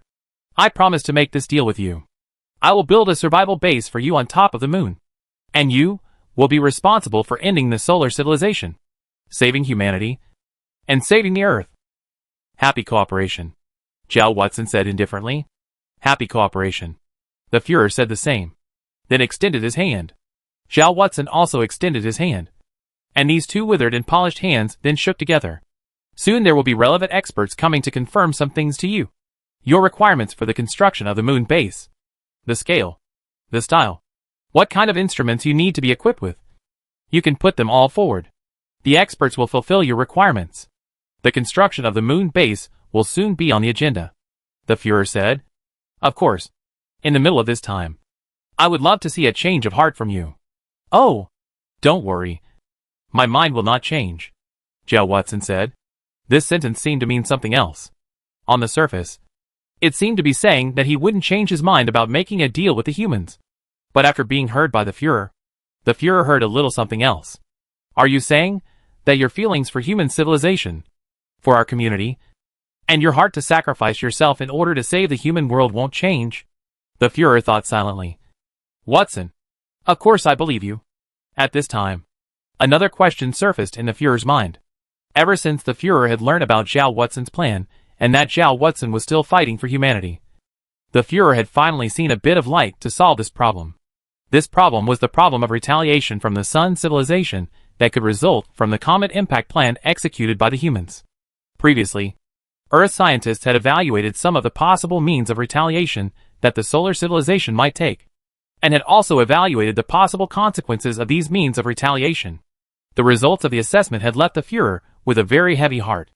Whether it was the locking up of technological development, the prevalence of large-scale terminal illnesses, or the drastic rise in the deformity rate of infants and children, it was all close to extinction for human civilization. And human civilization is helpless about it. The Führer could only pin his hopes of solving this problem on Zhao Watson.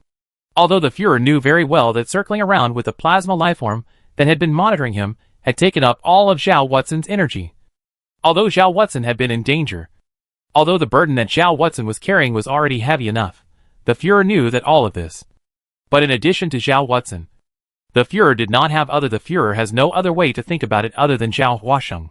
Because of the poor flow of information led to a misunderstanding between Zhao Watson and the human government, and because of Frank's recklessness, leading to the human civilization into this crisis. As Zhao Watson's backing, when Zhao Watson gambled with his life and the solar civilization to start a circle, the human government not only did not bring Zhao Watson a little bit of help, but also brought Zhao Watson a great deal of trouble. And in the end, the hope of solving the problem still has to be placed on Zhao Watson. Pinned on Zhao Watson. This is undoubtedly extremely unreasonable, even with the Führer's mental quality. Before raising this question to Zhao Watson, the Führer felt a little embarrassed. But at this moment, there really wasn't any other way. The Führer could only do this, and could only place his hopes of saving the lives of hundreds of millions of his fellow human beings on Zhao Huasheng.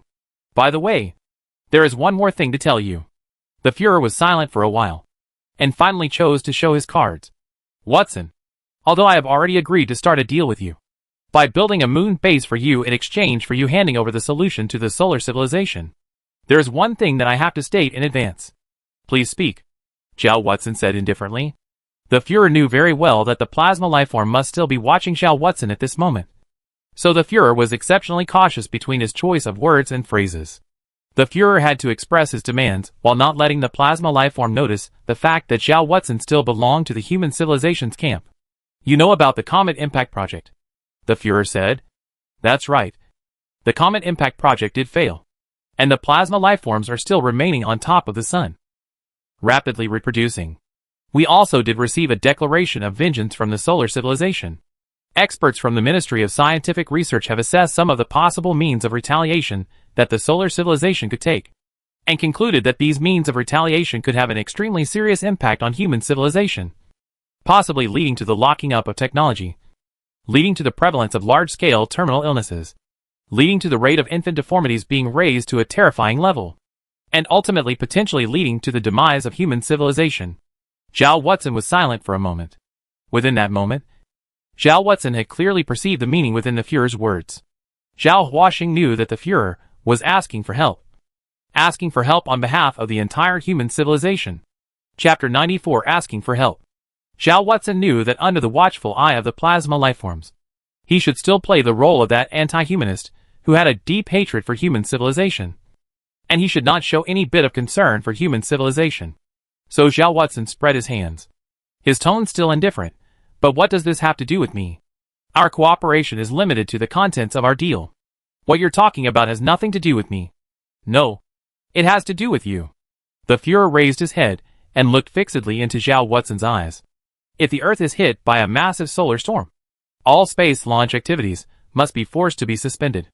This also means that human civilization will not have the ability to build a moon base for you. I warned Frank a long time ago to not carry out the comet impact plan. But that fool merely thought that I was jealous of what he had achieved. Zhao Watson shrugged his shoulders somewhat indifferently. Since the situation has become like this, then you guys can only gamble.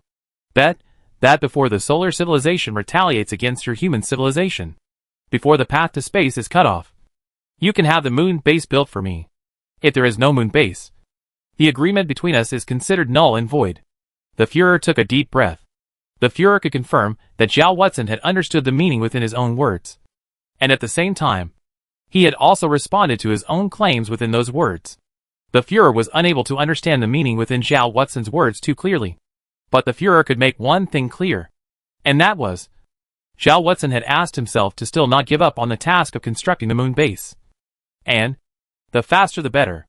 As for how the matter of the solar civilization launching retaliation against the human civilization should be resolved, Zhao Watson did not give any promises.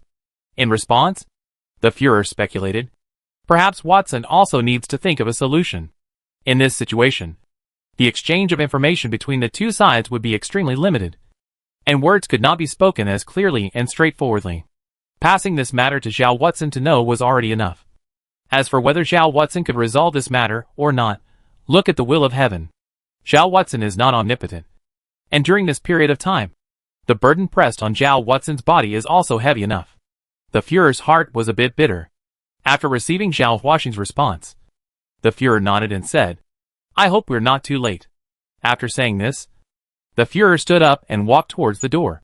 Before walking out, the Führer paused and finally said, from this moment on, Zhao Huaxing, you are free. You are free to go wherever you want. Of course, if you wish to continue living here, then that's up to you as well. Zhao Huaxing nodded and did not say anything. With that, the Führer left the place, and silence once again returned to the middle of the room. Zhao Huaxing, however, suddenly stretched out his hand and knocked on his head, whereupon the plasma lifeform's voice resounded in his mind. I've already shielded the relevant surveillance equipment on you, so you can talk to me now. But, Zhao Watson, before starting this conversation, there is something I have to tell you. That is, I am in a very pleasant mood at the moment. Seeing the uncertainty of the head of the human civilization, when he is about to face the retaliation of our solar civilization. Ha ha ha. I am simply too happy. I even feel that my life information has changed a little bit for the better. Zhao Watson did not comment on the plasma lifeform's excited mood, but instead said directly, I need to discuss with you about the construction of the moon base. The plasma lifeform said, everything is up to you. You can build whatever style you like. I don't really care about these things. There is only one thing that I care about, and that is, any equipment that has anything to do with the sun is off limits. I have strictly forbidden you to make any observations of the sun. After a pause, the plasma lifeform continued, although I have trusted you, I still cannot take any chances. You're a dangerous person, and I can't allow any more relationships between you and the sun. Zhao Watson's expression didn't undergo any changes, as if Zhao Watson had already expected the plasma lifeform to say this. Zhao Watson just shrugged his shoulders, then said faintly, you're forcing me. Oh, why? The plasma lifeform asked. Research into the unknown is the only pillar that supports my survival, Zhao Watson said indifferently. I have already abandoned the feelings that humans possess, abandoning honor, status, love, and affection. And the only thing left in my life is the desire for knowledge. My profession is a stellar physics researcher, and everything about stars is so fascinating to me. And now you say, ban me from all research on the sun? If that's the case, what's the point of my living? Oh, if there's no point, you can kill yourself for all I care, the plasma lifeform said. The corner of Zhao Watson's mouth curled up, looking very sarcastic. Of course I can kill myself, as long as you don't care if I tell the truth about the solar crisis before I kill myself. The plasma lifeform's voice became steeply harsh, to the point where Zhao Huaxing felt a faint burning sensation appear above his body's skin. You can try and see if you have any chance of speaking out before I kill you. It's useless. Zhao Huaxing shook his head. Don't you feel ridiculous using death to threaten someone who is going to commit suicide? The plasma lifeform did not speak, but the burning sensation above Zhao Huaxing's skin gradually receded, as if the plasma lifeform was thinking about something. Zhao Huaxing stood up and slowly paced in the middle of the room before saying, "Let's make a deal. Tell me about it. How about you don't prohibit me from starting research on the sun? And I don't choose to tell the truth?" Zhao Huaxing said indifferently. "If you don't agree to this condition, I will choose to tell the truth, of course. You'll kill me before I do. But you yourself will be damaged. Won't you?" The plasma lifeform was still hesitant. It seemed very conflicted as to whether or not it should agree to Zhao Huaxing. "If you still feel hesitant, then just attach another condition," Zhao Huaxing said. "I can promise you that I will build you an extremely high-powered laser transmitter, so that you can communicate and interact with your kind that live above the sun." Zhao Huaxing was gambling. But this gamble, Zhao Huaxing was at least 90% sure of achieving victory. This was because during the time he had spent with the plasma lifeform, Zhao Huaxing had already figured out a lot of information about it. Zhao Huaxing knew that this plasma lifeform that was monitoring him was very afraid of death. And since it was afraid of death, then there was something that he himself could use. Zhao Huaxing was playing a game with the plasma lifeform at the cost of his own life. In the game between the two sides, the most important point was to make the other side believe in the deterrent that they had imposed on it. The deterrent that Zhao Huaxing chooses is I'll make you suffer the consequences of serious damage to your life information at the cost of my death. Combined with the preliminaries, combined with Zhao Huaxing's detachment from human civilization, abandoning all honor, status, kinship, friendship, and love in human civilization situation, the plasma lifeform had enough reasons to believe that Zhao Huaxing really dared to abandon his life. So the plasma lifeform hesitated. But right at this moment, Zhao Huaxing put forward an additional condition, which was to allow you to restore contact with the solar civilization. Zhao Huaxing could imagine that scenario.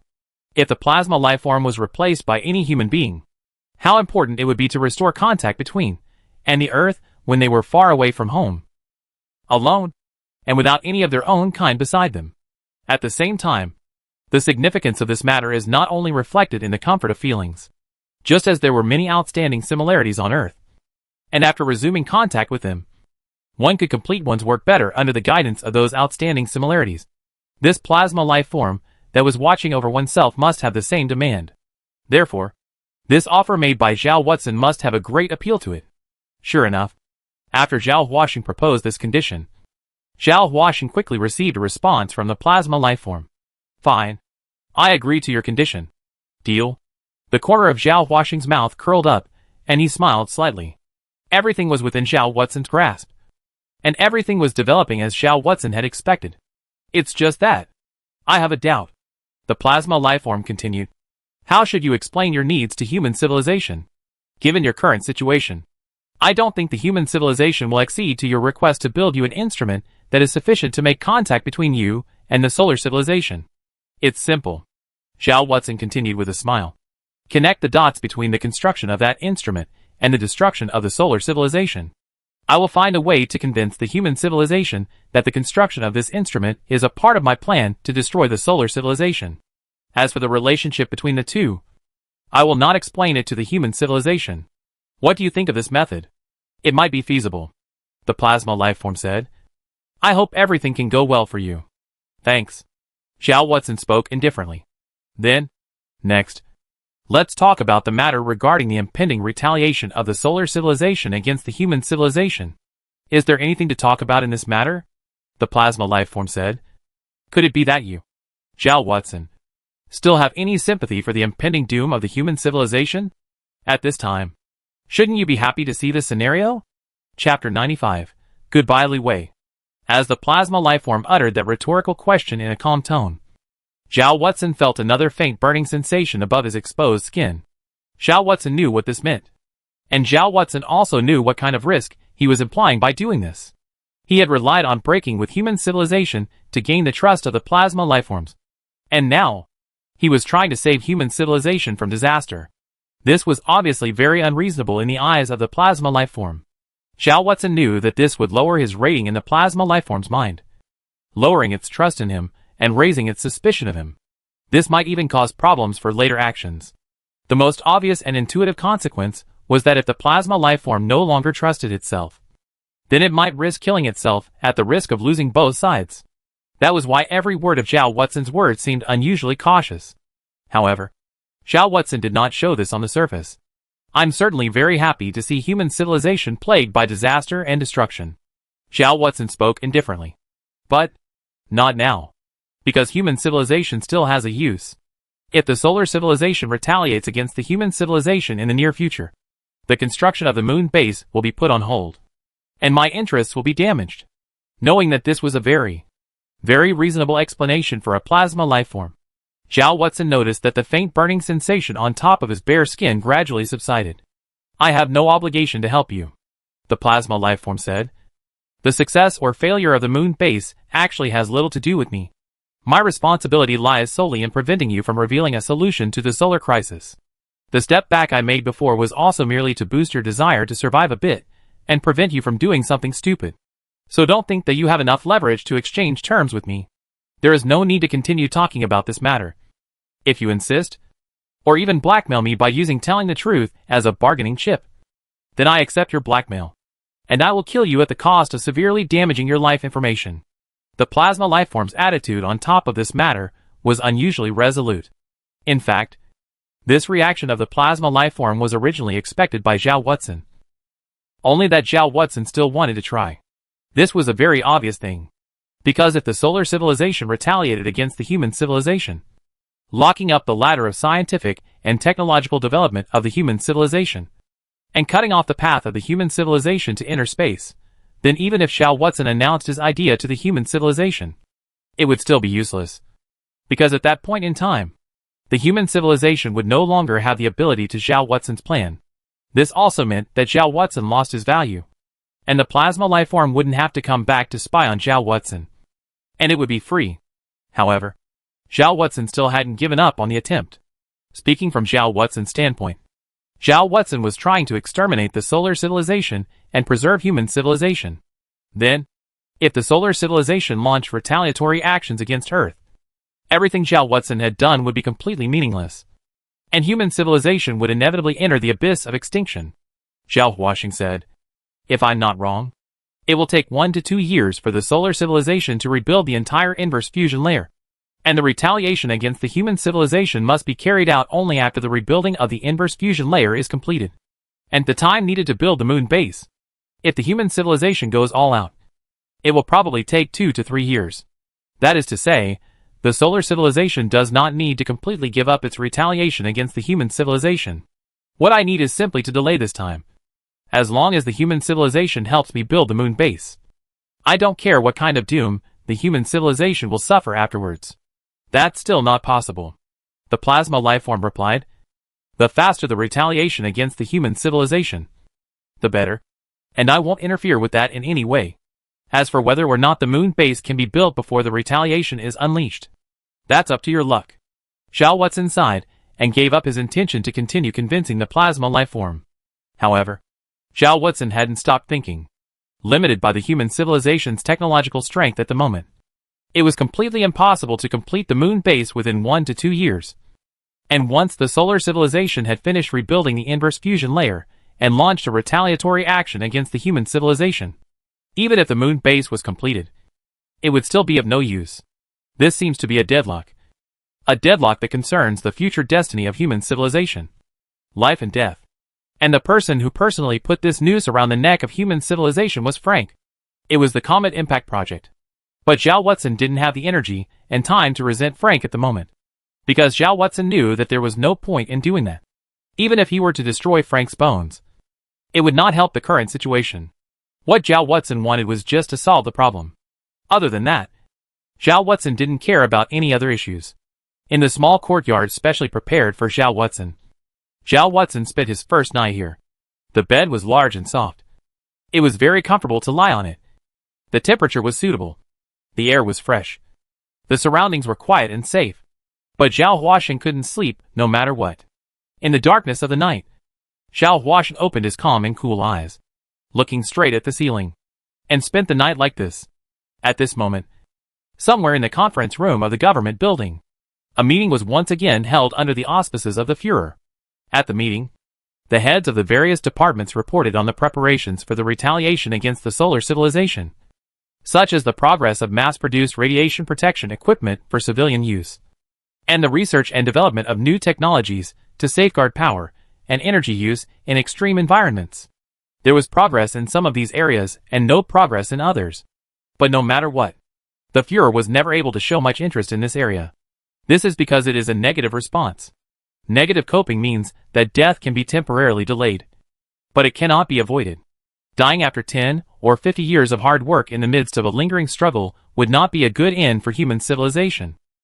After this report, there was a progress report on the underground shelter. The engineering department had completed the initial exploration and site selection for the underground shelter, and the relevant equipment had begun to be mobilized there. But the Führer was skeptical about whether the underground shelter could be built in just 1 to 2 years' time. The underground shelter is an intermediate response program. If this plan was successful, human civilization could still keep the seeds of civilization alive. However, the Führer did not want to implement this plan as a last resort, just as the Führer was very reluctant to implement the City of Life plan, because it would mean the death of billions of humans. When this part of the report was also over, the Führer looked hopefully towards another part of the seats. There, the most outstanding war experts, psychological warfare experts, physicists and other people in the entire human civilization were concentrated. The Führer hoped that these people could find a way to deal with the solar civilization's retaliatory methods. But the Führer was equally disappointed by the reports of these people. One of the scientists said, "I'm sorry, my Führer. We haven't found any way to deal with the solar civilization's means of retaliation. With our current scientific and technological strength, we are unable to form any effective, long-term deterrence against the solar civilization, and we have no way of adopting scientific and technological means to counter the solar civilization's attack." The Führer's vision then dimmed. After that scientist finished those words, the venue fell into dead silence. After the dead silence lasted for a full few minutes, that scientist continued, "Our human civilization is already facing a desperate situation. Perhaps our ultimate hope lies in Zhao Watson. Although this little bit of hope seems to be so remote and unreliable no matter what. But other than that, there is nothing we can do. We can only look forward to helping Zhao Watson get the moon base built before the solar civilization launches its means of retaliation against us, and then have enough time to execute Zhao Watson's approach to preemptively destroy the solar civilization in order to avoid the solar civilization's strike against us." The failure of the Comet Impact Plan declared the last effort of human civilization aborted. And the failure of the Reinvent the World Plan declared the failure of the human civilization's attempt to exchange a smaller price for Zhao Watson's cooperation. The bankruptcy of these two plans truly pushed human civilization to the brink of extinction. Other than choosing to compromise and cooperate with Zhao Watson, the human civilization had no other choice. Before the meeting, the Führer had already announced the fact that he and Zhao Watson had finally reached an agreement and agreed to Zhao Watson's conditions. This matter didn't cause much backlash or opposition from the attendees. This was because it was clear to the people that there was still a silver lining in agreeing to Zhao Huaxing's conditions. And if they didn't, then they would have to wait for death with their hands tied. The Führer did not tell those results of his thinking. The reason for this was again, for the sake of secrecy. This was because the Führer could not be sure if there was a plasma lifeform in the conference room at this very moment eavesdropping on this meeting with the highest level of secrecy in human civilization. "Fine," the Führer sighed. "We can only pin our hopes on Zhao Watson." Although the words were spoken, the Führer's mind had drifted elsewhere. The Führer said silently in his mind, "Watson, I hope that you can create another miracle. I know that you've already carried too much, and your situation is already very difficult. But I have no other way. I hope that you can stop the Sun civilization's retaliation against human civilization." It was also at this time that Zhao Watson sat up from on top of the large comfortable bed. "I'm going to meet Li Wei. This you can promise, right?" Under the early morning sunlight, Zhao Watson's eyes were unusually bright. Chapter 96 Paper Tigers and Ideals. Regarding Zhao Watson's request to meet Li Wei, the plasma lifeform did not agree. With regards to Zhao Watson's request to meet Li Wei, the plasma lifeform acted a little surprised. "I don't have any opinion on this, but I have some curiosity. What are you going to do to meet Li Wei?" Zhao Watson said calmly. Consider it a thank you to her for letting me see the true face of human civilization. Make yourself at home, the plasma lifeform said. Obviously, it was not at all interested in this thing called emotional entanglements between individual humans. As a lifeform with only one gender, it was also not interested in understanding this kind of thing too much. Before going to meet her, I'm going to prepare a gift for her first, Zhao Watson said as he walked out of the small courtyard and found the leader of those soldiers who were keeping him safe before stating his request. Zhao Huashan quickly got what he wanted. It was a small bottle of glue, some cardboard, and some simple tools like a ruler and a knife. What do you want to do? The plasma lifeform asked. Slightly puzzled. Make a handmade model and give it to Li Wei. You'll know exactly what it is soon, Zhao Watson said with a smile. Zhao Watson ambled over to the table and began to get busy. Zhao Watson first drew a rough drawing and made divisions with lines for those drawings. Then he followed the instructions of the drawing and started cutting those white cardboards one by one. And after the cutting was done, he then used glue to stick those cardboards. Zhao Huashan was busy for an hour. After an hour, Zhao Watson got a paper tiger. It was indeed the likeness of a tiger. It had thick and powerful limbs, a thick tail, and a body that matched the proportions of a real tiger. But no matter which way you looked at it, this paper tiger looked a bit more humble. It doesn't even look like a tiger, because one can't detect a bloodthirsty and violent aura from it. Instead, it is somewhat similar to a kitten, which can make people feel cute and docile. Zhao Huashan used to be very interested in the art of origami, so making such a handmade model wasn't too difficult a task. What is this? The plasma lifeform asked. It had watched the entire process of Zhao Watson making this model, and during the process, it hadn't detected anything out of place. It could confirm with 100% that this was merely a mediocre model. However, out of caution, it decided that if Zhao Watson couldn't provide a reasonable explanation for this, it would still choose to destroy this thing and restrict Zhao Watson's next actions. Oh, it's a tiger. Zhao Huashan held that model in his hands and carefully examined it, while murmuring, there is an ancient tradition amongst our tribe that according to the different years that people are born, each person will have a different genus that we call the 12 zodiac signs. Li Wei is a tiger, so I plan to give her a model tiger as a gift. Hearing this explanation, the plasma lifeform then released its mind. It had already survived on top of the earth for a long enough period of time, and that time was already enough for it to have enough understanding of some of the cultures amongst human civilization. It knew that everything Zhao Watson had said was true. The plasma lifeform accepted this explanation, and at the same time remained silent and stopped speaking. Zhao Watson then casually placed the tiger on the table, and then threw all the leftover trimmings from the making of this model into the furnace fire, letting them all turn into ashes. After that, Zhao Huashan walked out of the small courtyard with this tiger and found the soldiers who were guarding him, conveying to them his desire to meet with Li Wei. The soldiers conveyed Zhao Watson's words to their superiors, and then quickly received a response.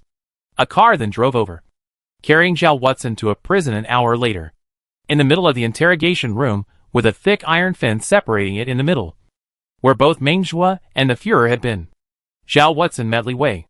This was the first time that Zhao Watson had met Li Wei after he started to implement his plan and separated from her. When he had just seen Li Wei, Zhao Watson had a moment of disorientation. This was because Zhao Watson almost didn't recognize the person standing in front of him. Roughly speaking, Zhao Watson had already been separated from Li Wei for a few months, and just a few months was far from enough time to cause a person to undergo a skyrocketing change. But this level of change was what appeared in Li Wei. Zhao Huashan still remembered Li Wei's appearance. Quiet, serene, the one full of elegance and intellectualism. Now, Li Wei's face was haggard. Her hair was disheveled, and her eyes were lifeless. Although she did not have shackles on her body, nor was she wearing a prison uniform, an aura of despair and darkness constantly emanated from her entire body. These months of prison life had changed Li Wei in many, many ways, and the source of all this change came from Zhao Watson. From Zhao Watson's plan. After a moment of disorientation, Zhao Huashan regained his composure, and Li Wei also had a momentary change the moment she saw Zhao Huashan. The gazes of the two scattered after crossing for a split second, followed by a silence so terrifying that it almost suffocated people. After a long time, Li Wei's words broke the calm. What are you doing here looking for me? Come to see how miserable and downtrodden I am now. So that you can vent those grudges in your heart? Li Wei's words were full of irony. At this moment, Li Wei was like a delirious madwoman. Her voice also became shrill because of her overexcitement. I hate so much. I hate that I didn't manage to avenge my brother's death. And I hate that I didn't make you lose your name. Li Wei made a very good start for this conversation. Li Wei knew very clearly that Zhao Huaxing must have come to find himself for something very important. And that this matter might even have a bearing on the fate of human civilization. But at the same time, because of the plasma lifeform that was constantly watching Zhao Huaxing, it was impossible for Zhao Huaxing to tell his claims through unusual means, but only through hints and metaphors. So Li Wei continued with her previous identity and image. And next, it was Zhao Huaxing's turn to speak. Zhao Huaxing lowered his head and was silent. After another moment, Zhao Huaxing said, Li Wei, I hate everyone in this world. But you are the only one I don't hate. Although the knife you stabbed me in the back almost caused me to fall into the abyss for eternity, I still don't hate you. Li Wei wasn't clear on the meaning of Zhao Huaxing's words, so Li Wei didn't respond, but merely laughed with a sarcastic smile on her face. I came this time to say goodbye to you. Zhao Huaxing spoke silently. The Führer has agreed to make a deal with me, and the human civilization will be responsible for building a moon base for me. After the moon base is completed, I will spend the rest of my life on the moon. Therefore, this will be our last meeting. And after this meeting, I will completely let go of you, no longer love you, and will not hate you. From now on, you are merely a meaningless symbol to me, and your name, as well as your appearance, will not cause any ripples in my heart.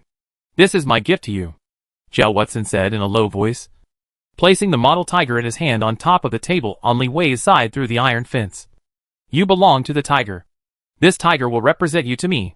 It was made by my own hands. Now, I return it to you. I return everything that belongs to you. In my place, you will not leave anything. Li Wei sat in silence on the iron chair without moving. By now, Li Wei probably understood that Zhao Huaxing's purpose for this trip was to give this paper tiger to himself. While above this paper tiger must be hidden a heavenly secret. Most likely, the way to deal with the solar civilization's retaliation against the human civilization was on top of this paper tiger. But precisely because it was too important. In order to avoid accidents.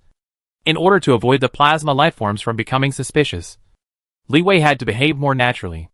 I didn't leave anything at your place in the first place, Li Wei said indifferently. So, there is no need to give me this tiger. It has no meaning. Take it. Zhao Huaxing shook his head and sighed.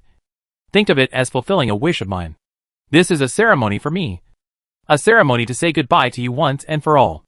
It has no meaning to you, but it has meaning to me. In exchange, I can let you regain your freedom from this point on, so that you can get back to unfolding your work and life wherever you like. Good, Li Wei said directly. Deal? Then, goodbye. No, never again. Zhao Huaxing smiled and said, while his eyes kept looking at Li Wei. Go on. Still follow your trajectory to live. Still study those things you are interested in about optical instruments.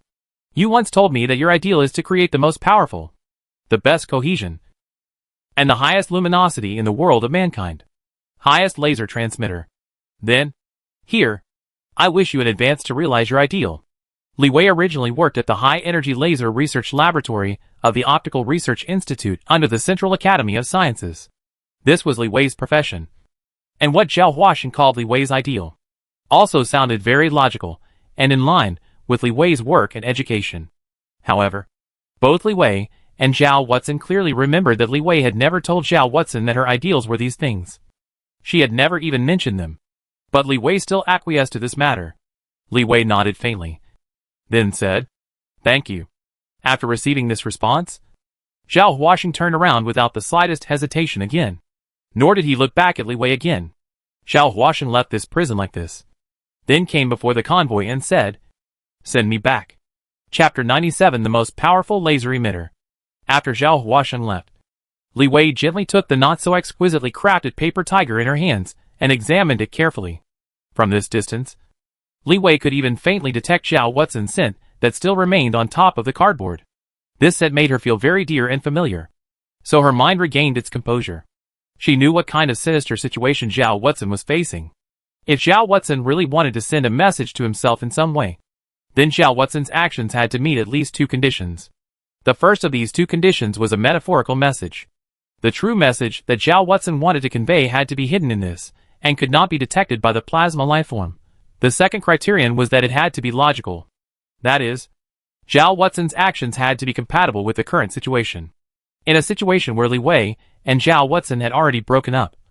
If Zhao Watson sent a bouquet of flowers, then this was clearly an illogical behavior. In other words, Zhao Watson's behavior had to be explained in two different ways. The plasma lifeform got one explanation, and the human civilization got yet another. These two different explanations had to be conveyed through the same behavior. In the case of this incident, the plasma lifeform saw that Zhao Watson still had a hard time remembering his old love. And so through an act with a certain sense of ritual, he paid tribute to his former love.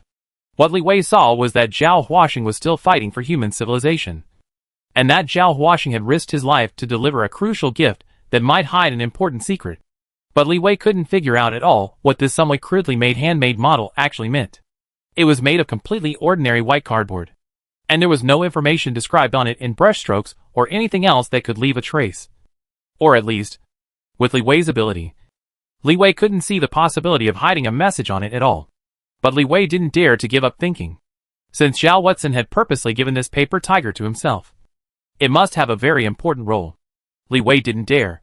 And even more so, she didn't want to let Zhao Huaxing's expectations of her down.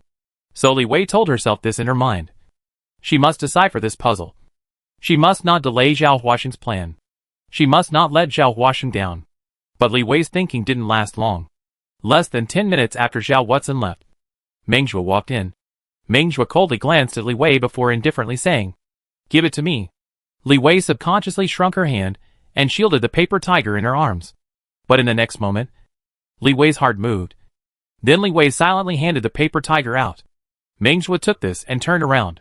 Before leaving the cell, Monger's words drifted over. Just as Watson said, "Li Wei, you are free. The Fuhrer orders you to continue to your position as a researcher at the High Energy Laser Research Laboratory." And so Li Wei's mind relaxed in this instant. Yet it was not because she had gained her freedom and could finally be released from this cell, but because Li Wei had already thought clearly about some of the rest of the things. This paper tiger probably wasn't given to me, and those messages implied on top of this paper tiger. Watson didn't ask me to decipher them either. Watson has long known that even if he gave this paper tiger to me, it would soon be taken away by the government's people. So, Watson was probably just lending me a hand to turn it around in order to make this matter seem more reasonable. This was something that could be easily understood. If Zhao Watson really gave this paper tiger directly to the Fuhrer, then the plasma lifeform could definitely detect an abnormality, thus becoming wary of Zhao Watson. While giving it to himself would not make the plasma lifeform suspicious. Because he was a tiger. Because he had an emotional relationship with Zhao Watson. And because Zhao Watson was bidding farewell to himself. These few premises made the matter of Zhao Watson giving himself a paper tiger seem very logical. Without a single crack. It seems that the Fuhrer has correctly and smoothly comprehended the message I said to him yesterday through my silence. Which is why Watson said the words. The Fuhrer has already reached an agreement with me.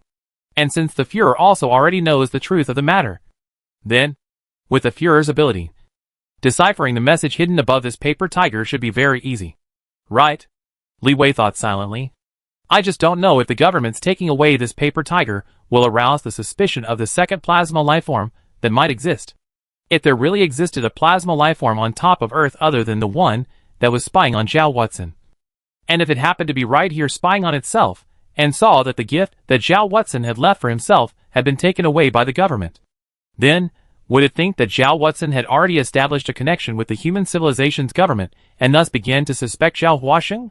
Thinking of this, Li Wei's heart was vaguely worried. But then she was relieved. This was because Li Wei also thought that even if Zhao Watson hadn't created a connection with the human government, it would be very natural for the human government to focus on Zhao Watson. And there was absolutely no need to worry about it. Li Wei's mood was one of nervousness and excitement, as well as some faint loss. Li Wei knew that Zhao Watson's plan was about to formally begin. And the answer to the riddle of whether or not it would be possible to end the solar civilization would also be revealed in the near future. In the days when she left Zhao Watson, Li Wei lived in anxiety and worry, as well as longing every day. And it was precisely because of this that Li Wei became so haggard. Li Wei was carrying too many things. Things that made Li Wei feel like it was a strain to breathe. Zhao Watson's arrival at least proved one thing. That is, her previous actions were correct. She correctly understood Zhao Watson's meaning and accomplished this. This was the greatest comfort for Li Wei. Li Wei thought that she could probably have a good night's sleep today. But at this time, Li Wei remembered the words that Zhao Huaxing had said before he left. You once told me that your ideal is wishing you in advance to realize your ideal. This was completely false. Li Wei had never said these things to Zhao Huaxing. And Li Wei's ideals were not these at all. Then, Li Wei had reason to suspect that just like that paper tiger, Zhao Watson was hoping to send some message to himself through these words. Unlike that paper tiger is merely doing a transit in itself and is ultimately handed over to the government. This passage, on the other hand, must be said to himself. Watson in the end want me to achieve what things? Li Wei silently pondered. How does this sentence look like it can be parsed out of any hidden information? Is it directly from the literal meaning? Watson asked me to help him create the most powerful, highest-powered laser emitter? But what's the point of that? Why would Watson make this request that seems a bit clueless? Unable to think clearly about this question for the time being, Li Wei did not continue to think about it. The prison guards had already come to Li Wei's side. And after taking Li Wei to pack up some of her things and go through some formalities, Li Wei left the place. Standing at the entrance of the prison, looking at the long-lost sun and breathing in the long-lost fresh air, Li Wei felt a little bewildered. Li Wei wasn't worried that she would be in trouble, because Li Wei knew that those things that she had framed Zhao Huaxing for were kept strictly confidential by the government, and hadn't leaked out into the society. But Li Wei still didn't know where she should go. She no longer has a home. And in this world, she has no relatives. Fortunately, before Li Wei could be bewildered for too long, a staff member from the Optical Research Institute arrived and received Li Wei into the Central Academy of Sciences. Li Wei was arranged to live temporarily in the staff dormitory. Resumed her original work. During the work and life, all the people did not have any unusual behavior towards Li Wei. Li Wei knew that the government had probably given a reasonable explanation to her colleagues for her disappearance during this period of time, and that it would not bring her any trouble. Li Wei's heart, however, has always had a question lingering in her mind. The question was, what kind of message did Zhao Watson want to send to himself? What exactly did he want himself to do? Fortunately, this doubt did not last too long. Only 2 days later, the high-energy laser research lab, where Li Wei was located, received a notice. The notice said that the laser transmitter that would be installed in the moon base would be designed and manufactured by the high-energy laser research laboratory. Li Wei then instantly understood the intent of Zhao Watson's words. There was no mistake. There was no metaphor in Zhao Watson's words. All of Zhao Watson's demands were expressed in the literal meaning of his words. Just like Zhao Watson said. What Zhao Watson wanted was simply the most powerful and highest power laser transmitter. Not the rest of the laser transmitters. And the most powerful and highest powered laser transmitter. Not any other weird and wonderful things. Zhao Watson had stated his demands in such a straightforward manner, and had not aroused the slightest suspicion from the plasma lifeform. Although it was still unclear what exactly Zhao Watson was trying to do by asking for this thing. It didn't cause Li Wei any more trouble. It was good to know what Zhao Watson wanted. As for what exactly the use of this thing was, this was not within Li Wei's consideration. I will help you complete this thing, Li Wei said silently to herself in her heart. At the same time, in the Führer's office, the increasingly aging Führer was sitting on top of his office chair without moving. And on the desk in front of him, the paper tiger that Zhao Watson had given to Li Wei was clearly placed there. The head of state's eyes had been staring at this paper tiger, never leaving for a moment. Chapter 98 False Comet. The Führer was eagerly thinking about something about this paper tiger. The first question the Führer pondered was whether there was any relationship between this paper tiger and the imminent retaliation that the solar civilization was about to unleash on the human civilization. The Führer came up with a definite answer to this question after thinking about it for just a split second. The answer was that there must be a relationship. This was because the Führer knew that Zhao Huaxing had actually been fighting for human civilization. And just before Zhao Huaxing had given away this paper tiger, he himself had just implicitly expressed his intention to ask for help from Zhao Huaxing. Then the Führer had reason to believe that there must be a connection between this paper tiger and the defense against the retaliation of the solar civilization. After determining this point, the Führer began to think about the second question. The second question was, what kind of message did Zhao Watson want to tell the human civilization through this paper tiger? What method should human civilization use to avoid being struck by the solar civilization? The retaliation of the solar civilization would be something even more terrifying than the reduction of the sun's temperature. After all, the reduction of solar temperature is a slow process. It will not destroy the human civilization in a flash. The solar storm outbreak is different. It will instantly destroy everything in human civilization. Human civilization would not be able to fight back in front of the solar storm. Nor would it have the ability to defend itself. Zhao Watson had undoubtedly found a way to defend against the outbreak of the solar storm. This method was hidden within this paper tiger in front of him. And the fate of human civilization was also hidden within this paper tiger. Paper tiger. Paper tiger. The Führer muttered, reaching out his hand to hold it in front of his eyes, carefully observing it with his dim old eyes, refusing to let go of any details on the body of this paper tiger, including every bonding, every crease, every limb of the paper tiger. All were looked at carefully. The Führer knew that he would not be able to obtain any useful information from this observation. The reason was simple. Before this paper tiger was delivered to his desk, it had already been subjected to the most rigorous testing. Just like the blank sheet of paper that Li Qi had left behind at the beginning. The researchers exhaustively analyzed every detail of this paper tiger, detected every crease that existed on it. The fingerprints left on it by Zhao Watson were analyzed in detail, and even detected the inner part of this paper tiger through X-ray fluoroscopy technology. But the researchers always found nothing. The most advanced scientific and technological means are unable to find any clues from this, solely by virtue of the Führer that has been somewhat dim old eyes. Naturally even more unlikely to see anything from this. The Führer's doing so is merely a subconscious behavior. Then, I am reasonably certain that the message that Zhao Watson wishes to convey to human civilization is not this paper tiger itself, but rather some of the meanings that it carries on it, just like that piece of white paper. But what exactly could those messages be? The Führer was pondering finally. His already somewhat sluggish brain was being turned up to maximum power regardless of the consequences. It had been many years since the Führer had thought this hard. In the past times, no matter what came up, the Führer always had a breezy look, and had already made some arrangements in the middle of a conversation. But not at this moment. Paper tiger, paper tiger. The Führer silently recited this word in his heart. And suddenly his mind moved. Among the cultures of our human civilization, paper tiger is generally used to describe something that is powerful on the outside but empty and weak on the inside. Well, right. Paper tiger can also represent deterrence. Creating an illusion that I am very powerful is used to deter the enemy in order to achieve one's own goals. Could this paper tiger of Watson's represent such a meaning? But what does it have to do with fending off retaliation from the solar civilization? Could it be that the human civilization is to create a huge illusion as a way to deter the solar civilization from retaliating against the human civilization? This approach has a certain degree of rationality when thinking about it. But how can we deter the solar civilization? A paper tiger could mean many things. In fact, if one were to make a list of all these possibilities, the list could run into hundreds of thousands of entries. The Führer does not know which direction of thinking is correct, and he can only choose a direction with a higher probability and keep on thinking. If this direction of thinking eventually meets with a dead end, it means that this direction is not feasible. The Führer has now chosen such a direction for his thinking.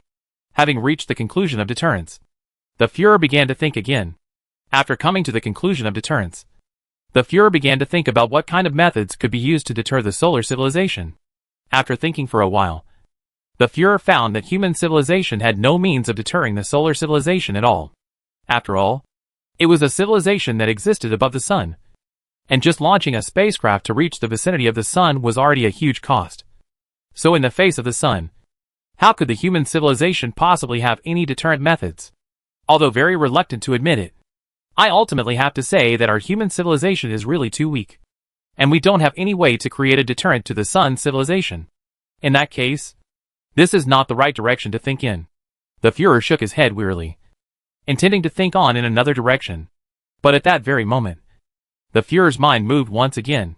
The Führer suddenly thought of a possibility. No, it's not like our human civilization doesn't have the slightest means of deterrence against the solar civilization. Just in the midst of the comet impact plan not too long ago, we also inflicted huge losses on the solar civilization, which means that we still have the means to inflict deterrence on the solar civilization. The means of deterrence is the impact of a giant comet. But Comet Arthur has already been sent into the sun by us. Where should we find another comet from now? The Führer rubbed his forehead with his fingers. then tapped the table. Mancho appeared before the Fuhrer the next moment. The Fuhrer instructed Mengzhou, immediately contact the people from the Ministry of Scientific Research and ask them if they have recently discovered any comets or asteroids that are close to the inner solar system. And if they have, then ask them to assess whether our human civilization has the ability to manipulate these things. In short, I want to know if our human civilization has the ability to repeat the comet impact plan in the near future. Mengzhou nodded then left. After half an hour, Mengzhou walked in with a stack of documents in his hands, then said, My Fuhrer, the results of the assessment from the Ministry of Scientific Research have come out. During this period of time, there were indeed several asteroids of considerable mass that approached the inner solar system. But none of them were comets. They are merely dark, icy asteroids, which means we cannot employ gas jets to alter their orbits. They are also not sun-skimming asteroids, which means they orbit far from the sun. Simply put, we have absolutely no ability to reenact the comet impact plan again. Okay, I get it. You're out. The Fuhrer nodded slowly. The option of taking a comet aka asteroid for deterrence was rejected by the Fuhrer. This seemed to mean that this direction of thinking was still incorrect. But the Fuhrer did not give up on continuing to think about it. Paper tiger, paper tiger. The Fuhrer repeated this word once more, while constantly playing with the model in his hands. After a period of time, the Fuhrer's mind once again moved. Right, since it's a paper tiger. Since it's something false. Why would I bother looking for a real deterrent? Could it be that Watson means to say that our human civilization will create a false comet by ourselves, and then use that as a basis to start a deterrent against the solar civilization? After thinking of this, the Fuhrer's mind raced in an instant. The Fuhrer vaguely perceived that he seemed to have found a way to deter the solar civilization. Then, how should our human civilization go about building a paper tiger that possesses a great deterrent power? Right. Sunlight reflector. Sunlight reflectors are extremely light in mass. And with our current technological strength, we are fully capable of manipulating some sunlight reflectors and stitching them together in the middle of space to create something that is extremely large in size and possesses a very high albedo. Because of its huge size and extremely high luminosity, no matter who sees this thing, they will think that it possesses enormous mass.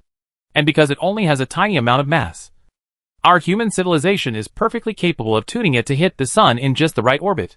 In this way, the unknown solar civilization will be greatly deterred. And our human civilization can completely declare to the solar civilization that if you dare to unleash a solar storm on Earth, then our human civilization will dare to crash this thing into the sun. The Fuhrer was instantly agitated. The Fuhrer felt that he had grasped the true meaning of a paper tiger.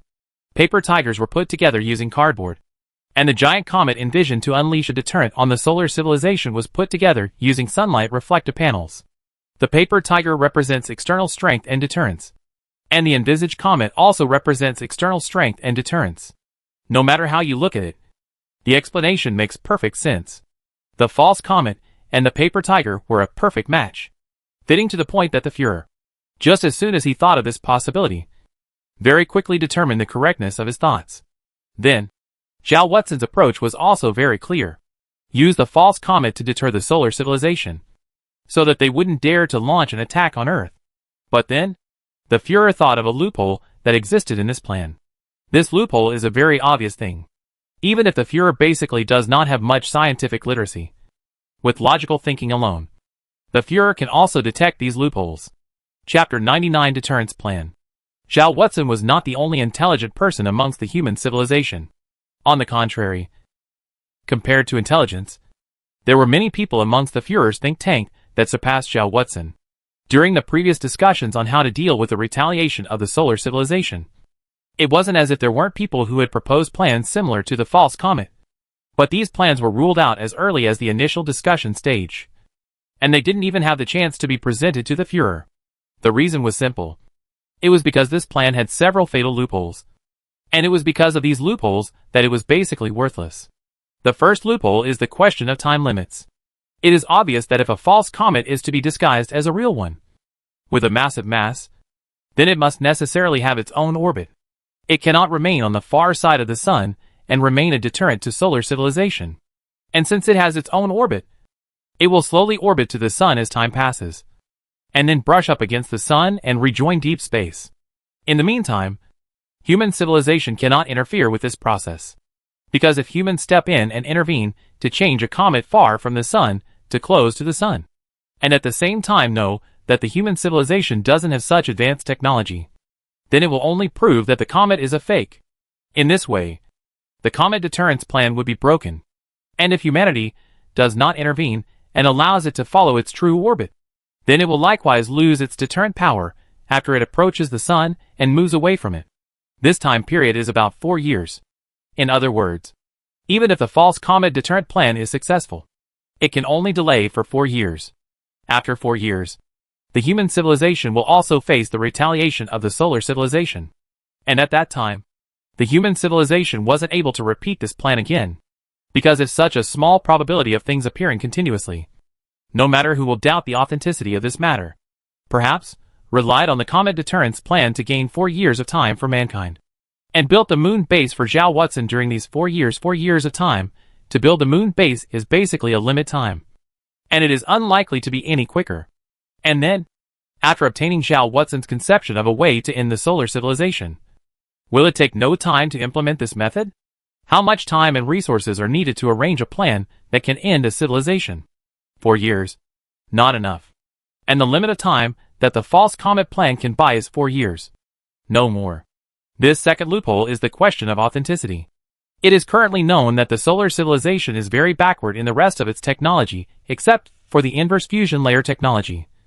So even if the human race has really created a false comet that is close to being real and intends to rely on this thing to start a deterrent to the solar civilization, how can the human civilization let the solar civilization know that there is a comet here that is being subjected to the human civilization's manipulation? Is using this thing to threaten them? After all, with the technology of the solar civilization, and limited by the extreme environment on the surface of the sun, it is questionable whether the solar civilization can observe this fake comet. Then, if the solar civilization didn't have the relevant observation capabilities, and couldn't see this false comet created by humans, how could the solar civilization believe that the human civilization possessed the means to deter them? Just by virtue of a piece of information from a hostile human civilization? Of course, they had no way to prove that the deterrent was false. But the human civilization also had no way to prove to the solar civilization that the deterrent was real. This is the crux of the problem. It was because of these two loopholes that scientists ruled out this plan as not being feasible. Don't forget that those scientists didn't know that Zhao Watson was under surveillance. Nor did they know that Zhao Watson's true purpose was actually the moon base. And they didn't know that the moon base was a part of the plan to end the solar civilization. So the scientists would automatically rule out this plan. Of course, the Führer now knew Zhao Watson's true intentions. So these two loopholes weren't really loopholes anymore. This was because the Führer only needed to buy 4 years, and that was enough. And did not need a longer period of time. Regarding the question of the authenticity of the plan, the Führer could also completely use some means to make the plasma lifeform that was monitoring Zhao Watson come to believe that the comet was real, and then have it convey the question of the comet's authenticity to the solar civilization. In this way, the solar civilization would have an extremely high chance of believing that the deterrent was real, and the deterrent plan could be executed successfully and be effective. What the experts and the think tanks considered to be a loophole was not a loophole to the Führer, who knew the truth. The Führer thought he had gained insight into Zhao Watson's entire program. The scheme was actually very simple. Using the false comet deterrence scheme to buy human civilization a maximum of 4 years. And then during those 4 years, human civilization built out a moon base for Zhao Watson, who would then use the moon base to end the solar civilization. This plan seemed very beautiful and feasible. But it was because of the existence of that fatal loophole that made the Führer hesitant to implement the plan. This loophole was actually very simple. That is, the Führer was unable to confirm the existence of several plasma lifeforms on Earth. It was because of this concern that Li Wei was unable to explain the truth to the Führer in a straightforward manner in the first place. And it also led to the Führer not having the means to inform the members of the think tank of the truth, and not being able to draw on the wisdom of the members of the think tank to cope with the situation at this moment. What the Führer and Li Wei were worried about was precisely the possible existence of a second plasma lifeform above the Earth. If the Führer and Li Wei once leaked out the truth, if it was detected by the second plasma lifeform, then Zhao Watson would immediately be in danger. Neither the Führer nor Li Wei dared to take the risk. So neither of them released the truth. Now then, if the false comet deterrent plan is to be implemented, the Führer will inevitably have to use the power of the Ministry of Scientific Research. Because it was obvious that the Führer himself had no way of launching and assembling the sunlight reflector into space. And once a large-scale scientific research force participated in this plan, then if a second plasma lifeform really existed on Earth, the plan would inevitably be leaked. Since the plan was leaked, how could the plasma lifeform that was monitoring Zhao Watson still believe that it was true and warn the solar civilization? Wouldn't this mean that everything the human civilization had done was useless? Not only that, if the plan was leaked, Zhao Watson might also be in danger. At the same time, the Führer believed that it was impossible for Zhao Watson not to think of this. Zhao Watson would inevitably know that if a second plasma lifeform existed above the Earth, then the false comet deterrence plan would inevitably not succeed. However, Zhao Huaxing had still submitted this plan to himself through illusion. This would inevitably cause the Führer to revisit this loophole once again. There were two possibilities. 1. Zhao Watson had already confirmed through some unknown method that a second plasma lifeform did not exist above Earth. 2. Zhao Watson could not determine whether a second plasma lifeform existed on Earth. Zhao Watson was taking a risk, gambling with his own life and the future of all human civilization. Zhao Watson was gambling that the false comet plan would not be leaked, and that the plasma lifeform would not detect the truth. And the head of state thought that the second possibility was more likely. This made the situation complicated. Zhao Watson put his own life and death to the back of his mind and pressed his chips. But as the Führer in the same camp, he was unable to press the fate of the entire human civilization together. But then the Führer smiled to himself, because the Führer thought that he actually did not need to press the chips, because the human civilization was already facing a desperate situation. Even if the false comet deterrent plan was leaked and ultimately failed, the situation of the human civilization would not get any worse. Except for Zhao Watson, who would be in danger and might die in vain. The human civilization would not suffer any loss. In other words, Zhao Watson was gambling with his own life in an attempt to save human civilization. Because at the moment, apart from the false comet deterrent plan, human civilization has no way to face the impending retaliation of the solar civilization. Zhao Huaxing could put his own life and death at the back of his mind. But the Führer could not easily accept Zhao Huaxing's gamble, because the Führer knew the importance of Zhao Huaxing.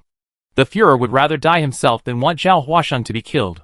At this moment, the Führer was incomparably disgusted with this man Frank, because all the current difficult situations, the dead ends that were entangled and could not be opened were born because of the comet impact plan. Instead of saving human civilization, as he said, Frank had pushed it into a deeper abyss. And all of this required Zhao Watson to gamble his life to undo it. The Führer knocked on the table once again, whereupon Meng Zhuo walked in once more.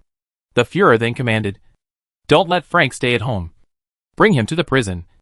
And note that only the minimum necessary for his survival should be guaranteed. And don't give him anything extra at all. As for the exact program of punishment for Frank, wait until some time has passed and things are clearer." Manzhou knew what was meant in those words. So Manzhou nodded, and once again left the Führer's office.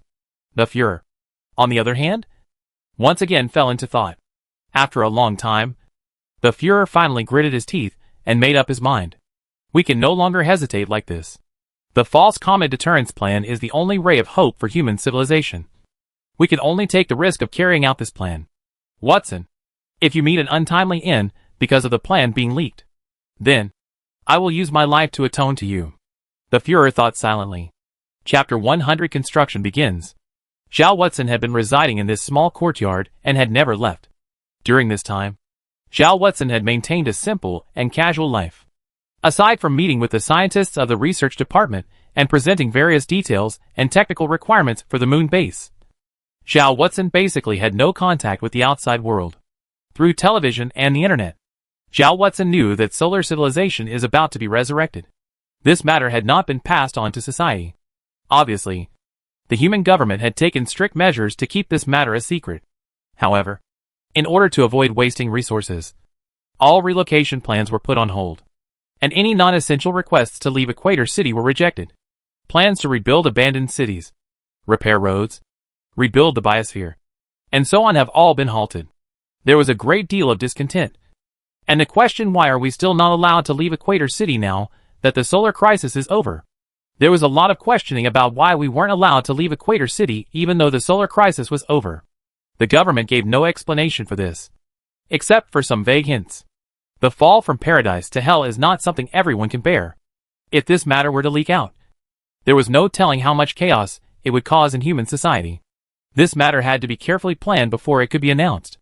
And at this moment, the psychologists and sociologists of the Academy of Social Sciences were already working on this issue. This is something on the surface. In the dark, the government's action does not stop for a moment. Taking advantage of the precious time when the temperature is warming up, and the opportunity of the improvement of sea and land transport, the human government once again launched a larger-scale material rescue operation. And the huge amount of wealth left behind by the human society in the past was constantly concentrated in the equatorial city. On top of these actions, the Skylab restoration program also began in full swing. The Skylab was severely damaged during the previous comet impact, and the Skylab was essential as a staging point if a lunar base was to be constructed. Under the government's leadership, the Ministry of Science and Research conducted a high frequency of space launches, with hundreds of astronauts and thousands of tons of supplies being transported to Skylab, and completely repaired the Skylab in 2 months' time. During the period of repairing Skylab, the human government also launched more than 20 probes to the moon, comprehensively and exhaustively drew the map of the lunar surface and geological structure, and sent landing robots to conduct field exploration on more than a dozen candidate construction sites, and then combined with Joe Watson's opinion, finally chose a plane on the back of the moon as the moon base. Combined with Joe Watson's opinion, they finally chose a plane at the back of the moon as the construction site for the lunar base. While selecting the site, the scientists and engineers also made a comprehensive assessment of the overall structure, materials, functions, radiation protection, impact protection, survival guarantee, scientific observation, and other aspects of the lunar base.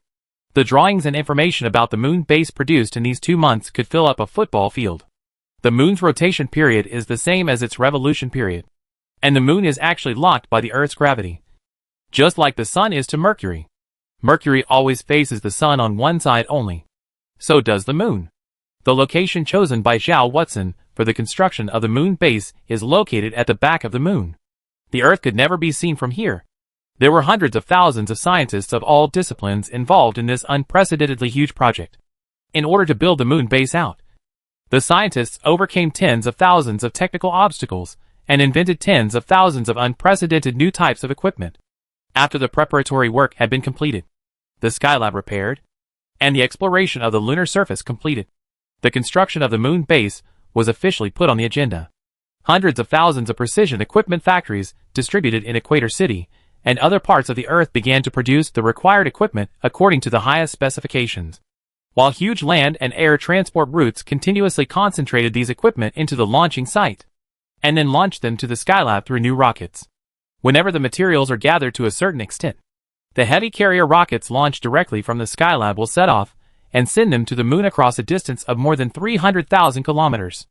Together with these supplies being transported to the moon was a construction team consisting of 18 outstanding astronauts. They were the main force in the construction of the moon base, and they would work together with the robots to build the moon base over a period of several years. Almost all of human civilization's top scientific and technical personnel were involved in this task. The time frame was too tight, and the amount of resources required was too huge for human civilization not to go all out. During the course of the moon base project, many scientists raised objections, but under the strong leadership of the Führer and the Ministry of Science and Technology, the project was still carried out in an orderly manner. The impact of the lunar base construction program on human civilization was extremely far-reaching, and was reflected in every aspect of people's lives. For example, people will find that the supply of supplies has been reduced. The number of doctors, medical equipment, medicines, etc. will be reduced. And even the supply of energy will be insufficient. And the transport, food, communication, etc. will be affected. This is because all these resources have been diverted to supply the moon base construction program and the personnel involved in the program. During this special period, the resources of the human civilization must be supplied here as a priority. This would inevitably affect most people. However, thanks to the appropriate guidance from the government's public opinion department, this kind of discontent is still within control. Although a certain degree of secrecy had been implemented for the moon base construction program, the number of people involved in this program was simply too large, which made it impossible to keep it strictly secret.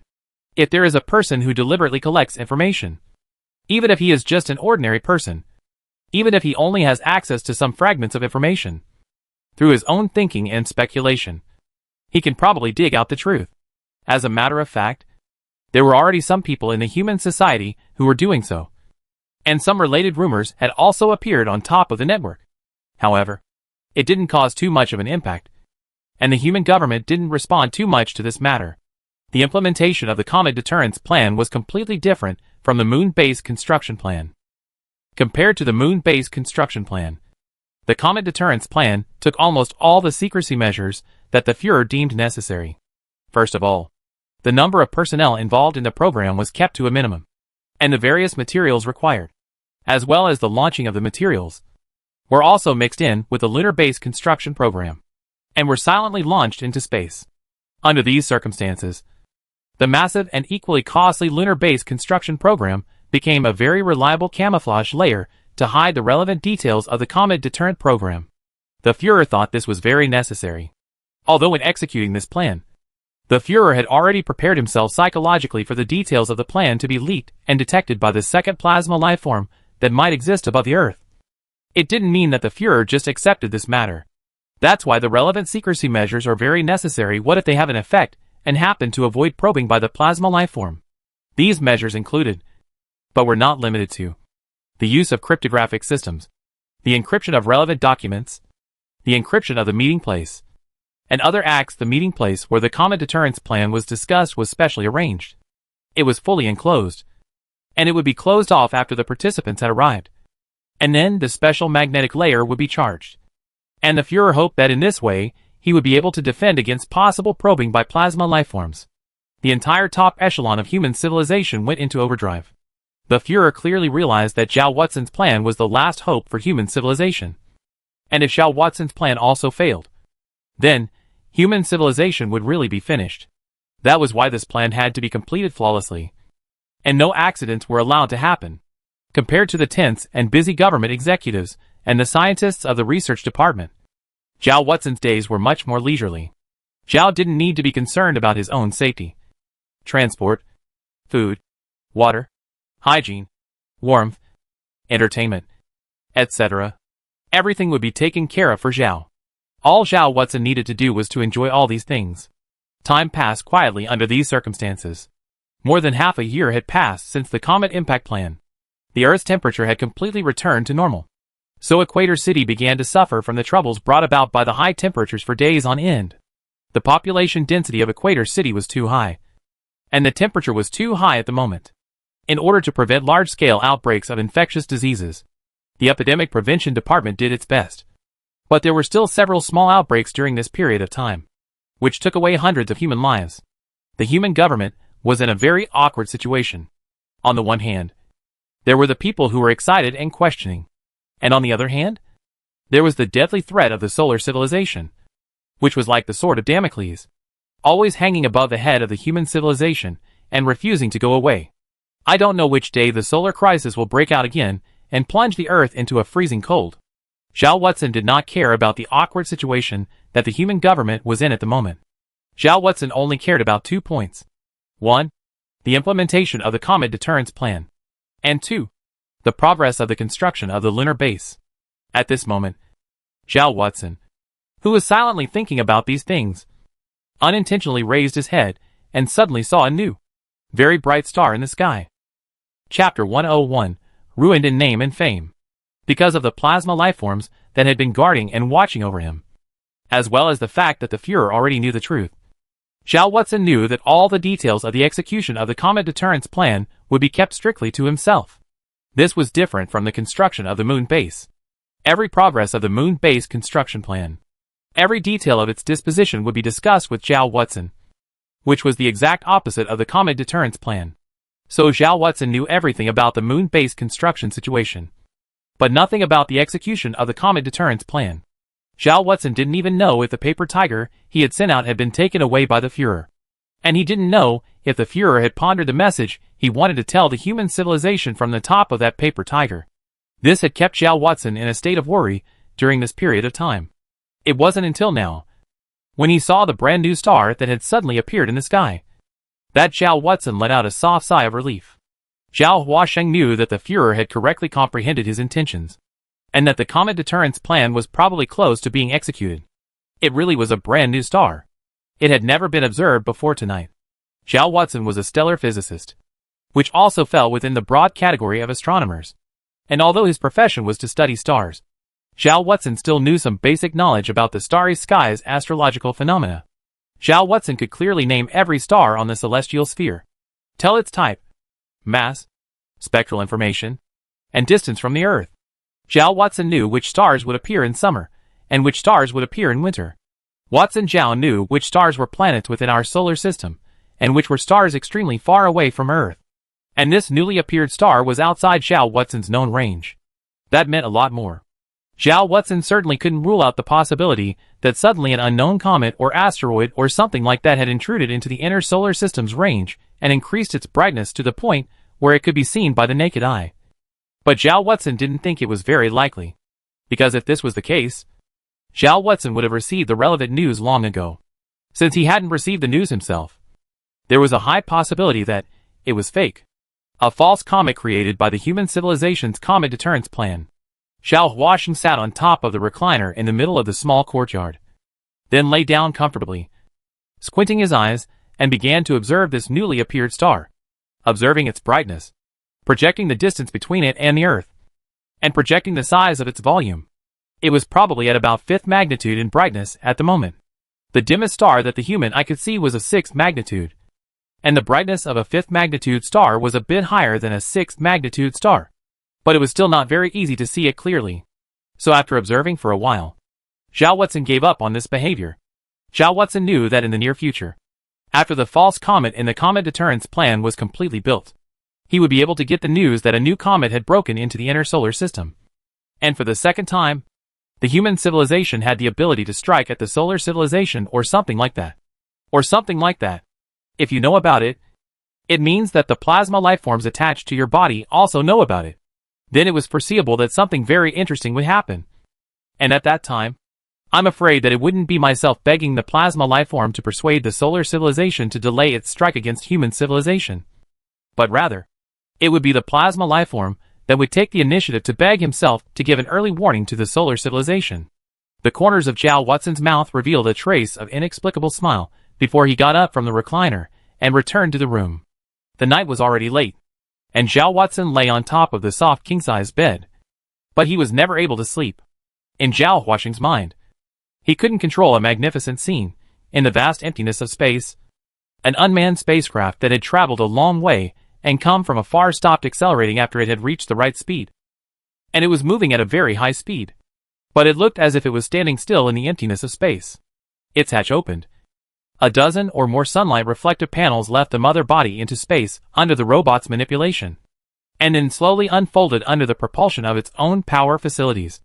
A few delicate robots carefully pieced together the unfolded sunlight reflective panels. And so it grew bigger and bigger and bigger and bigger. The sun rays from far away shone on it, and then were reflected by it into space. And among these reflected rays, part of them returned to the sun, and the other part came to the earth and entered into Zhao Watson's eyes. It was like a paper lantern, breaking at the first poke.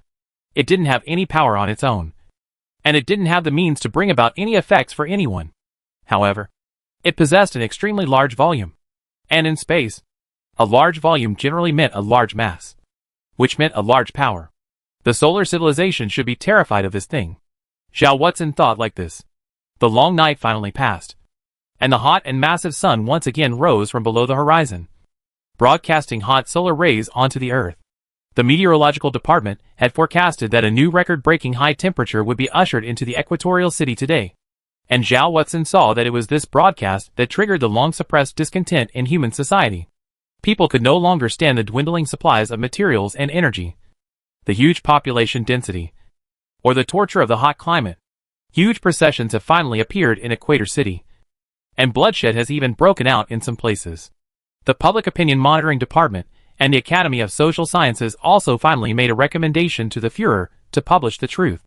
Among the published truth, it did not only include the failure of the Comet Impact Plan led by Frank, but also included the fact that the human government had finally reached an agreement with Zhao Watson.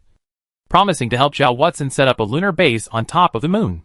At the same time, a large-scale rumor campaign had also begun, and the rumors about Zhao Watson being a liar had been strongly refuted, with the human government intending to once again portray Zhao Watson as a savior, although at the moment, this savior was also labeled as an anti-humanist. However, the comet deterrence plan, the imminent retaliation of the solar civilization against the human civilization, and the matter of the plasma lifeforms were still kept under strict secrecy. This was almost a major event that concerned the future fate of human civilization. And apart from a limited number of people who could know about it, no one was allowed to have access to the relevant information. If the comet deterrence plan was leaked, Zhao Watson would be in danger, while if the matter of the solar civilization's retaliation was leaked, there would be a massive panic amongst the human society. Anyway, the comet deterrence plan was already being implemented, and Zhao Watson was also preparing for the end of the solar civilization. So there was really no need to announce the solar civilization's retaliation. Just as the Academy of Social Sciences had predicted, human society had several different reactions after receiving the government's announcement. Some people vented their emotions on Frank because of their disappointment and anger, as well as their fear of the future. So the statue of Frank that had just been erected was toppled, and the remains were thrown into the rubbish heap. Some people began to resent Zhao Watson's indifference, and some people formed a huge petition group in an attempt to change Zhao Watson's mind. And there were also some people who thought that this was a conspiracy, and that some of the higher-ups in the human government were working for themselves to get Zhao Watson to change his mind. Some people believe that this is a conspiracy, and that the human government is planning some unseemly things for their own interests. All sorts of reactions, to name a few. But more people kept silent. What has happened in these few years is too much. Hope followed by despair. Despair followed by hope. Hope followed by despair. They have become numb. All of Frank's accomplishments were denied in their entirety. Frank's actions had not done one iota of good except to bring deeper suffering to mankind. Even the normal warm weather, which had lasted for months and was expected to last for about 2 years, had been judged by scientists to be harmful rather than beneficial. The reason is very simple. If the Earth has been persisting in severe cold, that is nothing. Anyway, the human civilization has built enough cold buildings. People have long been accustomed to this state of life. But if in the cold suddenly add 2 years of warm and hot climate, in the warm and hot climate after the re-entry of the severe cold, then the situation will be it's not the same. Those cold buildings are not well adapted to the high temperature, and it is not worthwhile to build more facilities to cope with the high temperature, because people know that this hot climate can't last too long. To cope with it would result in a huge waste of resources, but not to cope with it, it would have a serious impact on people, and even cause epidemics and social unrest. People are in such an awkward position.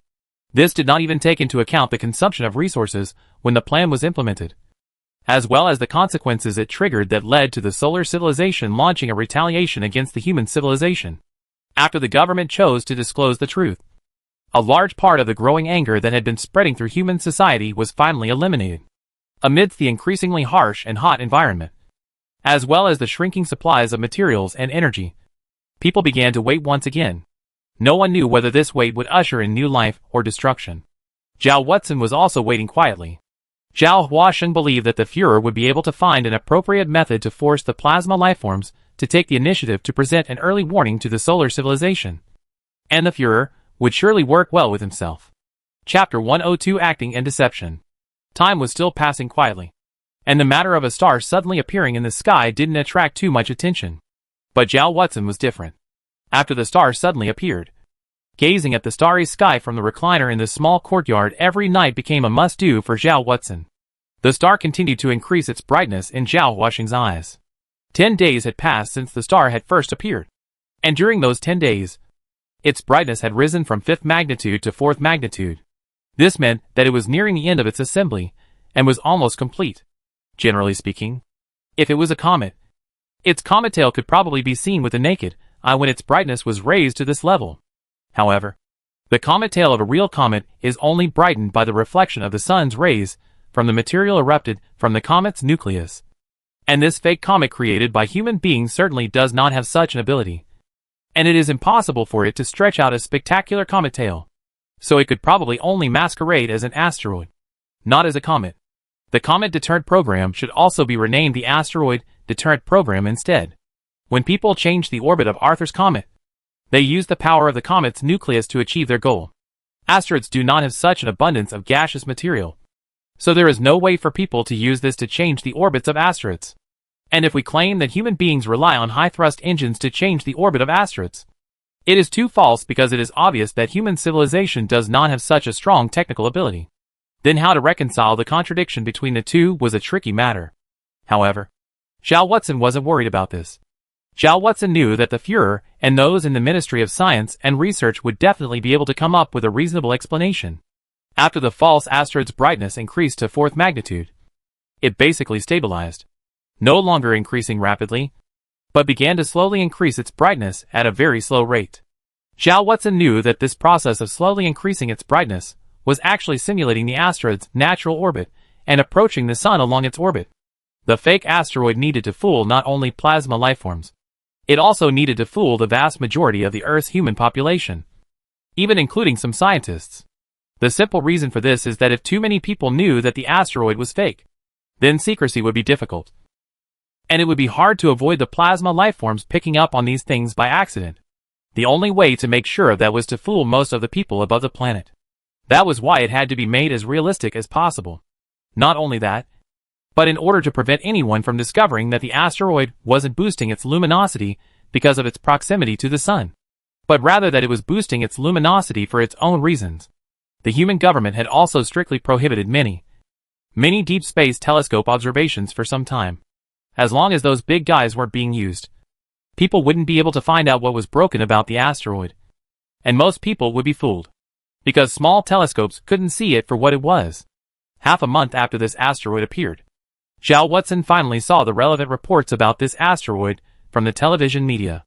Among the TV reports, this asteroid acquired the name of Apat and was called the Apat asteroid. IL Deep Space Survey Telescope has recently discovered a new asteroid. The asteroid number is 2026 TV1. The official name is Apat. Scientists have found that the diameter of the asteroid is about 1.1 kilometer. The overall irregular shape. The total mass of about 1.7 billion tons. The surface is extremely smooth, with a very high albedo, and it is speculated that the surface may be made up of water ice. This piece of information was only broadcast for about 10 seconds before it disappeared from the TV screen. Apart from some basic data, the TV station did not broadcast any other information about the asteroid. This news broadcast was also very unusual, without any unusual performance. Just like a small news that would appear at any time, and would not be taken seriously at all. But Zhao Watson knew what this meant. If Zhao Watson wasn't wrong, this news broadcast should be the first time it entered people's view. And after this broadcast, there would be a second, a third, and even 100th, 1,000th report. The frequency of broadcasts about this asteroid would follow the normal process of slowly increasing, and eventually receive the attention of all mankind. Again, the reason for choosing to do this was because of the need for realism. After all, it was very unorthodox for an asteroid that had just been discovered to immediately receive an extremely high level of attention from human civilization. Zhao Watson also knew that the human government probably wouldn't be able to specifically convey relevant information about this asteroid to himself. If they did that, the traces of artificial sculpting would be too heavy. Instead, it would be more logical and less likely to arouse suspicion to convey the relevant information to Zhao Watson, and also to the plasma lifeforms, by way of an ever-strengthening news broadcast. At the same time, the human government would not worry about the possibility of Zhao Watson not receiving the relevant information, because under the extremely intense bombardment of information, as long as Zhao Watson was still watching TV, as long as Zhao Watson was still connected to the internet, then Zhao Watson would definitely be able to receive the news. The truth did not go beyond Zhao Watson's expectations. On the second day, there were more reports about the asteroid, and Zhao Watson saw from the television that scientists had determined the asteroid's orbital parameters, concluding that it would come extremely close. The distance was 170,000 kilometers to pass from the Earth skimming past it. After being affected by the gravitational perturbation of the Earth, it will change its orbit and pass by the Sun at an extremely close distance, when it is estimated that its perihelion will be below 1 million kilometers. The asteroid is slowly gaining attention, especially after a scientist suggested that we might be able to use this asteroid as a deterrent to solar civilizations from retaliating against us. After a scientist proposed that we might be able to use this asteroid as a weapon to deter solar civilizations from retaliating against us. and after it was reported by a TV station, the asteroid's attention among people instantly rose to the highest level. Television further increased the tracking report on the planet. Major observatories, major astronomical telescopes have launched the observation of the asteroid. More data about the asteroid was unearthed. People even drew a detailed three-dimensional map of the asteroid. A detailed analysis of its material composition, the structure of the star, the formation of the age of the birthplace, and other information. Of course, all of this information is fake. All by the Ministry of Science and Technology within the highest status of several scientists, and the Führer to play a joint drama. This play fooled most of the people in the human society. Zhao Watson saw that the discussion about this asteroid began to appear overwhelmingly on the internet.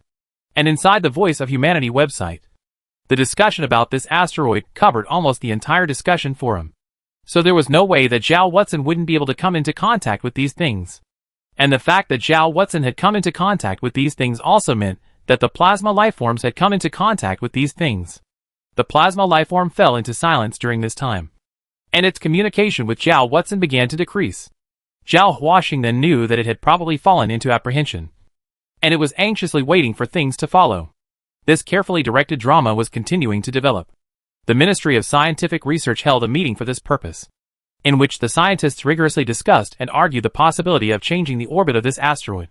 From the logistical support, technical equipment, resource consumption, impact consequences, and other aspects of the possibility of using this as a deterrent to the solar civilization, and ultimately came up with the conclusion that we are fully capable of changing the orbit of this asteroid, and then we have the ability to change the orbit of this asteroid and have it hit the sun. The entire meeting was broadcast live to every corner of the Earth, including the television set Zhao Watson was facing. Zhao Watson sat on top of the sofa and quietly watched the live broadcast. And Zhao Watson knew that the plasma lifeform must have watched the live broadcast in its entirety and heard the conclusions that the scientists had come to in the middle of the meeting. Firstly, the closest distance between it and Earth is only 170,000 kilometers, which is much less than Comet Arthur's distance of 4 million kilometers, which means that we can consume less resources to transport more supplies to it. Secondly, its original orbit is simply too close to the Sun, which means we only need to make extremely minor orbital changes for it, and we can achieve our goal. Again, the surface of the asteroid contains a large amount of water resources, and the surface is smooth and the geological structure is stable, which means that the engines we transport to it can obtain a large amount of liquid hydrogen and liquid oxygen through the process of ionizing water as energy. So we don't need to transport too much energy to it, and the electricity required for ionizing water can be obtained through solar generators. And because it is geologically stable, the engines can work efficiently for a long time, pushing it to change its orbit. So, our conclusion is that it is entirely possible to change its orbit and eventually make it crash into the Sun. And we can absolutely do that. The scientist finished the paragraph with a solemn expression and then sat down. In turn, a long-lasting applause erupted in the midst of the conference hall, and a voice gradually converged and traveled across the screen to Zhao Huaxing, and also to the plasma lifeform's mind. Let those damned Stellarians know that if you dare to unleash retaliation against the Earth, we'll dare to crash this thing into the top of the Sun. Chapter 103: The Unprovable Truth. This outcry was extremely loud. Because it was so loud, Zhao Watson felt that the stereo of this television set in front of him was experiencing some breaks in the sound. And at the same time, because of the stimulation of the sound waves, Zhao Watson's brow furrowed a bit. Zhao Watson could sense without any hindrance how enraged the people in the scene were, and could also sense how hot the blood of the people in the equatorial city above the Earth would be when they heard this sentence. After all, this was the first time, counting the Arthurian Comet project, this should be considered the second time that people had the initiative to face the solar civilization. Human society was finally no longer completely passive. But only Zhao Watson, as well as the Führer and a very few others, knew that all of this was actually a lie. Everyone had been deceived. Zhao Watson gently touched his forehead, and the plasma lifeform's voice appeared in Zhao Watson's mind. I blocked the human civilization's surveillance on you, so you can speak now. Zhao Watson spoke softly. Did you see that? What do you think about this asteroid? I have no opinion. The plasma lifeform was non-committal. Keep reading. Okay. Zhao Watson nodded. After this meeting ended, The attention that the EP61 asteroid received skyrocketed once more. Every move about the asteroid was under close scrutiny. People could see government research departments working hard to develop new engines for use on the asteroid and build related instruments. They could see new highly efficient solar panels being built. They could see the launch site being prepared. And Skylab was in the middle of its preparations. After 2 months of time, the TV station even broadcasted the first rocket launch live. People could clearly see a huge unmanned spacecraft departing from Skylab, meeting up with the EP61 asteroid halfway and landing on it. People could clearly see robots installing giant engines onto the smooth surface of the asteroid, and also saw the most efficient solar power generating equipment starting to operate, and saw the blazing white wake coming out from the rear of the giant engines. Everything was so real that there was nothing wrong with it. But Zhao Watson also knew that this live broadcast must be the government carefully made out of the special effects picture. Everything is fake. No asteroid. No spacecraft. No giant engine. Nothing. The purpose of the human government was only to deceive the plasma lifeforms. And the rest of the population was simply being affected. The launch of the asteroid. It lasted 3 months.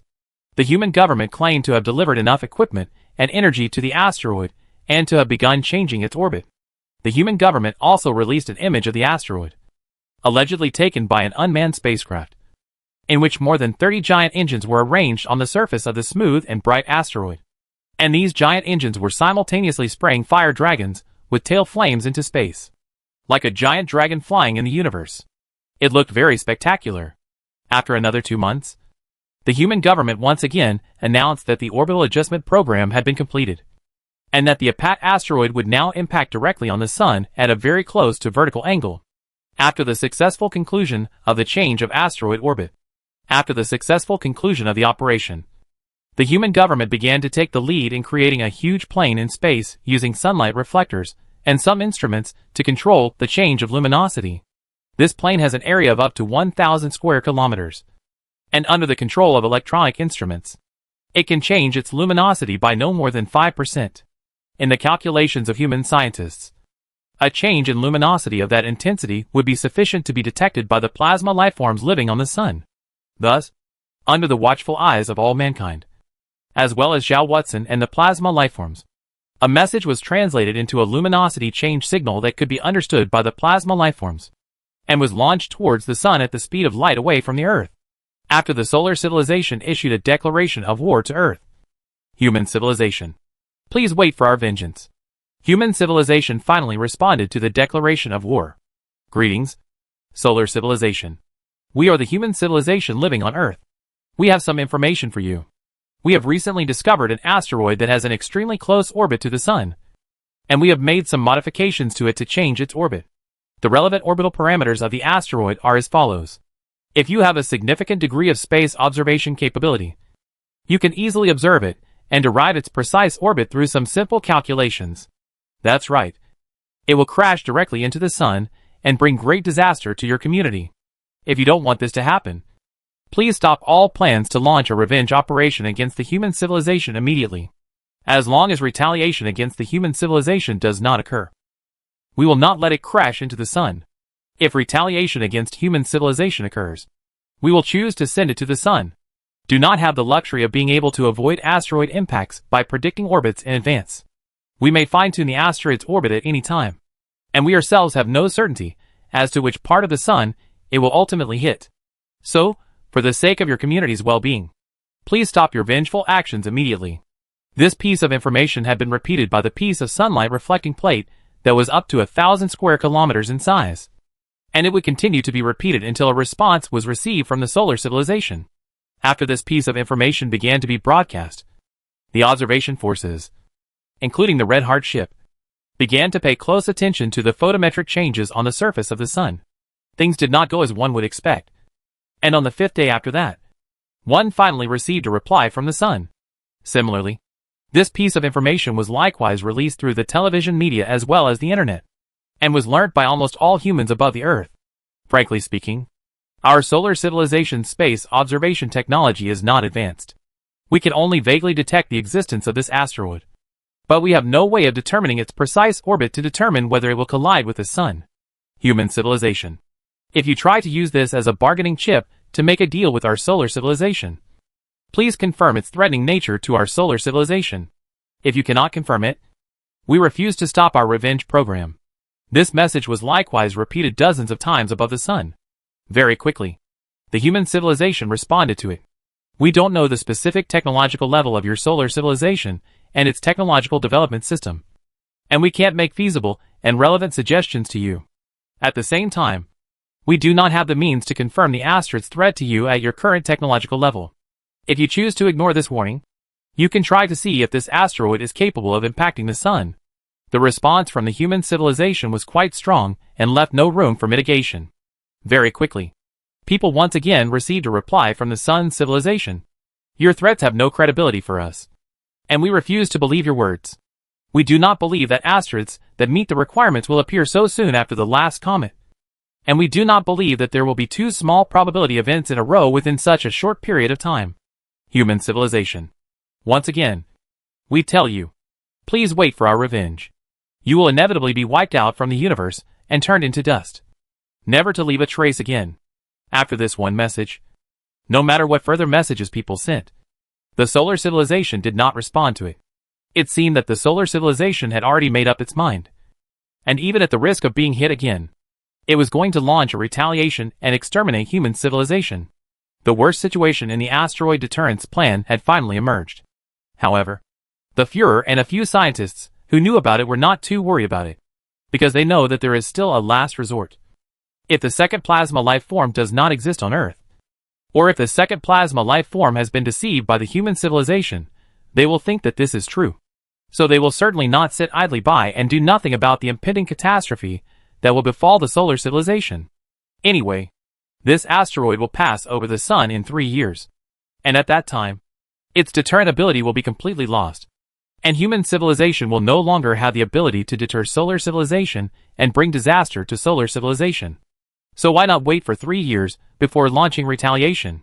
In that case, it could ensure that it would not suffer any losses and could also destroy the human civilization.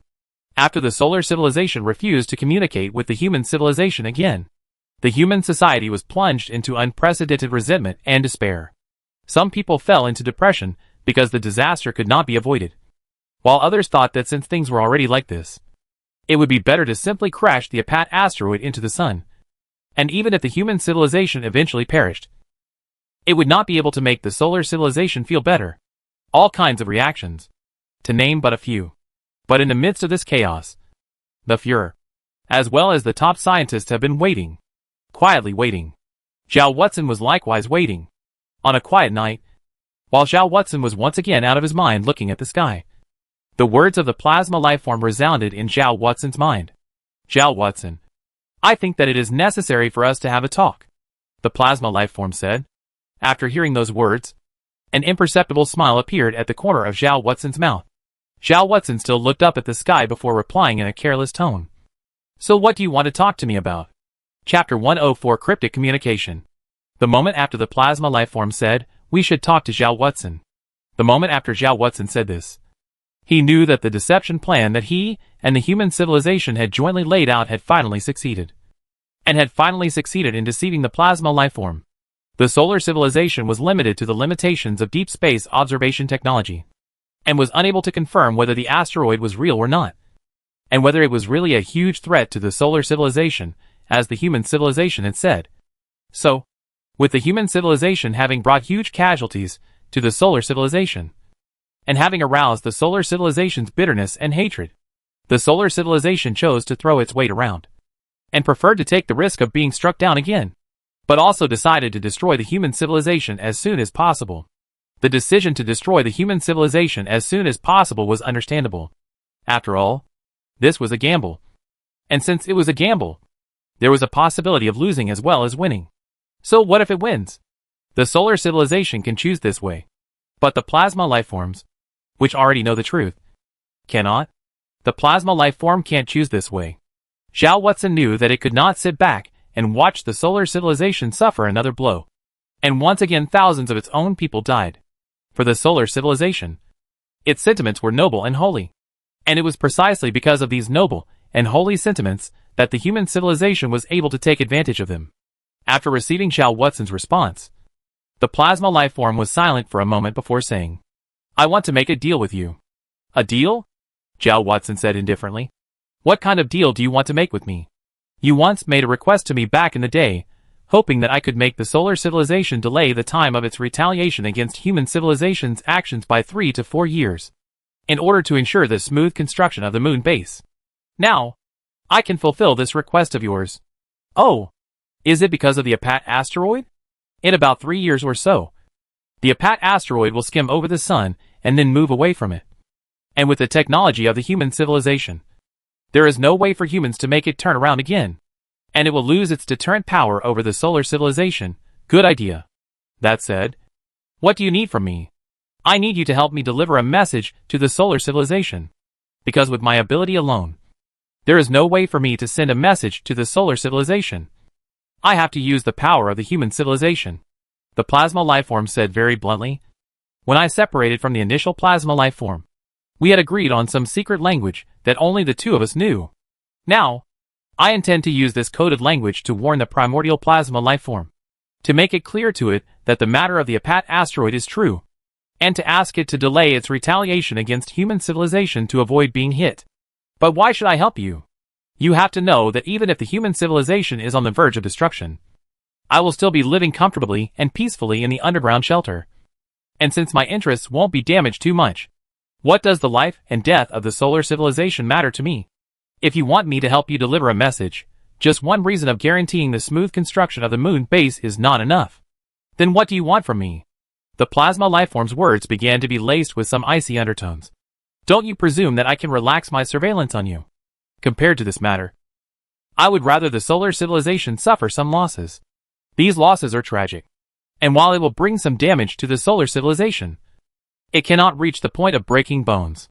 In this short conversation, Zhao Watson stated his bottom line and demands, and the plasma lifeform similarly stated its bottom line and demands. "We cannot relax our surveillance on Zhao Watson," was the plasma lifeform's bottom line. "Well, okay." Zhao Watson sighed and gave up his intention to continue negotiating, choosing to compromise instead. "I'll agree to your demands. I will find a way to obtain the control authority of the sunlight reflector plate, while you need to prepare the luminosity change parameters in advance. At that time, I will follow your instructions and send that information to the sun." "Very well. I was waiting for this moment," the plasma lifeform said, then fell into silence. However, Zhao Watson's situation was a bit awkward for the human civilization at this moment. The canopy, which was made up of over 1,000 sunlight reflective panels, was a way for the human civilization to send messages to the solar civilization, was the only reliable means for human civilization to transmit information to the solar civilization. And if they wanted to transmit information from plasma lifeforms to the sun, they would definitely need to pass through this device. Zhao Weizing's embarrassment was that Zhao Wasing wanted to pass information through this device, and the human government also wanted to see Zhao Wasing pass information through this device, because this meant that the deception operation had been successful, and the plasma lifeforms that had been monitoring Zhao Wasing had been successfully deceived, and it was about to start cooperating with human civilization's wishes to make the solar civilization delay its attack on human civilization. However, the key point was that, in the eyes of the plasma lifeform, Zhao Watson and the human civilization were in a state of hostility. And if the human civilization agreed to Zhao Watson's request to use the canopy quickly, it would put the human civilization in danger of losing the canopy to Zhao Watson. If the human civilization readily agreed to Zhao Watson's request to use the sky curtain, it would reveal the information that the human civilization and Zhao Watson had joined forces. If the human civilization refused to agree to Zhao Watson's request to use the canopy, if the human civilization refused to agree to Zhao Watson's request to use the canopy to send a message to the solar civilization, the deterrence plan would not be able to continue. In front of the plasma lifeforms, the human civilization must play the role of refusing Zhao's request to use the canopy.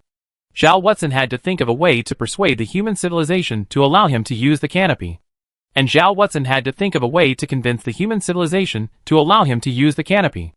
The logic here was very complicated, and the interconnections between them were very subtle. One wrong step would probably reveal a flaw that would be detected by the plasma lifeforms. The biggest difficulty was that Zhao Watson was unable to communicate with the Führer. That is to say, Zhao Watson and the Führer, these two people, must be used, and only the tacit understanding between the two people to play a most realistic play. And there is only one chance to perform. The performance fails, that is the end. But Zhao Watson came up with a way to deal with the situation that seemed a bit rogue.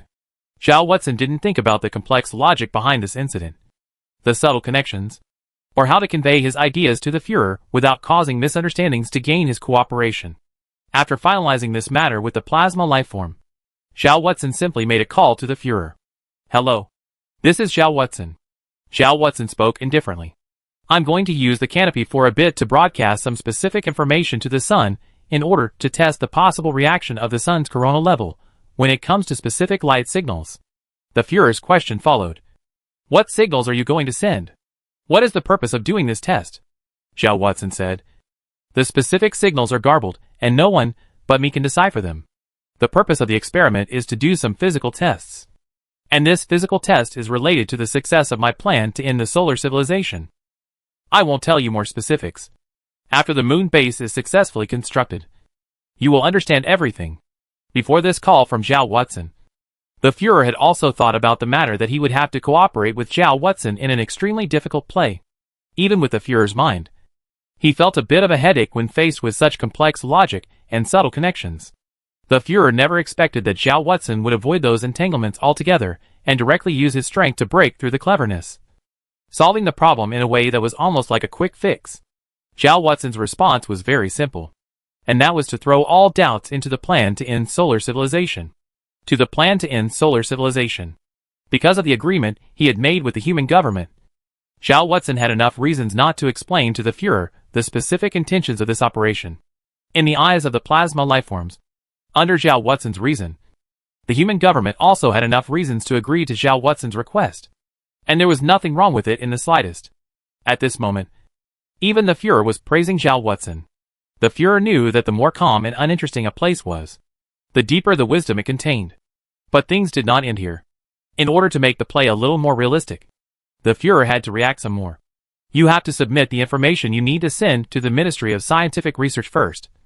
And it has to be evaluated by the ministry's experts before I can promise you that I'll let you transmit these signals to the sun." "Yes," Zhao Watson said indifferently. "I'll fax you the photometric signals later." Previously, the plasma lifeform had said that the photometric signals were a cryptic code that only two people, it and the primordial plasma lifeform, knew. And amongst the cryptography world, it was precisely this kind of coded language that was the most difficult to crack, because it had absolutely no rules to follow. A pen could represent the sky or the earth, and what exactly it represented depended entirely on the mood of the person who agreed to it at the time. So there was basically no way for it to be cracked.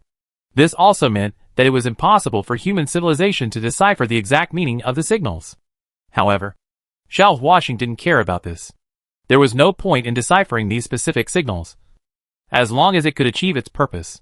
The Führer's offer to be evaluated by the Ministry of Science and Research was also merely to play the charade a little more realistically. Things did not go out of Zhao Watson's expectations. After Zhao Watson submitted the specific luminosity parameters, only an hour later, the Ministry of Scientific Research sent a message to tell Zhao Watson that the review had been passed.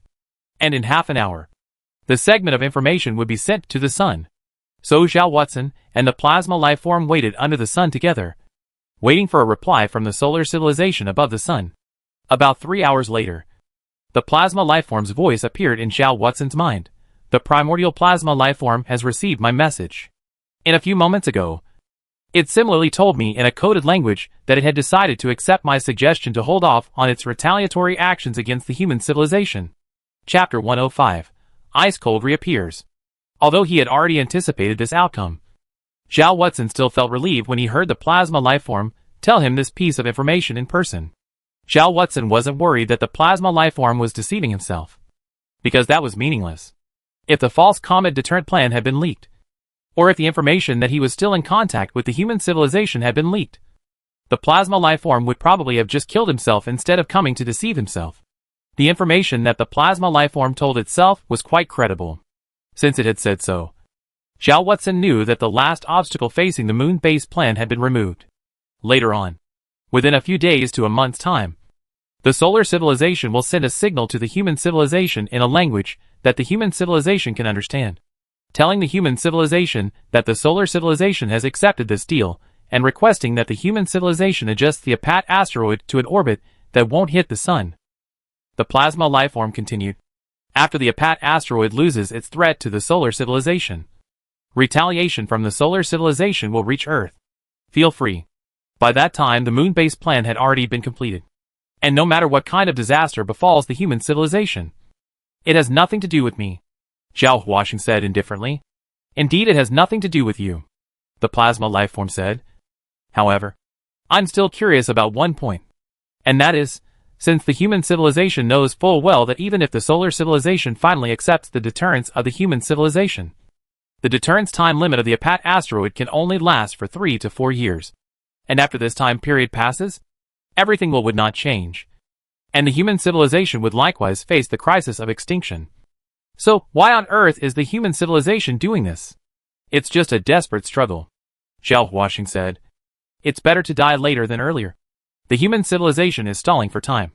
The human civilization is hoping to find a way to fight against the solar civilization and perpetuate itself within this period of time. That may be the case. But I'm not optimistic about the human civilization's prospects. Zhao Huaxing shook his head and didn't respond to this statement. At this moment, more than a year had passed since the comet impact plan, the time when the sun had returned to its normal luminosity. During this period of more than a year, human civilization had enjoyed a rare period of warm, if not somewhat hot, light. No one knows when the sun will return to its dimness, much less when it will become warm again after it does. The Ministry of Agriculture took advantage of the thawing of the tundra and the return of spring to the earth to organize a large number of people and deploy countless agricultural machinery to plant food in all places on earth that were accessible to human beings and suitable for cultivation. And 2 rounds of harvesting had been carried out so far. 2 rounds of harvesting have been carried out. And human civilization has gained several more years of food reserves. The industrial sector, the scientific research sector, the material recycling sector, etc. also took advantage of this time to do a lot of work. Only a few people had time to worry about the future. The majority of people were still as busy as ever, trying to survive. Zhao Huaxing could probably be considered the most relaxed person in human civilization. After the successful execution of the false comet deterrent plan, Zhao Huaxing didn't have much to do. Zhao Huaxing then completely entered into waiting, killing time amongst things such as looking at the stars and sleeping, as well as thinking, waiting for the moon base to be completed, waiting for the day when he would travel to the moon base. During this period of time, at least hundreds of space launches were carried out, and thousands of tons of materials for the construction of the moon base were transported to the Skylab for transit, before being taken to the moon on the lunar landing craft. Through the pictures transmitted back from the moon, Zhao Huaxing saw that the initial shape of the moon base had already appeared on the plains at the back of the moon. It covered an area of several hundred square meters, and the building as a whole was divided into several parts, such as the living area, entertainment area, research area, and planting area. It was built entirely according to the model of a permanent living base. After it was fully completed, the facilities inside would be able to provide a person with a smooth and comfortable life for decades. The scientific research as well as space observation equipment that Zhao Huaxing had requested was also under intense manufacture, ready to set off to the moon at any time. The moon base plan was proceeding smoothly and methodically. At this moment, there were still 2 years to go before the moon base was expected to be built successfully. 2 years and 5 months until the time when the EP61 asteroid loses its deterrent ability. It was an extremely normal day in Equatorial City. People were busy with various things as usual, running around for their own survival. But the difference was that Equator City was much emptier now than it had been in the past. The reason for this phenomenon was that a large number of people had been deployed to places around the world that were suitable for growing food to participate in agricultural production. Agricultural machinery from before the solar crisis has been damaged by low temperatures. Today's industrial sector does not have the ability to manufacture too many agricultural machines. Nor is there a need to manufacture so many agricultural machines, because no matter who knows very well, those agricultural machines will not last for too long. Once the ice cold enveloped the earth again, they would no longer be useful. Therefore, relying on a large number of people to grow crops became a necessity. The plains of the tropical and temperate zones are filled with endless oceans of crops. The endless jungles of corn. The endless waves of wheat swaying in the wind. The endless borders of peanuts, soya beans, potatoes, rice, and vegetables. In this warm climate, the crops have been harvested 3 times. And now the 4th harvest is coming. But people probably won't have a chance to wait for these crops to ripen. A farmer who was working hard in the fields finished his work and came to the field to take a break, drink some water and eat something. Just as he tilted his head to drink, his sight happened to catch sight of the sun that was about to set and had become less blinding. And so his movements froze. Water gushed out from the corners of his mouth, wetting his clothes without him even noticing. For he clearly saw, above the sun that was about to set, a black dot that was clearly visible to the naked eye. Oh, maybe that's not a black spot. It simply looks darker because the temperature is lower, but that's not a sunspot. Sunspots aren't that big or conspicuous. Then it could only be one thing. The inverse fusion layer that once brought boundless suffering to human civilization. That was ended by Arthur's comet 2 years ago, but was finally not completely exterminated, and is now resurgent. Born at the hands of solar civilization, the counterfusion layer has once again appeared above the sun. And every human being on Earth knows very well that the reverse fusion layer will develop rapidly once it appears. It will probably completely cover the entire sun in a matter of days, lowering the surface temperature of the sun from 6,000 degrees Kelvin to 4,500 degrees Kelvin, and, at the same time, causing the icy cold to descend upon the Earth once again. And the crops in front of him would take at least another month or so to mature. The drop in temperature would cause the plants to become sick or even die. And even if they didn't die, the lack of photosynthesis would cause the crops to drastically reduce their yields, leaving them essentially worthless to be harvested. Which meant that all of the effort that the farmer had put into the previous months had all been wasted. The sweat he had previously sown on top of this earth, the patience he had put into carefully caring for it, watering, fertilizing, weeding, all of this had been done to no avail. He threw away the water bottle in his hand, kneeling helplessly on the ground, then lowering his upper body down, sniffing the still fragrant and moist soil. His eyes began to have large tears gushing out. As long as there is another month. As long as there is another month, these crops will mature. They can be turned into white and soft steamed buns, into crisp noodles, into delicious bread and other food, supporting the survival needs of countless human beings for at least up to a year. But now, everything is ruined. Accompanied by a zip and pull sound. Hanging in his waist among the communication instrument came out the voice of the regional commander. All agricultural personnel, after hearing this message, please return to the base immediately. Please return to the base immediately. And then follow the arrangement to return to the equatorial city in batches. The inverse fusion layer has reappeared. The temperature here will drop rapidly. We must return to the middle of Equator City as soon as possible to take refuge. Please return to base immediately. He climbed up from the ground, wiped his tears with his big rough hands, and then left the place without looking back, no longer refusing to look at those crops that he had carefully tended for several months, and that he regarded as precious. Zhao Watson, who was far away in the small courtyard next to the City of Life, also noticed this change at the same moment. The difference was that it was only afternoon where Zhao Watson was, and there was still some time before the sun set. As if a certain string in the underworld had been touched, Zhao Huaxing gently closed the book in his hand and cast his eyes towards the sun in the sky. And then Zhao Huaxing also saw the very conspicuous black spot that appeared above the sun. Has this day finally come? All right. Zhao Huaxing softly sighed, then lowered his head, once again opened his book and read it, once again refusing to divide his energy a bit above the sun. It was also at this time that a line of soldiers in military uniforms walked in at the entrance of the small courtyard. After saluting Zhao Watson, a soldier named Zhao Watson said, "By order of our superiors, we have come to tell you a piece of news. There are still 2 years to go before the completion of the construction of the moon base. In order for you to adapt to the environment above the base, the Ministry of Scientific Research has decided to start a 2-year astronaut training program for you." Chapter 106, Moonrise. Space launch was not a simple matter. It required the tacit cooperation of the ground crew and the astronauts. And the professionalism of the duty of an astronaut was no less than the professionalism of the profession of a stellar physicist. If Zhao Watson wanted to successfully go to the moon and adapt to the environment above the moon, living in a space base and receiving training was very necessary.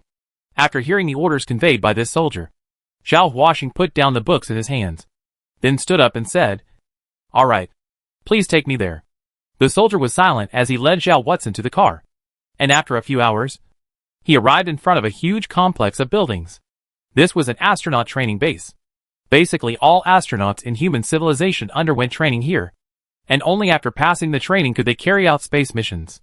The crew of the Red Heart, the Skylab, and the astronauts who built the moon base were all trained here. Zhao Watson would also spend 2 years here. 2 years of time off. Zhao Watson silently sighed in his heart before entering the astronaut training base.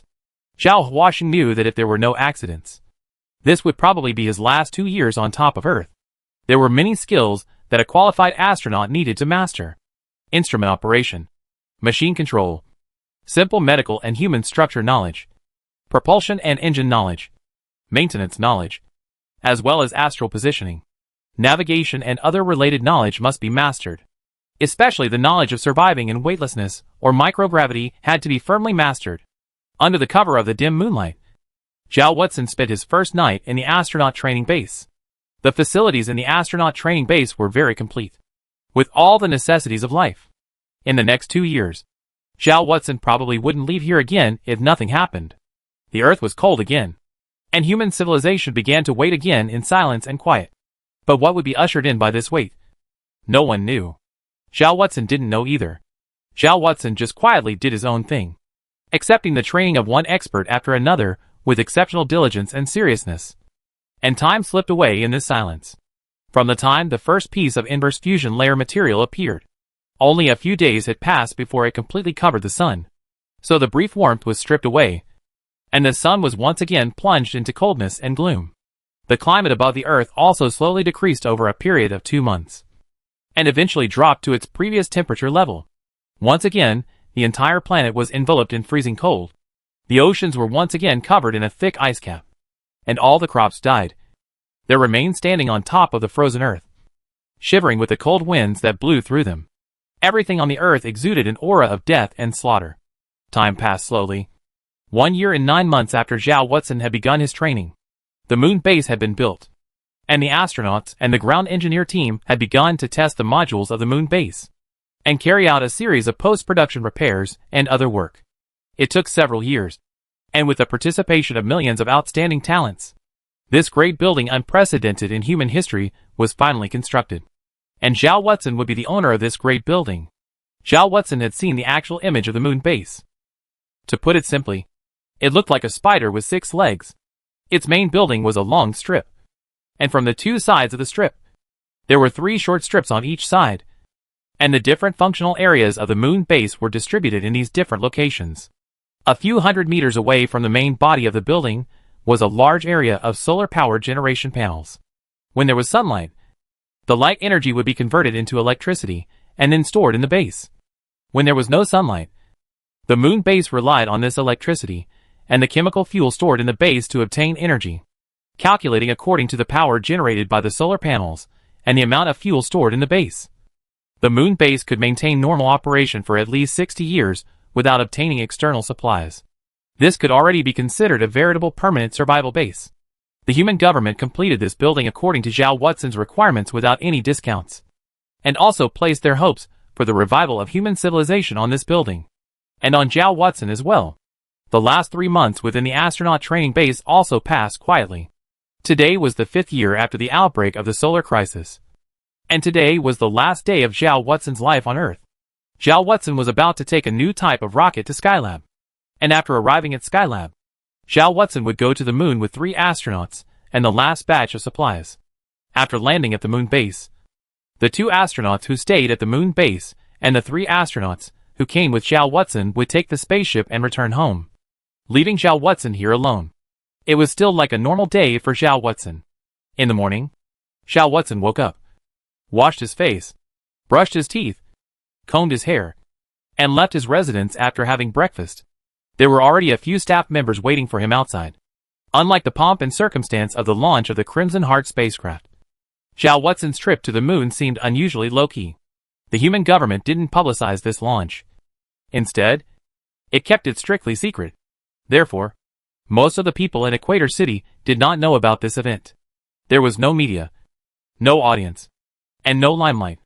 Zhao Watson arrived at the launch base calmly, and after a final check, He took the lift in the launch tower to the head of the rocket, where he laid down and fixed his body on the seat.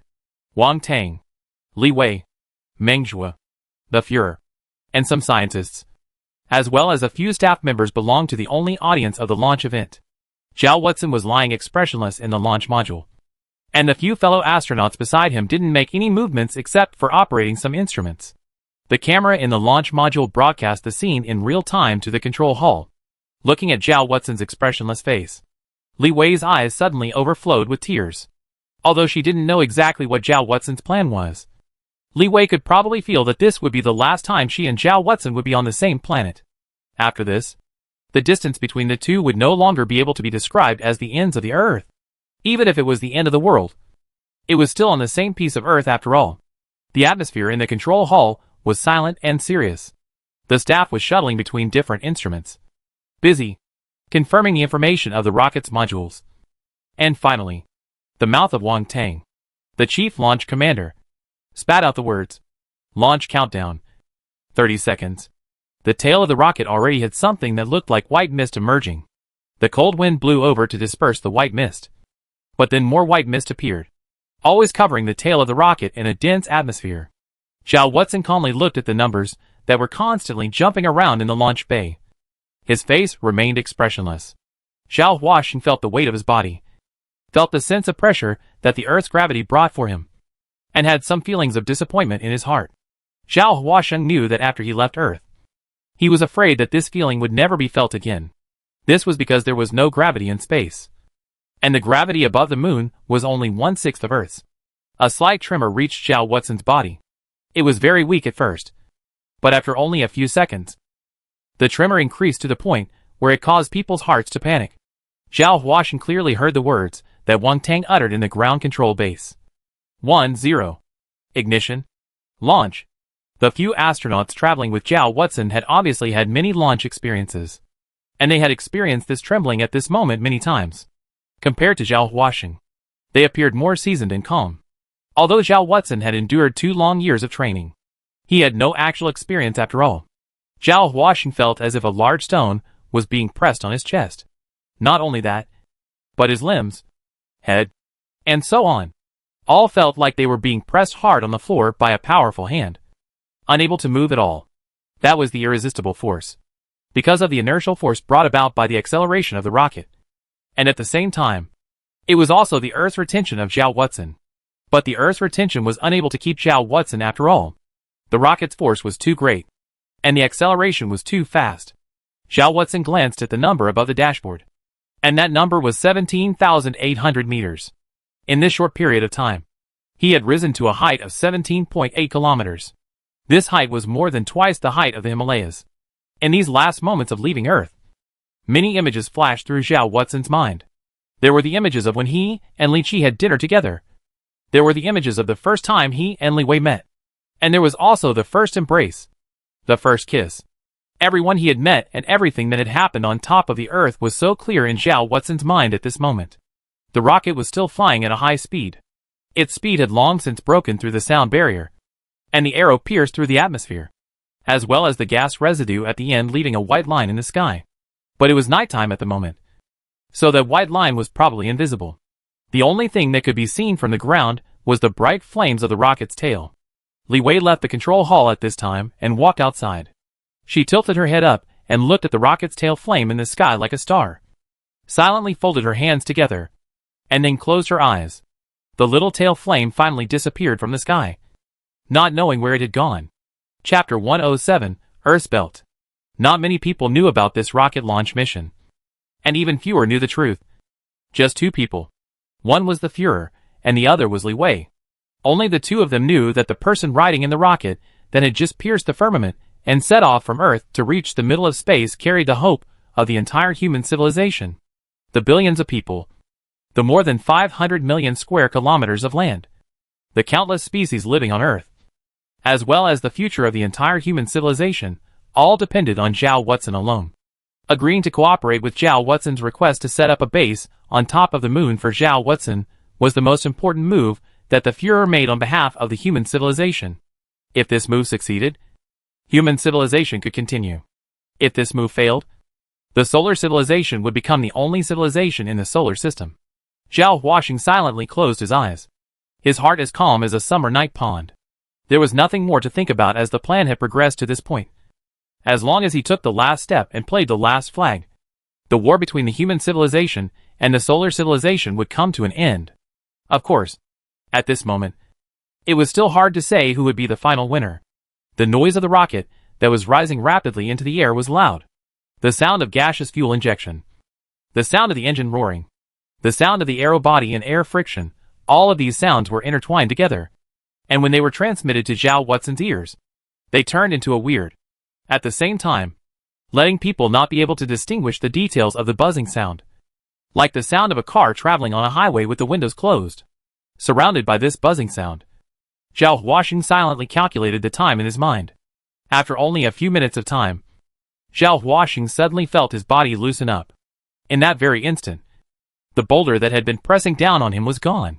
One could no longer feel any gravity. Zhao Huaxing then knew that the acceleration phase had already ended.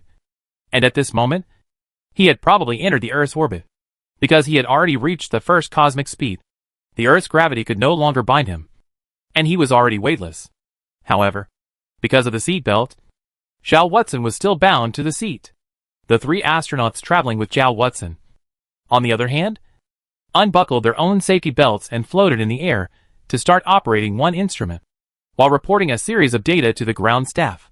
From their conversation, Zhao Huaxin knew that what greeted him would be the docking with Skylab. A spacecraft would fulfill the responsibility of sending himself as well as those supplies to the moon. Space docking was a technically difficult task that required extreme precision. To complete the space docking mission, not only the quality of individual astronauts is needed, but the help of various advanced instruments is also essential. It is indeed very complicated, but if you look at it directly from the outside, it is exceptionally simple. Above this orbit, both Skylab and the launch capsule that Zhao Huaxin was traveling in were orbiting the Earth at a speed of over 7 kilometers per second. This speed was indeed very fast. But this was space, and it was not the same as the ground environment. There was no reference point here. So these two things looked like they were standing still in space. So, after circling the Earth 4 times, experiencing 4 sunrises and sunsets, Zhao Huaxin saw that the launch capsule began to approach the huge Skylab centimeter by centimeter, and finally docked with the Skylab. Once the tubes were connected, the docking ended when the hitch extended to hold the two together. With the help of the other 3 astronauts, Zhao Huaxin left the launch module and entered the Skylab. The Skylab was much wider, and it didn't feel oppressive at all. The 3 astronauts accompanying him went up to carry out a mission handover with the remaining astronauts in the Skylab, while Zhao Huaxin floated to the side by himself, not speaking or making any expressions or movements. The spacecraft is undergoing its last full inspection, which is expected to be completed by 3 o'clock tomorrow afternoon. That's why we need to stay in the middle of Skylab for a day, an astronaut said to Zhao Huaxin. Zhao Huaxin then nodded, signaling that he knew. The astronaut continued, "Your rest room is over there. If you are tired, you can go and take a rest. But please pay attention and don't forget to fasten your seatbelt." Zhao Huaxing nodded once again and maneuvered the gas injection equipment to float into his lounge. Then took off his spacesuit and changed into a cabin spacesuit that wasn't too different from ordinary clothing and was equally light and warm, before leaning in front of the window. This is after a special process of manufacturing radiation-resistant tempered glass, through which you can see the vastness of the starry sky in the distance. You can also see the moon that is much brighter than on Earth, and can even clearly see the shadows above the moon. If you use your imagination, the shadows above the moon can remind people of many things. When human civilization was still in the age of ignorance, people had already imagined many things. For example, imagine a certain shadow area as a rabbit pounding medicine. Imagine a certain shadow as a big tree above the moon. Then once again, there is the story of Chang'e and Hui. And there is the Wu Gang who keeps chopping down the trees, but can never bring them down. In reality, however, those are only formed because of the uneven terrain and uneven sunlight on the surface of the moon. It's lonely, cold, desolate and gloomy. And there's really no poetry to be found there. The yearning for the endless starry sky had always been deeply hidden in the depths of every human's mind, whether it was the ancients or the moderns. Zhao Huaxing was also like this. When he was young, while gazing up at the sky, Zhao Huaxing would similarly have endless reveries in his mind. Now, the distance between Zhao Huaxing and his childhood dreamland was less than 3 days. Skylab was still orbiting the Earth at a high speed. So after a few hours of time, Zhao Huaxing ushered in the first sunrise he could see in space. Zhao Huaxing had also experienced 4 sunrises and sunsets when he was traveling around the Earth in the launch capsule. But the launch capsule was opaque, and there was no transparent glass there to allow the light from the outside world to enter Zhao Huaxing's eyes. Sunrise in space was not the same as sunrise on Earth. Here, the rising sun was not as soft as it was above Earth. It had only just revealed a little bit of it, and it was already so blinding that it was almost impossible for people to look directly at it, because this place was not covered by the atmosphere. There was also no scattering effect. The sun was still incomparably powerful, even though it had long since been covered by an inverse fusion layer. And even though the surface temperature had long since been lowered from 6,000 degrees Kelvin to 4,500 degrees Kelvin, Skylab itself was moving at high speed. So the process of sunrise was also much faster than on Earth. In just a few seconds, the sun jumped out completely from below the horizon, and then it quickly came into the sky. The solar panels mounted on top of Skylab's outer shell were like sunflowers that once again began their journey to chase the sun, changing their facing direction in accordance with the changing angle of the sun, turning the sun's light and heat into energy that could be utilized by human beings to support the operation of Skylab. It is now daytime in the usual sense. But even during the daytime, the stars were clearly visible in the sky, even if the sun was more powerful. Without the help of the atmosphere, its luminosity could not cover up the light of the stars. Thus, Zhao Huaxing saw the magical image of the stars and the sun coexisting. But Zhao Huaxing also knew that such a beautiful scene could only be seen with the eyes, and there was no way to record it with a camera or something like that. The reason is very simple. The starlight and the sun compared to the after all too weak, and video or photographic equipment works, and the human eye has many differences. They must be a long time exposure in order to capture such a weak light. This is the reason why many starry sky photographs show only bright objects, but not many stars. Or the stars they capture have long tails behind them. The long tails are actually due to the trajectories left by the movement of the stars during the long exposure. What was presented in front of Zhao Huaxing was such a beauty that could only be viewed, but could not be retained. It was like the joyous times on Earth, which could only be remembered and recalled, but could not be touched again. The sun had finally set, and night had fallen once again. Skylab also made some attitude adjustments during this period of time. So the window that Zhao Huaxing was facing turned from pointing at the stars to pointing at the Earth. So for the first time, Zhao Huaxing was able to see the scenery above the Earth from the position of standing in space. The prosperous Earth of the past was like a dream. In that dream, standing in space and looking at the Earth, even if the Earth was in the middle of the night, the countless lights in the countless cities would decorate the Earth under the night as if it were a curtain filled with gems. But at this moment, the Earth was dark, except for the equator. All the places are dark, and you can't see anything at all, as if this place is still in the period of obscurity. Only there at the equator was different. Brilliant lights were concentrated at the Earth's equator, like a brilliant belt encircling the Earth. Looking at these lights, Zhao Huaxing felt like a traveler who had been trekking a long distance on a snowy night and then suddenly saw lights appearing in the distance. But Zhao Huaxing knew that he could never go back. Never. This separation from Earth would probably be goodbye forever. Chapter 108 Landing on the Moon. In the midst of endless reverie, Zhao Huaxing spent his first night in the Sky Lab. Perhaps it was because he knew that there were simply too many monitoring devices here, and it was really inconvenient to talk. The plasma lifeform also kept quiet in a rare manner.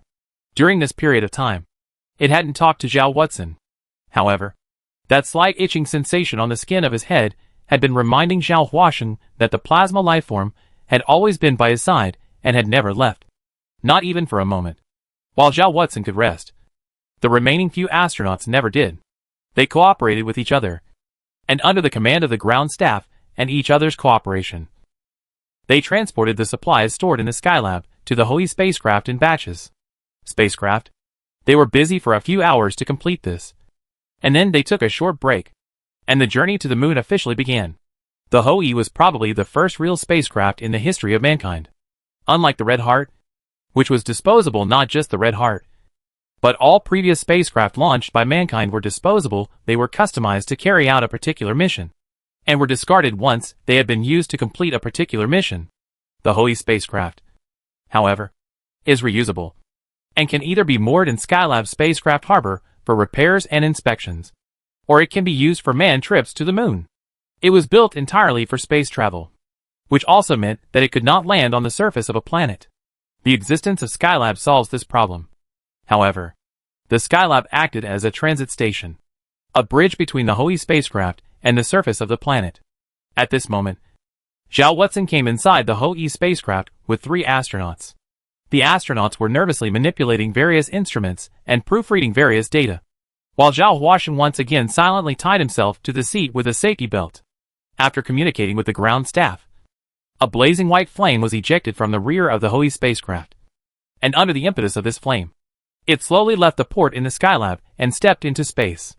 It already had a speed of 7 kilometers per second, which meant that it only needed a little more acceleration to break free from the Earth's gravitational field. The huge Skylab was then left behind by the Hohe spacecraft, and eventually disappeared below the horizon without a trace. But after some time, Skylab rose again from the horizon in front of it, and was once again overtaken by the Hohe spacecraft. The Hohe spacecraft was in the process of accelerating around the Earth. This would last for about 2 days, within which time its orbit would become flatter and flatter, and eventually break free of the Earth's gravitational field at apogee and race towards the moon. At this very moment, it has reached the most critical point in its breakaway from the Earth's gravitational field. The distance between its apogee and the Earth is already more than 10,000 kilometers, and the bright lights above the Earth are no longer visible from here. One side of the Earth was bright, while the other side was dark, and the dark side blended with the dark cosmic background and looked a bit blurry, so its whole body was only like half a milky white moon cake suspended in space. It has successfully broken free from the Earth's gravitational field. The ship's speed relative to the moon is 5.2 kilometers per second. We will arrive at the moon in roughly 1 day's time, an astronaut said to Zhao Watson. Zhao Watson just nodded without answering. At this moment, the spaceship had already entered the inertial navigation stage, and apart from the necessary orbital fine-tuning, the spaceship no longer needed to perform violent acceleration and deceleration maneuvers. So Zhao Watson also undid his safety belt and floated in the cabin. The Earth had been quietly hovering behind the spaceship without a single movement. It was shrinking at a speed imperceptible to the naked eye, and would not stop until it appeared to be the size of a discus.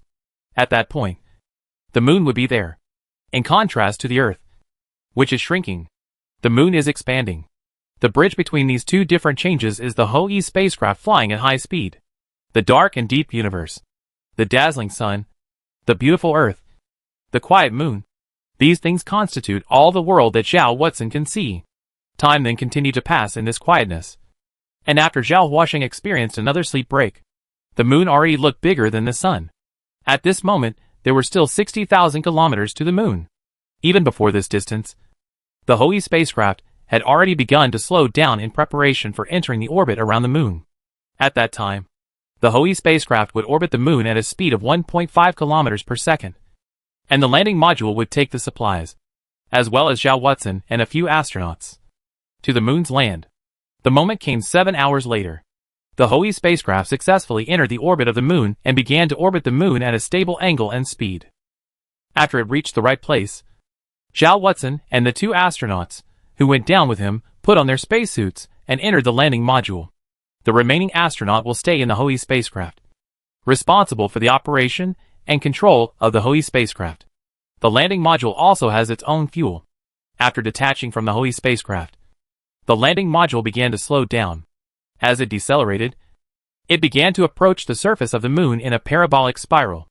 After a few revolutions around the moon, the recoil rockets at the bottom of the landing module opened up, reducing the speed of the landing module once again, and the landing module came to a steady stop on top of the moon.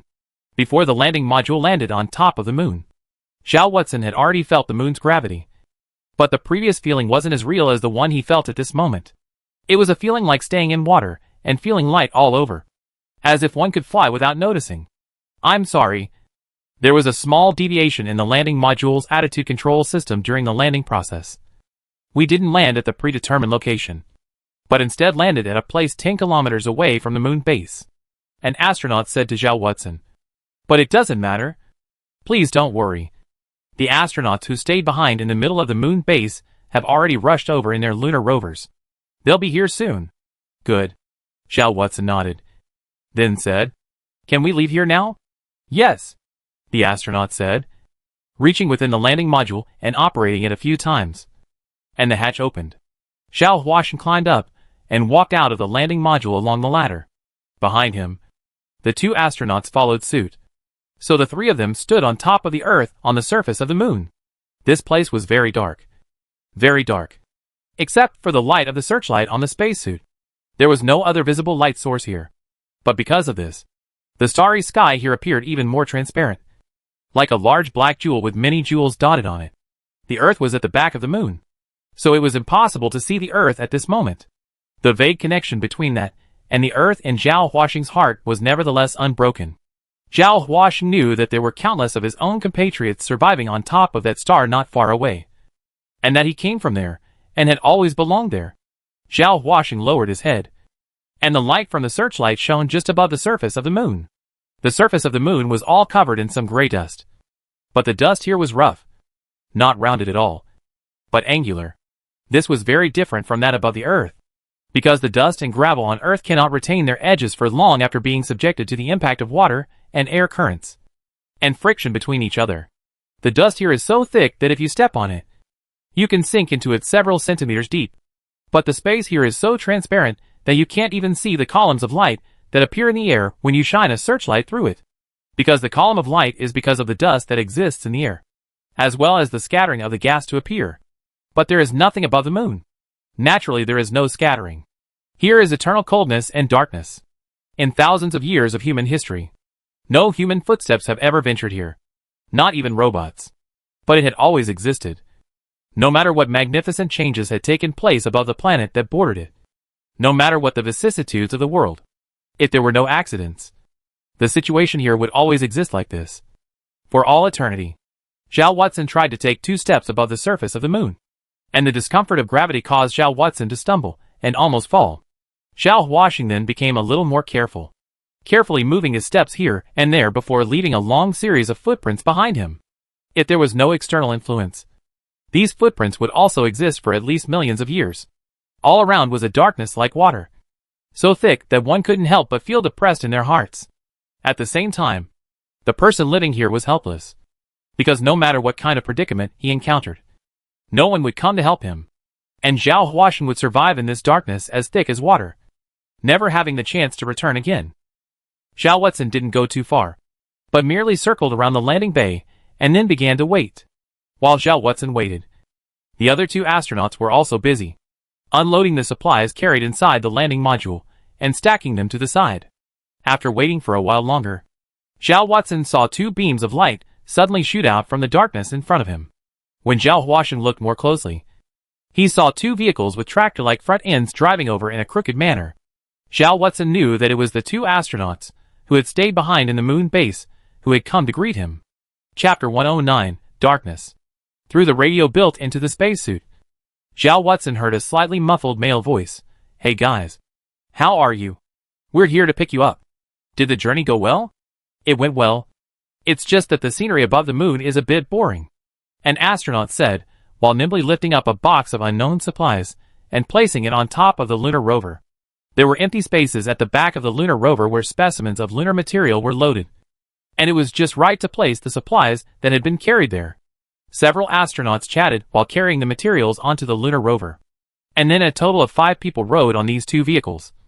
And under the guidance of the navigation instruments, the lunar rover continued to travel in a crooked direction. The moon had no magnetic field. And naturally there was no north and south. This place was eternally desolate and lonely. And there weren't any landmark buildings, or terrain, or anything like that. All around was darkness as thick as water. And even if there were landmarks, they couldn't be seen. But astronauts traveling here don't worry about getting lost. There are at least 2 satellites orbiting the moon's sky, providing the astronauts with precise location information. Through the glass above the helmet of the spacesuit, Zhao Watson could clearly see these views. There was a high-power searchlight on top of the rover, which could illuminate a distance of at least several hundred meters. But no matter how far it shone, the view that Zhao Watson saw was always desolate. Gravel and dust were the eternal tone of this place. And occasionally there would be a hill or a meteorite impact crater or something like that, which could bring a little bit of change to this place. As he continued to advance, Zhao Watson suddenly detected a bright spot in the distance.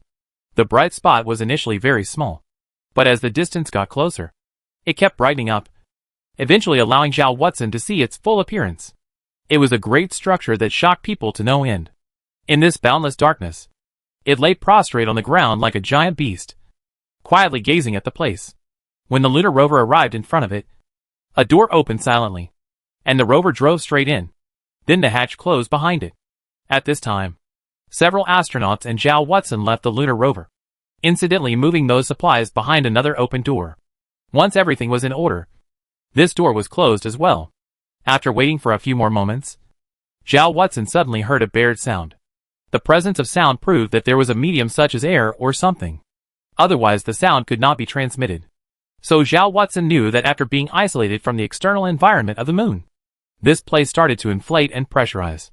Along with the increase in air pressure, Zhao Watson saw that the bulge on top of the spacesuit, caused by the high internal pressure, also deflated. After the readings on the gauges reached 100%, one of the astronauts said, "We can take off the suit now." In the past, when the astronautics business was just starting out, putting on and taking off the spacesuit was a very troublesome thing that could not be done by one person.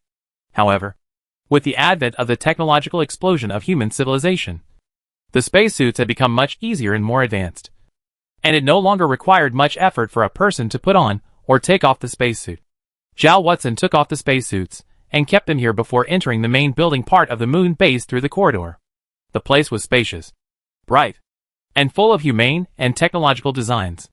Apart from the discomfort caused by the change in gravity, there was not much difference between this place and the cozy villas on Earth. 2 astronauts went to place those supply materials, while the other 2 astronauts accompanied Zhao Watson as he casually looked around the moon base, explaining to him how to use the various facilities and some precautions. There is the planting area, because of the multi-layered planting method. Although the place is not big, the food it produces is already enough for 2 people to eat. We have left a lot of plant seeds here, and each kind of seed has a corresponding planting method. The temperature adjustment, humidity adjustment, watering, fertilizer application, harvesting, pruning and other processes here are all automated.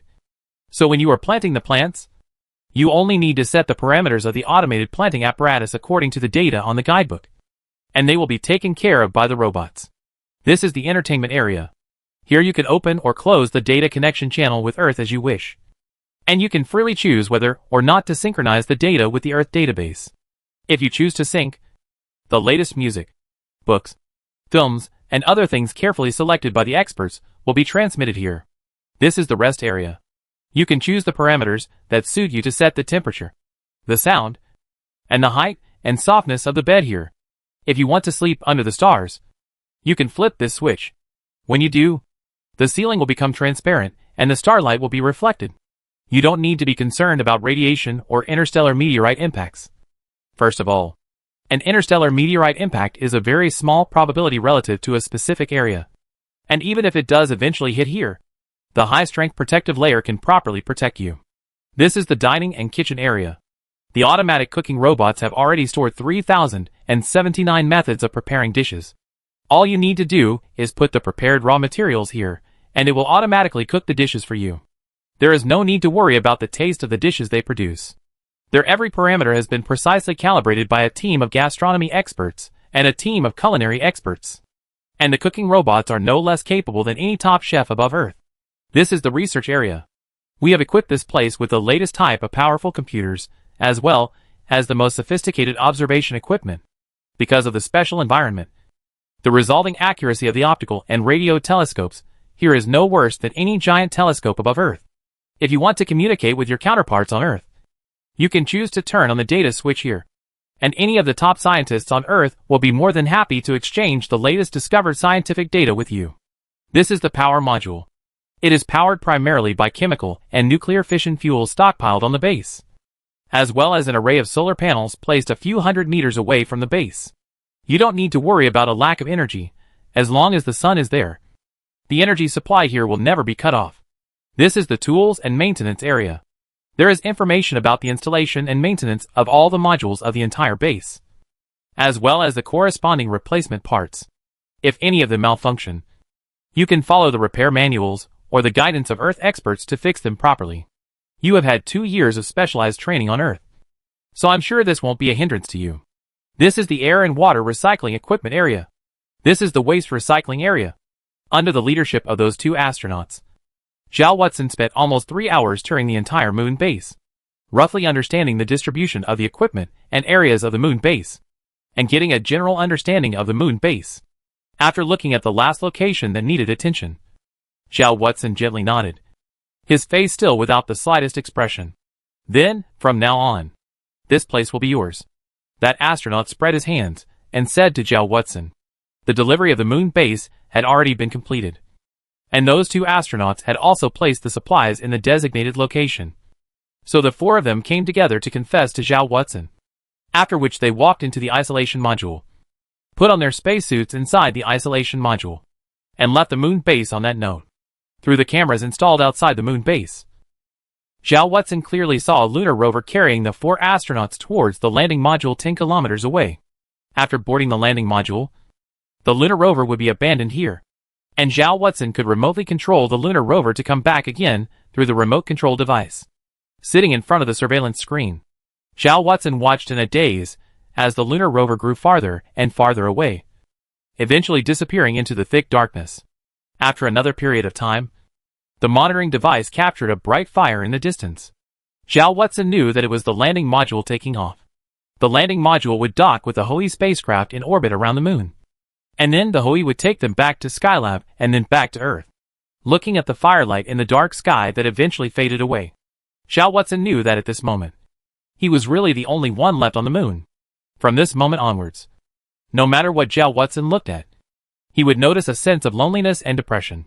Zhao Huashan also came to the isolation module, and after putting on his spacesuit, he came outside the moon base. Anyway, the spacesuit had a navigation system, so Zhao Watson didn't worry about getting lost. So Zhao Watson wandered around the moon, following a direction, and didn't know how far he had traveled until the light of the moon base completely disappeared from his eyes. Zhao Huashan simply lay down on top of the moon's ground, only staring blankly at the stars in the sky, and kept looking there until the spacesuit began to issue warnings of insufficient energy and oxygen levels. Your purpose has finally been reached. You have finally left human society and come to the moon to live alone. But why? I feel that you are very unhappy. At this time, the voice of the long-lost plasma lifeform appeared in Zhao Watson's mind. That's my business. It has nothing to do with you, Zhao Watson said indifferently. Start waiting. When the sun can be seen from here, when the sun's rays can reach here, I will construct the communication link between you and the solar civilization for you. Chapter 110, Photometric Information. The moon's rotation and revolution have the same period, which means that the back of the moon will always have its back to Earth. People above Earth would never be able to see what the back of the moon was like if they didn't rely on launching spacecraft. But that doesn't mean that the back of the moon is eternally dark. There would also be sunlight coming down here, and there would also be light appearing. In Zhao Watson's calculations, after about 2 days, he would be able to see the sun himself. After he could see the sun, Zhao Watson could execute his plan. After the spacesuit issued a warning, Zhao Watson got up from the ground and returned to the moon base. Zhao Watson first sat in front of the computer, testing some software, and then came to the high-power laser transmitter. Through this thing, you can get in touch with your clansmen who survive above the sun. Zhao Watson stroked the base of the massive laser transmitter and muttered under his breath. This was something that Li Wei had personally participated in manufacturing. Now, stroking this instrument, Zhao Watson seemed to detect Li Wei's aura again. Communication with the solar civilization is going to be a difficult task, the plasma lifeform replied. The laser is not the usual light after all. It's too cohesive. Even if it spans a distance of 150 million kilometers to reach the sun, it scatters essentially nothing. This is certainly conducive to maintaining its brightness and ensuring that it can transmit signals to the sun. But the fact that the cohesion is so good also means another thing. And that is that the laser beam is invisible in areas other than the small area that it is directly aimed at. That means that only Stellarians who are within a fairly small area will be able to detect the signal here. And in aiming it at the sun, we're not sure that there are any Stellarians present within the area we're aiming it at. It doesn't matter, Zhao Watson replied with a smile. The moon's orbital operation is very stable, and the fine-tuning precision of the instrument that controls the direction of the laser's emission is extremely high. Even if the distance is as long as 150 million kilometers, the instrument's fine-tuning ability can ensure that it is always aligned in the same direction of the sun. We just need to send signals to that place continuously. There are so many stellarians that, given enough time, there will always be one who happens to pass by and picks up on the signal sent from here. At that point, you'll be able to communicate with the solar civilization without hindrance. It's just that has to go through you in order to communicate with the solar civilization, the plasma lifeform said. Zhao Watson spread his hands. If you don't want to communicate with the solar civilization through me, you can completely manipulate this instrument yourself. You know, this matter is also a hassle for me, the plasma lifeform said. You know full well that I don't have the ability to manipulate the instrument. So, Zhao Watson smiled and said, then what else is there to say? The plasma lifeform then fell silent and stopped talking. Life amongst the moon base, other than the gravity not being too accommodating, everything else was still very good. The living facilities here were all complete, and Zhao Watson could completely live here very comfortably. So Zhao Huashan spent 2 days here. 2 days later, the sun rose as promised, spreading endless light and heat onto this desolate land. As a result, in the temperature monitoring equipment, the data about the temperature of the moon's surface quickly increased from over 170 degrees Celsius below zero to over 90 degrees Celsius above zero. Originally, this figure could have been a little higher, but because of the decrease in radiation due to the decrease in the temperature of the sun's surface, the temperature of the moon's surface was no longer as high as it used to be. Along with the rising sun, the solar power panels began to work and a steady stream of electricity began to be produced and then stored. The energy reserve index also began to slowly rise. It was also at this time that Zhao Watson aimed the lens of his special solar observation telescope at the sun. A series of physical parameters of the sun then appeared on top of the screen. These constantly pulsating data looked as if they signified some kind of strange change to Zhao Watson. Zhao Watson's hands jumped rapidly on the keyboard, and the program that operated on those raw data as parameters outputted one result after another. No one knew what these results actually meant. If there was a fellow stellar physicist watching this scene, he would definitely feel puzzled. This was because Zhao Watson's calculation process was something he had not come across at all before, and it seemed to be a new type of resolution method for the sun. This calculation process probably involved data on the sun's magnetic field, convection currents, energy bursts, and shockwave transmission. Along with Zhao Watson's continuous tapping, a three-dimensional solar model appeared in the display screen. There was a dense amount of data on top of this solar model, and they were still constantly jumping and changing, which looked like a dizzying feeling. What are you doing? The plasma lifeform asked. As you can see, I'm conducting research on the sun, Zhao Watson replied indifferently. Do your research later. For now, please help me operate the laser transmitter and send the following luminosity change signal to the sun, the plasma lifeform said. Zhao Watson shrugged his shoulders. Sorry, I don't have the time. Please wait for me to finish what I have in hand. The plasma lifeform said slightly angrily. Are you sure? At the same time that the plasma lifeform's words appeared in Zhao Watson's mind, Zhao Watson felt a slight burning sensation appear above the skin of his brain, as well as his exposed skin at the same time. However, Zhao Huashan still did not stop the movements of his hands.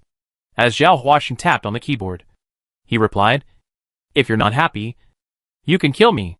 If you refuse to pay the price of killing me, then please keep quiet. Zhao Watson, you're challenging my patience. Your attitude makes me very uncomfortable. Feel free. Honestly, I don't care if you're comfortable or not, Zhao Watson said. The plasma lifeform then fell silent. After a few moments, the plasma lifeform said again, How long will it take you to do your business? It will take 6 to 7 hours. Okay, I'll wait, the plasma lifeform said. After those words, the plasma lifeform went silent and stopped talking. It ultimately didn't risk paying a price to make a punishment to Zhao Watson, or kill Zhao Watson or anything like that. This outcome had long been expected by Zhao Watson. Zhao Watson was still busy. This operation seemed like Zhao Watson had already thought it through in his mind, and it seemed like every step in this series of operations had been well thought out. So Zhao Watson's hands never paused. and he kept tapping away on the keyboard. More and more data appeared on the screen. Zhao Watson's eyes also became brighter and brighter, but his expression became more and more calm and cold. A day on the moon was not the same length as a day on Earth. Zhao Huaxing had been busy for 6 or 7 hours, but the sun was always hanging at the horizon without rising. Time passed quietly, and Zhao Watson finally typed the last character. In the display screen, the three-dimensional image of the sun was fixed, no longer rotating and no longer flashing. And the characters also stopped jumping. An arrow appeared on top of the sun's screen, eventually pointing to a place not far below the sun's equator. Zhao Watson, on the other hand, leaned back in his chair and closed his eyes somewhat tiredly, gently rubbing his forehead. "Are you done with your business?" the plasma lifeform asked. "Finished being busy," Zhao Watson replied with his eyes closed. "All right then. Please help me send the following message above the sun. This is Stellar Man 2 above the Earth. Any Stellar Man who has received this message, please immediately pass this segment of information to Stellar Man 1 to know that I have something important to tell one regarding the relationship between our solar civilization and the Earth civilization."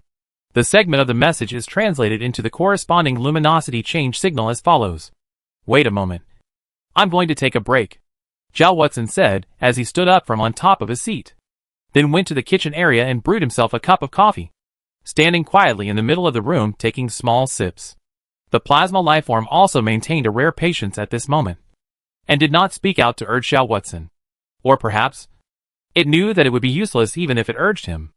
It took Zhao Watson 10 minutes to drink the cup of coffee.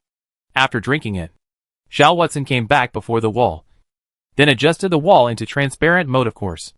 It was purposely added with a light filter layer. Otherwise the strong sun rays might cause some damage to Zhao Watson. Zhao Watson then stood here quietly looking at the boundless, bright but desolate lunar Earth for a long time. Zhao Watson had been standing here for more than 20 minutes. Zhao Watson didn't speak, and neither did the plasma lifeform.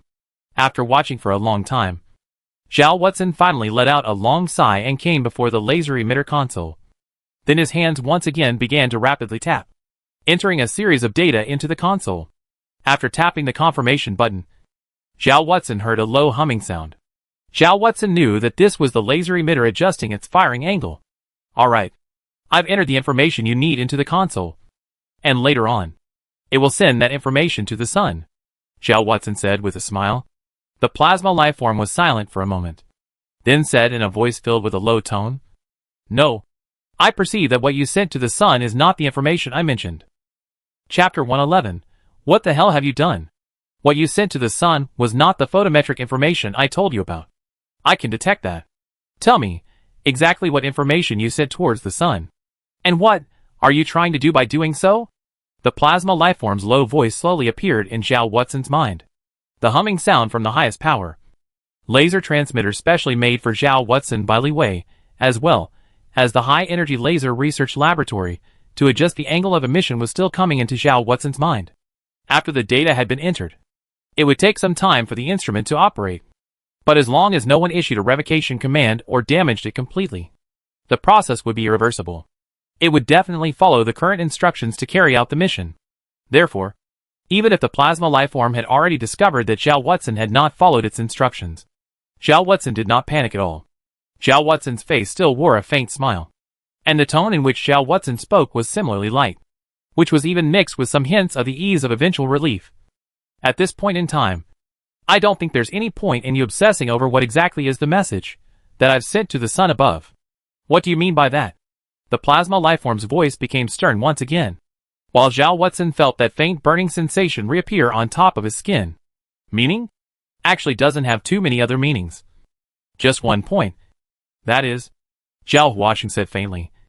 And as he said this, Zhao Huaxing's voice steeply became harsh, to the point where it seemed like he was roaring. "You're all scum. Damn scum. Including you.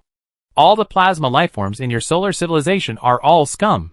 Since we, the human civilization, can create you, then we have the ability to make you perish. What solar civilization is nothing but a joke. With you guys, you still want to compete with our human civilization for the control of the solar system? How can you think of destroying our human civilization? Why don't you take a look at yourselves and see what kind of things you are? You're not good enough. Who are you? Go to hell. Go to hell. Ha ha ha ha." Zhao Huaxing's emotions that he had suppressed for several years all exploded at this moment.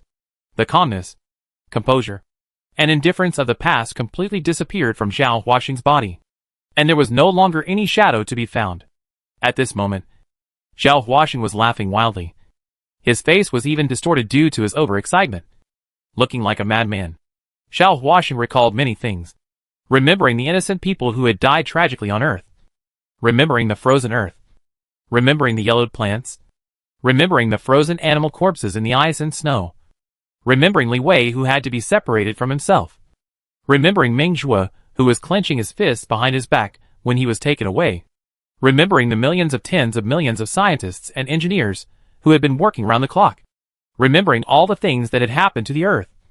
Remembering the millions of scientists and engineers who had been working round the clock. Thinking of everything that happened above the Earth. The last one that surfaced in Zhao Huaxing's mind was Li Qi. Li Qi's figure was looking at himself with a smile. Li Qi's mouth moved and seemed to say something. Zhao Huaxing couldn't hear it. But through Li Qi's smile, Zhao Huaxing could understand what Li Qi wanted to tell himself. Huaxing, I have made a great mistake against human civilization. I will use all my wisdom and knowledge, as well as my death to pave the way for you to move forward. Huaxing, you have to help me atone for my sins. You must end the Sun civilization. You must do it. During these few years, Zhao Huaxing had carried too many things on his back. In order to achieve his purpose, Zhao Huaxing did not hesitate to set up a scheme to make everyone misunderstand him. He did not hesitate to let Li Wei leave him. He did not hesitate to carry the charge of being a traitor to mankind. Zhao Huaxing did not care about anything. Zhao Huaxing gave everything he had. Until this moment, until now, Zhao Huaxing's plan was finally executed. Zhao Huaxing finally did not let down Li Qi's heavy trust. Did not let down the expectations of the human civilization. Zhao Huaxing finally did this. Zhao Huaxing knew that his plan had finally succeeded. Then, the burden that was pressed on top of his shoulders could finally be put down as well. Compared to this goal, what was his own life? What was the surveillance of the plasma lifeforms? Zhao Huaxing was not afraid of death.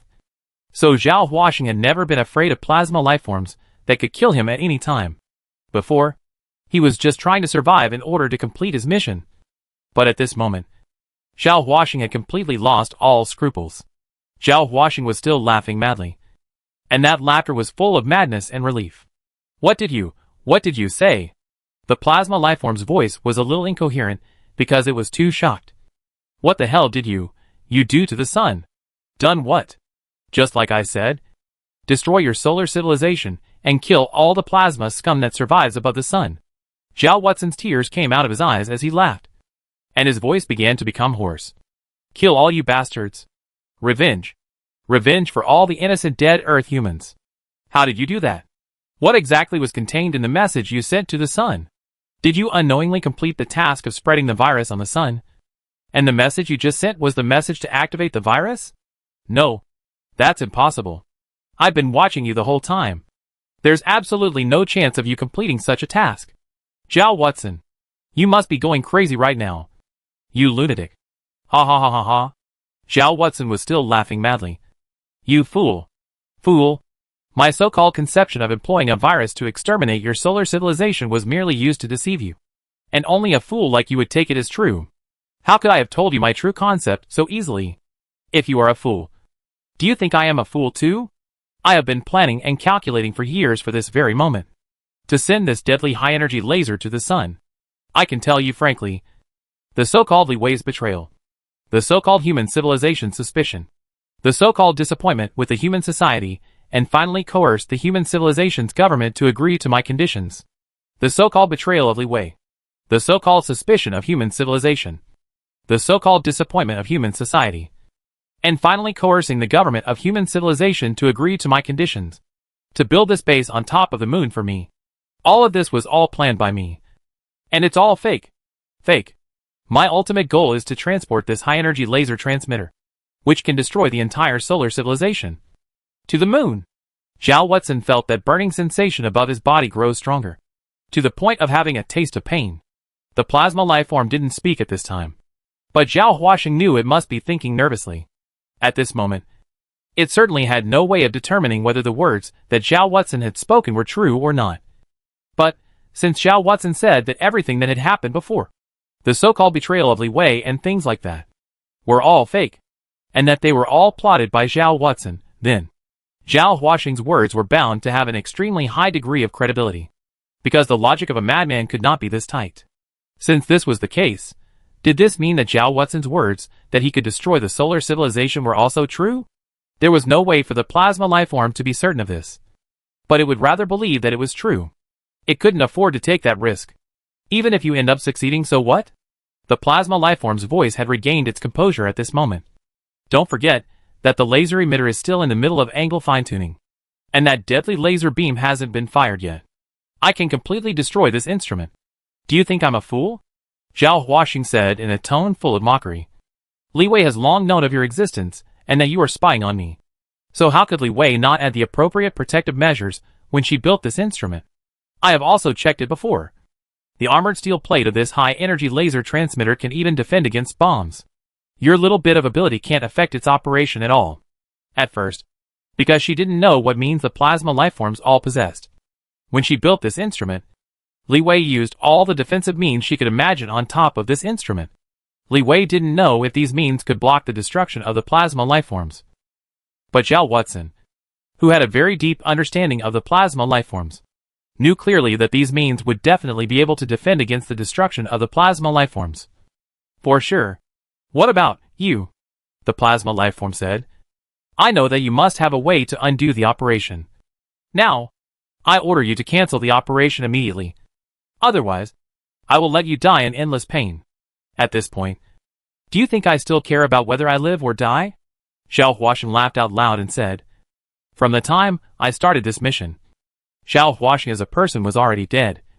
Merely lingering on until now in order to complete the mission.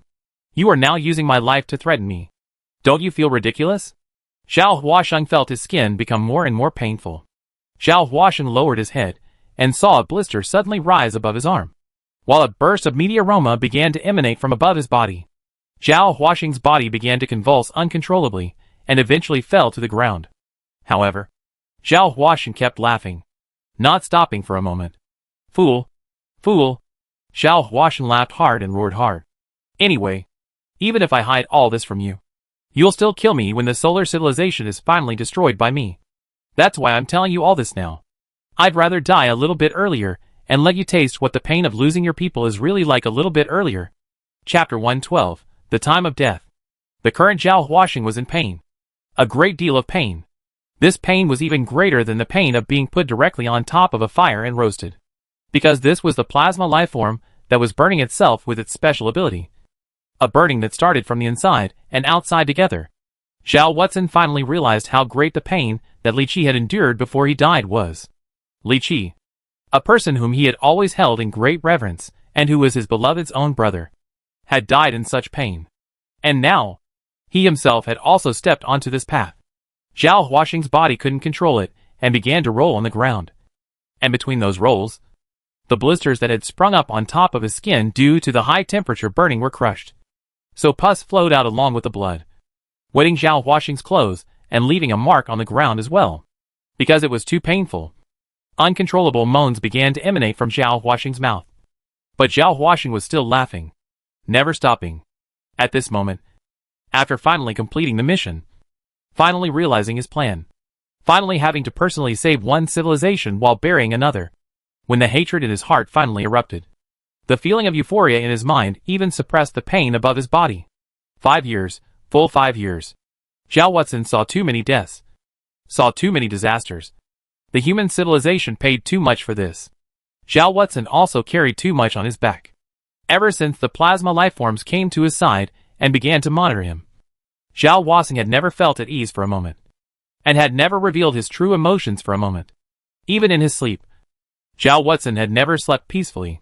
Li Wei sadly departing back, Meng Shua's eyes full of disappointment, and the head of the state's words that were even a little bit of a plea all surfaced in Zhao Huaxing's mind one by one at this moment. Zhao Huaxing smiled broadly, but tears flowed out. Zhao Huaxing said to himself in his heart, I didn't let you down. I didn't let anyone down. I've finally done this. I've finally done it. Zhao Watson, do you really want to die? I promise you.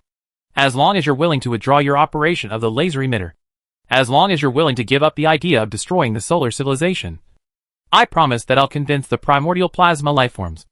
I'll make the solar civilization give up its intention of destroying the human civilization. And I'll make them eliminate the inverse fusion layer that's covering the equator of the sun. And that way the solar civilization can coexist with the Earth civilization. Our two civilizations can peacefully coexist in this solar system. And we can even cooperate and explore the universe together. The plasma lifeform frantically shouted within Zhao Watson's mind. Zhao Watson, I don't want to kill you. Don't force me. Hurry up. Hurry up and go undo the operation. Immediately. You're dreaming. Zhao Watson laughed. The solar system is too small to accommodate the existence of two intelligent civilizations. Between the Earth civilization and the Sun civilization, one civilization will inevitably be destroyed. And inevitably only one civilization can continue to exist. I would like to turn my life into a sharp arrow that destroys your solar civilization. And at the same time, I would like to use my life as the nutrients that water the growth of human civilization. Stellar Man, it's useless for you to say anything. I've waited for this moment for too long. How can I possibly give up? Endless pain still continued to travel to Zhao Huaxing's brain. Zhao Huaxing looked towards his arm, and saw that the skin on top of his arm had completely rotted away. Pus and blood mixed together, turning Zhao Huaxing's entire arm into a rotten mess that looked exceptionally disgusting. When Zhao Huaxing reached out his hand to touch his face, he felt that his palms seemed to be stuck together with the skin of his face. And when he removed his hand from his face, Zhao Huaxing could even hear that strange sound of his skin being torn apart. I beg you. I beg you. The plasma lifeform even had some crying in its voice already. Zhao Huaxing, you can't do this. That's also a civilization. We stellar people have love and hate just like us. We have relatives, friends and lovers just like us. You can't just destroy a civilization like this. You can't do this. Then should our human civilization be destroyed? Zhao Huaxing still laughed loudly. Only his voice had long since broken. And now Zhao Huaxing's laughter sounded like two pieces of iron rubbing against each other in a harsh and unpleasant way. You took away the warm sun from us, and let the icy cold descend on top of the earth. And at least hundreds of millions of clansmen died innocently amongst our human civilization. They are human beings too. They have their own love and hate, their own relatives and friends. Why did they have to die?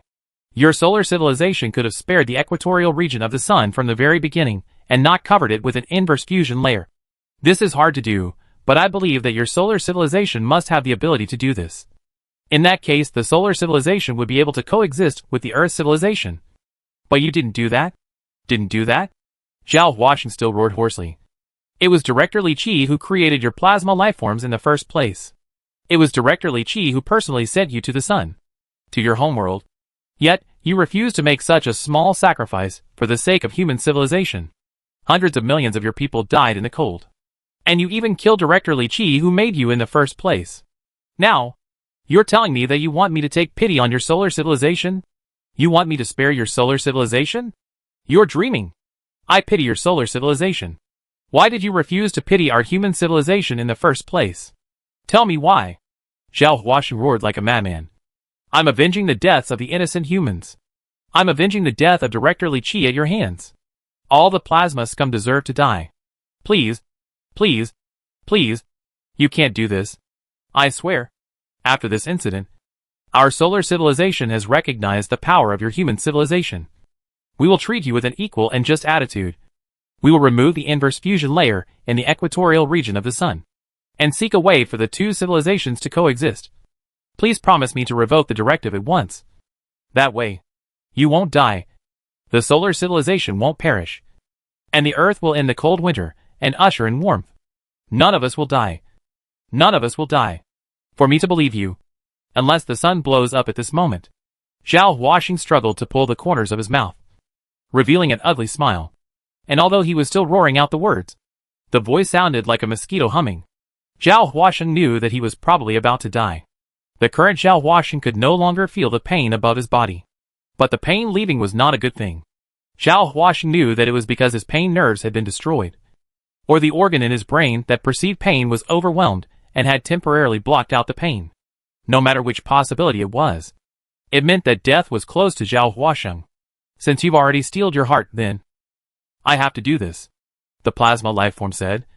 I will attempt to directly invade your mind and control your brain to make you go and undo this command. Zhao Watson barely opened his eyes, as a sarcastic smile appeared at the corner of his mouth once again. Zhao Watson didn't speak, because at this moment, Zhao Watson was unable to speak.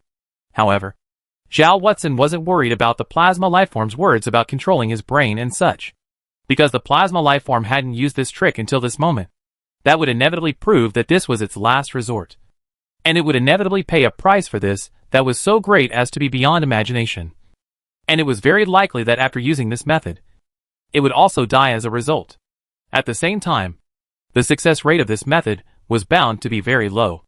Zhao Huaxin could be certain of these three speculations, because if just one of them didn't hold true, it would have definitely used it a long time ago.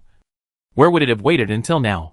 Zhao Huaxin felt a sudden stabbing pain in his head.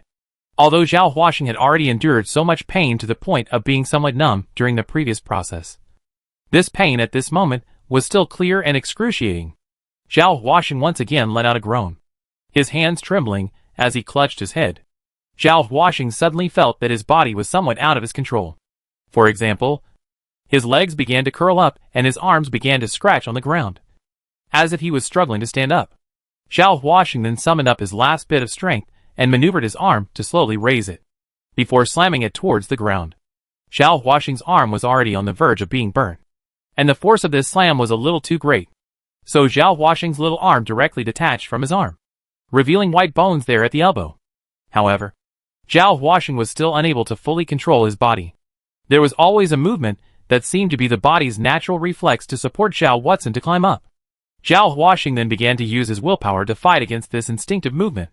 But at the same time, the tingling sensation in his head grew stronger, which caused Zhao Huaxin to become more and more pained while at the same time, his sanity became more and more blurred. But Zhao Huaxin never gave up. It only took a few minutes for the laser emitter's angle adjustment to be completed.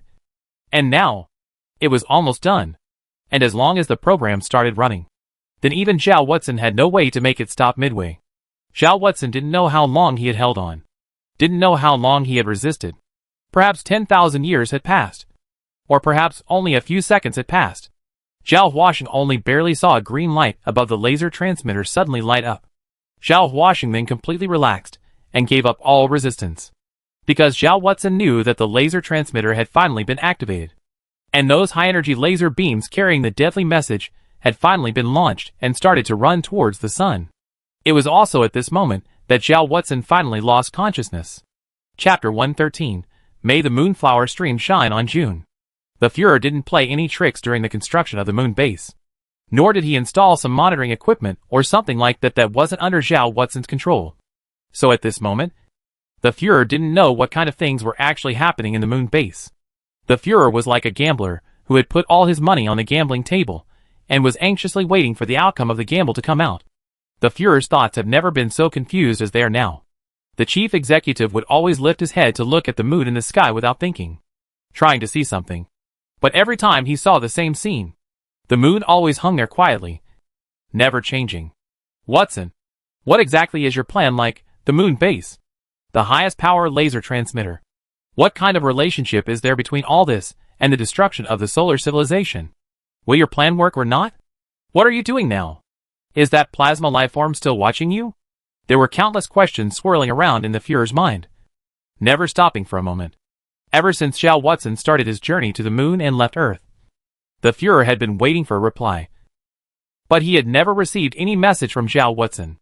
After the completion of the moon base, the human government temporarily entered a hibernation period, and never made any other big moves, no matter who knew the truth, such as the Führer and Li Wei, as well as Meng Zhuo and Wang Tang, who had vaguely guessed the truth, but never said it explicitly, and some scientists from the Ministry of Science and Research, or who knew nothing about the truth and only thought that the construction of the moon base was just a deal with Zhao Watson. They all waited silently. As for what exactly they were waiting for, no one knew. No one was clear on what Zhao Watson actually wanted to do, nor did they know what method Zhao Watson would use to fulfill his promise. During the slightly long wait, the Führer sitting behind his desk became more and more agitated. When he finally couldn't stand it any longer, he put down the stack of documents in his hands and began to pace back and forth in the middle of his office. After walking for a while, he came to the window, pulled the curtains open, and once again looked at the moon hanging in the sky. The moon was now in the shape of a crescent. It hung silently in the air, quietly sowing the cool moonlight over the earth. As usual, the Führer then stared at the moon. All the time, Li Wei, who was also in the City of Life, did not sleep at the moment either. She was lying on her bed, tossing and turning, unable to sleep. The curtains were similarly open, and she could similarly see the moon from where she was lying. But she didn't put her eyes on it. Her thoughts were chaotic, and she couldn't help but flash a scene of images in her mind. And there was always Zhao Huaxing's shadow in those images. Or perhaps Zhao Huaxing was smiling faintly at herself. That smile was not sweet, but it always seemed to have a warm and firm strength. Or it was the image of Zhao Huaxing who was concentrating on his work. Or it was the image of Zhao Huaxing holding himself tightly, one by one. One by one. Li Wei remembered many things. This was a very wonderful feeling. It didn't need to be expressed in any words or actions. It was simply a communication about the spirit. Since Zhao Huaxing handed himself that blank disc, through this implicit way to convey information to himself, Li Wei and Zhao Huaxing, there is no more intimate exchanges. And even in the eyes of other people, Li Wei and Zhao Huaxing even into the situation of incompatibility. But only as a party to the two people know. That kind of maintenance of the two people's mind traffic bond has never been cut off. Even now, when looking at the moon, Li Wei had a strange feeling. Li Wei knew that Zhao Huaxing had always been firm, and the belief in Zhao Huaxing's heart had never wavered. That was a firm man who was willing to carry the misunderstandings of the entire human civilization, willing to stand against the entire human race without wavering in the slightest. That was a man with a strong spiritual power, who could shoulder a heavy burden no matter how heavy it was. And also his own lover. A lover who could be taken as his soul mate. Are you okay over the moon? Are you gazing at the earth at this moment and thinking of me? You will succeed in the end. Right? You'll end the solar civilization. You'll get rid of that plasma lifeform that's been watching you. You'll eventually return to Earth and meet me. And after the truth is revealed, you'll gain the praise of all mankind. And the highest of honors. Or maybe, at the moment of the greatest publicity, you'll ask me to marry you? You will give me a family? Li Wei finally turned her gaze to the cool moon. For some reason, a verse suddenly appeared in Li Wei's heart at this moment.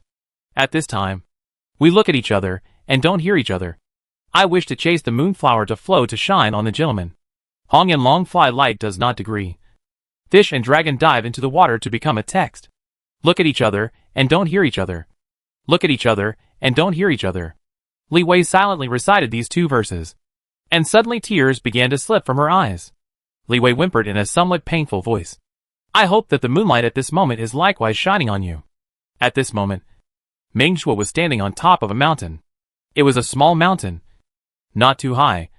But because of the sun's lowering temperature, it was also covered with thick snow on top of the mountain. It was cold and windy here, and the clothes Manjoro wore weren't very thick. The cold wind blew past Meng Shuo's side, and Meng Shuo's clothes hunted.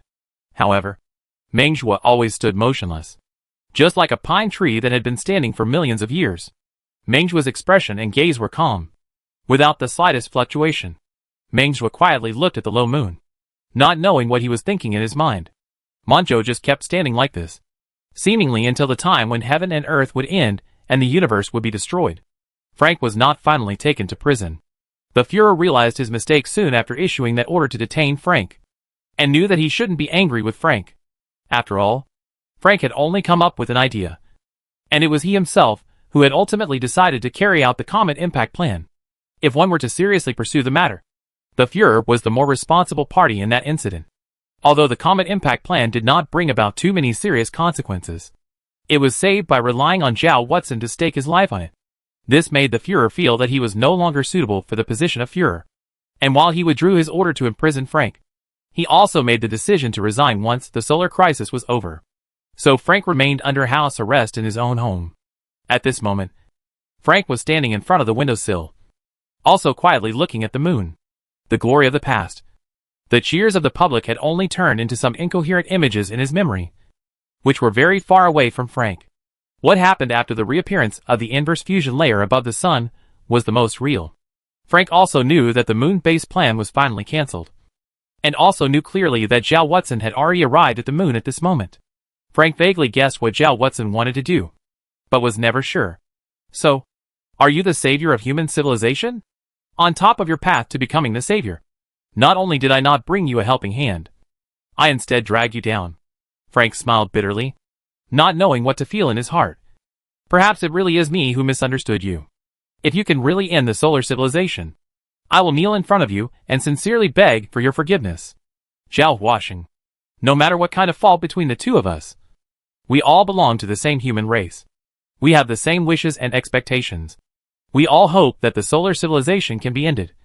And we all hope that the human civilization can last forever. On this night, there was no telling how many people were quietly looking at the moon, spending a long night under the shroud of the cool moonlight.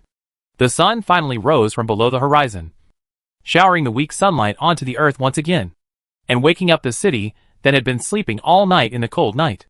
People rose from their sleep and began their day's work. They are unaware of the magnificent events that are taking place at this moment. They are just seeking their own way to continue their individual and civilized existence as part of the human community. Today seemed to be the same as every other cold day, and there were no spectacular or bizarre events today. The long cold had deprived people of all hope, and although people were thinking of the day when the cold would end, every one of them, in this day and age, few people would speak of this dream. But surprises and accidents always come to people unawares. Around 10 o'clock in the morning, people suddenly realized that heaven and earth seemed to brighten up. The sun's rays reflecting on the body also began to make people feel a touch of warmth. Just as they remembered, people raised their heads in amazement and saw the sun that was so bright and blinding that they could not see it directly. Yes, the sun was bright at the moment, even brighter than when it was still maintaining its normal temperature, and a change in luminosity usually signaled the occurrence of some drastic event. So people knew that something big was probably happening on the sun at the moment. But no one knew what it was exactly. The Fuhrer, Li Wei, Meng Zhuo, Frank, Wang Tang, the scientists of the research department, and others noticed the change at the same moment. Meng Zhuo's eyes steeply became as sharp as a falcon's. And even when he looked directly at the sun, he didn't dodge the slightest bit. The Fuhrer, on the other hand, merely gripped the fountain pen in his hand, even to the point of breaking it, while Wang Tang stood up so violently that he didn't even care if his chair fell over. Li Wei, on the other hand, violently flung herself in front of the window and looked at the dazzling sun, tears rolling out from inside her eyes. Watson, you've finally succeeded. Have you finally succeeded? Chapter 114, Deathless Outburst. It was on this calm morning that the sun's luminosity appeared to increase very violently. The magnitude of the increase was even higher than that of the last time when the comet impact plan was executed.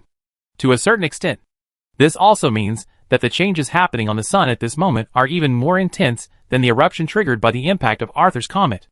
So what is happening on the sun? What is the relationship between these events on the sun and Zhao Watson and the moon base? The people in Equator City looked at the scene that was happening right now with some confusion.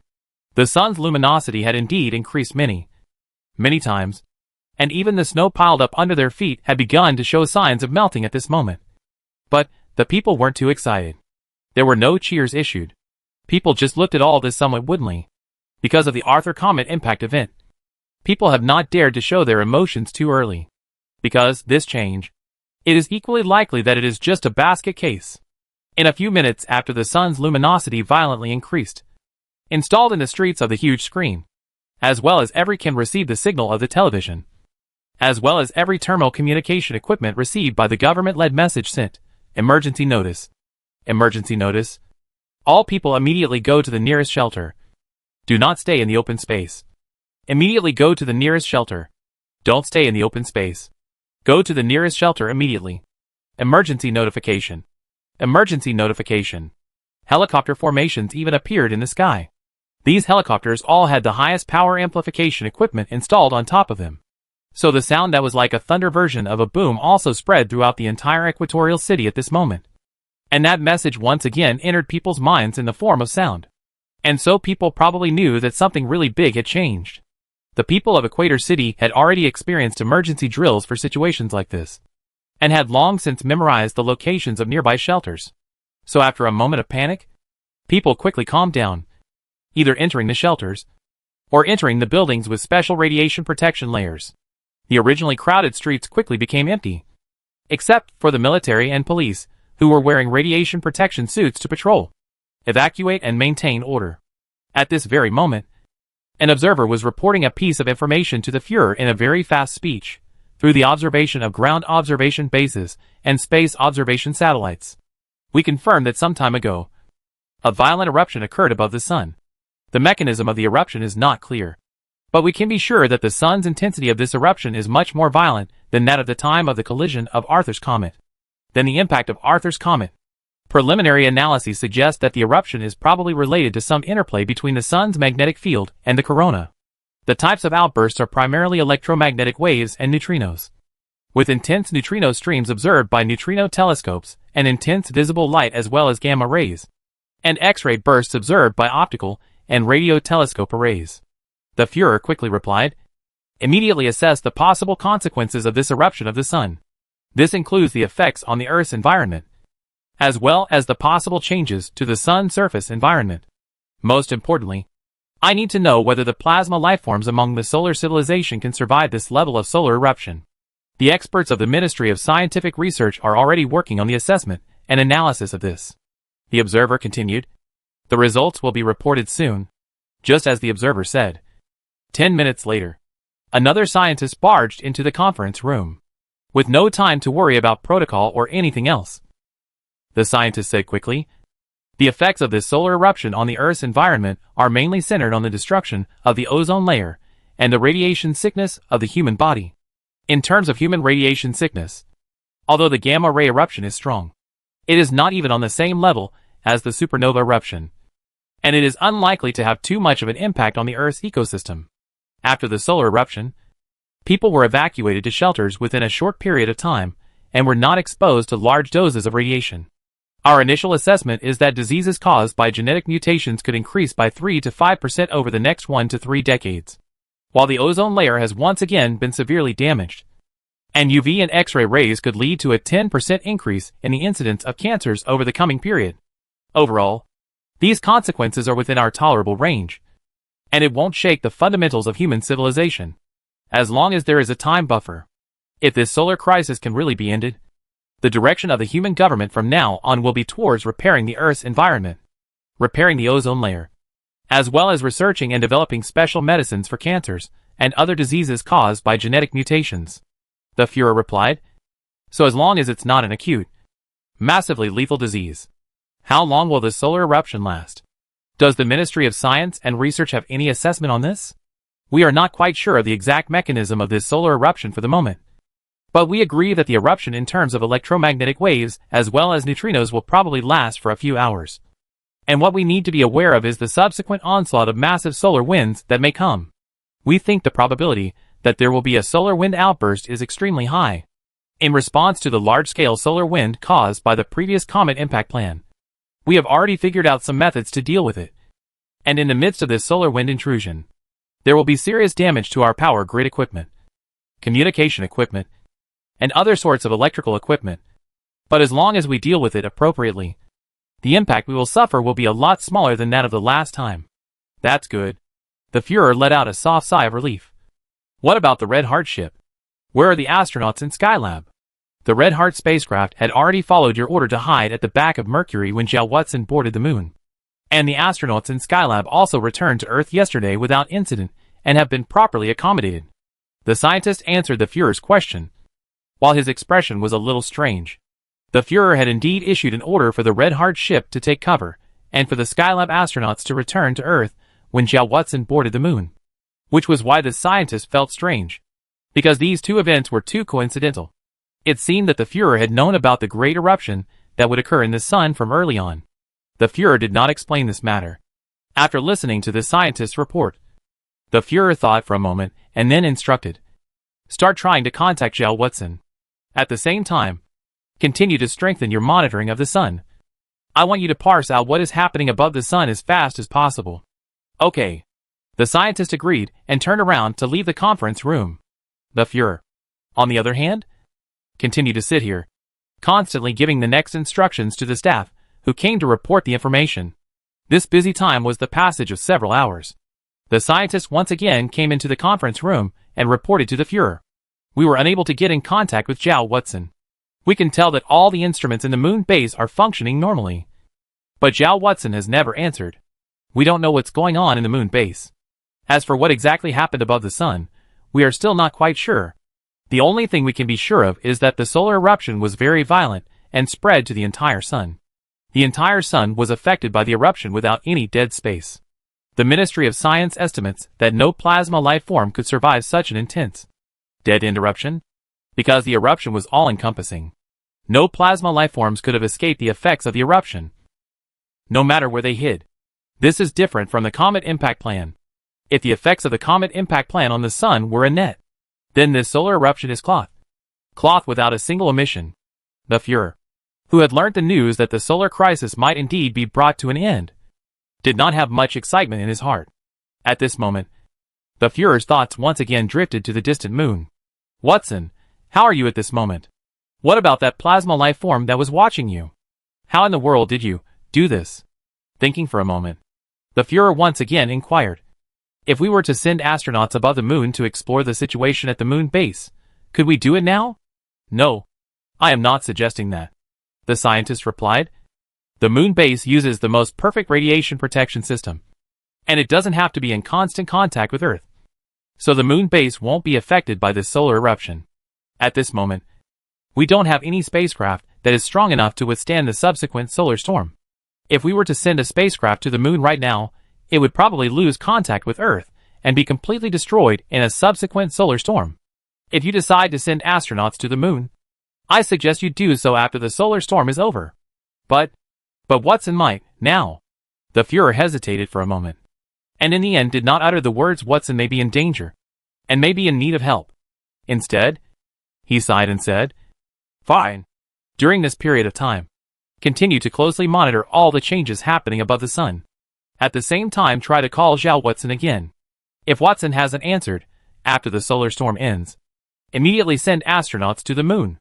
I need to know if Watson is alive at this moment. Chapter 115, Traveling to the Moon. After several years had passed since the Comet Impact program, people finally felt the sunlight and warmth once again, which had been missing for a long time. Until now, 3 days had passed since the sun's luminosity had increased. Within these 3 days, people could clearly feel that the temperature had risen a lot. There were even people who had already taken off their thick winter clothes and put on long sleeves and trousers. But neither one knew how long this warmth could continue.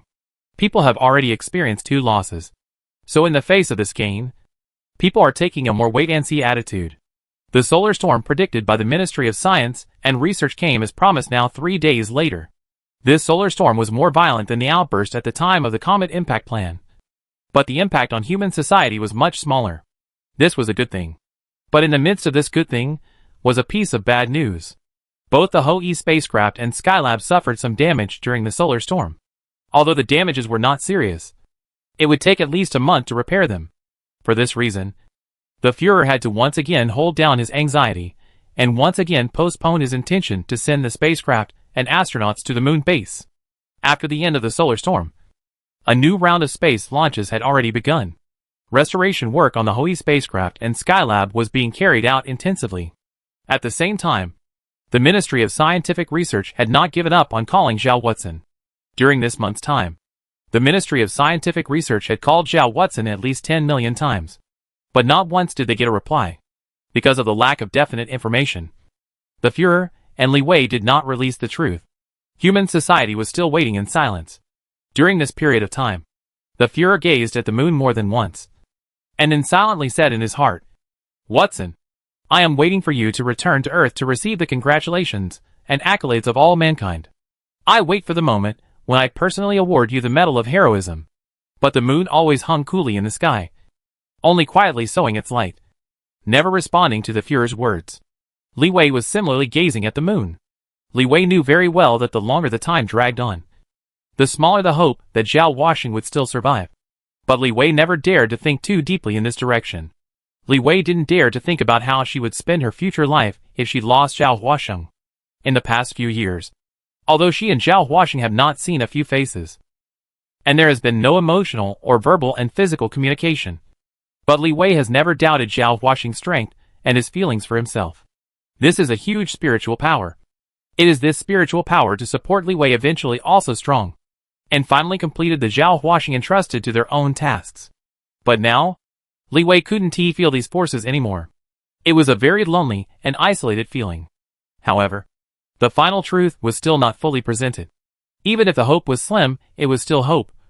And at this moment, it was this hope and belief that was supporting Li Wei to continue waiting.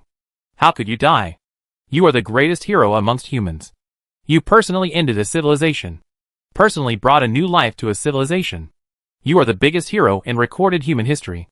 Compared to you, any heroes and great men will pale in comparison. So, how could you die? How can you die? I'm still waiting for you. Always waiting for you. Li Wei said this to herself in her mind. The ice above the ocean began to melt again, and the snow above the earth began to slowly dissipate. Tender green shoots once again began to emerge from the wet and muddy land, and the long-lost green finally appeared on the long-frozen earth. The tenacity and resilience of life can never be described by the poor imagination of human beings. When mankind thought that the earth was already dead, the breath of life quietly descended at this most desperate moment. Under the 1-month-long repair by more than 100 astronauts, and the sufficient supply of materials from the ground launch base, the Skylab and Hohe spacecraft were finally repaired. Under the watchful eyes of the Führer, Li Wei, Meng Zhuo, Wang Tang, Frank, and a group of experts from the Ministry of Science and Research, 3 of the most outstanding astronauts stepped onto the rocket that was about to be launched into space. They will carry the expectations of all human beings in human civilization to the moon base that ended the solar civilization, to unveil the mysterious veil shrouding there, and to solve all the myths that exist there. No one will know what the truth will be after the fog dissipates and the doubts are solved. The mission of these 3 astronauts was not just to find out if Zhao Huaxing was still alive. In addition to Zhao Huaxing, they also had other tasks. That was to find out what really happened in the middle of the moon base. The Ministry of Scientific Research and all of mankind needed to know how exactly Zhao Huaxing had done this. What kind of theoretical system Zhao Huaxing had based on, and what kind of means he had used to make the sun erupt so violently. It is certain that Zhao Huaxing must have carried out some operations in the moon base, and it is impossible for these operations not to leave traces. Therefore, by analyzing Zhao Huaxing's instrument operation process, computer modeling process, and then through reverse thinking, the principle behind all these events can be found out. Although through analyzing Zhao Huaxing's previous steps, such as the establishment of the moon base, such as designating for the highest power laser transmitter, as well as analyzing the changes on top of the sun, many distinguished scientists already had some vague guesses in their minds. But it was only a guess. Before obtaining the support of the actual operation process as well as the experimental data, the guesses were actually of little value. Therefore, although this lunar expedition had not been announced and had not gained enough attention from the public opinion, everyone present knew clearly in their hearts that this would be a journey related to the destiny of mankind. Wang Tang's voice without the slightest fluctuation echoed in the middle of the control hall. Countdown 30 seconds, 29, 15, 2, 1, 0, ignition. Launch. Strong flames erupted from the tail of the rocket, striking the earth, making people in the control hall, hundreds of meters away from the launch site, feel the earth shake. The monitoring equipment transmitted to the control hall in real time the operation status of the rocket body parts as well as the thrust and orbit parameters, while the camera equipment transmitted the scene in the launch chamber. The huge inertial force pressed the astronauts to the floor so that they couldn't move, and even made their faces a bit distorted. But that changed after a few minutes. In just a few minutes, the rocket had led the astronauts hundreds of kilometers into the air. The rocket body had already separated from the launch module, which would go to dock with Skylab under its own power, and the rocket body would return to the ground, waiting to be used next time. People, including the Führer and Li Wei, stared intently at the display screen, refusing to take their eyes off it for a moment. They saw that under the command of the ground commanders, the 3 astronauts eventually docked the launch module and the Skylab smoothly. And then the 3 astronauts entered the Skylab through the reinforced channel. Everything went smoothly, and there were no accidents. Next, they will spend 8 hours in the Skylab to recuperate. After 8 hours, they will operate the Hohe spacecraft to break free from Earth's orbit and reach the moon after 2 days of traveling time. The launching activities have come to an end for the time being, but the people still stay here for a long time and refuse to leave. Even breaks and meals were taken in the control hall. Everyone was eager to get first-hand information. 8 hours passed quickly. As a result, a picture was shown in the huge display screen. The steel cables and clasps used to secure the Hoey airship were separated under the control of the computer program, and the traction equipment slowly pulled the Hoey airship out of the huge berthing port of Skylab. Then the traction equipment was removed, and the Hoey spacecraft circled the Earth at the same speed as Skylab at a distance of a few dozen meters from Skylab. This changed after 10 minutes. The ground controllers gave the command to ignite, so the orbital fine-tuning engine was activated, and about a dozen beams of faint fire shot out from different directions of the Hoey spacecraft's hull. The angle of their jets and the strength of their jets were all precisely calculated. Under the impetus of these dozen beams of firelight, the Hoey airship then gradually left Skylab in a very stable and slow orbit, getting further and further away. This speed can't be too fast, and the engine's jetting can't be too strong, because this is space. If the engine power of the Hoey spacecraft is too high, the gas stream it ejects will be ejected above the Skylab, causing the orbit of the Skylab to be disturbed. Only after the distance to the Skylab was large enough that it would strengthen its jetting. This process lasted for a period of 10 minutes. There was a distance of more than 10 kilometers between the Hoey spacecraft and the Skylab. The ground controllers then gave the latest command once again, so the Hoey spacecraft began to accelerate fiercely, leaving the Skylab far behind in just a few minutes. It would orbit the Earth for 4 weeks before breaking free of the Earth's gravitational field at apogee and heading for the Moon to begin its journey. The process would take less than 10 hours. Chapter 116, Wreckage. The journey to the Moon has officially begun. Perhaps it was at this moment that the name Hoey took on its most apt meaning. The airship had been maintaining a real-time information link with the ground control base. Any details about the Hoey spacecraft will be sent to Earth for the controller's reference. Under the cooperation of the ground controllers and astronauts, the Hoey spacecraft has been operating normally without any accidents. After about 9 hours, the Hoey spacecraft, which had accelerated to a sufficient speed, finally broke free from the Earth's gravitational field and started to depart towards the Moon in a parabolic orbit. This process lasted another 2 days. After 2 days, the Hoey spacecraft successfully entered the orbit around the Moon.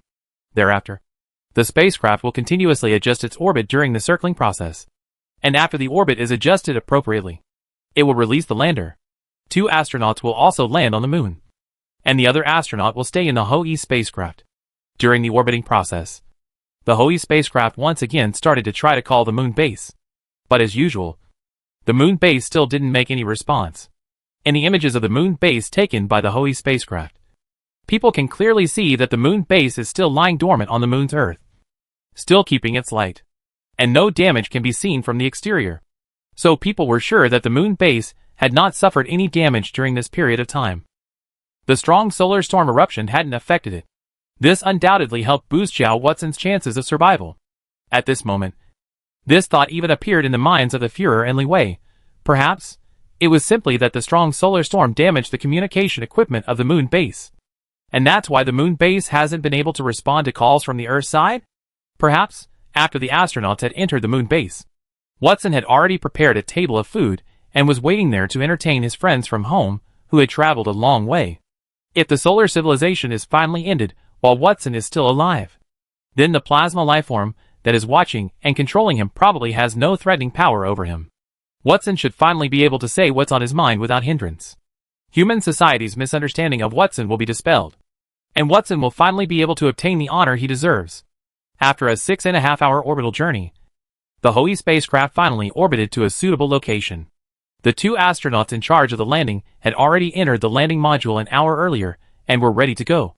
So at this moment, the hatch under the Hoey spacecraft opened, and the landing module left the mother body through this exit and began to decelerate, losing enough speed to orbit the Moon. It began to fall under the influence of the Moon's gravity. During the descent, the orbital adjustment device and the satellite navigation device had been functioning, guiding it to the correct landing site. The reflex rockets were opened. The strong airflow blew up the dust on the surface of the Moon, and in a dense atmosphere, the landing module finally landed on the surface of the Moon successfully. The original scheduled landing place was 500 meters away from the lunar base, but there was still a slight error in this landing. The place where the landing module finally landed was 1,300 meters away from the Moon base. This distance can be reached by walking. So the 2 astronauts in heavy spacesuits climbed down the ladder from the landing module and walked towards the moon base in pairs. These two astronauts were equipped with the most advanced sound and video recording equipment on top of their spacesuits. These equipments would transmit the collected sound and captured images to the circumlunar satellite in real time. And the circumlunar satellite would transmit these signals to the Earth, and then display them in front of the people on the terminal display screen. At this moment, the display screen in front of Li Wei was a thick darkness. In front of this thick darkness was the moon base that still emitted light. And below were two light pillars. Those were the light spots reflected by the searchlights on top of the spacesuit. Looking at this picture, Li Wei felt like she was standing on top of the lunar Earth at the moment. And then she was continuously walking forward. He was no longer far away from the truth and the final end of the matter. It was just a little more than a kilometer ahead, waiting for Li Wei. Waiting for people to unveil. But Li Wei suddenly lost all her courage at this moment. Li Wei was afraid. Afraid that what she would see after the moon base was opened would be Zhao Watson's corpse. But the astronauts would not stop because of Li Wei's fear. They kept moving on top of the moon and finally came before the moon base isolation hatch. The moon base hadn't added an encryption program when it was built. So the engineers quickly issued the opening command. And the isolation module door slowly opened. The two astronauts stepped into the module, closed the door, and pressed the inflation and pressurization command. The capsule was quickly filled with air. Then the other door opened and the two astronauts walked through and entered the interior of the moon base.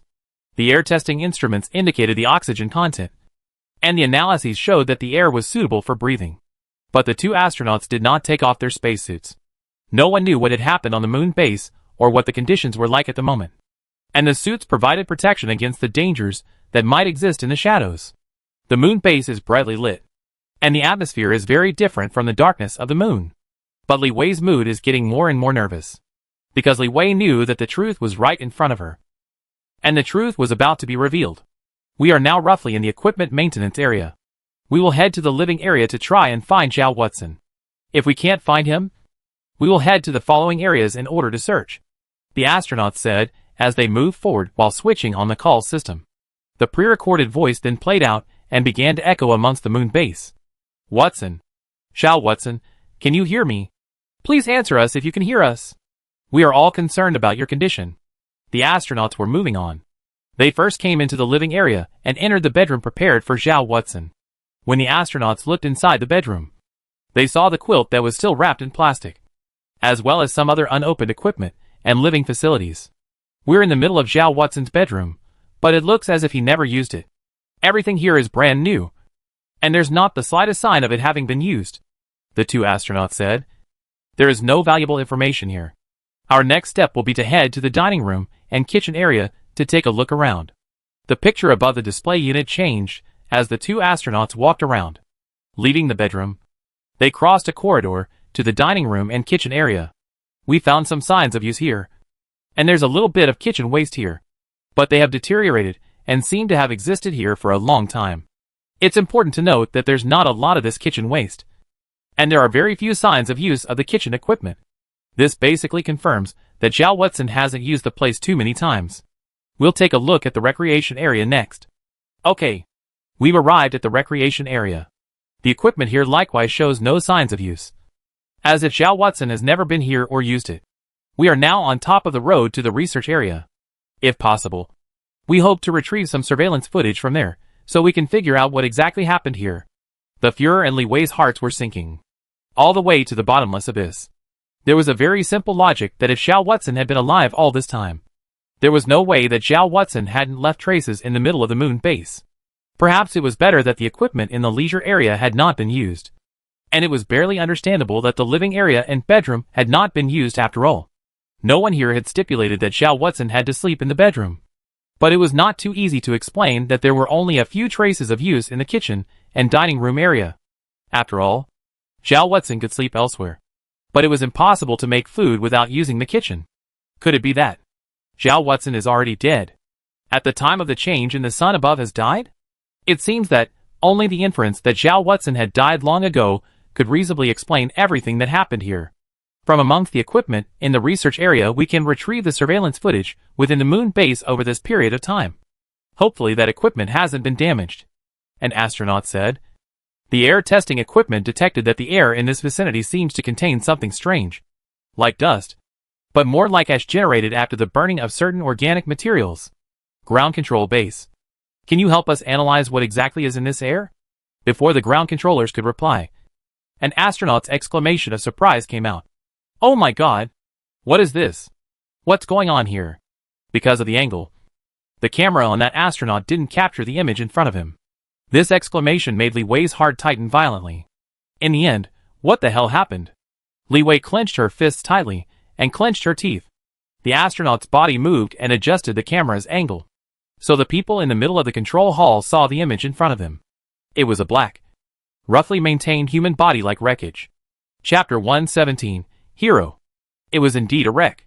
It was completely black, carbonized in places, and it was already completely impossible to see its original appearance. Of course, people couldn't be sure that this was Zhao Watson's remains. But who else was in the middle of the moon base besides Zhao Watson? Could Zhao Huaxing have died like this? Before Zhao Huaxing died, what kind of things happened to him? And what happened between him and the plasma life form? The moment he saw this scene, accompanied by the astronaut's exclamations of surprise, Mengjue stood up in a huff, and the overpowering and almost unrivaled aura on his body was instantly released, as if Mengjue had transformed into a devouring beast at this moment. The Führer, on the other hand, closed his eyes in some pain, while Li Wei lay down on the back of the chair in this instant, with large drops of tears pouring out of her eyes. This picture shattered all the hopes and fantasies in Li Wei's heart. The truth was finally presented in front of Li Wei in the most cruel and bloody way. I hate me so much! Li Wei screamed with full of despair. You killed my only relative in this world. And now, you killed my only love. I hate it so much. You took away the two most important men in my life. Why didn't you take me along with you? Li Wei cried out in despair, only feeling that the sky was tumbling down at this moment. In the middle of the screen, the astronauts' voices still continued to come over. We don't know exactly what happened here. We're not sure if this wreckage is Zhao Watson's remains. It looks like it was burned by high-temperature flames. But this fire is strange. Very strange. Outside of this wreckage, we didn't find any other traces of having suffered from the flames. The equipment here hasn't been damaged in the slightest. And the floor, tables and chairs and other things haven't endured the high temperatures either. This is extremely similar to the scene of Director Li Qi's death back then, Wang Tang said in a low voice. The Führer's heart was also filled with heaviness. But compared to Li Wei, the Führer's mental quality was in the end much too strong. Despite the grief in his heart, the Führer did not lose his temper. The Führer's voice was still calm and strong. Don't worry about this wreckage first. First go and look to see if there are any surveillance videos and operation records left in the electronic equipment. Okay. The astronaut replied and went to the top of the operation console. Computer experts quickly appeared and told the astronauts the operating steps. And under the guidance of the computer experts, a record of the operation was retrieved. The surveillance video also appeared in front of everyone. Open the surveillance video, the Führer ordered. The astronaut then clicked on top of the mouse, and that one video file was opened. Most of the surveillance video was filled with meaningless images. Between the constant fast forward and fast reverse, the astronaut finally found the section that recorded the most crucial information. The footage of Zhao Watson's activities in the moon base after the astronauts had left was presented in front of everyone. In the picture, Zhao Watson was sitting in front of the computer, rapidly tapping away at something. As Zhao Watson tapped, an image of the sun and a series of data that kept jumping appeared on the screen. A scientist looked at the data carefully, then shook his head somewhat helplessly. I'm sorry. I can't see what Zhao Watson is actually doing. He recognized each and every one of those data and had a deep understanding of them. But he didn't know what it really meant if he combined them together and performed a series of complex calculations. After Zhao Watson had been tapping for some time, the surveillance screen was suddenly disturbed and eventually turned into a garbled code, not displaying any surveillance information. After the garbled code lasted for some time, the screen returned to normal. People then saw Zhao Watson leave his seat and go to the kitchen and dining area, where he brewed a cup of coffee for himself. The two astronauts had previously found some kitchen waste in the rubbish bin, and amongst that kitchen waste was a used disposable cup, as well as stale coffee residue. This matched the information in the surveillance video. Then people saw Zhao Watson come to the laser transmitter's operating console, where he quickly entered a series of parameters and then hit the confirmation button. After that, The surveillance screen once again turned into garbled code. And this section of surveillance information was similarly lost. Perhaps the reason why this period of monitoring information was lost was because the plasma lifeforms were interfering with the monitoring equipment. The Führer thought to himself. During this time, Watson should have had some kind of conversation with the plasma lifeform. Unfortunately, we will never know what they were talking about. The loss of this piece of information took up a considerable amount of time in the surveillance video. When the picture returned to normal, the scene was horrifying. Through the display equipment, people saw that Zhao Watson had collapsed on the ground at this moment and was constantly convulsing. Burn marks could be clearly seen on Zhao Huaxing's arms, face, neck, and any exposed skin. Blisters were constantly bursting, and then liquid of unknown origin gushed out along with blood. There was no longer a good piece of Zhao Huaxing's skin. Instead, it had all turned into a rotten piece that looked exceptionally horrifying. Even through the display screen, people could still perceive just how great the pain that Zhao Huaxing had endured at that time was. It was an even greater pain than burning alive. At this moment, even with the Führer's mental quality, the Führer couldn't help but feel a coolness rising from his back. And Li Wei had long since closed her eyes, no longer able to bear watching this scene. At the same time in the picture also came out Zhao Huaxing's hoarse voice. You dream. The solar system is too small to accommodate the existence of two civilizations. I would like to use my life as a nutrient to water the growth of the human civilization. I have waited for this moment for too long. How can I possibly give up? Probably due to the fact that he was in too much pain at the moment, as well as the damage to his vocal cords. Zhao Huaxing's voice was very hoarse and slurred, and people could only barely discern these words. This was a very bizarre thing. Every single person could see that Zhao Huaxing was surrounded by empty people. There was also nothing that could be seen around Zhao Watson that could threaten Zhao Watson. However, Zhao Huaxing was still speaking to the air, and at the same time, severe burn marks appeared above Zhao Huaxing's body for no apparent reason. There was no need to hide it anymore at this point. So the Führer said, Watson was speaking to the plasma lifeform. The previous loss of signal was presumably due to the plasma lifeform interfering with the monitoring equipment. At this moment, the signal is normal, presumably because the plasma lifeform is incapable of interfering with the monitoring equipment anymore due to its need to deal with Watson. Some of the many scientists and staff members present were silent. It was clear that they had long guessed a bit of the truth, while many more were in a state of great confusion. For his part, the Führer continued, Yes, all the betrayals were false. Zhao Watson has never turned his back on human civilization. Zhao Watson has always stood on the side of human civilization, alone and silently fighting against the plasma lifeform that was spying on him. All of Zhao Watson's betrayals were merely to deceive that plasma lifeform. Now, we all see that Watson is dedicating his life to our civilization, and for that reason, he is not afraid to suffer the pain of a fiery burn. This is the Zhao Watson that we had previously considered a traitor to humanity. As the Führer spoke, muddy old tears finally welled up from his eyes as well. Watson is dying, while our civilization is being revived. It was Watson who exchanged his life for all of this. A quiet and solemn atmosphere enveloped the entire control hall. There were many people who were quietly wiping the corners of their eyes. This was Zhao Huaxing's funeral. On top of this funeral, everyone would pay the highest respect to Zhao Huaxing, who was stepping towards death in the middle of the picture.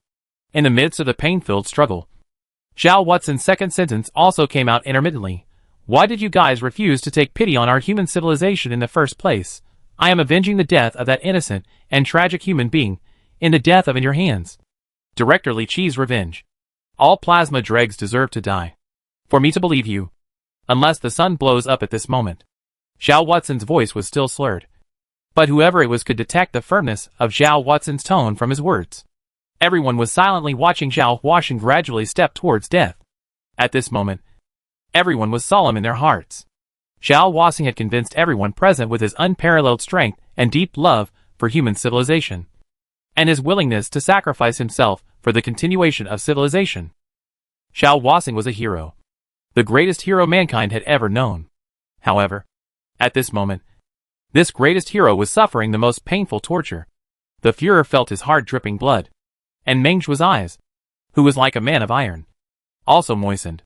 Meng Zhuo knew that even if he could physically destroy Zhao Huaxing 10,000 times in a single moment, he would never be 1/10,000th of Zhao Huaxing. Heroes never use violence to convince the public. Heroes can just be a weak scholar, But this weak scholar can make the most violent. Murderous bandits bow down and submit. In the middle of the screen, Zhao Huaxing's struggle had gradually weakened. And eventually there was no movement. However, Zhao Huaxing's eyes stayed open. And those eyes remained calm and determined. In Zhao Huaxing's final moments, Zhao Huaxing struggled and turned his head, looking towards the location where the camera existed, revealing a difficult smile to the camera, and also to everyone who was in the control hall at the moment, before closing his eyes on this, never making another sound. Chapter 118, Chain Reaction. Zhao Huaxing's last smile seemed to contain many things. There was relief, expectation, regret, and apology. Every single person interpreted something different from this last look Zhao Huaxing gave. The Führer knew that Zhao Huaxing was looking forward to leading human civilization to become strong again, and regretted because Zhao Huaxing himself would not be able to see this scene. As for the apology, the Führer turned his head and looked at Li Wei. This apology was probably directed at Li Wei. After completing his duties and giving his life, Zhao Huaxing had no way to come back to accompany Li Wei. Zhao Huaxing knew how much his departure would hurt Li Wei. But Zhao Huaxing had no remaining options. Zhao Huaxing could only do this. Huaxing. Watching Zhao Huaxing finally close his eyes and never make another sound. Seeing Zhao Huaxing's body still being burnt and eventually turning into a charred mess, Li Wei closed her eyes full of pain. At this moment, Li Wei even resented her brother a little. Resented Li Qi for why he chose Zhao Huaxing to take on this duty. But at the same time, Li Wei also clearly knew that her brother's choice was the only correct one. Because other than Zhao Huaxing, there was no one else who could take on this responsibility. As early as when Zhao Huaxing was still just a trainee, Li Qi had discovered something special about Zhao Huaxing. This specialness didn't only lie in his excellent scientific thinking, powerful research ability, or outstanding imagination, but in whether he was strong, whether his shoulders and waist were tough enough, whether he was able to take on the expectations and hopes of the entire human civilization, or whether he could still hold on to his beliefs without being attacked by misunderstandings and attacks. Still stick to their beliefs, do not waver, and can firmly go on. Compared to intelligence, people with this kind of character were even rarer. Therefore, Zhao Huaxing was not the smartest, not the most intelligent, and not the most outstanding in terms of scientific research ability and imagination. But Li Qi still chose Zhao Huaxing to take on this responsibility. It was because Li Qi knew that Zhao Huaxing was strong enough, and knew that Zhao Huaxing would never give up on the responsibility he was supposed to take on no matter what kind of predicament he encountered. This was the real reason why Li Qi finally chose Zhao Huaxing, and with his own performance. The performance that even if he had to bear the misunderstanding and attack of the entire human civilization, and be mistaken as a traitor by everyone, he would still be determined to go on, delivering a perfect to the extreme answer for Li Qi's entrustment. So Zhao Huaxing was a hero. But not because of wisdom, but because of character. Facing Zhao Huaxing's body that had already lost its vitality, everyone in the control hall, no matter if they were scientists or staff members or high-ranking government officials, all of them bent down to the display screen and offered Zhao Huaxing the salute that expressed the highest respect. Frank, on the other hand, knelt down before the display screen and solemnly knocked his head on top of the floor. Zhao Huaxing, you're the hero. I'm nothing compared to you. It was me who misunderstood you and caused trouble for your plan, almost making a big mistake. I don't dare to ask for your forgiveness. I can only atone for my sins in my own way. I will apply to the Führer to go to a convent to be converted to the Lord, and I will never set foot outside the convent again for the rest of my life. I will pray for you all my life before the Lord in the monastery, and may you have eternal peace in heaven. Zhao Huaxing had already died, but the changes that happened above Zhao Huaxing's body did not stop. Under people's watchful eyes, Zhao Huaxing's body once again began to curl up due to the high temperature burning and gradually carbonized, eventually turning into just like the black wreckage that people saw, no longer making any noise. The future video surveillance footage would have little value, because Zhao Huaxing was already dead, and there was no one else in the moon base except Zhao Huaxing. It was a blank recording period that lasted for more than a month, and it was only after the two astronauts had entered the moon base that new recordings were produced. Huaxing is dead, having given his life for the continuation of our civilization. The Führer's sorrowful voice echoed in the control hall. We must not fail our hero. Our human civilization will definitely take root in the universe. and eventually extend the footprints of our human civilization to the end of the universe. Humanity lives on. Humanity lives on.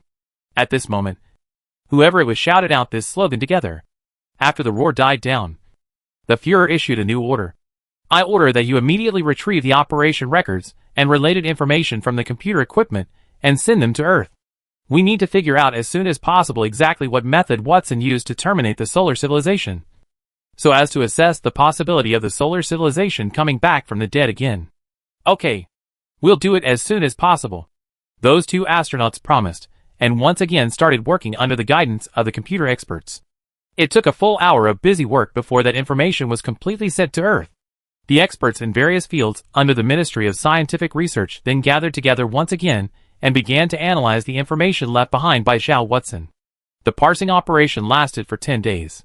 Within these 10 days, the two astronauts properly collected Zhao Watson's bones and brought them back to Earth, while the human government took the lead in declassifying all the previously classified information about Zhao Watson, about Zhao Watson's betrayal, the truth about the construction of the moon base and other related events, and released the images of Zhao Watson's death process to a limited extent. The Führer was not concerned about what impact the unraveling of these things would have amongst society. The Führer knew that he had to do justice to the hero, and that the hero had to get the honor he deserved. The development of the matter was just as the Führer had expected. Public opinion turned almost one-sidedly to Zhao Huaxing's side, and a large number of people began to pay tribute to and commemorate Zhao Huaxing on their own initiative. Occasionally, there were some malicious comments that were manipulated by unknown forces to discredit Zhao Watson. The angry people would swarm to him, and they even found out the real address of those people, and directly hit the door to teach those people a lesson. The day Zhao Huaxing died, and the solar civilization was ended, and the day human civilization gained a new lease of life was designated as the day of civilization renewal. The Führer even pushed for legislation to stipulate that on this day, the entire human society would take a 3-day holiday, with the government leading a large-scale celebration of the new birth as well as activities to commemorate Zhao Huaxing. Time passed little by little. After obtaining Zhao Watson's operational data, after 10 days of decryption, the experts of the Ministry of Scientific Research finally sorted out the entire process. A report was then placed on top of the Führer's desk. Zhao Watson's method of ending the solar civilization is actually not complicated. Combining the research materials left behind by Zhao Watson and Li Qi in the past, and then combining those operation records left behind by Zhao Watson, we think we've found the method. Here, we have to marvel at the intelligence of both Li Qi and Zhao Watson. These two's understanding of stellar physics is unrivaled. They even went so far as to construct a new type of method for resolving the sun. In this new method, a star, such as the sun, is regarded as a whole, and the changes that occur on the star are no longer isolated, but have a deep interconnection. This is the so-called one-hair affects the whole body. In this solar model, through observation and calculation, Zhao Watson found a precise point. As long as a very high-power laser is used to irradiate this part at a certain frequency, then a series of chain reactions will occur on top of the sun, and through the interactions of the magnetic field, and the corona layer will cover the entire sun without any dead angle, and eventually trigger a strong eruption covering the entire sun, and ultimately destroy all the stellar people who live above the sun of the stellar population. We are in the process of more specific analysis and research on this chain reaction and the way the sun is modeled. But the research has been carried out to the point where we can already tell that this new way of analyzing the modeling of the sun and the mutual physical mechanisms of this chain reaction, most of it stems from the theory that was originally proposed by Director Leach. And we already know that many of Director Leach's latest discoveries were actually informed by the Stellarians. That is to say, this method of destroying solar civilization was in fact originally told to us by the Stellarians. That's right. The Stellarians told us how to destroy them a long time ago. This does not mean that Director Leach aka Watson's scientific research is inferior. As a matter of fact, these data are right in front of us. But apart from Director Li Qi and Zhao Watson, who was trained by Director Li Qi, none of us have such an outstanding scientific mindset that we can summarize such a method of analyzing the solar model and anticipate the kind of chain reaction mechanism from these data. Also, the reason why Watson insisted on building the moon base and eventually completed the process of firing the deadly high-energy laser on top of the moon base. After our research, we believe that the reason is as follows. The super-intensity high-energy laser will interact with the Earth's magnetic field to a certain extent. And this phenomenon is known as the photomagnetic effect. And the photomagnetic effect will bring about a certain impact on the laser beam, and ultimately lead to the chain reaction cannot happen. Therefore, if this method is to be used to end the solar civilization, it must be in a place that is out of the range of the Earth's magnetic field. The Earth's magnetic field covers tens of thousands of kilometers. And there is not much cost difference between building a space base tens of thousands of kilometers away from the Earth and building a space base on top of the moon. We surmise that Watson may have simply made the claim that he wanted to build a base on top of the moon precisely because he thought of this, and combined it with the context of the situation, in order to better blind the plasma lifeforms. Chapter 119, The Return. The Führer quietly looked at the report in his hands, a bitter smile appearing at the corner of his mouth. Since this chain reaction is completely covering the entire sun, then the stellar people probably won't have missed it. It's just that the method of destroying the sun civilization ended up coming from the hands of the sun civilization. And with this result, if they know it in their springs, I don't know what thoughts they will have in their hearts. After thinking in his mind for a while, the Führer continued to read on. At the same time, after further analysis, we believe that Director Li Qi had actually implicitly revealed the method of destroying the solar civilization as early as when he was talking to Zhao Watson. We note that the method of creating a superstorm that sweeps across the entire sun by way of a chain reaction is essentially using the sun's power to destroy the solar civilization. And our human civilization is merely triggering the process. Then, we believe that the words Director Li Qi once told Zhao Watson are highly suspicious. The night before his death, Director Li Qi once went with Zhao Watson to the top-floor restaurant of the Century building to share a meal together. And there, Director Li Qi once told Zhao Watson many things. The Führer recalled those words completely after thinking about them for a little while, because those could almost be considered Li Qi's last words. It had been subjected to many studies and analysis, and the Führer had a deep impression of it. Our human civilization seems to be flourishing. We can chisel through mountains. We can reclaim the sea and land. And we can control rainfall. Our human civilization seems to be powerful. But this is just the appearance. The truth is that we are fragile. Very fragile. Even the strongest earthquake recorded above the Earth's history, compared to the entire Earth, is only equivalent to the Earth sneezing. No, it's not even a sneeze. At most, it's only the Earth squirming a bit. The most that can be said is that the Earth is slightly wriggling a bit. But even so, the result is often the death of hundreds of thousands of millions of human beings. Our entire civilization, all of our cities, all of our buildings, all of our population, our culture, our heritage, our technology, all of us are just tiny bacteria attached to the Earth. And if the Earth has its own consciousness, if the Earth is going to destroy our human civilization, Earth merely needs to sneeze. Merely needs only a sneeze. The Führer could remember these words very clearly. At this moment, in the midst of the report submitted to himself by the Ministry of Scientific Research that mentioned this matter, and at this moment when almost all the truth had come out, the Führer also reacted furiously. Sensing the connection between this passage of Li Qi's words and the method that would ultimately put an end to the sun civilization, the Führer raised his head and looked at the vibrant sun in the sky through the window, muttering, "Humans are just bacteria attached to the surface of the Earth." Then, the plasma lifeforms in the solar civilization are not bacteria attached to the surface of the sun? If destroying human civilization merely requires the Earth to sneeze, then, if it is necessary to destroy the solar civilization, it is also sufficient to merely require the sun to sneeze. The Führer finally understood completely. It turned out that, as early as that time, Li Qi had already hinted to Zhao Watson what method to use to destroy the solar civilization. And without a doubt, Zhao Watson had also comprehended the meaning of the words. That's why Zhao Watson had the next series of actions. Zhao Watson used a piece of ultra-high energy laser to flirt with the nostrils of the sun, making the sun sneeze, and then the solar civilization was destroyed.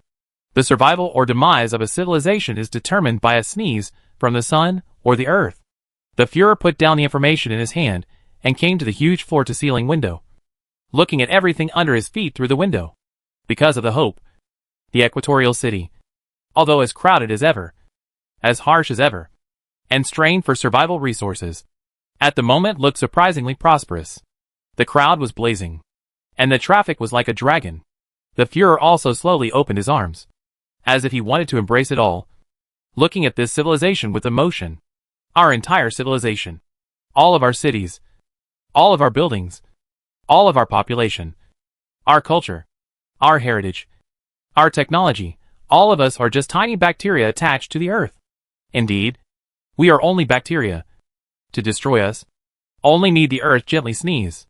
But our development potential is unlimited. Now the earth only need a sneeze can be destroyed us. In the future, even if the earth the whole explosion will no longer have an impact on us, our human footprint will not always be limited to a small one on top of the earth. That endless sea of stars is where our journey Our human civilization is both small and great. I sincerely wish that our civilization can survive for eternity and exist until the end of the universe. Unfortunately, I won't be able to see that scene. Now that the solar crisis is over, it's time for me to take the blame and resign. So let my successor continue to carry on the dream of our human civilization. At the time of a birth separation, the one who suffers the most will never be the one who leaves first. Similarly, at the time of a death separation, the one who suffers the most will never be the one who dies. Xiao Huaxing died, but left endless pain on Li Wei, a young woman who had lost her only relative and her only lover. Xiao Huaxing's remains had been brought back to Earth, but Li Wei had never visited them. Li Wei was afraid that she couldn't bear that kind of grief, so she chose to escape for the time being. But thoughts and grief would not be easily fooled. After the end of the solar crisis, Li Wei quit her job at the Optical Research Institute's high-energy laser research lab and returned to the house where she had once lived with Zhao Huaxing for a long time, trying to find a little trace of what Zhao Huaxing had left behind here. But Li Wei was ultimately disappointed. Li Wei did find traces of Zhao Huaxing, but it only made Li Wei's longing for him worse and her pain greater. Whenever she thought of the past and Zhao Huaxing's life together here, Li Wei felt as if her heart was being viciously stabbed by a knife. It was already late at night, but Li Wei was still tossing and turning in bed, never able to fall asleep. It was already unknown how many sleepless nights it had been. Li Wei would always be immersed in the painful memories of the past and could not extricate herself. Always unable to sleep. If you were still by my side, Watson, how good would it be? Li Wei opened her red and swollen eyes and stared fixedly at the ceiling. You know what? The earth has already regained its warmth, and the seawater has all thawed out. People are moving out of Equatorial City in batches. Large-scale urban reconstruction activities have begun, and scientists have begun to execute ozone layer restoration operations. Everything is getting better, and our human civilization has once again become vibrant and full of hope. But where are you? Where are you? Tears began to overflow from Li Wei's eyes again. Zhao Watson's faintly smiling face seemed to appear in front of Li Wei once again, making Li Wei unable to resist the urge to reach out her hand to touch it. But apart from the air, Li Wei did not touch anything. Watson, Watson, I don't want to live anymore. Li Wei finally cried out. With my brother dead and you dead, what's the point of me living in this world? Although the Führer has commanded to give me the best treatment, I don't care. I just want to be able to be with you. It doesn't matter even if we starve and freeze together. It's too painful to live like this. I don't have any relatives. I don't have any loved ones. You all only lie to me. My brother said he would accompany me for the rest of my life.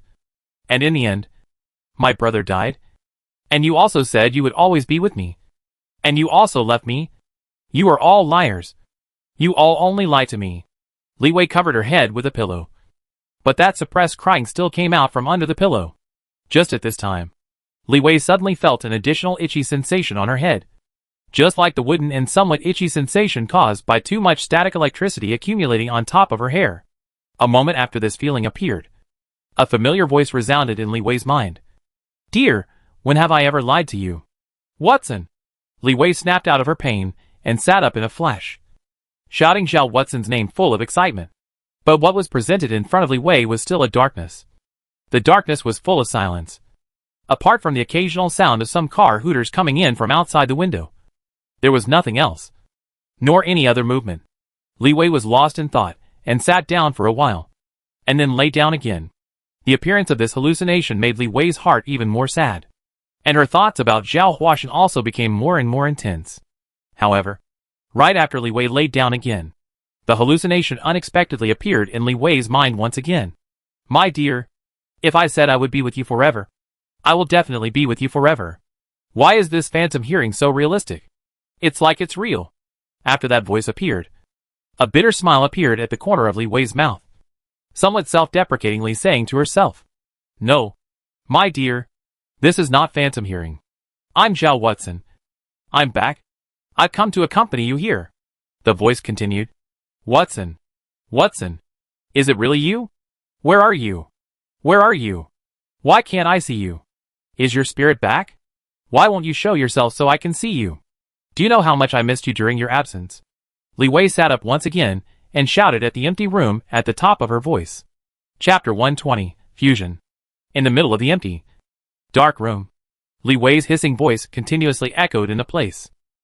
The voice fell, but the room remained in its original form. Zhao Huaxing's familiar figure did not appear in front of Li Wei. However, that voice once again appeared in Li Wei's mind. "My body was burned to death by the plasma lifeform. So I don't have a body. But I'm not a ghost either. I'm still me. I'm still Zhao Watson." In the last moments of the battle with the plasma lifeform, the plasma lifeform attempted to invade my mind and control my body to terminate the launching procedure of the super energy level laser. Then, I don't know what happened. I just became like this, and I took over the body of the plasma lifeform. So, now I exist in the form of a plasma lifeform. An unspeakable surprise began to bloom in Li Wei's eyes. Li Wei cried once more. Only this time the cry was one of joy. "I don't care if you have a body or not.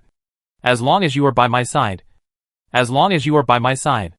Watson, why did you not come to me until now? Do you know that after seeing you die, I almost didn't want to live? My dear, I'm sorry. Although I fused with a plasma lifeform, I don't have the same kind of ability as the original plasma lifeform. Apart from you, I can't communicate with people at all.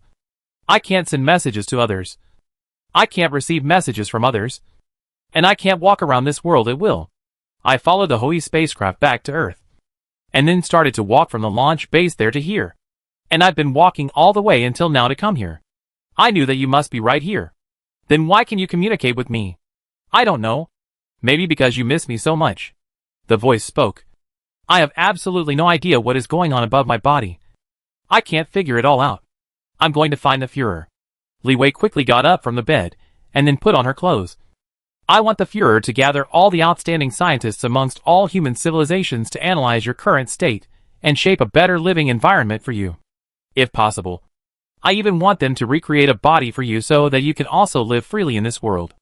"Okay," the voice said. "But I don't really care about that. As long as I can be by your side, I'm already satisfied. With or without a body. It doesn't matter. Just listen to me." After learning the news that Zhao Watson still survived, Li Wei quickly regained her competence. And in this moment, it was like Li Wei's eyes were glowing. The fatigue and hurt from previous days disappeared in this instant. Li Wei rushed out of the room, then rushed downstairs and yelled, "Mengjue! Mengjue!" After Zhao Watson died, after Zhao Watson's death, Mengjue followed the Führer's orders and assumed Li Wei's personal security duties. It was said to be security, but in fact, it was clear in anyone's mind that Mengjue's existence was mainly to prevent Li Wei from committing suicide. After Li Wei sent out a shout, only half a minute passed before a calm-faced Mengjue appeared in front of Li Wei. Li Wei called out, "Mengjue, take me to the Führer immediately." Mengjue frowned slightly. "It's late at night. The Führer has already rested." Li Wei called out again, "There is something important. It's about Watson. Watson is most likely not dead. I want to see the Führer immediately." Although Mengjue thought that Li Wei had probably fallen into a hallucination or was temporarily mentally unstable. After hearing the name Zhao Watson, Mengjue still called out again. After hearing the name Zhao Watson, Mengjue did not hesitate any longer. Mengjue immediately drove the car out and put Li Wei on board and disappeared into the night in a puff of smoke. In this night, because of Li Wei's arrival and the Führer's call, many scientists who had already labored for a day and then rested did not spend the night calmly. Just an hour later, up to 300 of the most outstanding scientists in various fields were gathered in the conference room. Using Li Wei as a medium, Zhao Watson finally acquired the ability to communicate with these most outstanding scientists through the most advanced scientific instruments. The scientists also finally confirmed that Zhao Watson's existence was not a figment of Li Wei's imagination, but that it did exist, in a very marvelous state. In addition, the psychologists, with the help of experts from other disciplines, also confirmed Zhao Watson's identity with the most stringent personality test and experience test, confirming that the one appearing beside Li Wei at this moment was indeed Zhao Watson, and was not a plasma lifeform impersonator. A total of 2 plasma lifeforms had existed on Earth. The first one went to the sun, and the second one went to the moon with Zhao Watson. Now, the third plasma lifeform named Zhao Watson returned to Earth from the moon and was truly presented in front of everyone. This was the first time that human scientists other than Li Qi and Zhao Watson had witnessed another form of lifeform that was completely different from life on Earth. Zhao Watson's arrival caused the top scientists in the human science community to instantly fall into a frenzy. It was no wonder that these scientists were so excited. It was foreseeable that Zhao Watson's form of existence would refresh the scientific and technological knowledge of human civilization to a certain extent. In other words, by analyzing Zhao Watson's form of existence, there was a great possibility that human civilization's technology would make another breakthrough. This wasn't the most important reason. The most important reason was that Zhao Watson didn't die. This greatest hero who single-handedly ended the solar civilization and single-handedly saved the entire human civilization didn't die. Under the leadership of the Führer and the Ministry of Scientific Research, all the top scientists amongst the scientific community of the human civilization all took action and started working overnight, and started designing and manufacturing new types of analytical instruments overnight, in preparation for analyzing and researching Zhao Washing's current state of existence, as well as exploring the possibilities of remodeling Zhao Washing's body. Actually, creating a clone out is not a difficult task for our human civilization. We already had the relevant technology a long time ago, only that we haven't been doing it because of social and ethical restrictions. If our analyses show that it is possible to remake your body through cloning technology, Watson, I believe that no one on Earth would oppose it. If the final results of the research show that this is not feasible, then there is no need to worry. We will definitely do our best to ensure your survival. Li Wei spoke these words from the Führer to Zhao Huaxing, and a moment later, Zhao Huaxing's voice appeared in Li Wei's mind again. So Li Wei transmitted Zhao Huaxing's words again. Führer, thank you. After experiencing so many things, the responsibility I'm carrying has been completed. I don't want to be a hero anymore. If I can, I just want to be able to live quietly with Li Wei and spend my life in peace. Watson, don't worry. Leave these things to us, the Führer said. The matter of analyzing Zhao Watson's state of existence, ensuring Zhao Watson's survival, and if possible, reshaping Zhao Watson's body. This matter became one of the most important things other than the ozone layer repair plan, the human migration plan, the biosphere reconstruction plan, and other plans. The analysis and research on Zhao Watson had lasted for 3 years, and the cloned bred on Zhao Watson's model had also been growing in the nutrient chamber for 3 years. On this day, people were finally ready to make the first fusion attempt. A physiological expert said to Zhao Watson through a special instrument, Watson, before we start the first fusion attempt, I have something to tell you. The communication between us is confidential. Li Wei doesn't know what we talk about. What I have to tell you is that after our research, we have confirmed that you, who are surviving in a plasma state, can continue your life for at least tens of thousands of years if you have a perfect survival guarantee. You know what that means. If you choose to fuse with a human body, your life will be limited by your physical body, and you can only have a lifespan of no more than 100 years at most. Whether or not to merge with a human body, the choice is yours. Please rest assured that no matter what choice you make, we will keep your choice strictly confidential, and you do not need to worry about Li Wei knowing this. Zhao Huaxing quickly responded, My choice is to fuse with a human body. Compared to Li Wei, a lifespan of tens of thousands of years is nothing. I know what it would mean to human civilization if I could extend my lifespan by tens of thousands of years. It would mean another layer of security for the continuation of human civilization.